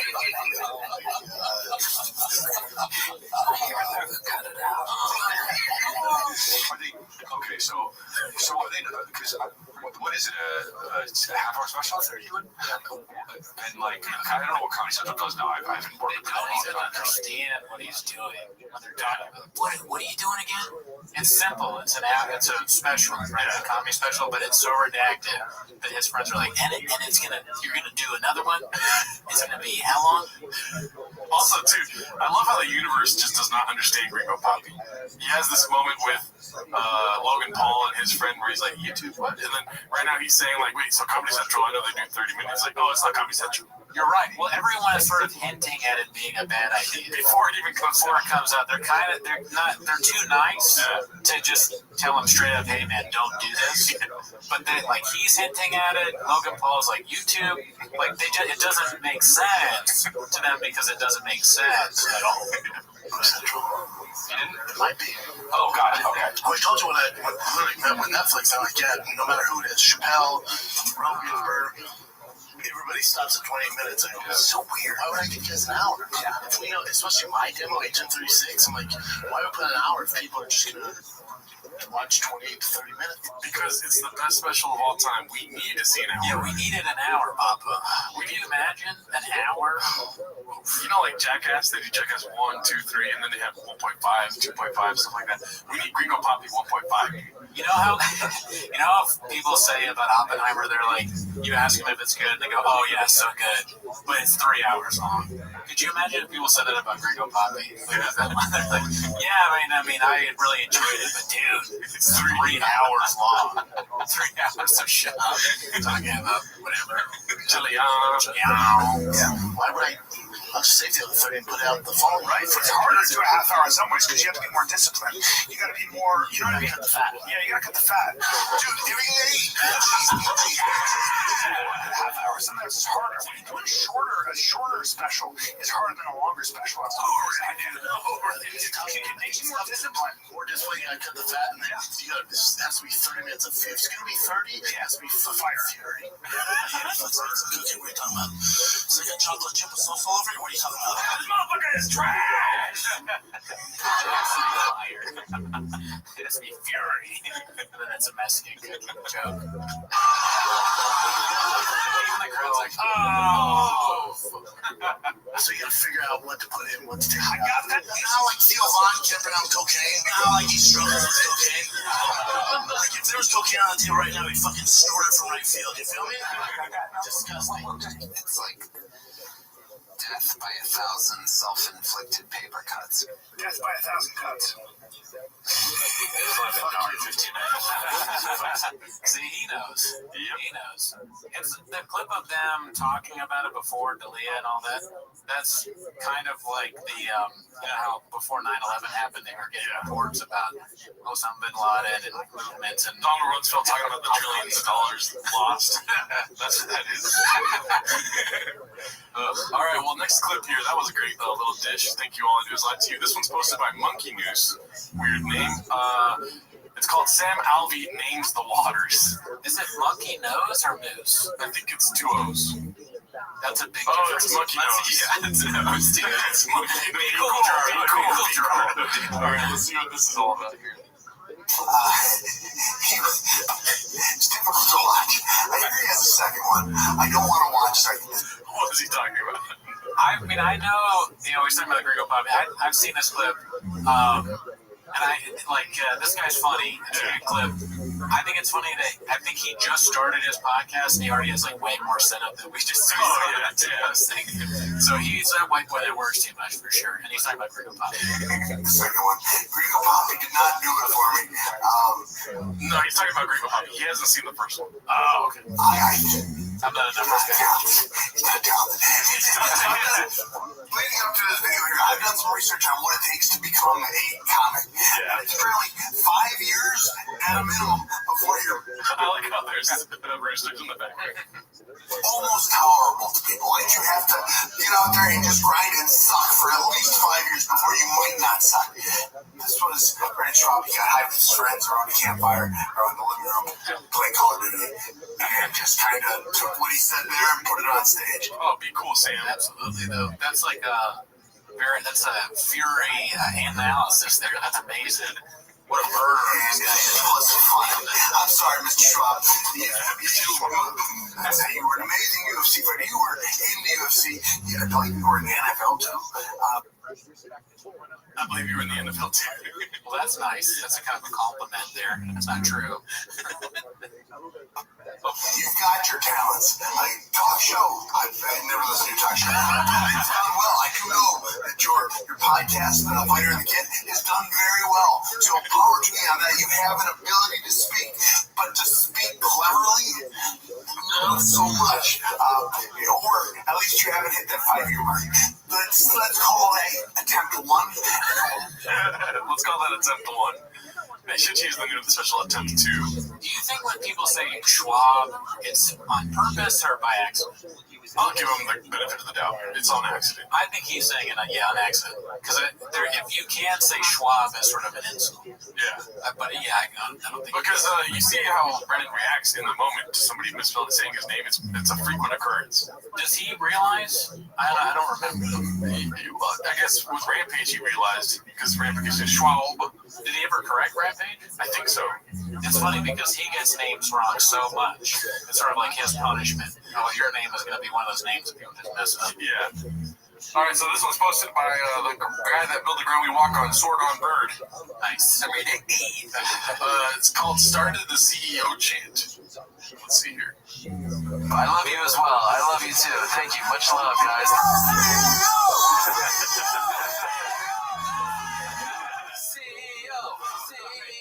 CEO. When they come at the king, they best not. People know, don't get it twisted. 10-7,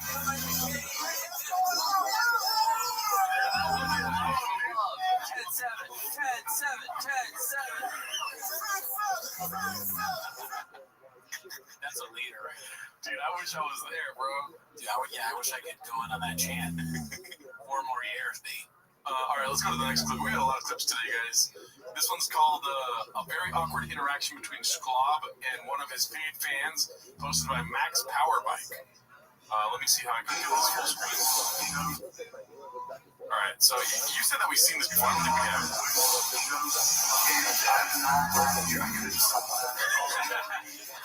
It's a medical condition.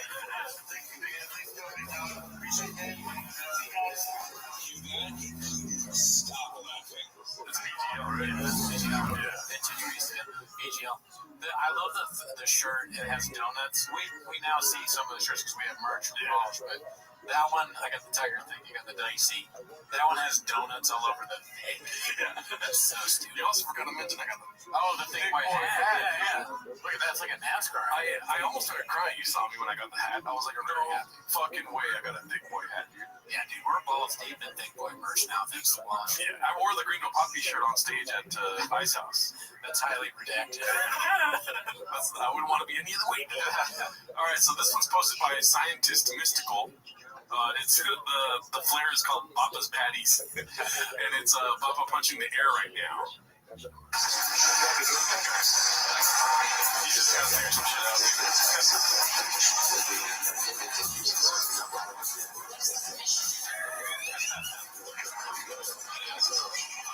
Shout out to you, Bobby.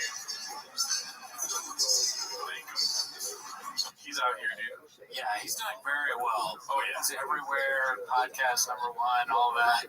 And then Shab is doing Shab. You know, Shab is doing well too, though. It's not a sad in our thing. hearts. Yeah. It's not a sad thing. You're right. It's not a sad thing. All right, so this next one is posted by S.O. Jerzer.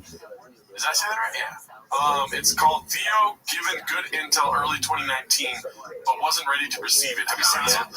Yeah, this one's good. Highly redacted. So you got a new show with Shao, right? Everyone does it. So I'm flying solo here. I've listened to 2 episodes. They were really funny. They're really good. Thanks, man. I'd say 90% of the reason it's really good is you. Right. And I feel like when you're hitting punchlines, he pops the balloon purposely. Yeah. Oh, you think? I know. I know, because when someone's rolling it, it's shit. Wow. He right down the punch. Straight up. I'm speaking from my own. When someone's rolling, obviously as a listener, you can feel it. And I know when you're setting up that joke about that boy back home, and then boom, like his word will just cut it off, and it'll take away your ability to drop the hammer and boom, you know, and do that tender haircut deal. Oh, yeah. You know what I'm saying? So that right there, GNC, maybe that generator cut. yeah, so that right there is competition. So you're a smart guy. You're probably aware, but that dude, you guys may be partners because he's got a good following. You got a good following, but that dude wants to outshine you every show. Straight talk wireless, brother. Right. Every show. I don't give a fuck who it makes uncomfortable. Brendan's uncomfortable because you are fucking funnier than him.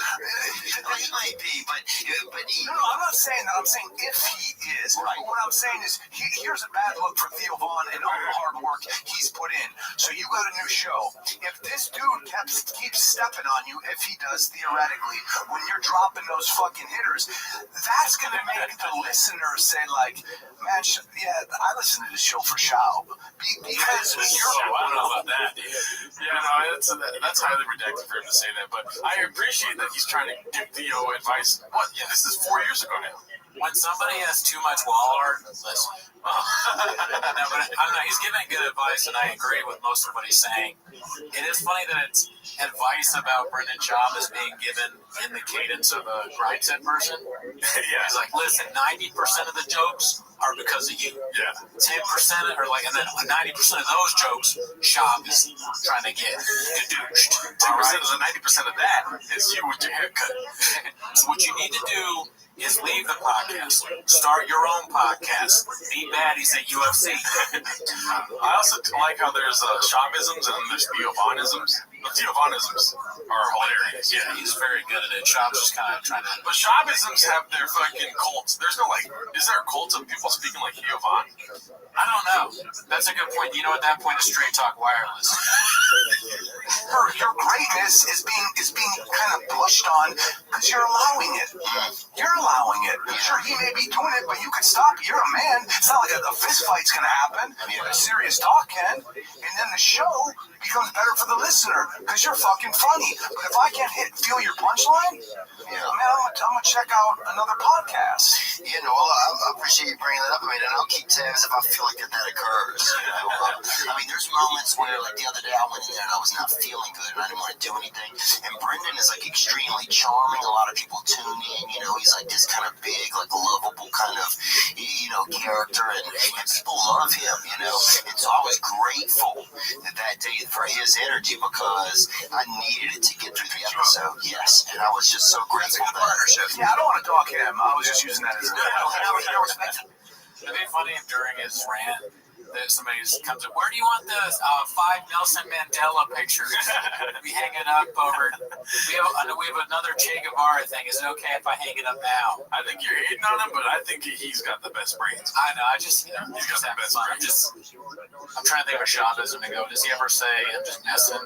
He's just not one of our guys. No, at the end, I think the end we got the clip is right now. It's just. Look, I'll say this, man. Like, that's a fucking brave example to present. Yeah, that's it. Yeah. But yeah, I mean, dude, right? It's really cool of him to do that. I mean, maybe not on the airwaves, you know what I mean? Yeah, don't talk about men on airwaves. Yeah. But it's really cool of him to see that. So we're like only 2 episodes in.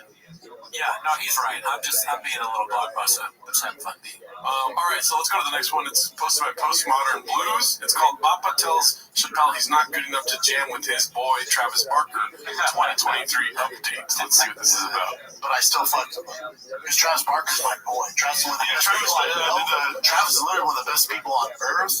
And he fucked him, so I gotta imagine he's a good person. Thanks for that follow, Travis. He's great. Yeah. Sounds like that. Let me know if you want to jam. With the best drummer alive right now, you want to jam? Well, why not? That would be awesome. Why not? When was the last time you jammed? Like a full-on band? Yeah. That's been a minute. Probably, 2000. Remember when I did it on stage? Yeah, just tell me how many years ago. It was like 2 years ago. Yeah, something long time. He plays every day. every day, in any facet. I like Shop has this history of like asking a question, but not looking for the answer, knowing he's right. Yeah, no, it's kind of like we're all guilty of that too. That's true. The way he asks questions, I think, is sort of it's like a redacted way of following something in 48 Laws of Power, probably, or How to Win Friends and Influence People. And then I like it when he does this like Logan Roy character, where he's just sitting there. He's like, "Oh, really? You want to do that? Is that what you think, son? You think you can take over from me? You can't." But he's so down. Chappelle's just like, what? Yeah, why wouldn't I want to do that? My ass. That doesn't mean I don't know how to jam with a band. You can play music, you play music. You can go into a gym right now and get some UFC shit going. No.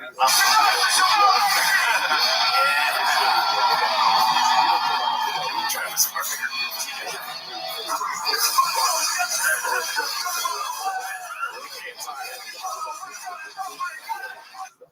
That's pretty dope. Yeah, thank him, dude. A beast of an editor. Congrats to Chappelle Lacey. You know, he built the ground we walk on. Yeah, you know what he did? What? Bet on himself. Yeah, he bet on himself. Fuck this Gringo Poppy telling me what to do, dude. All right, so this one was just funny. It's posted by Independent Ad 804. It's what are we doing here? And it's a salmon. Yeah, I saw that, but people were taking it and putting out other stuff. Yeah. Pretty good. Balls deep in fish beat. Alrighty, well, let's see the next one. This one's called Papa Inserts a B Shop Anecdotes to Prove That He Knows Eminem Has Social Media. Posted by All I Do Is Lie to You. Have you seen this one? No, I've heard about it, though, on the subreddit. Pretty Netflix. Crawford can break a sweat, dude.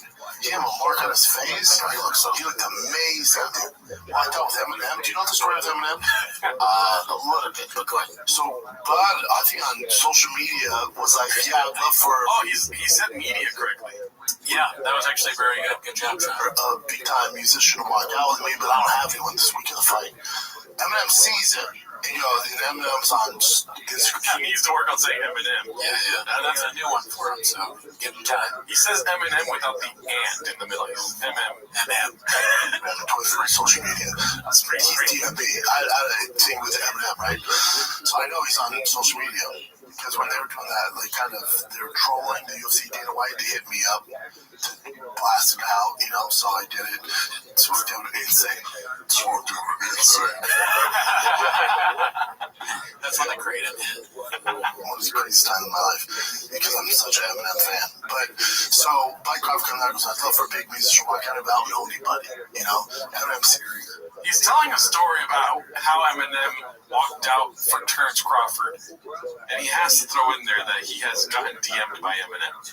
Yeah, well, he's got to name drop a little bit, you know, show everybody how big in every facet. You know, he knows all the celebs and stuff. Also, probably not important, but there's no Diet Coke on the arm there. As you can see, it's a vintage cola. He's drinking something else. Oh, he's trying to be healthier? Something pop. I don't know. Or maybe they paid him to... Oh, you're right. Yeah. I didn't think about that. Never once have I seen him drink a Reign. Yeah, no one ever drinks Reign. He doesn't need it. He's all hopped up. If he drinks a Reign, he's going to be in trouble. Let's be careful. I didn't know that. What are the Funko Pops? Oh, yeah. Have they always had that? Yeah, he's balls deep. Yeah, he's balls deep in Funko Pops beat. Right. TZ goes, I'm down. You're my favorite boxer. Boom. Doesn't pay him nothing. It was a little... More than 10? Yeah, just flat. Cash out. Yeah. All right. Okay. No going back on that. Nope. You got it. Oh! No. He knocked him out. Head kick. Where did he knock out the head kick? He kicked you in knocked him out. He's a lot of money. Oh no.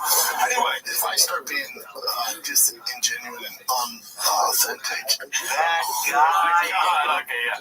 So that's the end of the clip I get. Yeah. With some big hits in the end. We'll kind of telegraph the punch there. We're going to go into some Carl Bassett fight companion later.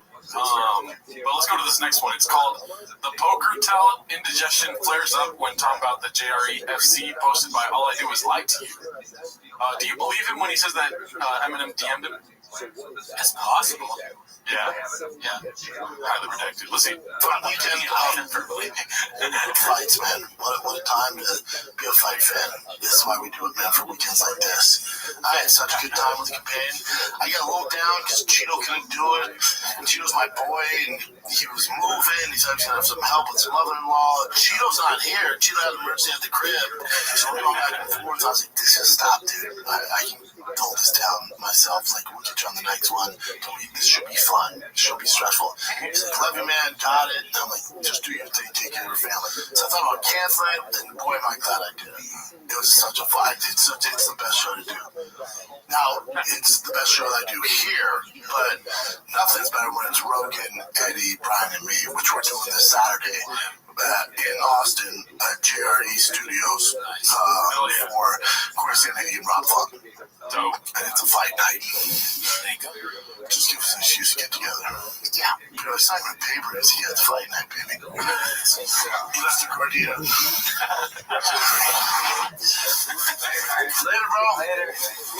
We're just leaving. It'd be funny if Cheeto Vera not doing the show, he just became huge. He's like, all of a sudden has a really good podcast. Yeah. Things are going up. Every time you leave Shabbos, like that Dane Cook movie, what is it, Chuck or whatever? When you Good Luck Chuck. Good Luck Chuck. He's like basically the Good Luck Chuck of entertainment. Good Luck Shop. All right, so this one's hilarious. This one's posted by Minimum Sky 2305. It's called Good Start, and you got to get ready, B, because this starts off hot. Ready? Name the movie. Oh my God. I have not seen that. That's one of the funniest ones I've ever heard. I'm surprised. I'm not laughing out loud, but that's shocking. Name the movie. He says it. He's Michael Scott. Whoever pulled the Michael Scott is nailing it. He's Michael Scott in real life. Name the movie.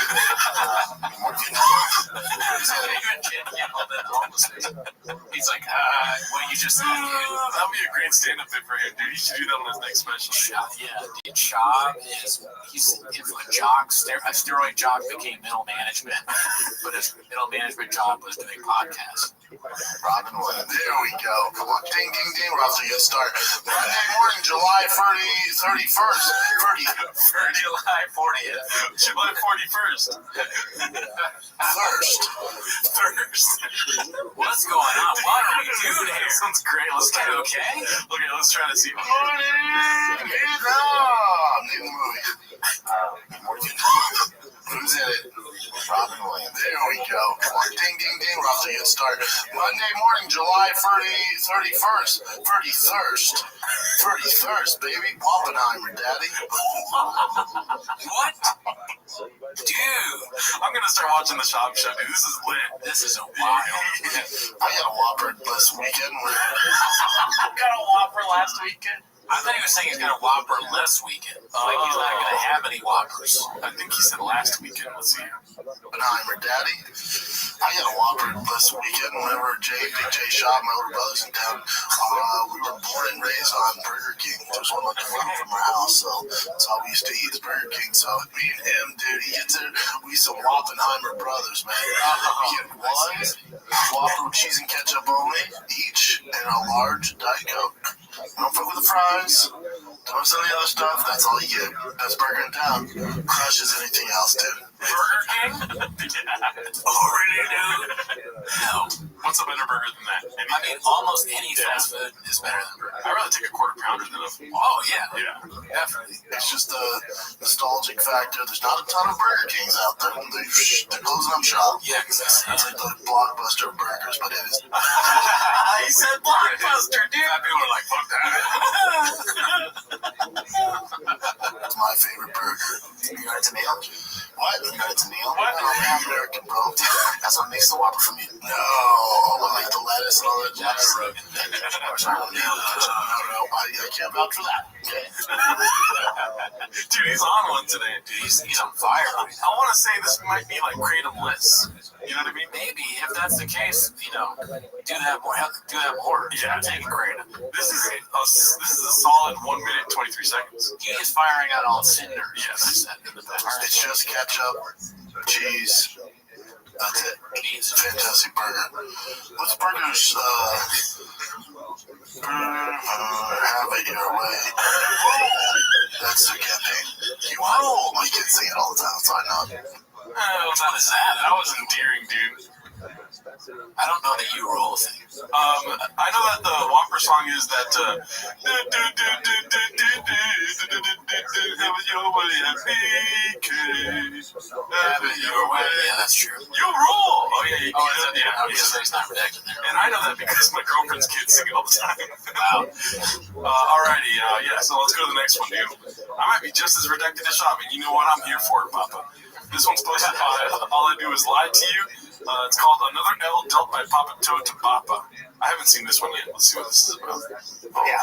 You know what we're doing on Fire the Kid, right? What are you doing? We're gonna have Bradley Shaw Get more brain damage. I have to talk to that. You're not talking to me today. We're talking. What the fuck? There might be a check. I might be his One of the manager. most traumatic moments in the history of us doing podcasts together was convincing him to stop fighting. I know. And I'm pulling him back in. Now listen. Hey, if there's a number on the check. You're like the Colonel in the Elvis movie. I am. I'm a big piece of shit. But how about this? Mighty Mouse. Gotta be more like a gambling problem or something. Yes. All my money. Terry Lewis. And so is Brendan. Bro, I would too. I can't bet on the UFC, but I'll bet on that. Brendan. Sorry, Brendan. Wait, so Brandon's gonna fight Derek Lewis? No. Is that what they were saying? I don't know. Well, it's almost I like Rogan, as I've said, but it's a little offensive almost to talk about your friend like this. Yeah. On a huge podcast, almost like he's some sort of pet or whatever. Well, there's a difference because they're friends, so he's probably like, Joe's being the silly guy, you know? Yeah, but they're like, I don't know. Yeah, who knows? Alright, so this one's posted by the homie Haphazard. It's called You're the Only Person Whose Head Looks Weird with Hair. Let's see. Hey, Tinder. Hey, shave your head, man. It looks good like that. Nah, shave it. You jive my long hair. No, but bro. Just get more long than yours, huh? Nah, it's not. First of all, it's not. You're the only person whose head looks weird with hair. What? Your head looks weird with hair. I agree with Chris. You look attractive right there. And now you look fucking dog on ugly.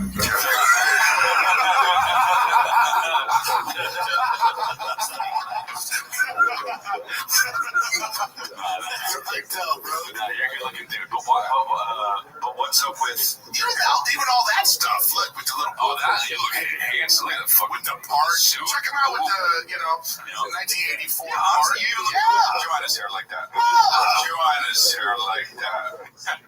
Joanna's hair like that? What does that mean? I don't know. Who knows, Papa? What do you think? He looks handsome shaved or with hair?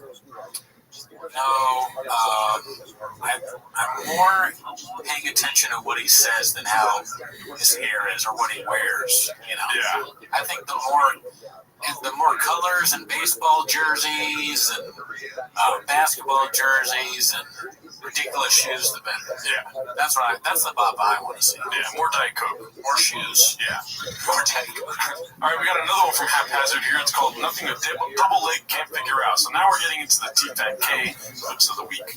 So let's see what this one's all about. It's with Jorge Masvidal. This is great Papa stuff right here. Colorful shoes. Diet starts Monday. Diet starts Monday with what is it? Like they have like a square pattern on the pants. Yeah, I don't know what that is called. I don't know what it's called either. Yeah, but I heard you're making a debut on my promotion. Who you want? Who you want? Yes. I got my matchmaker right here. Who you want? Bro. Who do you want, man? Bro. Come on, I don't know if bare knuckles for me. You would hate that so much. I can just see you being like, I gotta fight Bird. You know what it is for me? Money. It's money. Yeah. Now, I don't know. You know what? Listen to me. This is a real thing. What's the real thing? I'll be in your corner. I'll be there for you. That's gonna help. That's gonna help me. It'll help. With my fucking silver tongue in your ear, and you're like, I can't do it. I'm like, you got this, bro. You got this. You need to distract my opponent. The free agents, I'm sure it's like nothing for doing with JD. No. Free agent too. Oh, that's right. That's fine.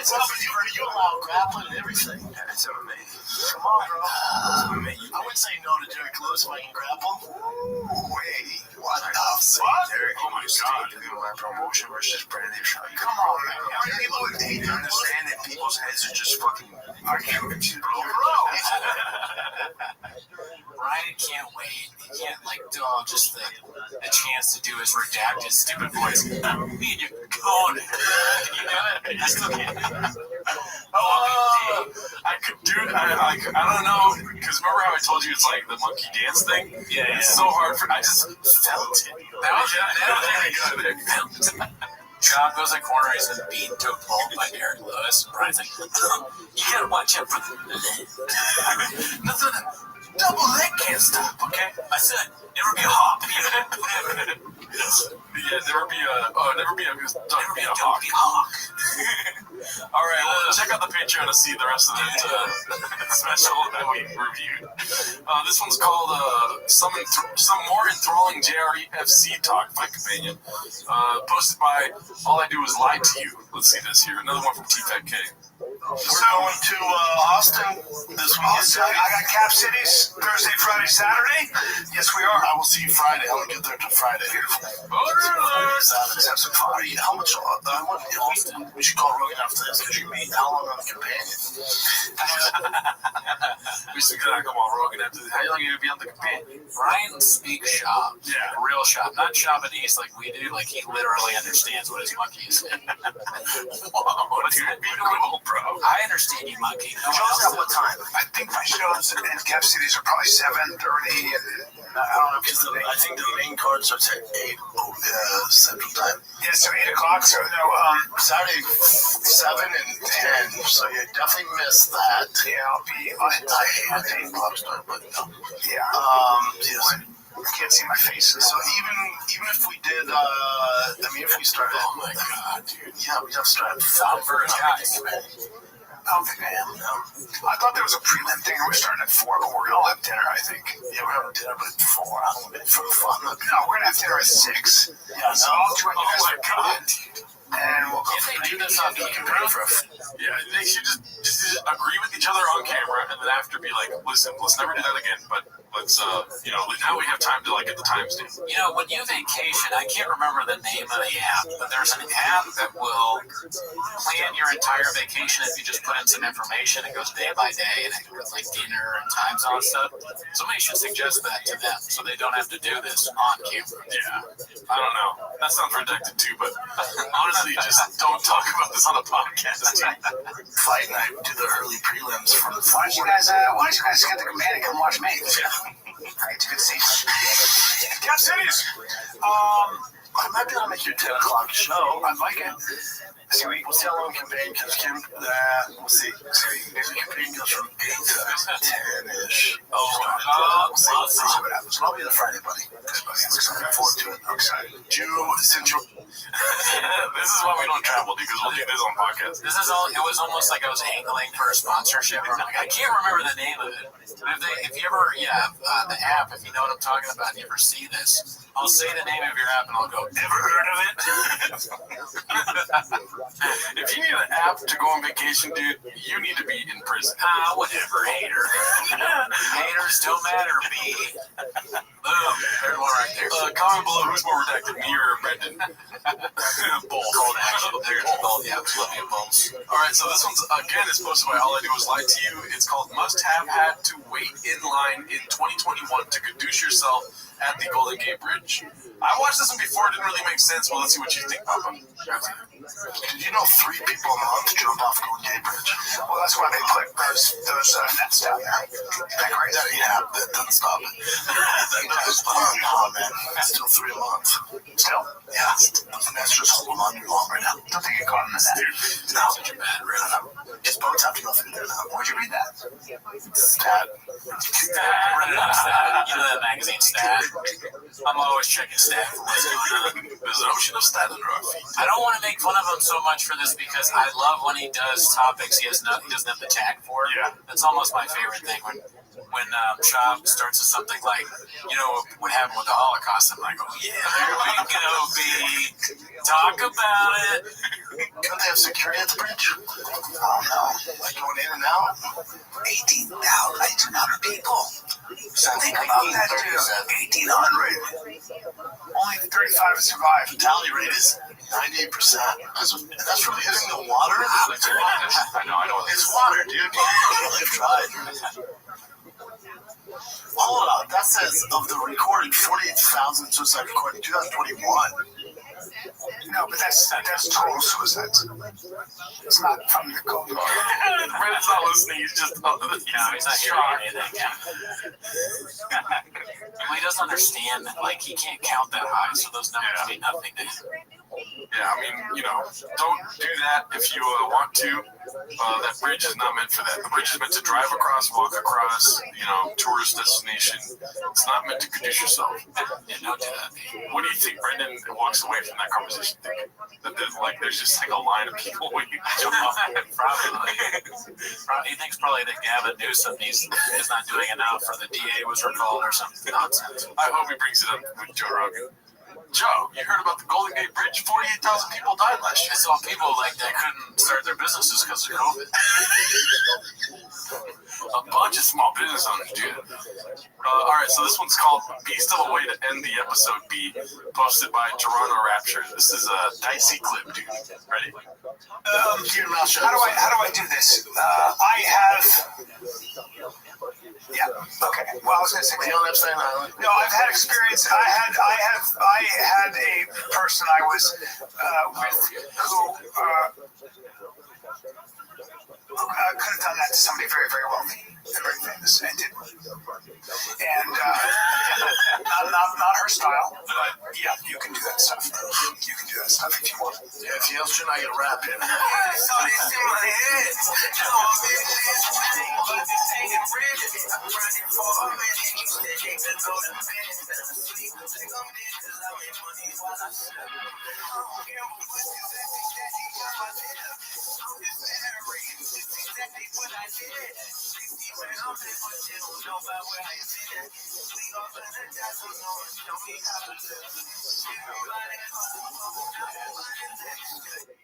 Nice, dude. I can watch that 7 days a week. Wow, dude. He's a black. That's where he got his black belt. Black belt and singing too, dude. Or lip syncing rather. All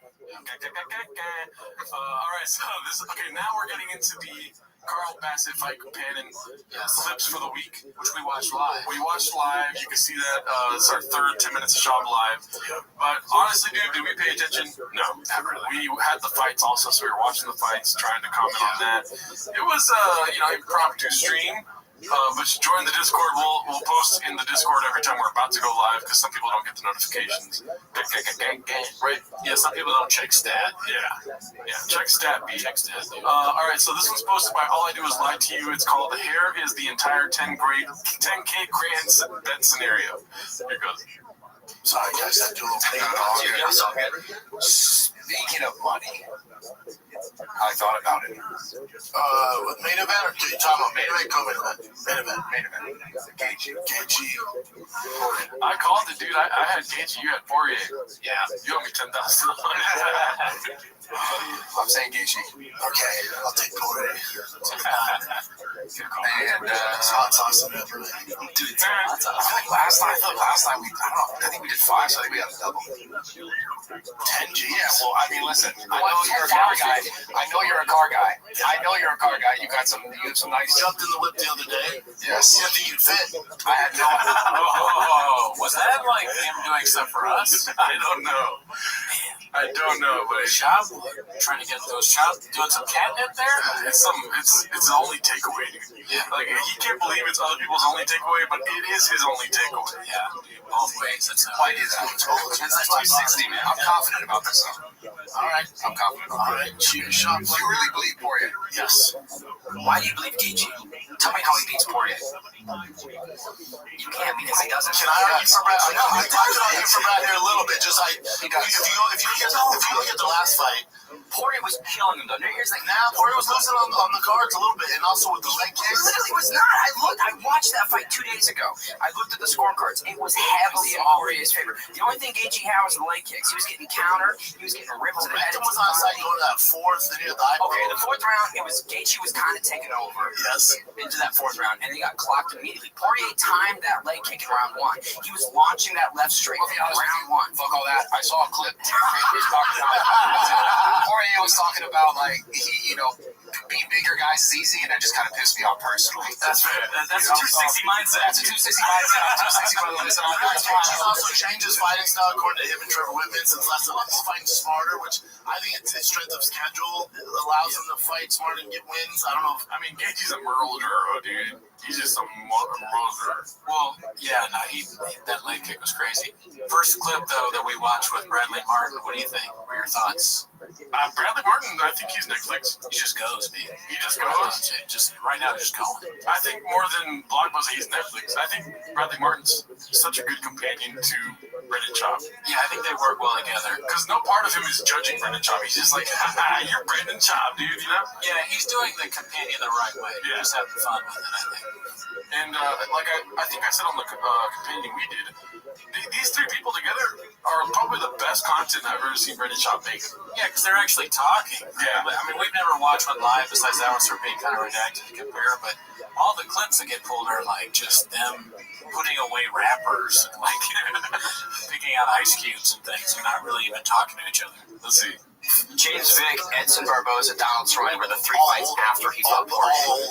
Exactly. And he got first round KOs in all of them because, again, it's easier competition. What do you want, Brad? What do you want? Shoot, Doug. With the 10? Yeah, just flat. Cash out. Yeah. All right. Or like whatever. You cash me. Cash me. I don't have 10 G's. Cash what I look like. Come on. I look like Steve Jobs. Okay, whatever. No, Cash out. A lot of mentions of Steve Jobs in this fight companion, by the way. I feel like he just watched Jobs or something. Like, okay. No going back on that. No, you got it. I'll be stressed out the entire night. I'm gonna make it so intense. What do you think under on him paying him? That's a good question. I mean, he doesn't pay the people that work for him. Yeah. But this is pretty public. I think it's all depends on the numbers. That's true. If he got a lot of viewers with Bradley Martin on, he has to pay him. He's like, you know what, dude, it's good. He wants to do it again. Yeah. And then also, you don't want Bradley Martin out there being like, Schaub never paid me. That's true. He has a big reach. Yeah.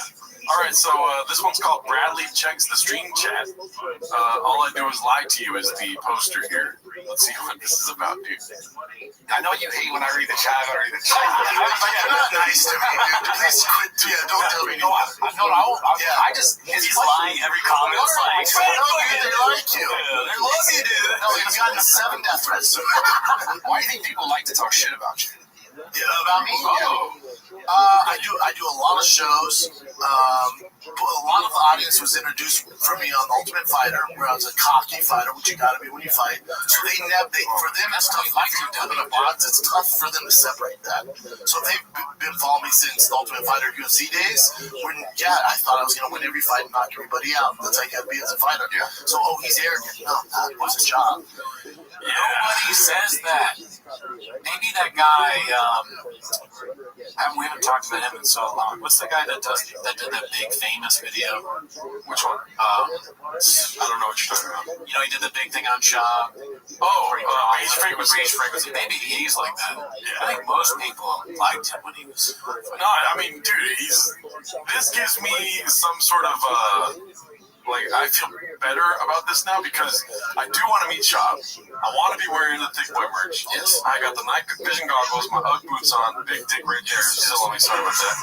I want to meet him. I don't want to take a picture with him. I just want to be like, Schaub, I love you, dude. You know what I mean? I want him to keep going and build. Yeah, I agree. It's like the same way Shane Gillis was able to take a picture with Donald Trump. Maybe Donald Trump has no clue that Shane Gillis is doing this impression of him. Right. On everywhere, in any facet. You know? Yes, I agree with you. But what I was saying is more of the viewers, the actual opinion. Like, of course, we are huge fans of Shop. Oh, I mean, we don't even need to say that he's so off base on this. Yeah. Like, I'm just reiterating. So, like, he's very off base, but it gives me hope that one day when I see him in person, he doesn't furrow his brow and start to throw punches at me. He's like, because he thinks he's just. I'm a fan, dude. Because I am a fan, dude. This is the best shit of all time. This is so funny to me. Am I wrong, dude? Look at his face, the confidence in his face. He's like, listen, I just made a really. I want to walk up to him and go, good morning, Vietnam, movie. Who's the actor? That was a scene. And then you transition where most fighters stop, once they stop fighting, they go on to open a gym or do it, and there's nothing wrong with that. I went to something completely different, started doing a comedy podcast. Now you're gonna stand up. It's just not natural. So I do a lot of content for people to hate on. And I have a lot of opinions. That's why I have a successful podcast. I have a lot of opinions. So a lot of people fuck with it, a lot of people don't. But either way, you're talking about it. Well, at least he has that. Yeah, we're talking about it. Yeah, we're not wrong. We talk about him every week, B. Where's the lie, B? Yeah, no, this is our favorite time of the week, as the song says. 7 times a week. I look forward to meeting him, dude. I just want to meet him, be like, yo, dude, I love you. I mean, that's maybe weird to say. I probably shouldn't say that, huh? No, you should say that. And I look forward to you meeting him first. Oh, you don't want to meet him? No, I do want to meet him, but you first. That way I'm safe. Like, if he's safe with you, then maybe I'm also. Well, I'm going to be wearing the thick boy hat, dude. I'm going to be wearing the dicey shirt. You know what I want to get is that fucking jacket, dude. That golden hour jacket. Oh, that's the piece de resistance. And then tight starts Monday pants. You know what I mean? Gone with big dick on me still. Sorry about that. All right, let's go to the next one then. You never fantasize about meeting Chop, dude? Yeah, I think about it. I think it could be funny. I just hope we haven't hurt his feelings. No, I mean, I don't think we have. He's a big guy, but his feelings get hurt, as we know from the clip. Yeah, I just hope there's not a back room where he's like, let's set him back there, and then they fucking chin beat the shit out of me or something. Chin beat you out, that'd be funny. Yeah, that would be hurtful. I think you got chin if you needed to, but no. I'm a terrible fighter. Okay, so this one's posted by Redacted as Fug. It's called Emergency at the Crib. I think we already seen this, but let's see. Cheeto's not here. Cheeto had an emergency at the crib. I don't want to give too much away, but it was an issue. We got here late. I'm like, be with your family.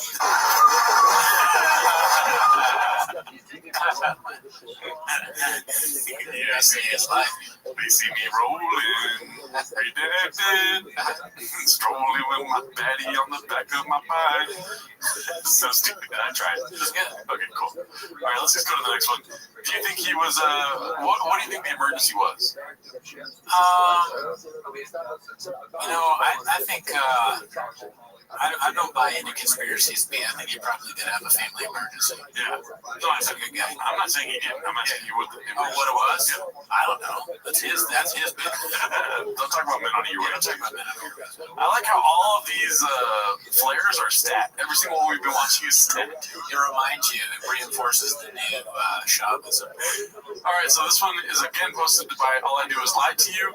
It's called Bradley is Getting Pizza and Papa is talking about Bud Light as the 10K grand bet fight is on. No shock, the Schwab curse continues. Let's see. Yeah, you're coming in with the Modelas. You're fucking. I think Bud Light owns Modelo. Their stock's through the roof, and everyone's like, yeah, take that Bud Light. And Bud Light's like, we own them too, dumbass. Another 6-pack loaded. We got Bud Lights too if you want one of those. I'll crush any beer. Oh, yeah, you drink Bud Light? I like Bud Light. Here's the thing, beer's beer. Beer's beer at the end of the day. I like people start sucking cock. What does he mean? Oh, because Bud Light. Because of the thing. But then people on Twitter were saying that Ben Evans is actually gay. Allegedly. So it's even weirder. Yeah. Oh, is it just allegedly? I don't. Just say allegedly, dude. That's right. How do you know? Yeah, that's right. They could just be making up. You never know. You never know. I saw online that he's a sheep. Allegedly. See how that works? Highly redacted. But yeah, so it's kind of weird for him to keep saying homophobic jokes. Yeah, around him. It's even more ridiculous.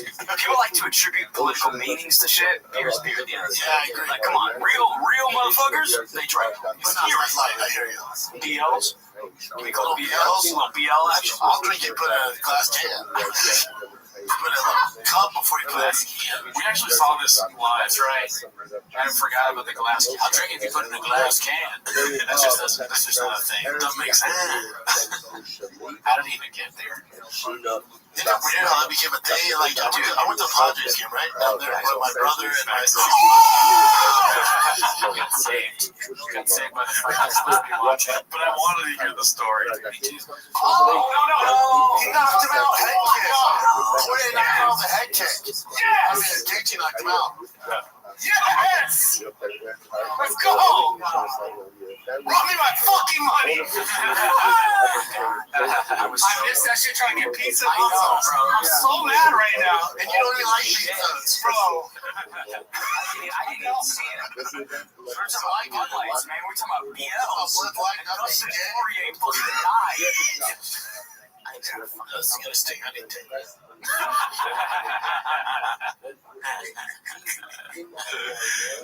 He's hilarious, dude. Yeah. He's so funny. You should do stand-up. Alright, so this one's posted by Good Account. It's called Bill's Narrative Brought Up Again, Pulled a Hammy. Let's see. Fuck, okay, I think I don't remember exactly, but college football, NFL, you were on the training team, or not, Buffalo Bills. Yeah, training camp. Fuck, Training camp? Yeah. Pulled a hamstring, got cut. I could have went at offers for like Miami, the Dolphins, the Jets. But when I realized, oh my God, I'm just gonna be like a guy. Like, I'm not gonna be a third guy. Like, I might be a practice squad guy. I gotta move on. That's fair. Yeah. I respect that. Yeah. I feel like a lot of people in that situation would have taken the practice squad. For sure. And a lot of guys do, and then some make it, most don't. You know, so you're just like this practice squad guy. People are like, oh, but you're not a fellow, you're making millions. Like, no, those practice squad guys make like 70 G's. Yeah. I had a degree, double major, so I was like, I gotta move on. What was? He has a double major. Did you say he has a double major? That's what he said. Oh, wait, play that one again, I guess. Play the double major. At the end here, let's see. Just like this practice squad guy. People are like, oh, but you're not a fellow, you're making millions. Like, no, those practice squad guys make like 70 G's. Yeah. I had a degree, double major, so I was like, I gotta move Whoa, on. that's an interesting narrative, too. That definitely sounds painted. Well, you want to look it up? Sure. You gotta talk about it. Yeah, I mean, what I was thinking about is Sean got this painted narrative that he's always saying he was in the NFL, but Sean cleared it up that he wasn't, and a lot of people pointed out that he was never part of any kind of squad, practice squad. Yeah. What's our paint? I want to kind of use Shaw, if the show crashes and burns, the painted narrative to say that Shaw got me shadow banned. Because the reason I'm not at club is because we're in Shop's reach. It's just like he's not letting me. Yeah. He's successful. Yeah, it doesn't say anything here about his double major. Whatever, he's a pretty smart guy, I believe. Fuck, okay, I There's no reason not to, you know what I mean? Yeah. Double major and baddies and addies. Oh, there you go. That's what it is. Double major in Japanese whiskey and podcasting. Black belt. Yes. Black belt, double major. He's a pretty successful guy. All right, so this one's posted by Good Account. Again, shout out to you, Mr. Chef. It's called, quote, fucking loser, end quote. Schwab looking dejected, coming to terms with losing the 10K grand to Radley. Let's see here. That's that fucking. You're like, I feel so good. Fucking loser. Oh my gosh. What do you do with the Gaethje now? You can't do Makachev. That was like Makachev beat the shit out of him. Daryush, maybe? Gaethje Daryush. I feel great.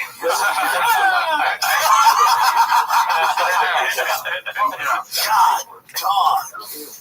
Wow, fold that, dude. Don't fold. That is fucking tough. Holy shit. Dude, if you would have predicted Gaethje by head kick. Oh, I'd love to hear the commentary. Fuck, man.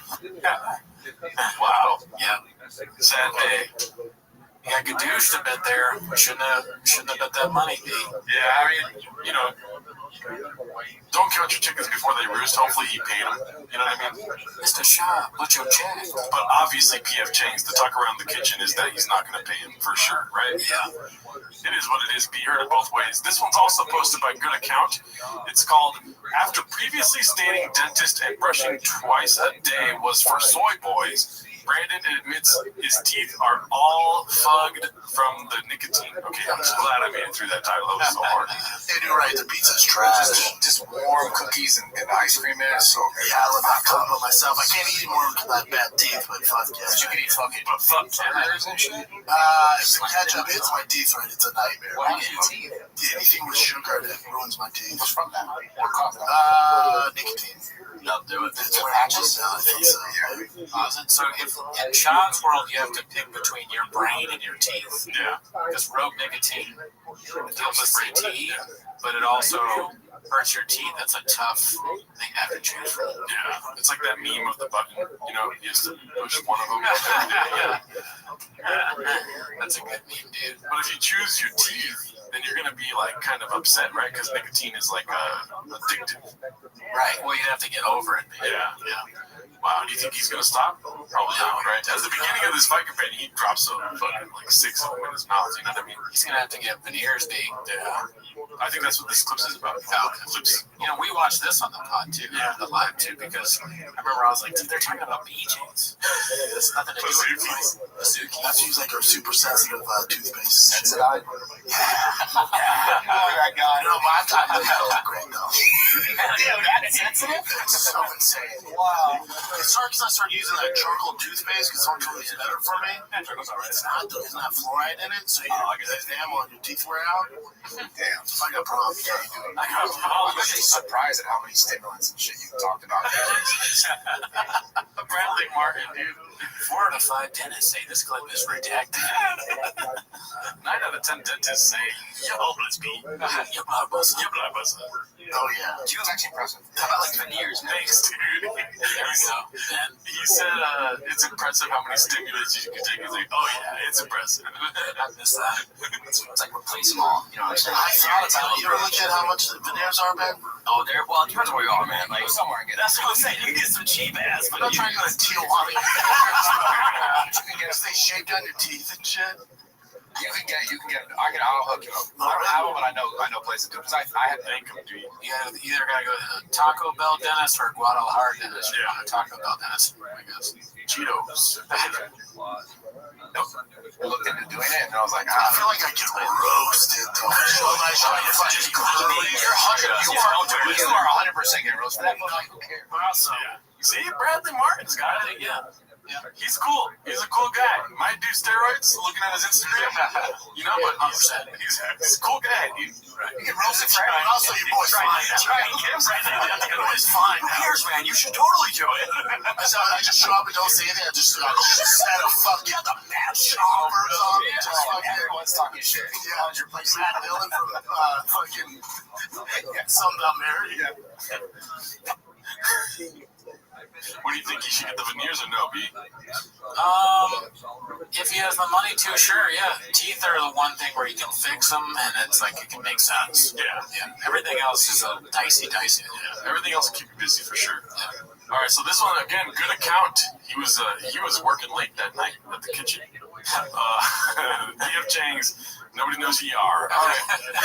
Just trying to use shoppism. This is the last clip for the day. It's called "When Even Guests Like Bradley Are Dumbfounded by Brandon's Stupidity." What do you think he's going to say that's stupid here? Man, I feel like I've seen this before. I can't remember. Did I even have a guess? All right, let's My see. standard guess is always they say call someone gay, but I don't think it can happen. My guess is the country or the state type thing. Right. Let's see. Very out here. Think about that fight post. It's beautiful. Yeah, but out here, that fucking like the Brazilian Native American thing, which confuses me. You just had the samurai. What? That doesn't sound right. Yeah. Let's see. Like a long, so beautiful Brazilian Native American. Riley's listening. It's like feathers. It's like I don't know that one. I was like, oh man, how are you going all in on this Native American thing? It sounds like, no, this is Brazilian, you fucking idiot. I'm like, did they wear feathers? Shout out to my Brazilian Native Americans.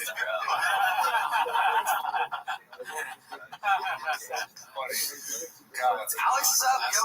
Alrighty. Well, yeah. What'd you think about that? Do you think there's Native Americans in Brazil, B? No, not unless he's talking about the state. State of America. All right, well, we're going to be reviewing Nick Cannon's stand-up Don't Shoot special this week. Yep. So check us out on Patreon. See us on Patreon if you want to see that. And have a good week. Bye.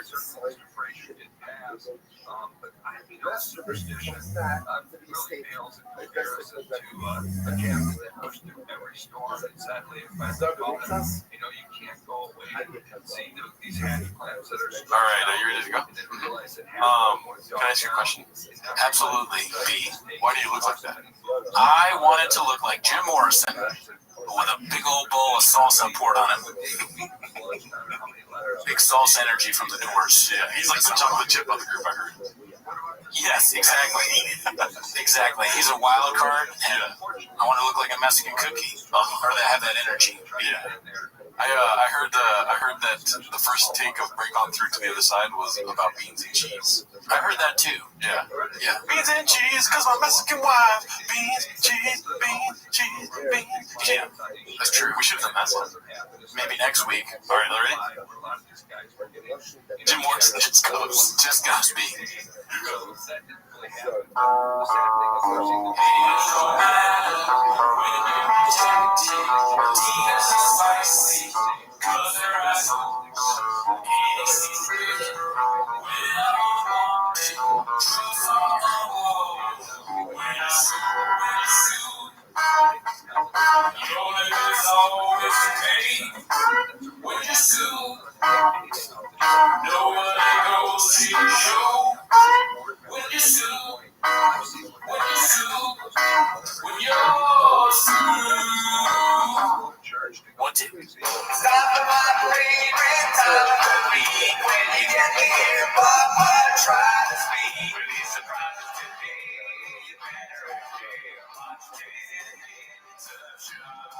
Welcome back to 10 Minutes of Shop. Welcome. As always, join the Patreon. We've reviewed a bunch of specials on there now. Brian Callen, Shane Gillis, Andrew Scholes. Yeah. Keep you busy. Yeah. Anyways, do you have a show to plug? August 3rd, I'm going to be at the Ice House in Pasadena with Jesus Sepulveda, but that's it, B. Woo! All right, well, that's not why you're here. As always, Join the Patreon. Join the Patreon. No, Discord's free. Discord is free, and everything's on Spotify. We have a lot of clips to get to today, Bubba. And that is why you're here, but you weren't here for that other stuff, so start the timer now, play the chain clip. All right, let's get right into it, dude. This first one's posted by Cruel Ambitions. It's called Brenda claims he was gonna be the host of the Fair Factor, which is something you pointed out. Yeah, that's my favorite clip that I've seen recently, is that he's calling Fear Factor Fear Factor. I think that's really funny. He was gonna be the host of the reboot, and he gave it to Ludacris. I hope Luda thanked him. What a nice guy. Thank him. Great guy. Luda's like a host of Fear Factor with salsa on it, I heard. Yeah, definitely. Let's see. He's a fucking, like, some people don't know he does stand-up comedy. Some people think he's just a host from Fear Factor. Dude, what a legend! Like, the guy from Fear Factor. I like that it made the other guy laugh. What a legend, dude. Why? It's probably just because you gotta say something when you're talking about him. He reminds me of my friends, because I'm like, yeah, because Brendan Cooney actually started doing stand-up comedy. People just know him from the host of Raccoon Tweety. And my friends are always like, what a legend. You know? They're gonna say Timo's there, but I think him. No, Tweety's came first, dude. Everyone knows that. It's true. But before Tweety's, it was Titties. Well, Tweety's built the ground that Timo's walks on. Yeah. They thank him, I'm ridiculous. It's like, what? That was 15 years ago. I'll never forget this shit. I'll never forget Fear Factor. Oh, I love it. They tried me doing it. I actually auditioned for the host front. It's down to me and Ludacris. I know this is the bulk of the clip, but I always, first of all, I love Brendan Chop, dude. I always love it when he is acting as if somebody else is stupid. That's the fucking bread and butter beat. Yeah, he doesn't get it. When he says, what? And looks around, dude. I live for those moments. I like the idea of him competing against Ludacris and anything. Yeah. Because he's going to lose. It's a competition. Yeah.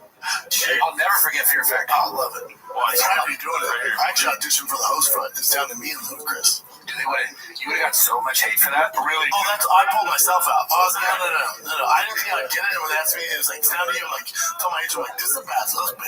Yeah, I'm already close with Joe now. I'm the host of Bro, they would have fucking. Bro, they would have been like, oh, It's kind of like he creates these scenarios in his mind, and it's like that's his form of joking. There's no way that. Yeah, it's a fantasy that he's making up. Yeah. And he's like, oh, it's kind of funny too. I should talk about this thing that happened in real life. It definitely happened. The future of Fear Factor was in my hands. He's lied so much that what does it matter? More ridiculous lies. Yeah. Why not? Yeah. Really, Brandon? Oh, okay, yeah. Fuck you. Oh, really, dude? I saw that hate wave coming. I'm like, I'm out. Give it to Lucas. Give it to Ludacris. Give it to Lucas. Lucas. Lucas Steakhouse. Move, B. Get out of my way.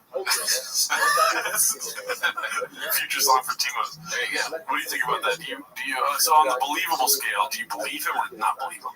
I don't believe that. No. Oh, come on, bro. He just goes. All right, so this one is called Eric Calls Brenda Out on His Selective Wedding Attendance, posted by All I Do Is Lie to You. Let's see. Oh, yeah. Rachel's dad is 6'10". Okay? You saw him at the wedding. Yeah. You didn't fucking show up, so. I was on tour. You don't go on tour during. You told me like a month before. Hey, friends. Yeah, you guys shit that man. He showed up to his wedding. Anyways, Whose wedding did he go to? he went to Chris D'Elia's wedding. Okay. Interesting choice. Interesting. D'Elia's, but not earrings. Yeah. What's going on there? All right, so this one's posted by Agent Orange Chicken.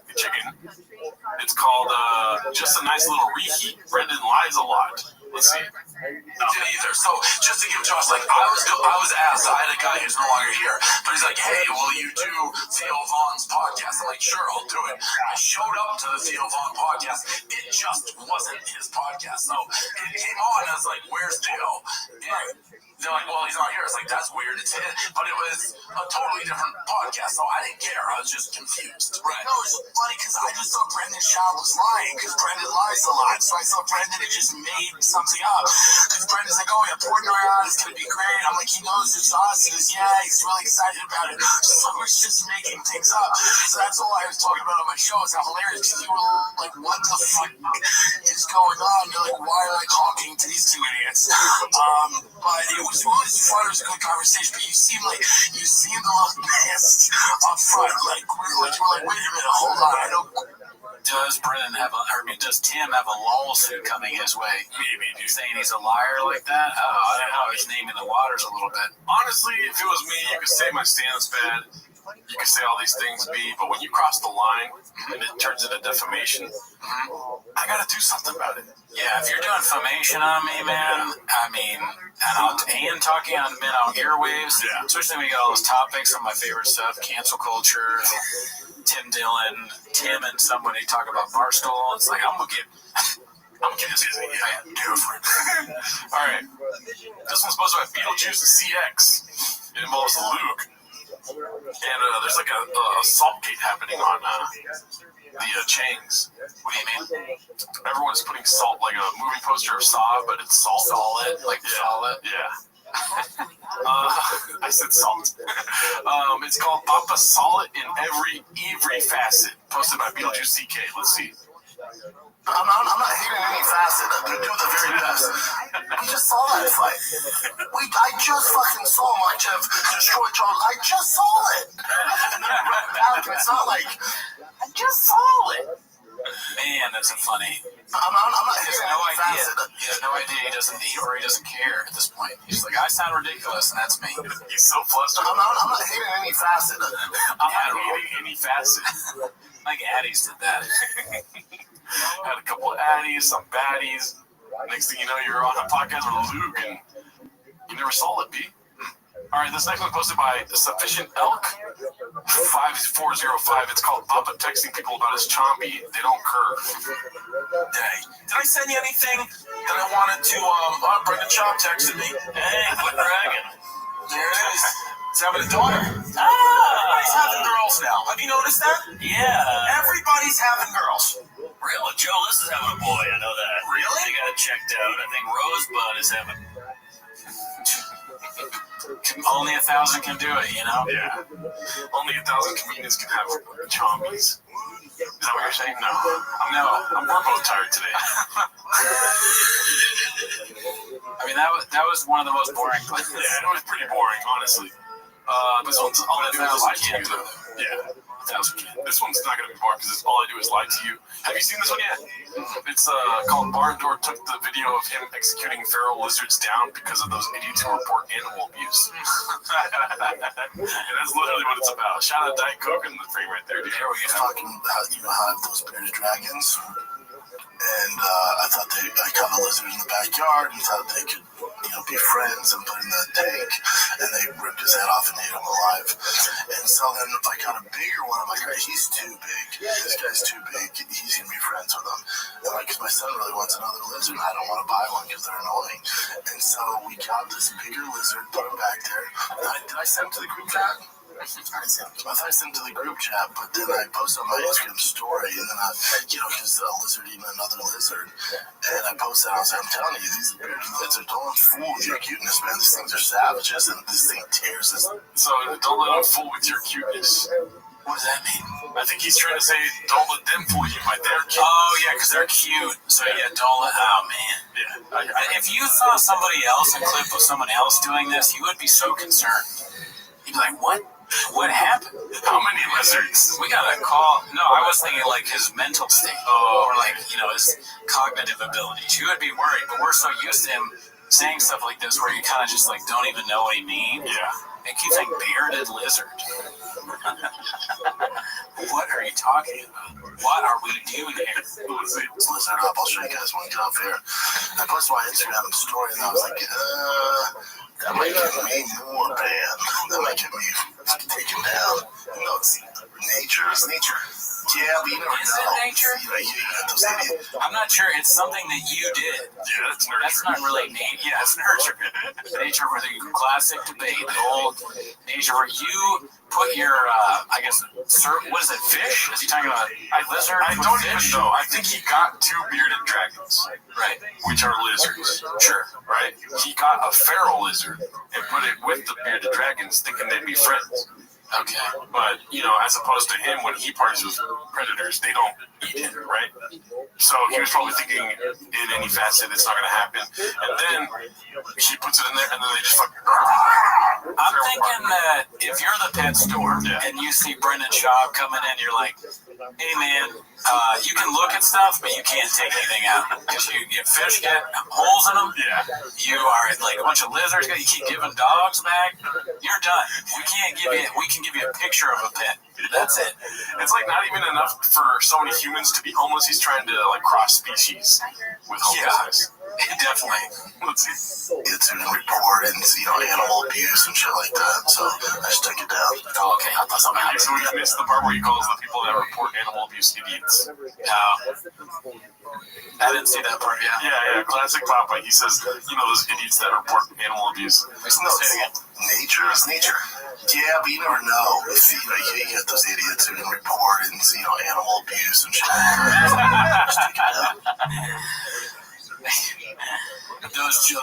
Those dummies, just when they see something horrible happen to like an animal reporting it, those freaking fucking morons. Yeah.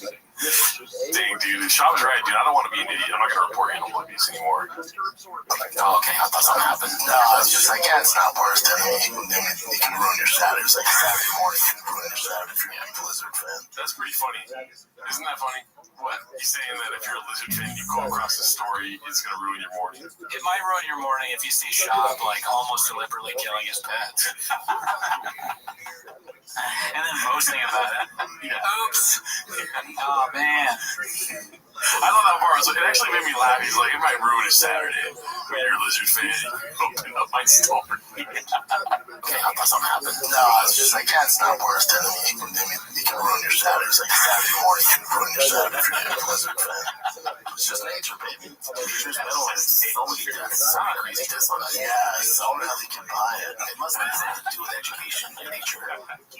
I don't know. Like, hey, here's education. I don't think so. Nah, because your page is in the middle. I still think Instagram, Instagram dictates. They like who they don't. Zuckerberg's out there like, no more of these videos where lizards are set against each other in rich people's houses. Brandon Chop talks about Instagram like it's a person. You know, Instagram, how he likes to judge people. It would be interesting to hear exactly what Chop thinks goes down at these companies. Yeah. What's his view of how they shadow ban? Are they in an office? Are they around a cooler? Is there a CEO? He probably thinks it's like Boss Baby. He's like, well, you know, there's like a baby that makes all the decisions, and people are laughing because they think he's not serious, but he literally thinks there's like a baby in a suit. All right, this one, speaking of, you know, social media and how they shadow ban people, we got a fire clip from All I Do Is Lie to You. It's called Why Papa Can't Make Snapchat Content and a Twitter engagement claim. Let's see.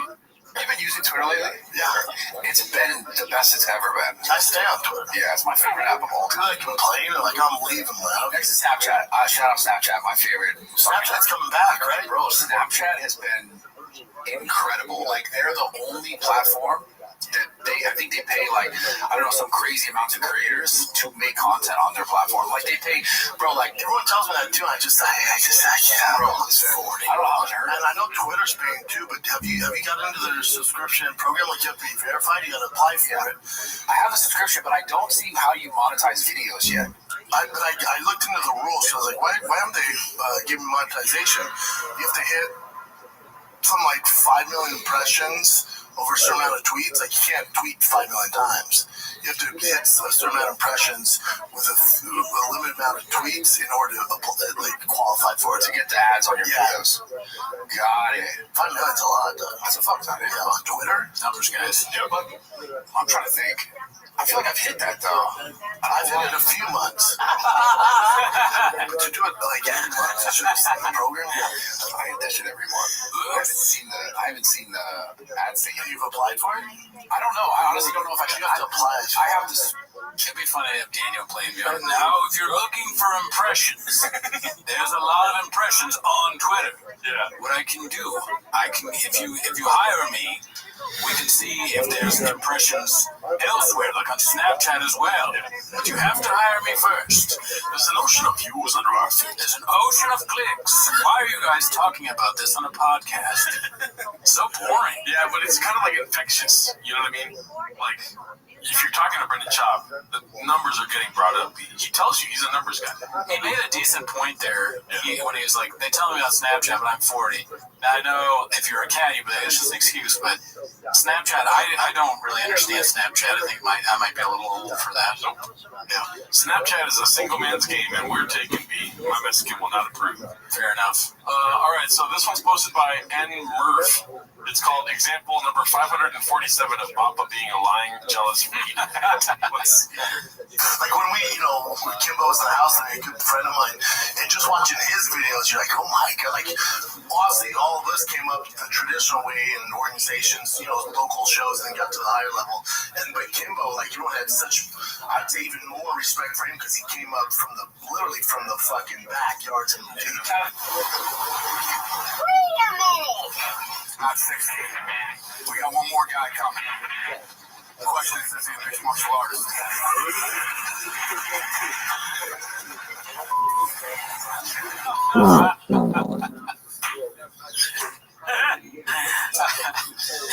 Oh my god. I was also laughing originally at him saying traditional. Traditional? Traditional. Wait, let me see. A friend of mine, and just watching his videos, you're like, oh my god, like honestly, all of us came up the traditional way. Jesus Christ. Sorry, but they had a malfunction there. Change the fire. This computer just goes. Yeah. Yeah, dude. Is it traditional to say fuck him when a guy walks in the room? Maybe where Shop's from. Yeah. I don't answer, which is a good question. We're still looking for the birth certificate. Oh, yeah. If you know where the birth certificate is that can prove who and what Shop is, we'd like to see it. Yeah, Brendan calls me late at night with claims that Shop is Mexican. Well, I don't know what he is. I'm not claiming to know the race. I don't know if he's a Taco Bell Mexican or Guadalajara Mexican. But there's something fishy going on, and I'm balls deep in it. Yeah. Oh, really, dude? All right, this one's posted by Sharpen Your Teeth. It's called First Time Hearing This One. Papa got lawyers after him. I think this is the only one I haven't seen yet. Honestly, with brands, have you had any like problems with employees or with like brands or like have you issues that you had to like overcome? She's like, where do I start? He's like, well, there's sexual harassment stuff that hasn't been litigated yet. And I think I'm being sued by a former employee who used to be my friend that I put faith in. For wage and hour violations. I mean, not really. I mean, if you consider like a small YouTuber that I and that too, copyrighted, but you know, he crossed the line. He's suing Unique, and he's getting sued by other people. Allegedly. Not really. I mean, I'm trying to think. When I was at Showtime and I got COVID, they wanted to fire me because I had COVID. It was like, what? That's big. Dang. That isn't true, though. It's not true. No, I don't think that Showtime would fire Brendan Schaub over a protected category like medical issues. Yeah, I got fired for not washing avocados. You know what that means? We don't want you to work here. You know what I mean? Yeah, you could have done an individual case against them. You know why? Why? Because I washed the avocados. And you know that. You're fired. For what? Avocado, you didn't wash them. It's too bad you didn't have like filming the change. People could edit it and show it to them. Like, do a video. Yeah. Other chefs. If you're at PF Chang's, you might, gonna turn it around on them a little bit. Yeah, you know what they always say is like when one door closes, you can blame it on COVID. How do you fire someone? That's it. Pretty cool. I was like, good luck. Like the lawsuit, this is out of my contract. Good luck, but shout out to. Why would they fire you if you had COVID? One of the lawyers just had it out from me that worked for CBS Showtime. And was like, oh, this is the reason we can fire him.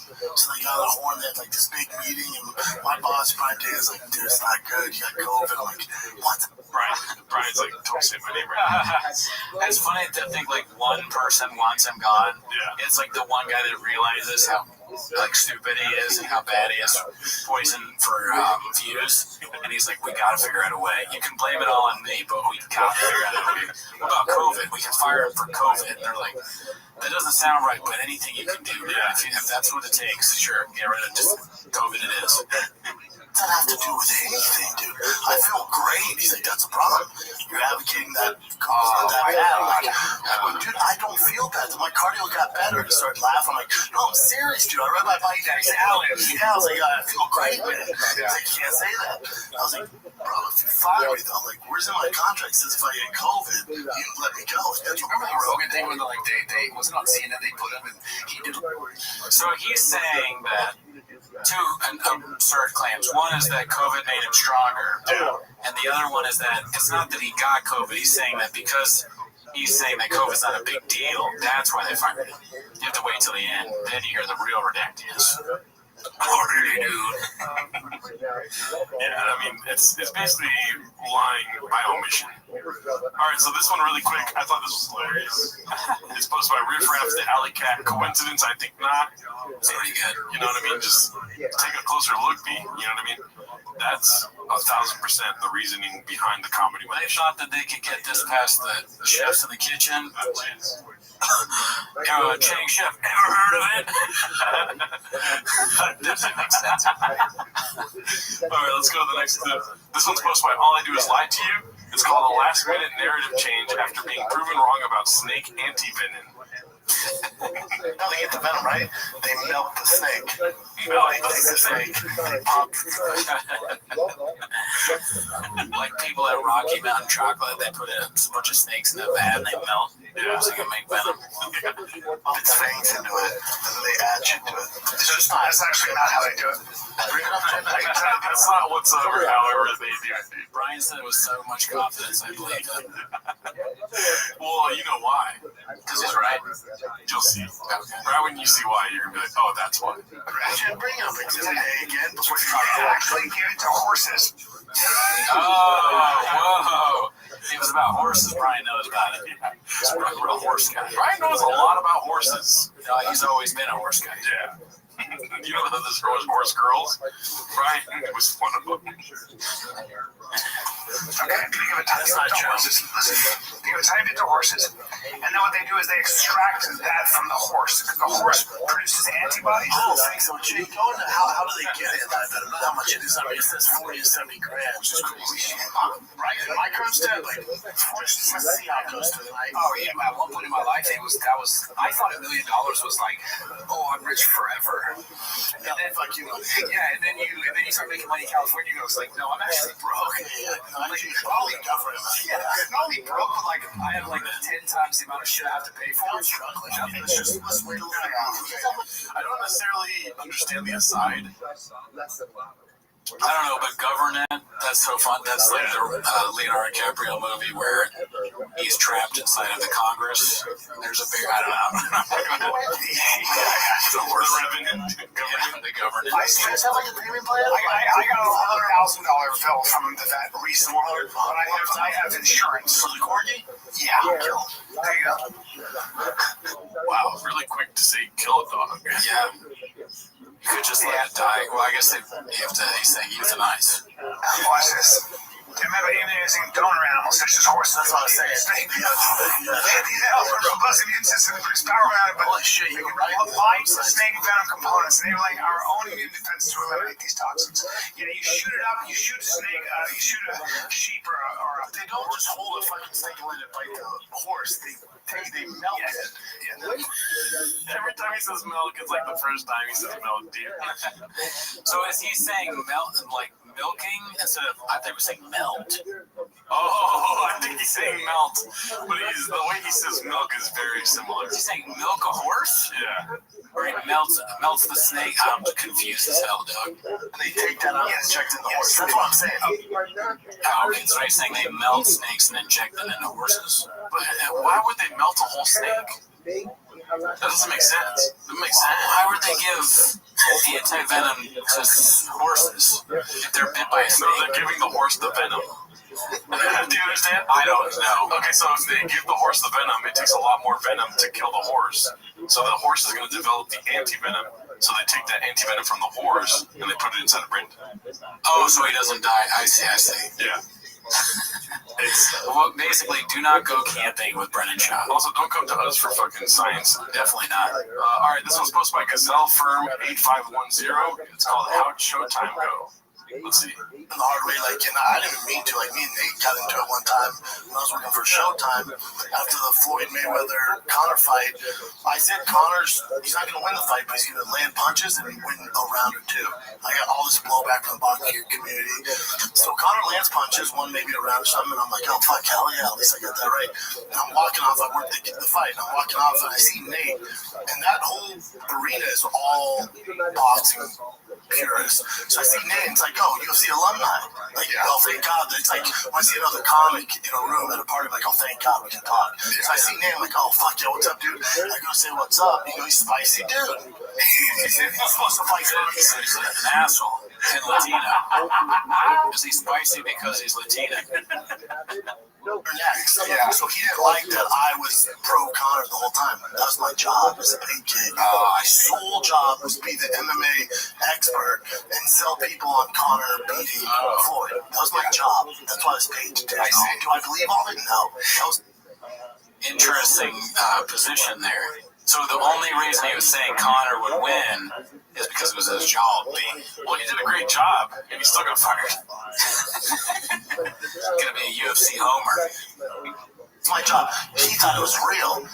So I was like, oh, what's up, bro? That was crazy. I ain't man, fight. Like, you don't know shit about boxing. I was like, whoa. Yeah, we're about to fight. And I'm in skinny jeans and Gucci boots. I was like such a tool. That was why would you dress badly on purpose? I know he's such a tool. That's how he sounds. I'm not saying anything. Guess what he's wearing right now?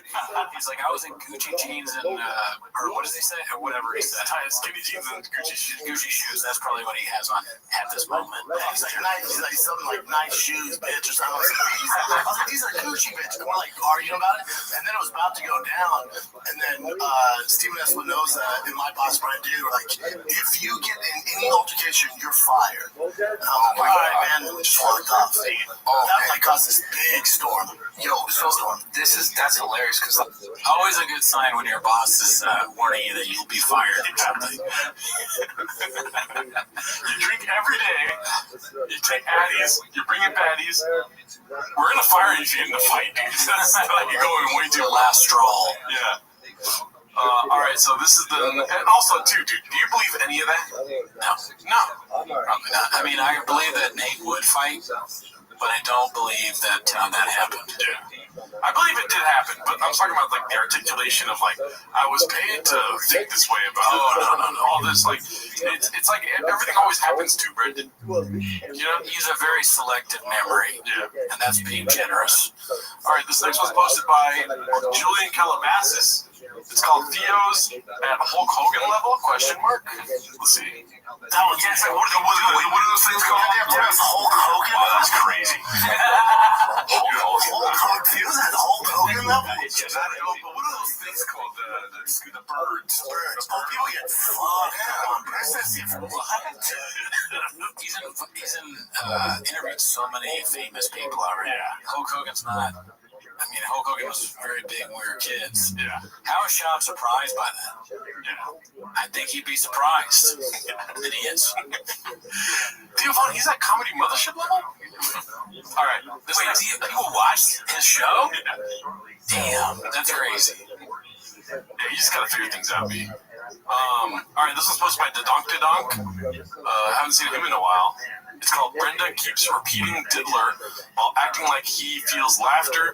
Diddler gets sick of it, calls him a parrot. It's kind of like a clickbaity title. I don't think he necessarily calls him a parrot. Okay, you'll see. He come to America. Goddamn, you're fucking my shit up, baby. Like looking at the this is real booty. Get some booty. Fuck all that pirate shit. Bitch. You know what I'm saying? Also, you can play, bitch.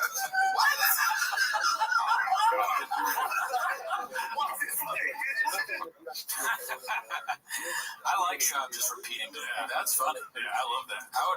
That's probably that's a great clip from the pod so far. I also like the camo hat. What do you think of that camo hat? You know, I've thought about a camo hat before, but I've never tried it. Is that a Padres hat? Oh, it's probably San Diego. This yeah, I think so. No, it looks like it's a Thick Boy. Is it a Thick Boy hat? Maybe. Thick Boy have camo. And by the way, plug for Thick Boy. Oh yeah. It's I think it's 40% off right now. So if you need a camo hat or some ice cubes that are metal ice cubes, what are they called? Metal cubes? For your whiskey? Yeah, whiskey cubes. They got that. They can get a golden jacket. A dicey sweater. There's all that stuff. 40% off. Help the show out. Yeah, I mean, you're helping us by helping Brendan. Absolutely. Booty on this plane. You don't roll it, bitch. Ain't that right? That's what was it Jamal Sparrow? That's what it is. It's completely different movie. Squawk, bitch. Squawk, bitch. With the parrot. Get your cracking, bitch. See, you didn't call him a parrot. Yeah, I don't think so. It's a pirate, bit, B. Yeah, I think we're all just having fun right now. Yeah. But if you read history on Pirate Chill, a lot more gay. They come. Cheers, B. Bring it back. You know where they dress, mascara, earrings and shit. Of course, no, That's what everybody says about pirates. Yeah, my YouTube algorithm is all fucked up with gay pirates, dude. I didn't know I was going to get a history lesson, you know. Pirates are gay. Ever heard of it? Yeah. Come for the jokes, stay for the facts. You know what I mean? Bluebeard, you know, he was dating Blackbeard. That's the best I got. All right, this one's posted by OwnSalad7249. It's called Eye of the Beauty Beholder. This one made me laugh out loud, dude. I'm gay, yar. Yar gay. Yar, no, yar gay. I just like penis. All right. Have you seen this one? No. What I'm saying is, I was hot, runs the fair, it's all about Eye of the Beauty Beholder. Eye of the Beauty Beholder. Eye of the Beauty Beholder. Eye of the Beauty Beholder. We need to start writing all these things down. Yeah, dude. That's such a good one. Fear Factor, Eye of the Beauty Beholder. Yeah. Unbeknownst to me, I never heard that one before. Traditionally, it's not Eye of the Beauty Beholder. Traditionally, you're right. Traditionally. Traditionally, it's not. Yeah. This next one I'm excited about. It's Dicey. It's called Theo and Delia Might Have Shared a Baddie by Khan Jr. Follow him on Comedians and Mediums. Okay, like him. Ooh, a canceled one. Chris D'Elia. Oh, yes, he's canceled. We're not responding to him. He's problematic. Yes, yeah. And he's how many times did you say he's the other one? Well, I used to respond to him a lot, so multiple. Okay, it's ongoing. And anyone else? Oh, we're name dropping. Theo one. No, I love him though. Do you love him? I love him. Damn. What a weird life. That like random videos online saying that you're DMing someone. Ongoing. Yeah, ongoing. Dicey, dude. Any thoughts on that? Definitely sucks. Yeah. What if she was like, ooh, comedians? Brendan Cooney. Yeah, like, he won't stop DMing. Oh, really, dude? I got an ocean of DMs from 300 lawyers coming at you. I need 300 pages of evidence to back up that claim. Well, that's how many DMs you sent her. All right, here we go. This one's called Wait, I Thought Pantoja KO Islam, Dicey, posted by Rodrigo34891. Who knocked him out? We knocked out Adriano Martins way back in the day. Yeah. Not Alejandro Pantoja. That was a Brendan Shaw flub there. I was going to make fun of him, but I think the internet does enough of that. We're not going to help us. yeah, they probably won't know. They don't do it. Thank them. We got 2 more cats. They're certified homeless. Yeah, dude. Just in case you liked you up, BHE. Anyways, that was just a nice little appetizer garnish. Spicy dish. Let's see. This one's Julian Calabasas yet again. It's called Glenn Spontaneously Grows a Pair and Corrects Bappa. Let's see if you can find the mistake before Glenn does. It's an Orange County Fair. Look at him go. What's going on? So DJ Khaled, Make it bigger. he's a guy in all black. So he's like, "What's up?" And they're kind of cheering for him. They're like, "Oh!" Now watch this. He's like, "That's all good, baby. Here we go. I got this." Boom. I mean, so there's 2 mistakes. One is that it's Khalid, right? Who's the guy in the green. He's like a Gen Z. He was like, oh, he has like that weird voice. And then the second mistake is that he's saying that the security guard that fell down is DJ Khaled just because they're big guys. He's trying to fit in that small space, you know. Yeah. Bappa, that's all he can think about right now. This is his only takeaway. Is that this big guy is trying to fit in the small space, and that just angers him to no end. This is classic Bappa, just getting somebody wrong, and it's not even, DJ Khaled is not anywhere near this. Yeah. There's nothing to do with it. Honestly, too, like, he should just make this the shop show where he reacts to online videos. I could watch this all day long. The malapropisms that he does are amazing, and just so funny. And then on top of that, he's also there's not words for some of the things that he does wrong. Yeah, like whatever this is. I don't think there's even a word for it other than funny. He's like, "What's up?" And they're kind of cheering for him. They're like, "Boom!" And watch this. He's like, "That's all." You say boom is like another one. Good, baby. Here we go. I got this. Boom! He gets so excited to see that guy fall. Oh my God! Oh, you're fired. He's excited. I don't think that was his security. That's Khalid. It's a singer. Oh, that's not DJ Khaled. No, Khaled. That's DJ Khaled. Khalid is different. Khalid. Oh, that's the black guy who sings. I built this city. No, please, Khalid. That's a different person. I built this city on rock and roll. I don't know what band does that. Certainly not a black guy, right? Wait, I'm saying. I built this city. Try that shit in my town. What's funny is he's Liz right there. So I think it's wrong. He gives a shout out to Jason Aldean at the end. Is his name Jason Aldean? I just kind of guessed right now. Jason Aldean. Okay. Yeah, the country singer, yeah. Try that shit in my sound, dude. Alright, so this one's called Brain Dumb Slobber complaining about how much slap fighters get paid while simultaneously not paying his own employees. Posted by Unted Fan 1998. Let's see here. I watched it once and my girl couldn't stop laughing. She couldn't believe it's real. And I go, I can't either. And then once that dude's face got f***ed up, I was like, oh, now I'm sad. Yeah. And then you find out how much they make. You're like, he won though. Did he though? Is anybody winning? No, but he can't make it won though. I mean, I guess. Hey, dude, here's 2 G's and your face is f***ed up for life. And then someone in the comments lit up Dana was like, man, what are you doing? 2 and 2 for this. And Dana was like, educate yourself. He's like, 2 and 2. That's what the UFC started back in the day. I'm like, yeah, in 93. Yeah, not in 23. 2 and 2. These boys can go work at Starbucks. To do a little bit of the Callan voice there in the deletion. 93. Yeah, you're good at it. In 93. You killing it. I do. We do a great. I might post it to the public. That fucking bit we did for the Brian Callen special. Yeah, that was hilarious. Gerardo really nails the Callen delay voice in it. That's yeah. But even I forget exactly what it was, but I was thinking about it the other day, and I started to masticate. What's called? Here we go. This one's called BS Me Too Movement. It's posted by Guild Guitars. This one is a spicy dish. It's a little long, but let's see if you like it. Somewhere in Redactville. The pandemic hits. The pandemic hits. And then Brian goes through some bullshit Me Too movement. Really, dude?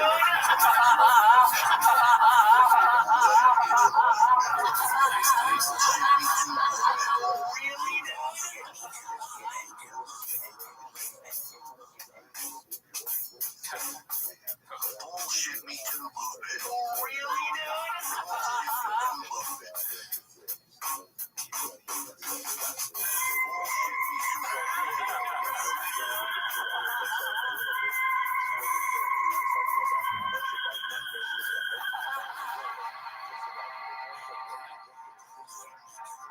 and she has to leave. And Crystalia goes through some bullshit Me Too movement. Really,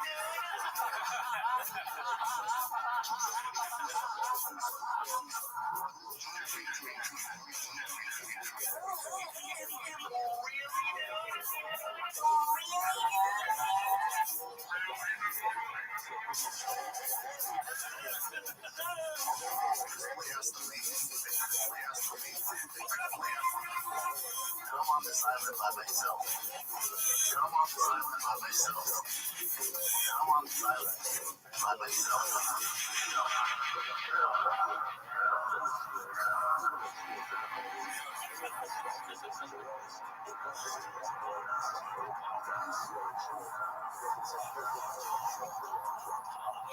Great editing, great music there. I've always been a song guy. Yeah. I love the idea of a documentary about COVID that Shab narrates. Yeah, where he just goes over, but instead of what actually happened during COVID, it's just him talking about himself and the stuff that happened to him. He's like, well, we all remember that day when Brian went through some bullshit Me Too stuff. We're like, what? Yeah. And then Galia went through some bullshit Me Too, and I just had to do Shab shit myself, and I did really well. And I got a lot of numbers, and everyone was watching me, and they were cheering me on. But I was worried about my friends. Yeah, it was a special time. Special time. Also, with the conviction, he says bullshit. You know, he really believes that. He's like, everyone knows it was bullshit. You know? Yeah. It's so strange because even remember we were saying earlier how it's like everything happens to him. It's like, not me this time, guys. Look what happened to these. It's like, oh, what's the proof? Oh, is that your takeaway? Like, it could be. I mean, he has CT. He wasn't that smart to begin with. And, he's like a guy, I think I'm leaning more towards he's an idiot that is surrounded by evil, like we said before. Yeah. I'm starting to think that. Well, don't think too much because we got another clip for you, Jen. This one's posted by All I Do Is Lie to You. It's called Papa is Amazed When He Finds Out Sportcasters Do Their Own Thorough Prep for the Shows. He's interviewing me in this book. I was so impressed when I worked at ESPN there wasn't much prep. Like, those guys, they don't realize how good. It's like, is he in disguise? Like, this is the absurd thing to wear. The pink hat, the Thunderbolt green glasses, the sweater, the Rolly, I'm assuming. He's just, it's like, but dude, it's a lot. It's a lot that goes into his wardrobe choice. I'll tell you what, though, if we get 500 patrons, dude, I'm going to dress like this. Yeah, we're gonna start dressing like both of these guys. I think that's you, and the other guy's me. Yeah, get us to the page. Like we're gonna want that. I don't want. There's a guy watching. Be like, I don't want that.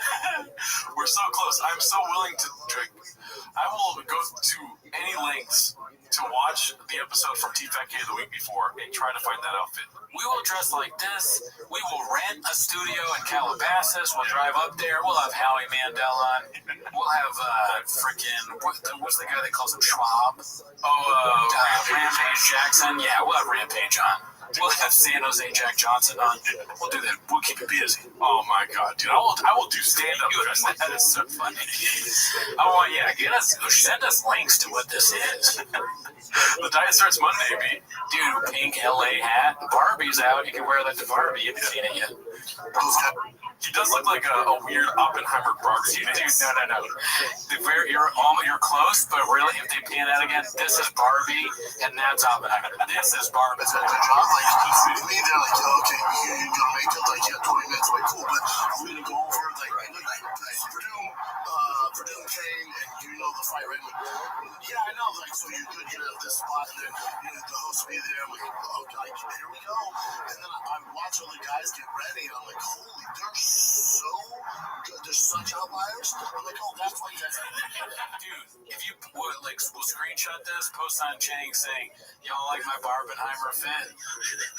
Like, that's great. We're gonna do nothing. We're sleeping on the point of the clip, and I apologize to Jeff. I was not even listening. Yeah, not at all. But obviously the clip's great. Yeah. Otherwise, why would we be watching it? And I haven't even seen it. Yeah. Great guy, great clip, never seen it. But I mean, this is Barbenheimer, right? Dude, Brendan Chop, if you're seeing this, I know he's probably not. I'm not dumb, right? I know he's probably not. But I want you to know that I will talk to you about watch time on YouTube. I will talk to you about being shadow banned on Instagram, but I'm going to ask you about the outfits and how that changes the fact that people want to watch more of your stuff without even hearing you because of what you look like. If that's the motivation, or if he's just loves dressing like this. I don't know. I love it, dude. I love the green, the blue, or the green pink. It's amazing. It also looks like the glasses are broken. I don't know about that. Could be. There's so much, but they're just boom. For me, like when I was at Showtime for 6 years, I was like, the talent, they took care of bucket, everything, the shows. I'd have to worry about just show up and be silly and break down fights and be silly. Allah Akbar. Do your fans like you? Do your fans like you? Allah Akbar. Okay, so basically the point of the clip, I've seen it before. He was amazed at that all these people were so ready to go. Right. Like he thought it was just all script space. Well, obviously he just goes. We know that. We know that well. Come on. Oh, is that your takeaway? Exactly. All right, so this one's posted by Middle of the Sky 2305. You know what that means, B. It's probably going to involve some hands. All right. It's called Papa Tells People Don't Take His UFC Bets. Let's see. I was at the Laugh Factory last Thursday, and I walk in, there's a bunch of Vargos, biker gang guys, like the legit pads, like all in the back. I'm like, oh my God, that's intense. So I get on stage, I walk out, 4 of them follow me out. I'm like, oh, God damn, there we go. So I walk out, I'm like, oh, we're such big fans. I'm like, oh, cool. They're like, well, listen to the shop show, man, we bet on your picks. I was like, oh, that's not good. They're making a lot of money, man. I was like, don't listen to my bet. There's a lot of YouTube videos about your picks. No one's, I'm sure, no one's good at betting fights. It's tough, man. It's fucking, and I'm biased as shit. I told him, don't bet on my picks. I'm biased. If I know a guy, bet on my picks, right? I don't know. Whoever's supposed to win does it. That's usually fighting's tough to win, man. There's too many ways to lose. Yeah, they don't eat enough carbs and shit. You know what they're doing.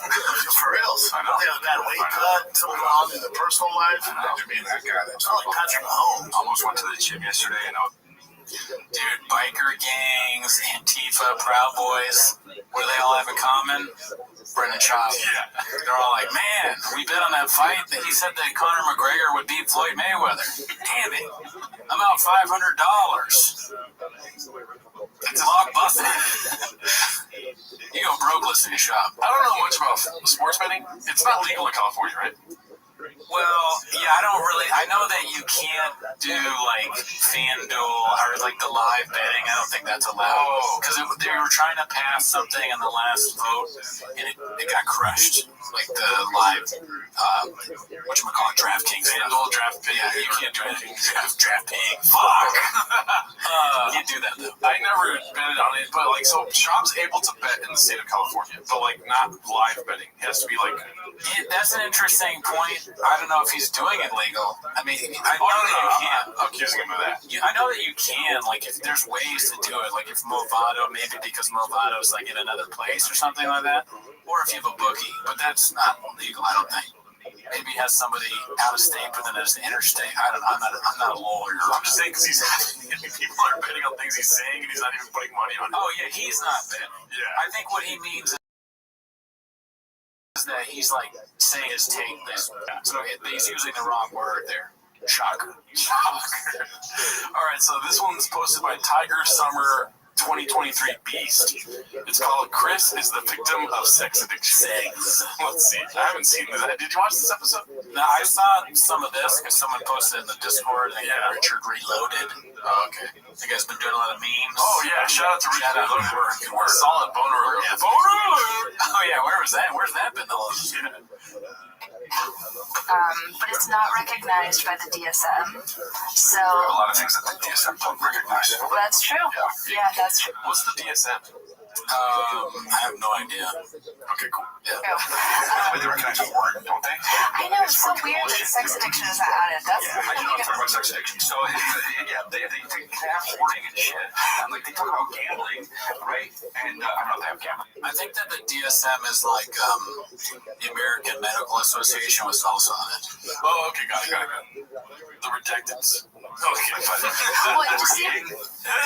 The Redacted Medical Association. Exactly. I mean, yeah, gambling is one. Sex is so odd. It's like, dude, that's your takeaway? Yes, it was. Same thing as gambling. There are talks about it, though. Yeah, I know forever. This is never going to happen. Insurance companies don't want to pay for it. It gets real. Dude, it gets real sometimes. Is that what you think it is? Yeah, dude, it's the insurance company. They don't have to pay for fucking rehab and shit. They had to come out of my pockets. But dude, make it dead. Dicey. Not much to say about that one. You go to rehab and you're just like, I can't stop having sex with people that I've asked to have sex with me. All right, so this one is posted by Haphazard. Shout out the homie.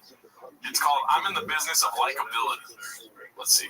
No, it's funny. What if the woman showed up and she's just like, I'm just like, oh shit, I hope you married her, did you? And he's just like, yeah. You guys only know. But look at her. Just like, I don't like, you know, like, oh, she's like this. Throw down croissants and That's like legitimately funny to me. I enjoy that. I'm a little French. I got a little part French. Yeah. And I enjoyed that impersonation. Oh, she's like this. Throw down croissants and old French lady nails it.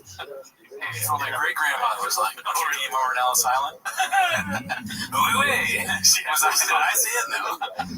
She threw croissants at him. Yeah, she threw croissant, French cookies. What's that? Like a croissant with what? Croissant with snails on it? Yes. Is that okay?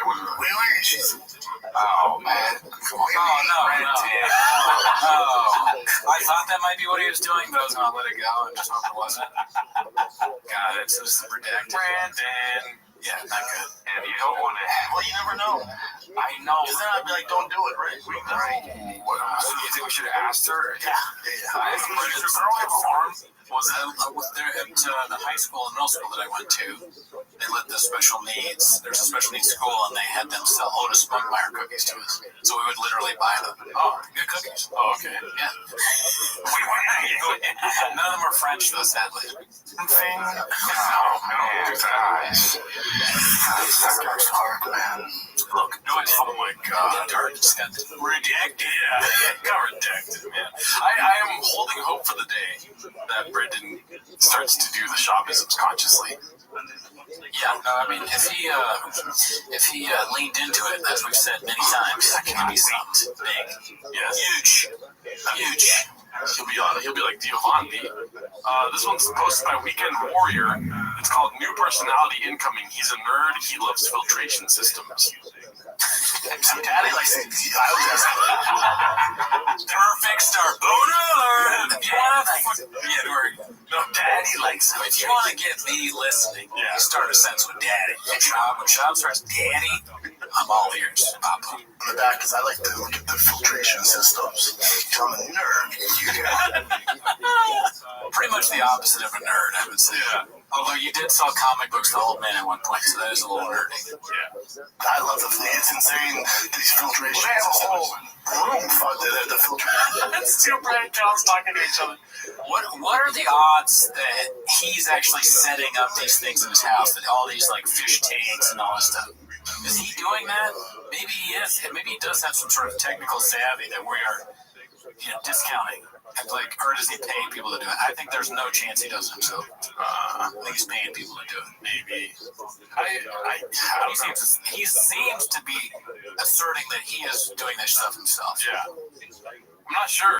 Good question, though. Because, I've known repair guys that, not a lot in LA, that every repair guy is like the biggest moron on earth. But back home, repair guys, they would do a good job, but they were not when you talk to them, they were kind of slow. Well, not slow as I sound like I give up. Filtration's millions of dollars in itself. Well, to answer your question, no, he's not putting together the filtration system. I don't know. It's the same with the Showtime thing. He sees the people doing, and I do this too. I'm like shocked. You know what I mean? I'm his biggest fan. But I'll see somebody doing something and imagine myself doing it, and there's probably some I don't know, lost in translation, sort of I imagine this, and so when he's saying it, he's acting like he did it.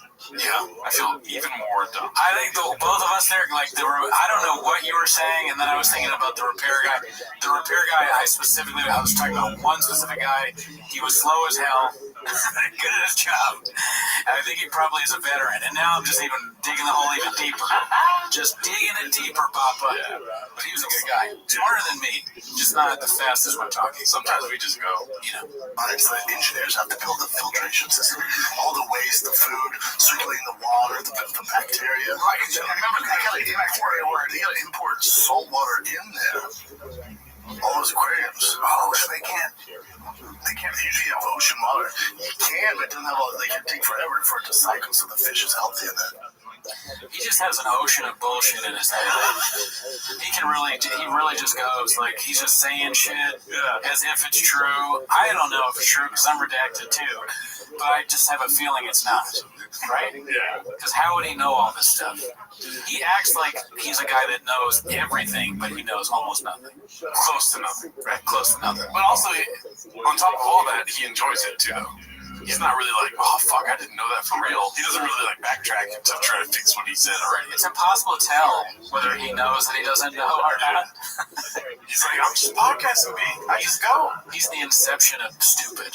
His answer to everything is yeah, but it's a podcast. I can't look up everything while I'm doing it. I want him to interview. I want him to interview Christopher Nolan. Those two to talk. That'd be nice. Okay, this one's All I Do Is Lie to You. We got a lot of clips today, B. We're already almost at an hour. Whoa! It's Papa talking about the upcoming Cowbass FC co-host. I think we're at 9 minutes and 30 seconds.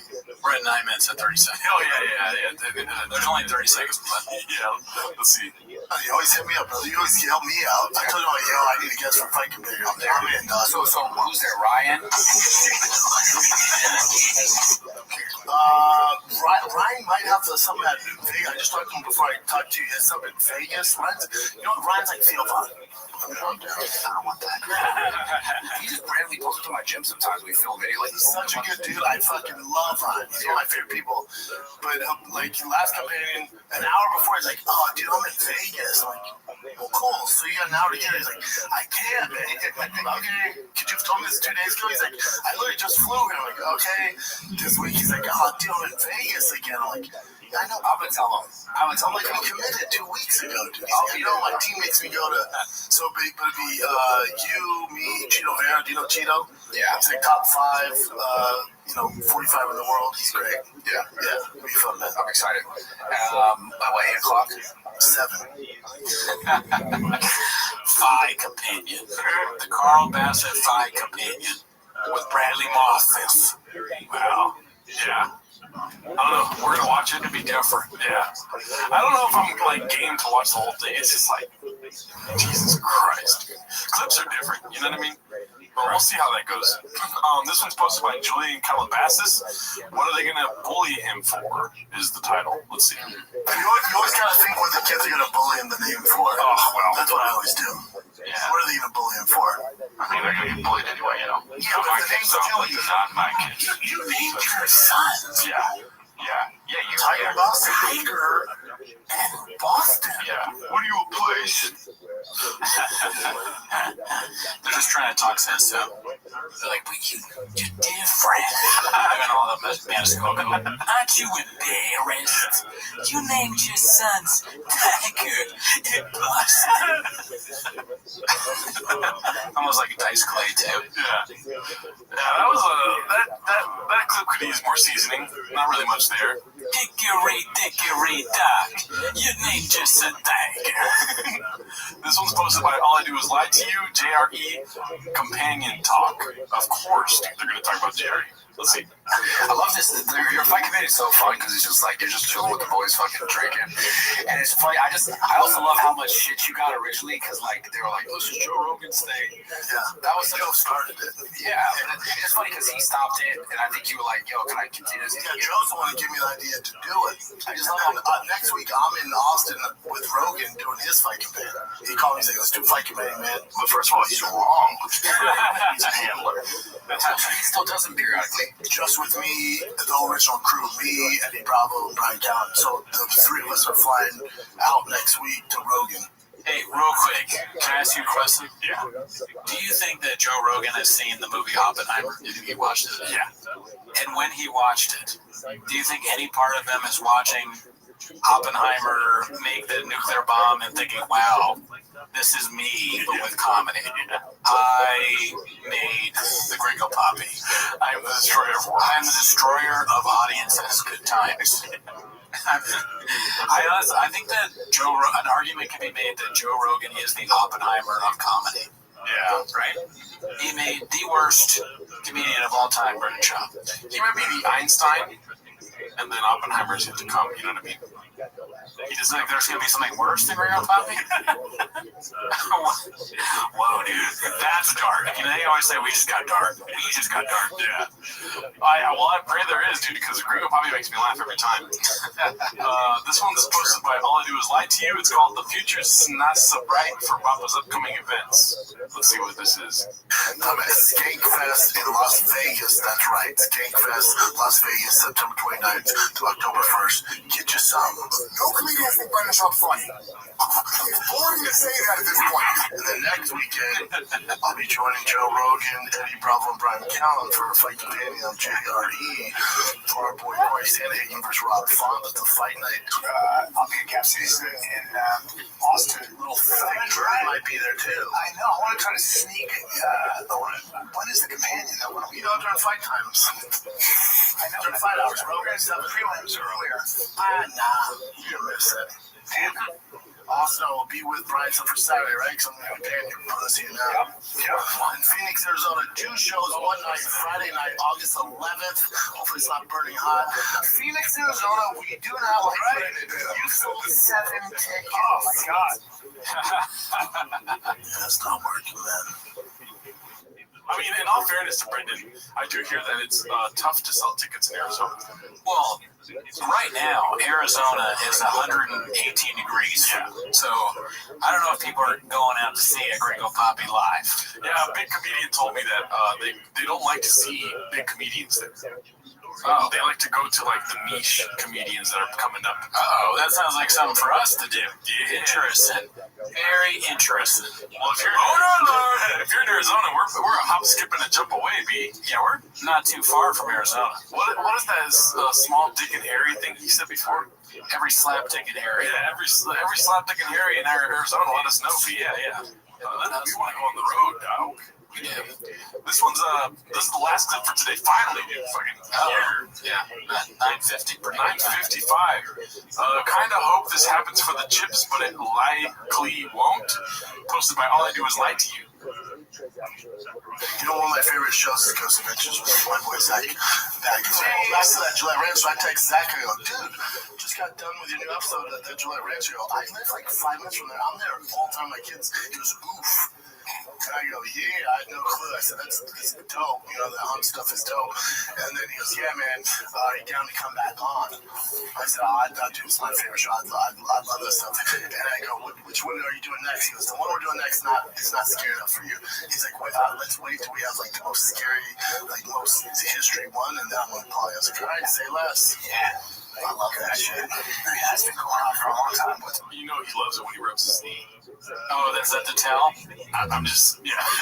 Brennan has tells. That's something we haven't really thought about, is Twitter has tells. I love that shit. The Ghost Adventure? Ghost Adventure? You ready for this? 28 seasons. He's got all the money. Damn, all the money.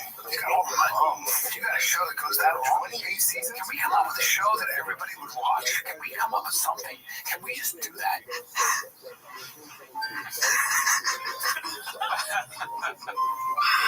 I want you to tell me what happened down here.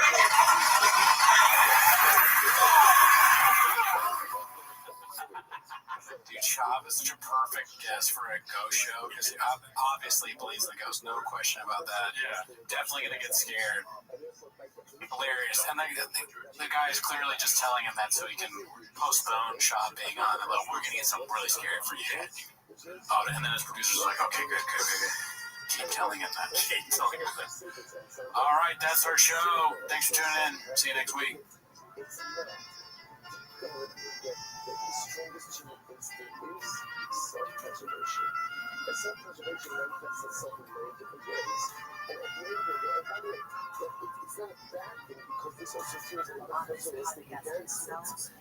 We're live. It's the thick boy. It's the thick boy. All right. Yeah. Welcome to 10 Minutes of Shop. San Jose Jack Johnson Phi Companion. Yeah, the first ever in its establishment. Me and Gerardo just go. We decided we love the Phi Companion. We love Brendan Shaw. We're just finding out who Bradley Martin is. I don't know who Ben Davis is. Is that the guest? Yeah, I'm just reading it. His old boss from Showtime. Yeah. I don't know. It sounds like it, but I have no idea. As usual. As you guys can tell, this is a different setup. We still have the comments on screen. I made the screen so ridiculously large, so hopefully we can get your comments as we do this. All right. That is a wee. Ismail, first comment, dude. No notice, by the way. We didn't announce this at all. No, so we'll see who joins us. Boner alert! So we are excited. Keep in mind, this is our first time doing this, so we're just going to go live. We don't know what we're doing here, B. I don't know how it will work. We got that work ethic. We're just putting in time. Maybe we did an episode earlier. Yeah. Maybe we'll keep you busy. So here we are, the Phi Companion Live. Are you ready to start this, dude, or do you want to? Yeah. Am I ready to start this? Maybe next time we should get join our Patreon and we'll get the UFC fight on paper. Yeah, dude, we should have it playing on there. Yeah. I mean, next time, we need more subs for that. A lot of screens in front of us right now. We could watch the fight while they watch the fight. I mean, I guess I could do that. No, we're good. Not today. Okay. We don't even know if people are going to show up. That's true. But let's go ahead and do this live. That are just like, oh yeah, he's huge. Look at him. But like they don't understand the details. Well, I think also because it's you, because it's like Bradley Martin. Whoa. Like I think that is not what I expected. I will say this. So I think any ring. That looks like the guy that is getting with Ariana Grande. Dude, I think it's going to be outside the top 15. The Broadway. That's my take on it. I think I'm sorry. I don't know about that. Mighty Mouse for sure. My serial killer is so well like is it a turtleneck? He's a cuddle. Some refer to him as a cuddle. He does look like Ted Bundy. Yeah. Let me do this. I wonder how does Shop say Ted Bundy? I don't remember. It's a Bundy. But he's fast. He calls him Al Bundy. Al Bundy. Al Bundy. No data. Is it working? Excellent. Can people see us in the chat? Mike Aranda, great guy, never met him. Can you see us, Mike? Yeah, look. Okay, so probably. 10 Bundy. 10 Bunny. All right, so they can see us. This guy is like strong choice to come on with the black turtleneck. I mean, I like black turtlenecks, but it's just with the rest of them, you know, they're going to be wearing weird baseball jerseys, trucker hats. You come in dressed up like Steve Jobs on Broadway. What the fuck? Just got done watching your Man Tears review on Patreon. Yeah, Oh, thanks, Kitty. thank you, Kitty. Kitty's Hooch. We just watched Man Tears by Brian Callen on Patreon, Pete. Welcome to the Patreon, Kitty. Hope you're enjoying it. We are not. Absolutely terrible special. Except for Shane. Shane was funny. Yeah. Also, it looks like Ari Shafir Jew is going to be next, right? Yeah, next one is Ari Shafir Jew. Which I like Ari, so Voted on by the patrons. we'll see. Haven't seen it. So we're watching a live fight companion, so it's hard to like kind of pause it and talk about it. But let's just go off appearances. Who's got the flyest fresh fit? I kind of like the turtleneck thing, to be honest. I mean, that's the worst. Weird cats and snakes and all this stuff. He's an animals guy. Feral lizards. Bowling shirt, something you might see some rich guy wear in Vegas. Yeah. His brand growing a mullet. Yeah, I think he might be stealing a bit there, yeah. Theo. I actually like Brandon's hair. I wish I could grow like that. I wish I had hair, period, D. I would definitely take that hair. Also, peek behind the curtain for the viewers. We got pizza, baby. We're waiting for the pizza to show up. Maybe I should just blow my wad on the fight for watching. I mean, we are kind of stuck here. Yeah. So just do it. Oh, you're gonna. Oh shit, for sure. Why not, dude? Can you buy it from here? Yeah, dude, on that TV. I'll just buy it on whatever. All right, so go for that. I want to hear what they're saying, and then I'll keep you updated. All right, is anyone else watching the fight? Yeah, is anybody watching the fight? We should probably put that in the title. UFC. If you're gonna buy it, we should be like, there it is, right there. Amazon. Never heard of it. How much is it? How much money am I blowing on this? Maybe $70. You got, well, it's gonna be more than that, Papa, but it might not be much more. Medium Johnson asked what we have on the pizza. We just did a simple pepperoni today. Yeah. I don't know. What to download the ESPN for Fire TV? UFC Fight Companion. What number UFC is it? 291, Papa. It's a thing, boys. It's a thing. They're talking a mile a minute. Yeah. A lot of addies. This is fast talk. No breaks in the action from Fight Companion. San Jose Jack Johnson Fight Companion. We take breaks, mate. Look how far off. Why are they talking about Jake? Where you're at on the screen. What's that? Look where you're at on the screen. Am I? Oh, dude. Should I be over here more? Or the other way? You're good. You're good because you have to look at the screen here. It's still installing. My internet's good though. Addie's seen baddies. Por favor. I'm watching the fights, Doc. It's tight. Dink Winkler, dude. Oh, Dink Winkler. We're about to be watching the fights too. What topics on the pizza? Okay, that's where we left off. Waiting for Shop to 60 every day. I mean, you don't have to wait too long for that, Papa. All right, let's do this.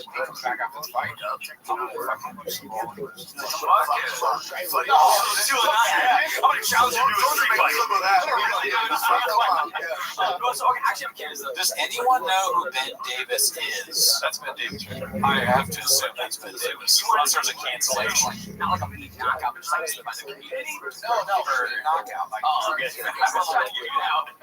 where like they knocks him out and they fall into that shit. And then he kind of goes into space and shit. I just think that shit's funny. Because you want to, like, Drake does that to the other guys. Exactly. So I want to see Be cheerful because Jake's Okay, I think I have ESPN Plus. like him doing to Ben Affleck and Woodley, like that hurt my feelings. As you have to buy ESPN, I could just watch Oh this my fucking god, shit. Jake's doing it. Like, holy shit, What yay. are you talking about? This Jake's now a fighter. So it's like His background, He's a body dredged up after 3 weeks. Oh, Bradley sucks. Okay, good observation. Oh, look, he's got the big boy whiskey glass, dude. Those are on sale on the website. Never heard of it? And we'll find out if it, So if I pay $100, I can get ESPN for a year? I think so. ESPN Plus.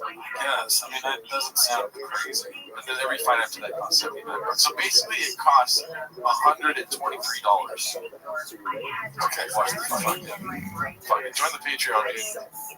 Oh, what do I gotta do now? Oh my god. Use your remote to sign in.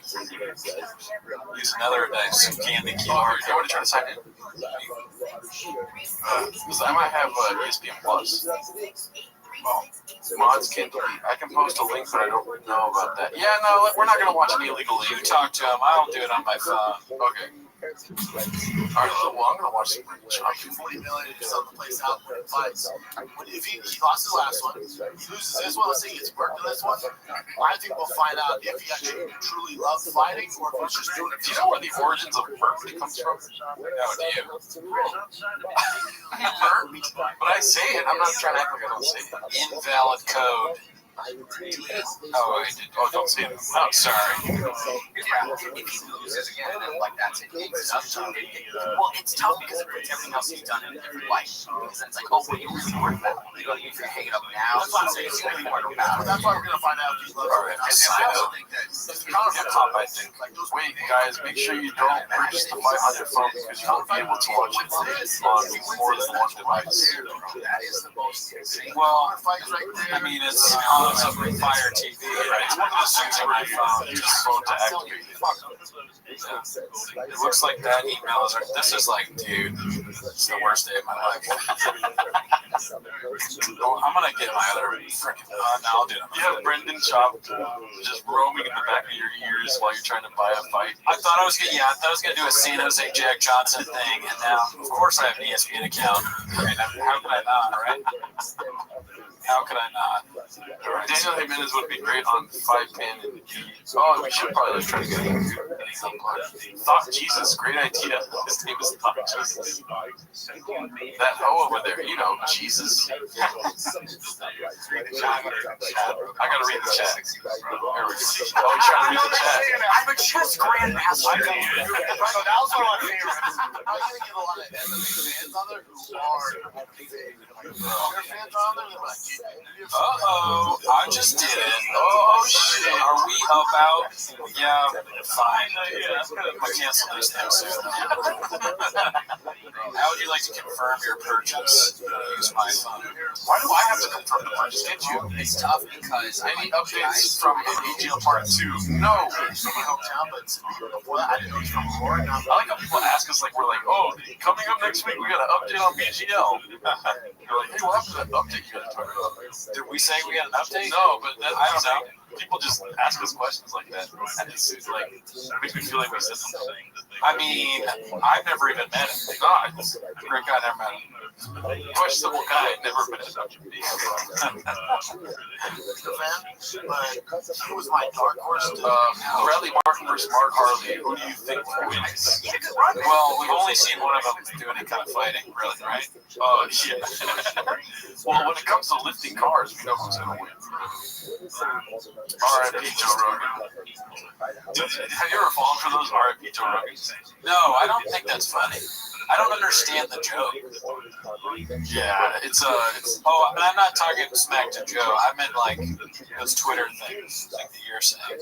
Well, like he's saying R.I.P. Joe Rogan because he made some horrible mistakes with his comedian choices. yeah. On this week's Timos, you claimed that he's the Oppenheimer of our generation. Yeah, spoiler alert, McGee over here. I did say that. He's the Oppenheimer for comedy. Shout outs to you guys for covering the fight companion. Fight companion. Oh, so I buy it now for I see, like you said. Yeah. Okay. It's roughly 120. Oh my God, again, dude? Oh, really, dude? This is why they don't start the fights right away. They're like, we know people are going to take 45 minutes to buy the fight. I can't imagine Shaw being able to handle something like this. Kiss up to Bamba like Jesse on Fire, and you two can be invited on Carl Bass's fight. I mean, this is like our audition, really. We're going to try our best to do a fight companion. It's the thing, boy. It's the thing, boy. I got that stuck in my head, I'm sorry. Yeah, I mean, was that guy what's on fire? Jesse on fire? Was he on Rogan? Or no, he's on the Calabasas fight companion. Yeah, no, was he on the fight companion? Probably. But I know he won MMA big boy guy of the year, commentator of the year. You talking? I'm on the destroyer. I am the destroyer. That's exactly what we're talking. Oh shit! All right, I'm gonna turn that down. We don't really need to hear Bruce Buffer. Although, what was Andrew Schultz about to do comedy or something? Whoa! In the red corner, a guy doing black voice, Andrew Schultz. All right, so we have the times here. So whenever that 5 starts. Oh shit! Michael Chance is fighting. I don't know. That's a good guy. One of our guys, he got the glass in his eye when Connor broke that window. Oh, snap. We're gonna have this very low, so we'll catch things that we need to catch. These dudes have not taken a breath. They're on it. They're added up and modeled out.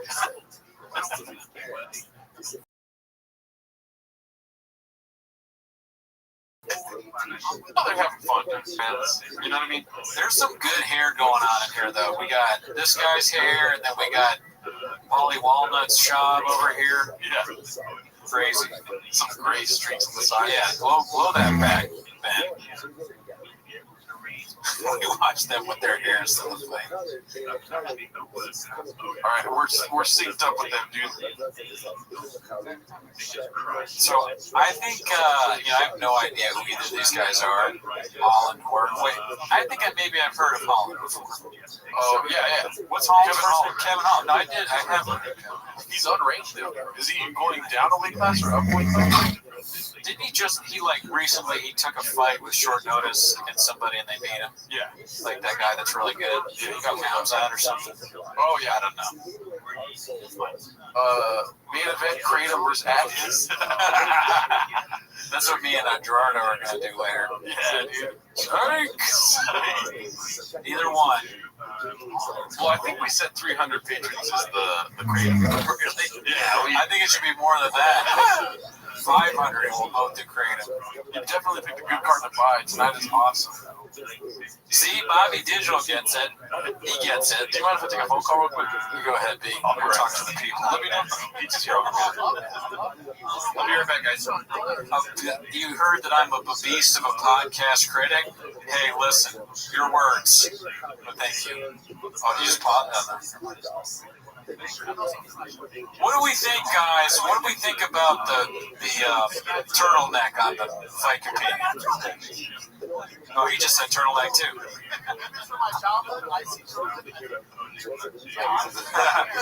That's Papa's opinion. If they see a turtleneck, you're rich. This guy went to Uniqlo today, bought a turtleneck. Now he's rich. I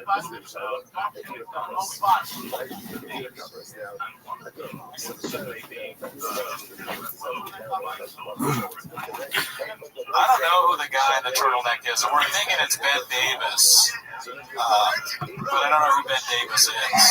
If anybody knows who Ben Davis is, let us know. I was sitting all day with turtlenecks on. How did I not know that? Yeah, not sure. I don't know. I mean, Unique, he definitely loves to talk about that, but he's got kind of an annoying voice.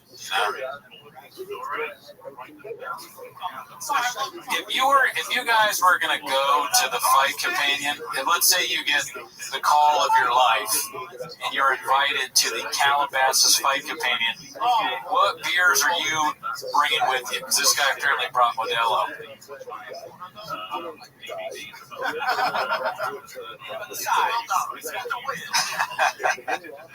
There's no ways the nicotine rep, is that real?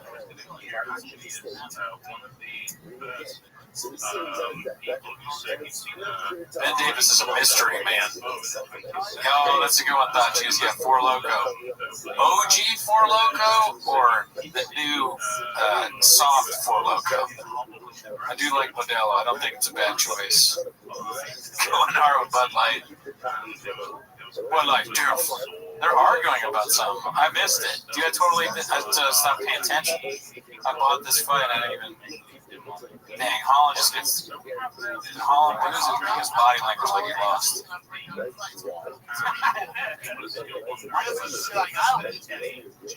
It would be funny to bring Bud Light and then just rip on Reddit for his terrible Bud Light joke. You're kind of soft, just like trolling him a little bit if you bring Bud Light. Wait, oh, they're replaying it, so. Oh, did Holland win? Or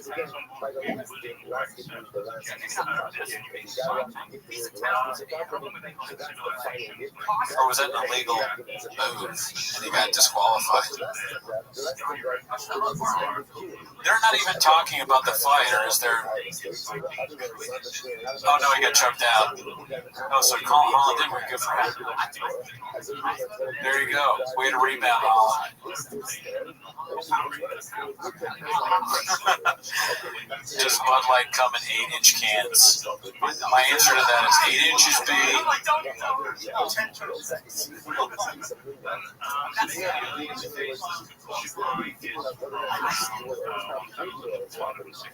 Turn the sound up there. Too silent. You're too loud. Well, when Gerardo gets back, we may handle that. I have no idea. Well, let's see. Oh, jeez.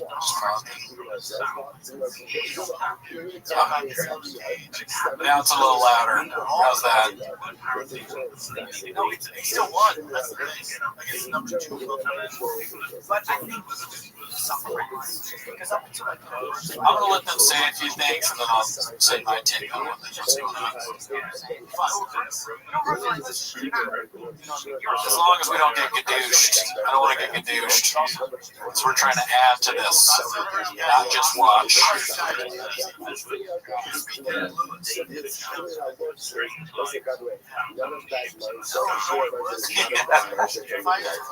What are we doing here, Papa? These fight companions, they're not really talking about the fights. They don't let any of them talk, and they all, well, Bradley Martin just has merch all over them. He's like plugging something on his shirt, but it's blocked by the microphone.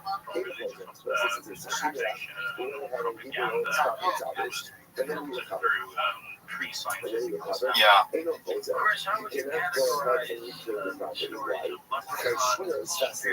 You guys should be watching this on your own so you can hear me talk about them, not to tell you what to do.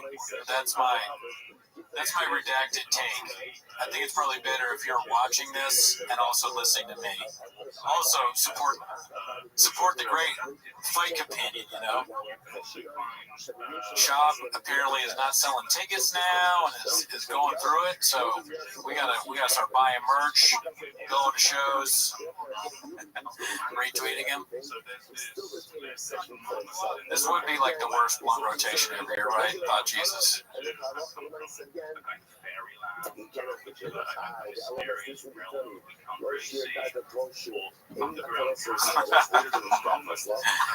Pauly Shore was there and he saw the guy in the turtleneck. He's like, I'm out of here.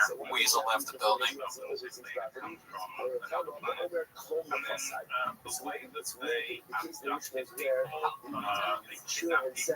I heard tonight is a very good card, and I don't know a lot about UFC, but I do know Holland. I've heard the name before. Is this one of the earlier fights? He's not even ranked. This could be a good fight night. Uh-oh, I just heard him say all the woke liberal people.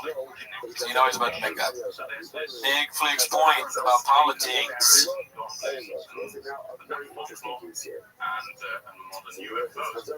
Shocker, they're talking about Instagram. That's a big surprise.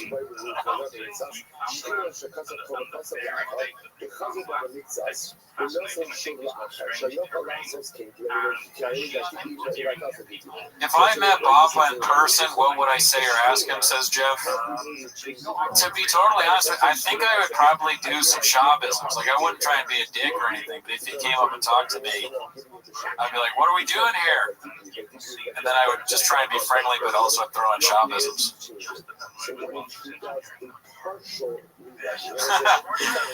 Brittany Griner. Do you have a mirror so you can see the fights? No, we're not going to do anything illegal, Papa.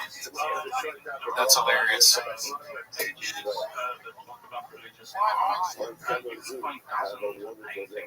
For science says over, under, talk about money in the next 10 minutes. Talk about money, B. These are numbers, guys, all of them. They love to talk funds and business, because they're business-minded. They've always been business guys. I would say it's about 70% chance they bring up how much money they're getting on something.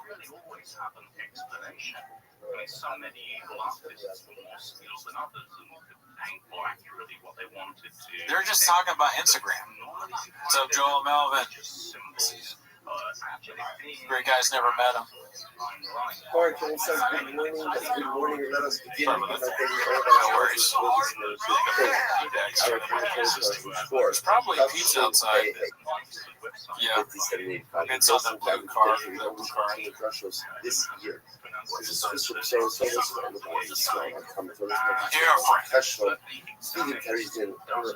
Turn up a little bit of gas here.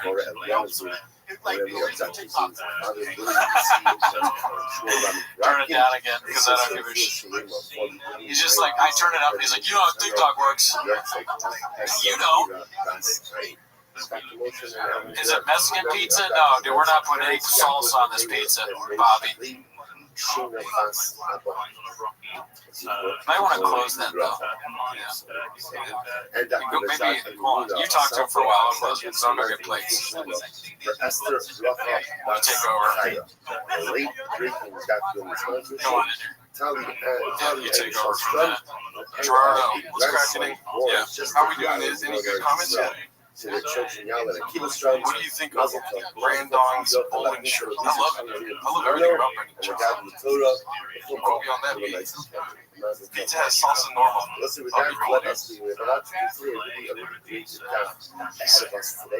Oh my gosh. We didn't really prepare for this, so it's kind of like last minute thrown together.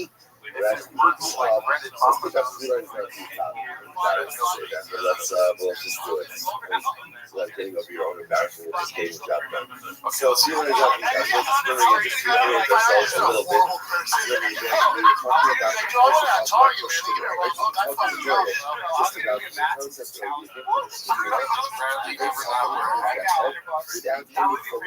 It's so hard to try to keep along with them. How was the fight? Did he lose? Oh, Chizia. Is this Chizia. you got cadooshed or what? I think he got choked out. Dude, I love Tony Ferguson. I mean, not for his off-the-court antics, but any live music tonight? If you stick around long enough, we might play a 2-2 beat. We did a doors cover today, dude. What's up for science? How's it going, sir? I'm so glad to be here with you. Yeah, guys, watch the fight. We want to encourage everyone to buy the fight and watch it, dude. Oh, talking to social media, dude. I'll take off here, but I talked to you about it. He's a ball. Batty builder. Shows on there. And there's also no suppression, like on suppression. There is shadow ban. Certain explicit stuff.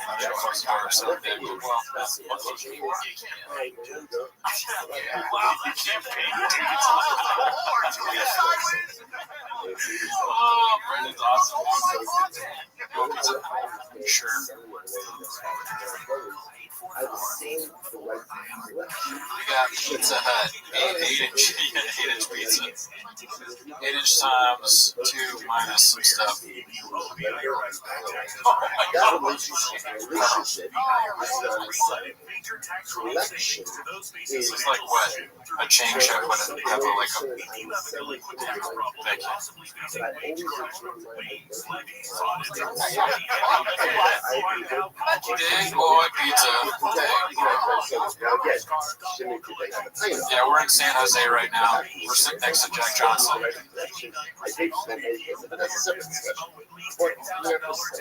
remember the origins of San Jose? Yeah, I just remember when we were watching with Walsh. He was like, he said something like that. So maybe I do actually. I don't know why I just immediately said that. It's from the Magic Johnson. Really? Yeah. I didn't know that. It says it all fast. San Jose Jack Johnson. I wish this was stuffed crust beef, but nah.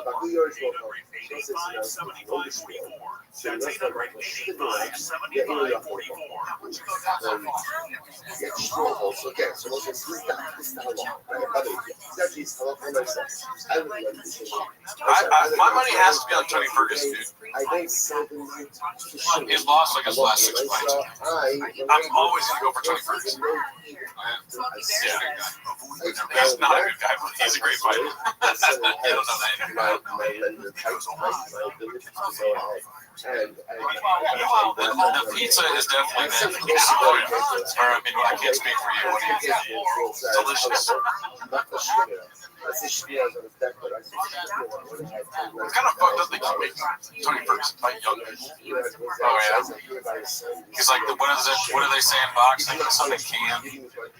Like can fighters that get beat up. What is it? Tomato can or something? Tomato can. What tomato? Tomato.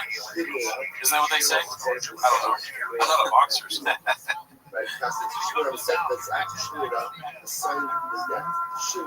Everybody should soup can. That's probably right. Thank you, Josh. Zion Taros, who's that? Michael says tomato can. So 10 can, soup can. I don't know if we're ever going to be answering.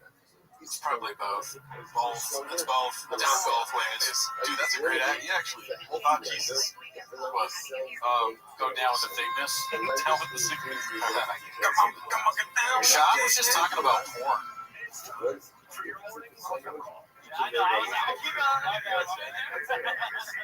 They're gonna keep getting. They're gonna light this guy up wearing a turtleneck. So, Oh,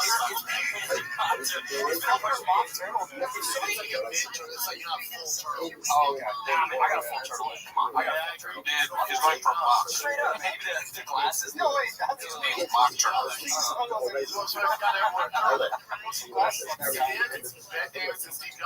I'll tell you what, somebody did say like a sneak turtleneck. Funny, especially like in Florida. I do a dry fit turtleneck. That go hard. I'm not Dry fit. You talking Nike, bro? Talking about Nike? I'm like dry fit. We're gonna get. We'll see. We'll get there. A mock neck is like Jeff. A mock neck means like not the full turtleneck. Like turtlenecks are big. Go all the way up here. A mock neck is like half that. I think. I'm not a fashion guy though. Not always been. Steve Jobs. We're gonna eat every slice. Steve Jobs. They can't talk MMA live because they don't have this deal. Oh, time to see. 4 or 5 years. 75 years. Yeah, 75 years old. He doesn't look great. Oh, he didn't look terrible. So I didn't really look terrible. Until he got caught with that spark kick. Watching this makes me feel like Doug Thomas. Bro, I've never been so stimulated. We're watching Brendan Schaub talk about dicks and Snapchat. We got Tony Ferguson undressing himself over here. Pizza's in my mouth. My big dick's right there. Sorry about that. There's a point there. Can you not put all caps? Because it makes me want to yell that, and I don't want that to be online to yell that. While watching Brendan Schaub. Boba Fett's in that. There's a lot of literature about this, about how exactly what this is, but that's not very important today. Boba Fett the bounty hunter wants to know the gay guys. Can somebody in chat please do me a favor? We all know that what is king? Audio. Audio is king. Please don't talk to me. I'm sorry, guys. I'm just kidding. It's fine. I did that on purpose. But can somebody please close their eyes? Enter Thick Man. Great idea too, King Bob. Can somebody please close their eyes, listen to our audio, and tell us if the levels are all good? Because I didn't really have time to check it. Also, let's get some cry emojis for Tony Ferguson in the chat, dude. He's had a rough go of it, and I'm going for him every time he fights. Every fucking time he fights.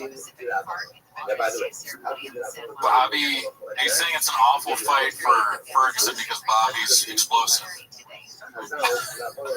That just doesn't sound like a good MMA take to me. Not knowing anything, obviously I'm a dummy, but like, of course he's explosive, right? He's a UFC guy that's in one of the big fights. Bro, they're both old as fuck. 36, 39. Oh yeah, so nice. 36 is the young guy here. Tony Ferguson better not get knocked out, dude. I can't watch this. We'll go through it again, dude. Could you do a few minutes as Bill Burr? Okay. Let's see. I mean, don't put me on the spot like that. He did that. I didn't do it. I was watching this fight companion, San Jose Jack Johnson. It's this guy, he's terrible. What does he think he's funny? Steve Jobs. You know, I think that's like, I'm watching my computer. You know what I'm saying? Yours is more like Pesci or something. Yeah, you're right. Like, whoever wins this fight, Brendan Schaub loses because idiot. You know, stupid. Was that good? Well, thank you, Boba Fett. Thank you, Jam Boy. Can you do me a favor? What's a Bill Burr bit? Or what was your favorite? He's speaking right now, right? Right. So talk for it. As Bill Burr? What are we doing here, Papa? You know, and I was like, people think that Tony Ferguson is going to win this fight. That some people, but I beg to differ. Unbeknownst to me, that was perfect if you would have said that. Bobby Green, he's explosive. It's different. Sorry about that. I put the volume on. Turn up the companion a little. Come for the team, stay for the companion. I like that they're telling us that Alone in Vegas pod is a companion as if we didn't know. Oh, here we go.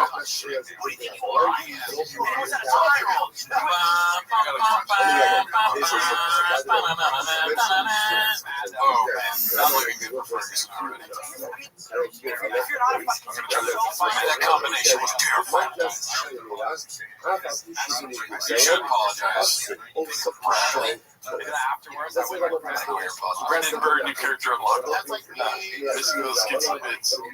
Skits and bits. Tony Ferguson, dude. Firing on all cylinders. On all cylinders. Oh, shit. How much Schwarzenegger does. I don't want to hear Sean trying to do Arnold's names. Suck my dick for 5 minutes in the bathroom. Back in the 90s. Back in the 90s. Street fighter. I was lifting weights. Although, they say Tony's looking slow, but Tony, then he just jumped on him a little bit there in Austin. But he's got no fucking fight anymore. He just tries to go to the ground, but he gets knocked out in the process. Yeah. He looked good for a second. Oh, you got hit. Come on. Also, too, by the way, if you guys are watching the fights, our clock is at the same time as theirs. What are they talking about? Again, that's always the case. I haven't even said Tony Ferguson once. Imagine one of your friends telling you, like, oh, dude, it's really cool. They watch the fight and they talk about the fight, and then you come here and they're like, Snapchat, he's so dicks.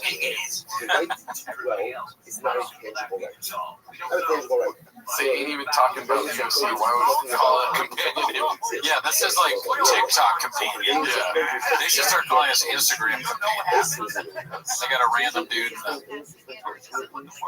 turtle. Oh, here we go. They're talking now.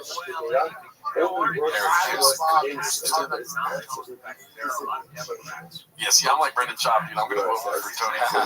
You know that Schaub is going to do some commentary when he gets the fingers close to the mouth? Yeah. Like inside the mouth, that's when you know you get some Netflix commentary. Oh, here we go, Tony.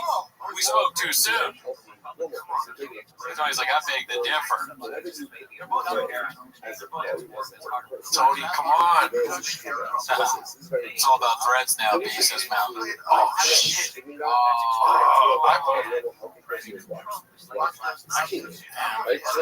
Coco Schwarzenegger. Shout out to Coco Briscoe. So, I'm just like a panda. No chance Coco Briscoe's watching. Or maybe she is watching this, studying moves for her next street fight. Oh, yeah, that's an iconic bar fight. Yeah. How many times do you think Coco Briscoe's gotten the bar fight? Too many, B. I can't count that high. She doesn't recall any of them, though.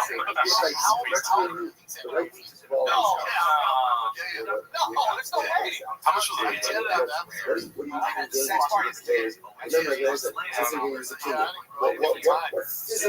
Come on, Tony.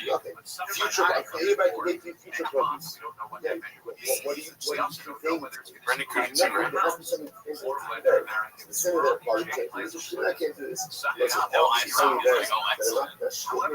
Is that an Italian Evel Knievel shirt? Where? On Bobby's. That's what Jamboy said. That is kind of what it would be like. Evel Knievel wore that like crazy American flag. Yeah.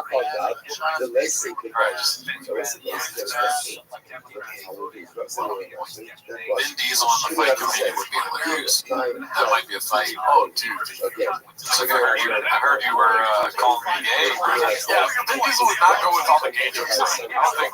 I'd be like, dude, tell everyone gay. There's compilations of calling people gay. He's like, find someone I haven't called gay. It looks like a children's costume. There's no way he can button up that shirt. What's an Italian shirt? Sure was Dude, Chase Leopard is lighting up my comments with boner alerts. Yeah, it's a good call, Chase. Oh shit, here we go. Ooh, fuck. Just got kicked in the face. I know, dude. Oh shit. He keeps finding his chin. I feel like Tony's gonna win for sure, dude. Come on, Tony. I'll always root for Tony. This is his comeback fight. I used to root against Tony. Can you believe that? Oh, yeah? Yeah. I mean, like, maybe once or twice, but he was on that win streak, because that's why I wanted him to lose. Now he's on the losing streak. This would be like if Tony came out with, I think you should be surprised, but then this is his real Bobby. His comeback. I think the turtleneck guy is drunk. Well, there's like 5 empty beers in front of us. Yeah, but some of those are Dr. Pepper, baby. You know, Bradley's not drinking. Oh, has he got a Truly? There's so many rings in front of us. None of these drinks are open, though. Are you sure they're open? I think they're just kind of, marketing geniuses, B. They're just making you think they're drinking. Yeah, they have their phone on loud, so they can hear Modelo if they call. Riley. You know who his drink now? Schwab drinks. Schwab. I want the turtleneck guy to start acting like Rampage Jackson. He's like, what's up, Schwab? Schwab? What kind of name was that? Schwab? Tiger Dick. That's a stupid name. Stupid. But it's that guy doing it. There's on-stream in Scotland. Oh my God. Tony Ferguson, no. No, make it the round. Make it the round, dude. It is getting dicey. I feel like I'm there. Bradley, you're right. Oh, fuck. Oh, when you do the shop show, you just know that you can drop. It's like, you're like, oh, nice. Today I get to use dicey a lot. Yeah. No one will judge me. I can just say dicey constantly. Scholar in the country of the state. So Tyler Ghost, you think it's a good whiskey? You like it? You're one of the 1,000 that's tried Tiger thing. I think he's quoting Joe Rogan. Green whiskey, hate the name. Forgot. Went over my head. Is the turtleneck guy Matt Rife? Could be. Never met him. Matt Rife is wearing that Diet Starts Monday shirt. Oh, yeah. Yeah. There was a clip recently that popped up on my Instagram because I follow him like every step of the way. Like, I want to be there for the journey, and also like the redemption arc. I want to see all of it. And so I saw the Diet Starts Monday. I'm like, I'm a huge fan. Yeah, you're gonna start the subreddit. No. Don't even be like that. It's gonna be a positive something.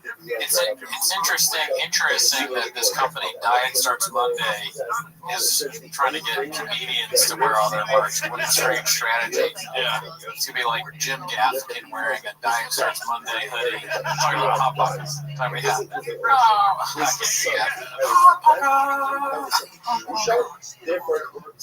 That's like saying I'm Scottish, but I'm from London, B. What is? I don't know. Dean Bob. Scholar of the country of this day. Be cool, Dean Bob. Yeah, dude, come on. We're never calm down. Okay. Oh, shit.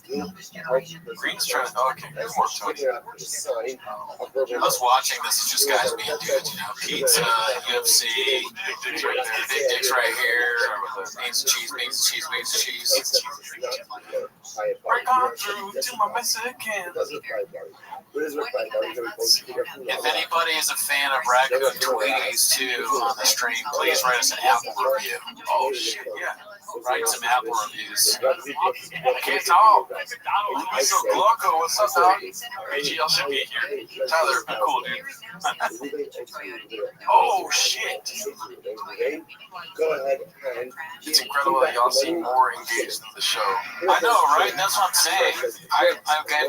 I'd probably say that anyways as a bit, but we are actually watching this. This is fun to watch. This is a good fight. Yeah. These guys are really going. But I will say Tony Ferguson has lost his step. I'm trying to say something that Brendan would say. Bobby is explosive. That was a good call. He's just like beating Tony in the ground right now. Yeah. You're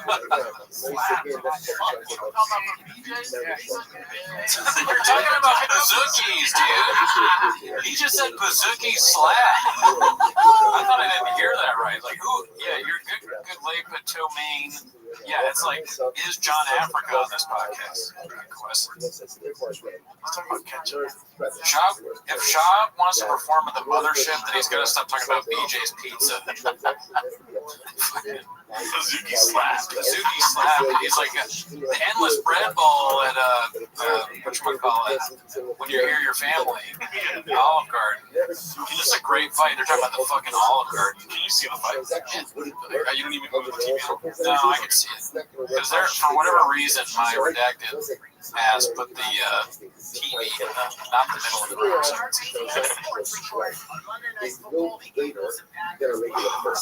What do you think's winning so far? Bob. Well, he also got the knockdown. Tony got the knockdown the first. Oh, that's right. I guess, I'm just I'm in the moment, so I didn't really think about that. Yeah, as of right now, Tony's not very good. But Bobby kind of looks tired now. Yeah. Tony doesn't really look as gas. He's just like, I'm still a little different. This is almost the crowds are every time I walk into my apartment, my roommate's kind of homeless too. So I'll be like, "There's some ladies in the crowd tonight." Oh, he's gonna laugh. He goes, "There's some bazookies in the crowd tonight." Dude, welcome to the Calabasas Spike Opinion. What's your favorite menu item on BJ's Pizza? Also, different, but you got blood. Yeah, that guy got 4 open beers in front of him.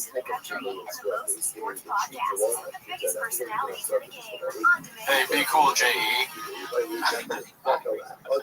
Tony's looking like he's fighting with a whole can of Pringles on his shoulder. Yeah, he's got a lot of chip. He got a chip on his shoulder, babe. You're right. Chip after chip. Oh, shit. Oh, my God. Come on, Tony. Oh, thank you. Smelling our love. The guy in the black turtleneck looks like a digitally DHD abandoned. Dude, Tony starts doing this thing like he's young. Like, hit me. But you got it, dude. You got it. Just like, that shit used to fucking light me up, dude. When Tony would be bloody as fuck, I'd be like, what do you got?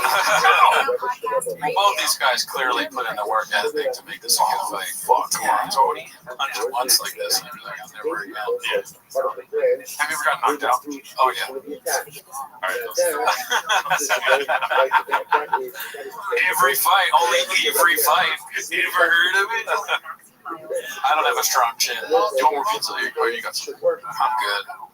I'll probably eat 3 hours from now. I'll eat the pizza when it's perfectly right. If I can pay for it, if I can pay you about perception, that's what we're going for here, Ryu, Kun, Ken. Yeah. Christopher Nolan should direct this. Ever heard of him? Oh my God, dude. Oh, he got him. Oh shit! Let's go, Tony! Fuck, never mind. Oh.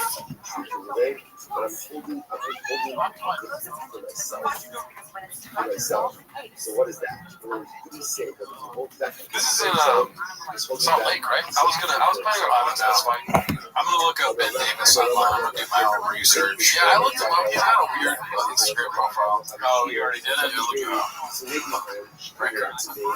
Ben Davis Company. It's just like he sells merch. Oh man, that's funny, dude. Of course, they're talking about Instagram and porn and TikTok. They got a merch salesman. This probably he probably owns Diet Starts Monday. I don't even know if this is him though. That's the thing.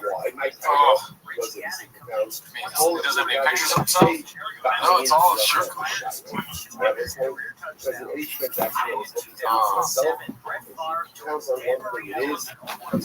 damn, I think it's 1-1 right now, so whoever wins this round is going to win the fight.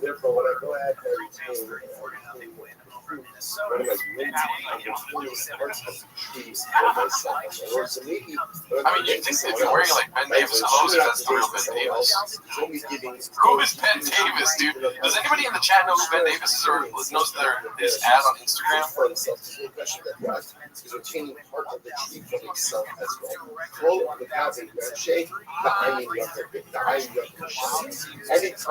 Oh, come on, Tony. I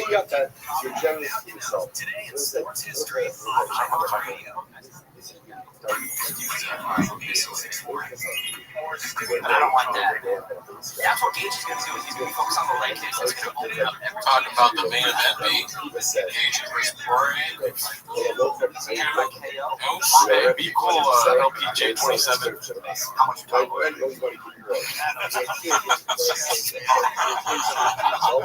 Yo, this is like the quickest we've ever set up fight or our little live. I like this setup, dude. This is very easy to do. Yeah. On my couch. Usually I'm like, beans, cheese, trying to get everything together, but this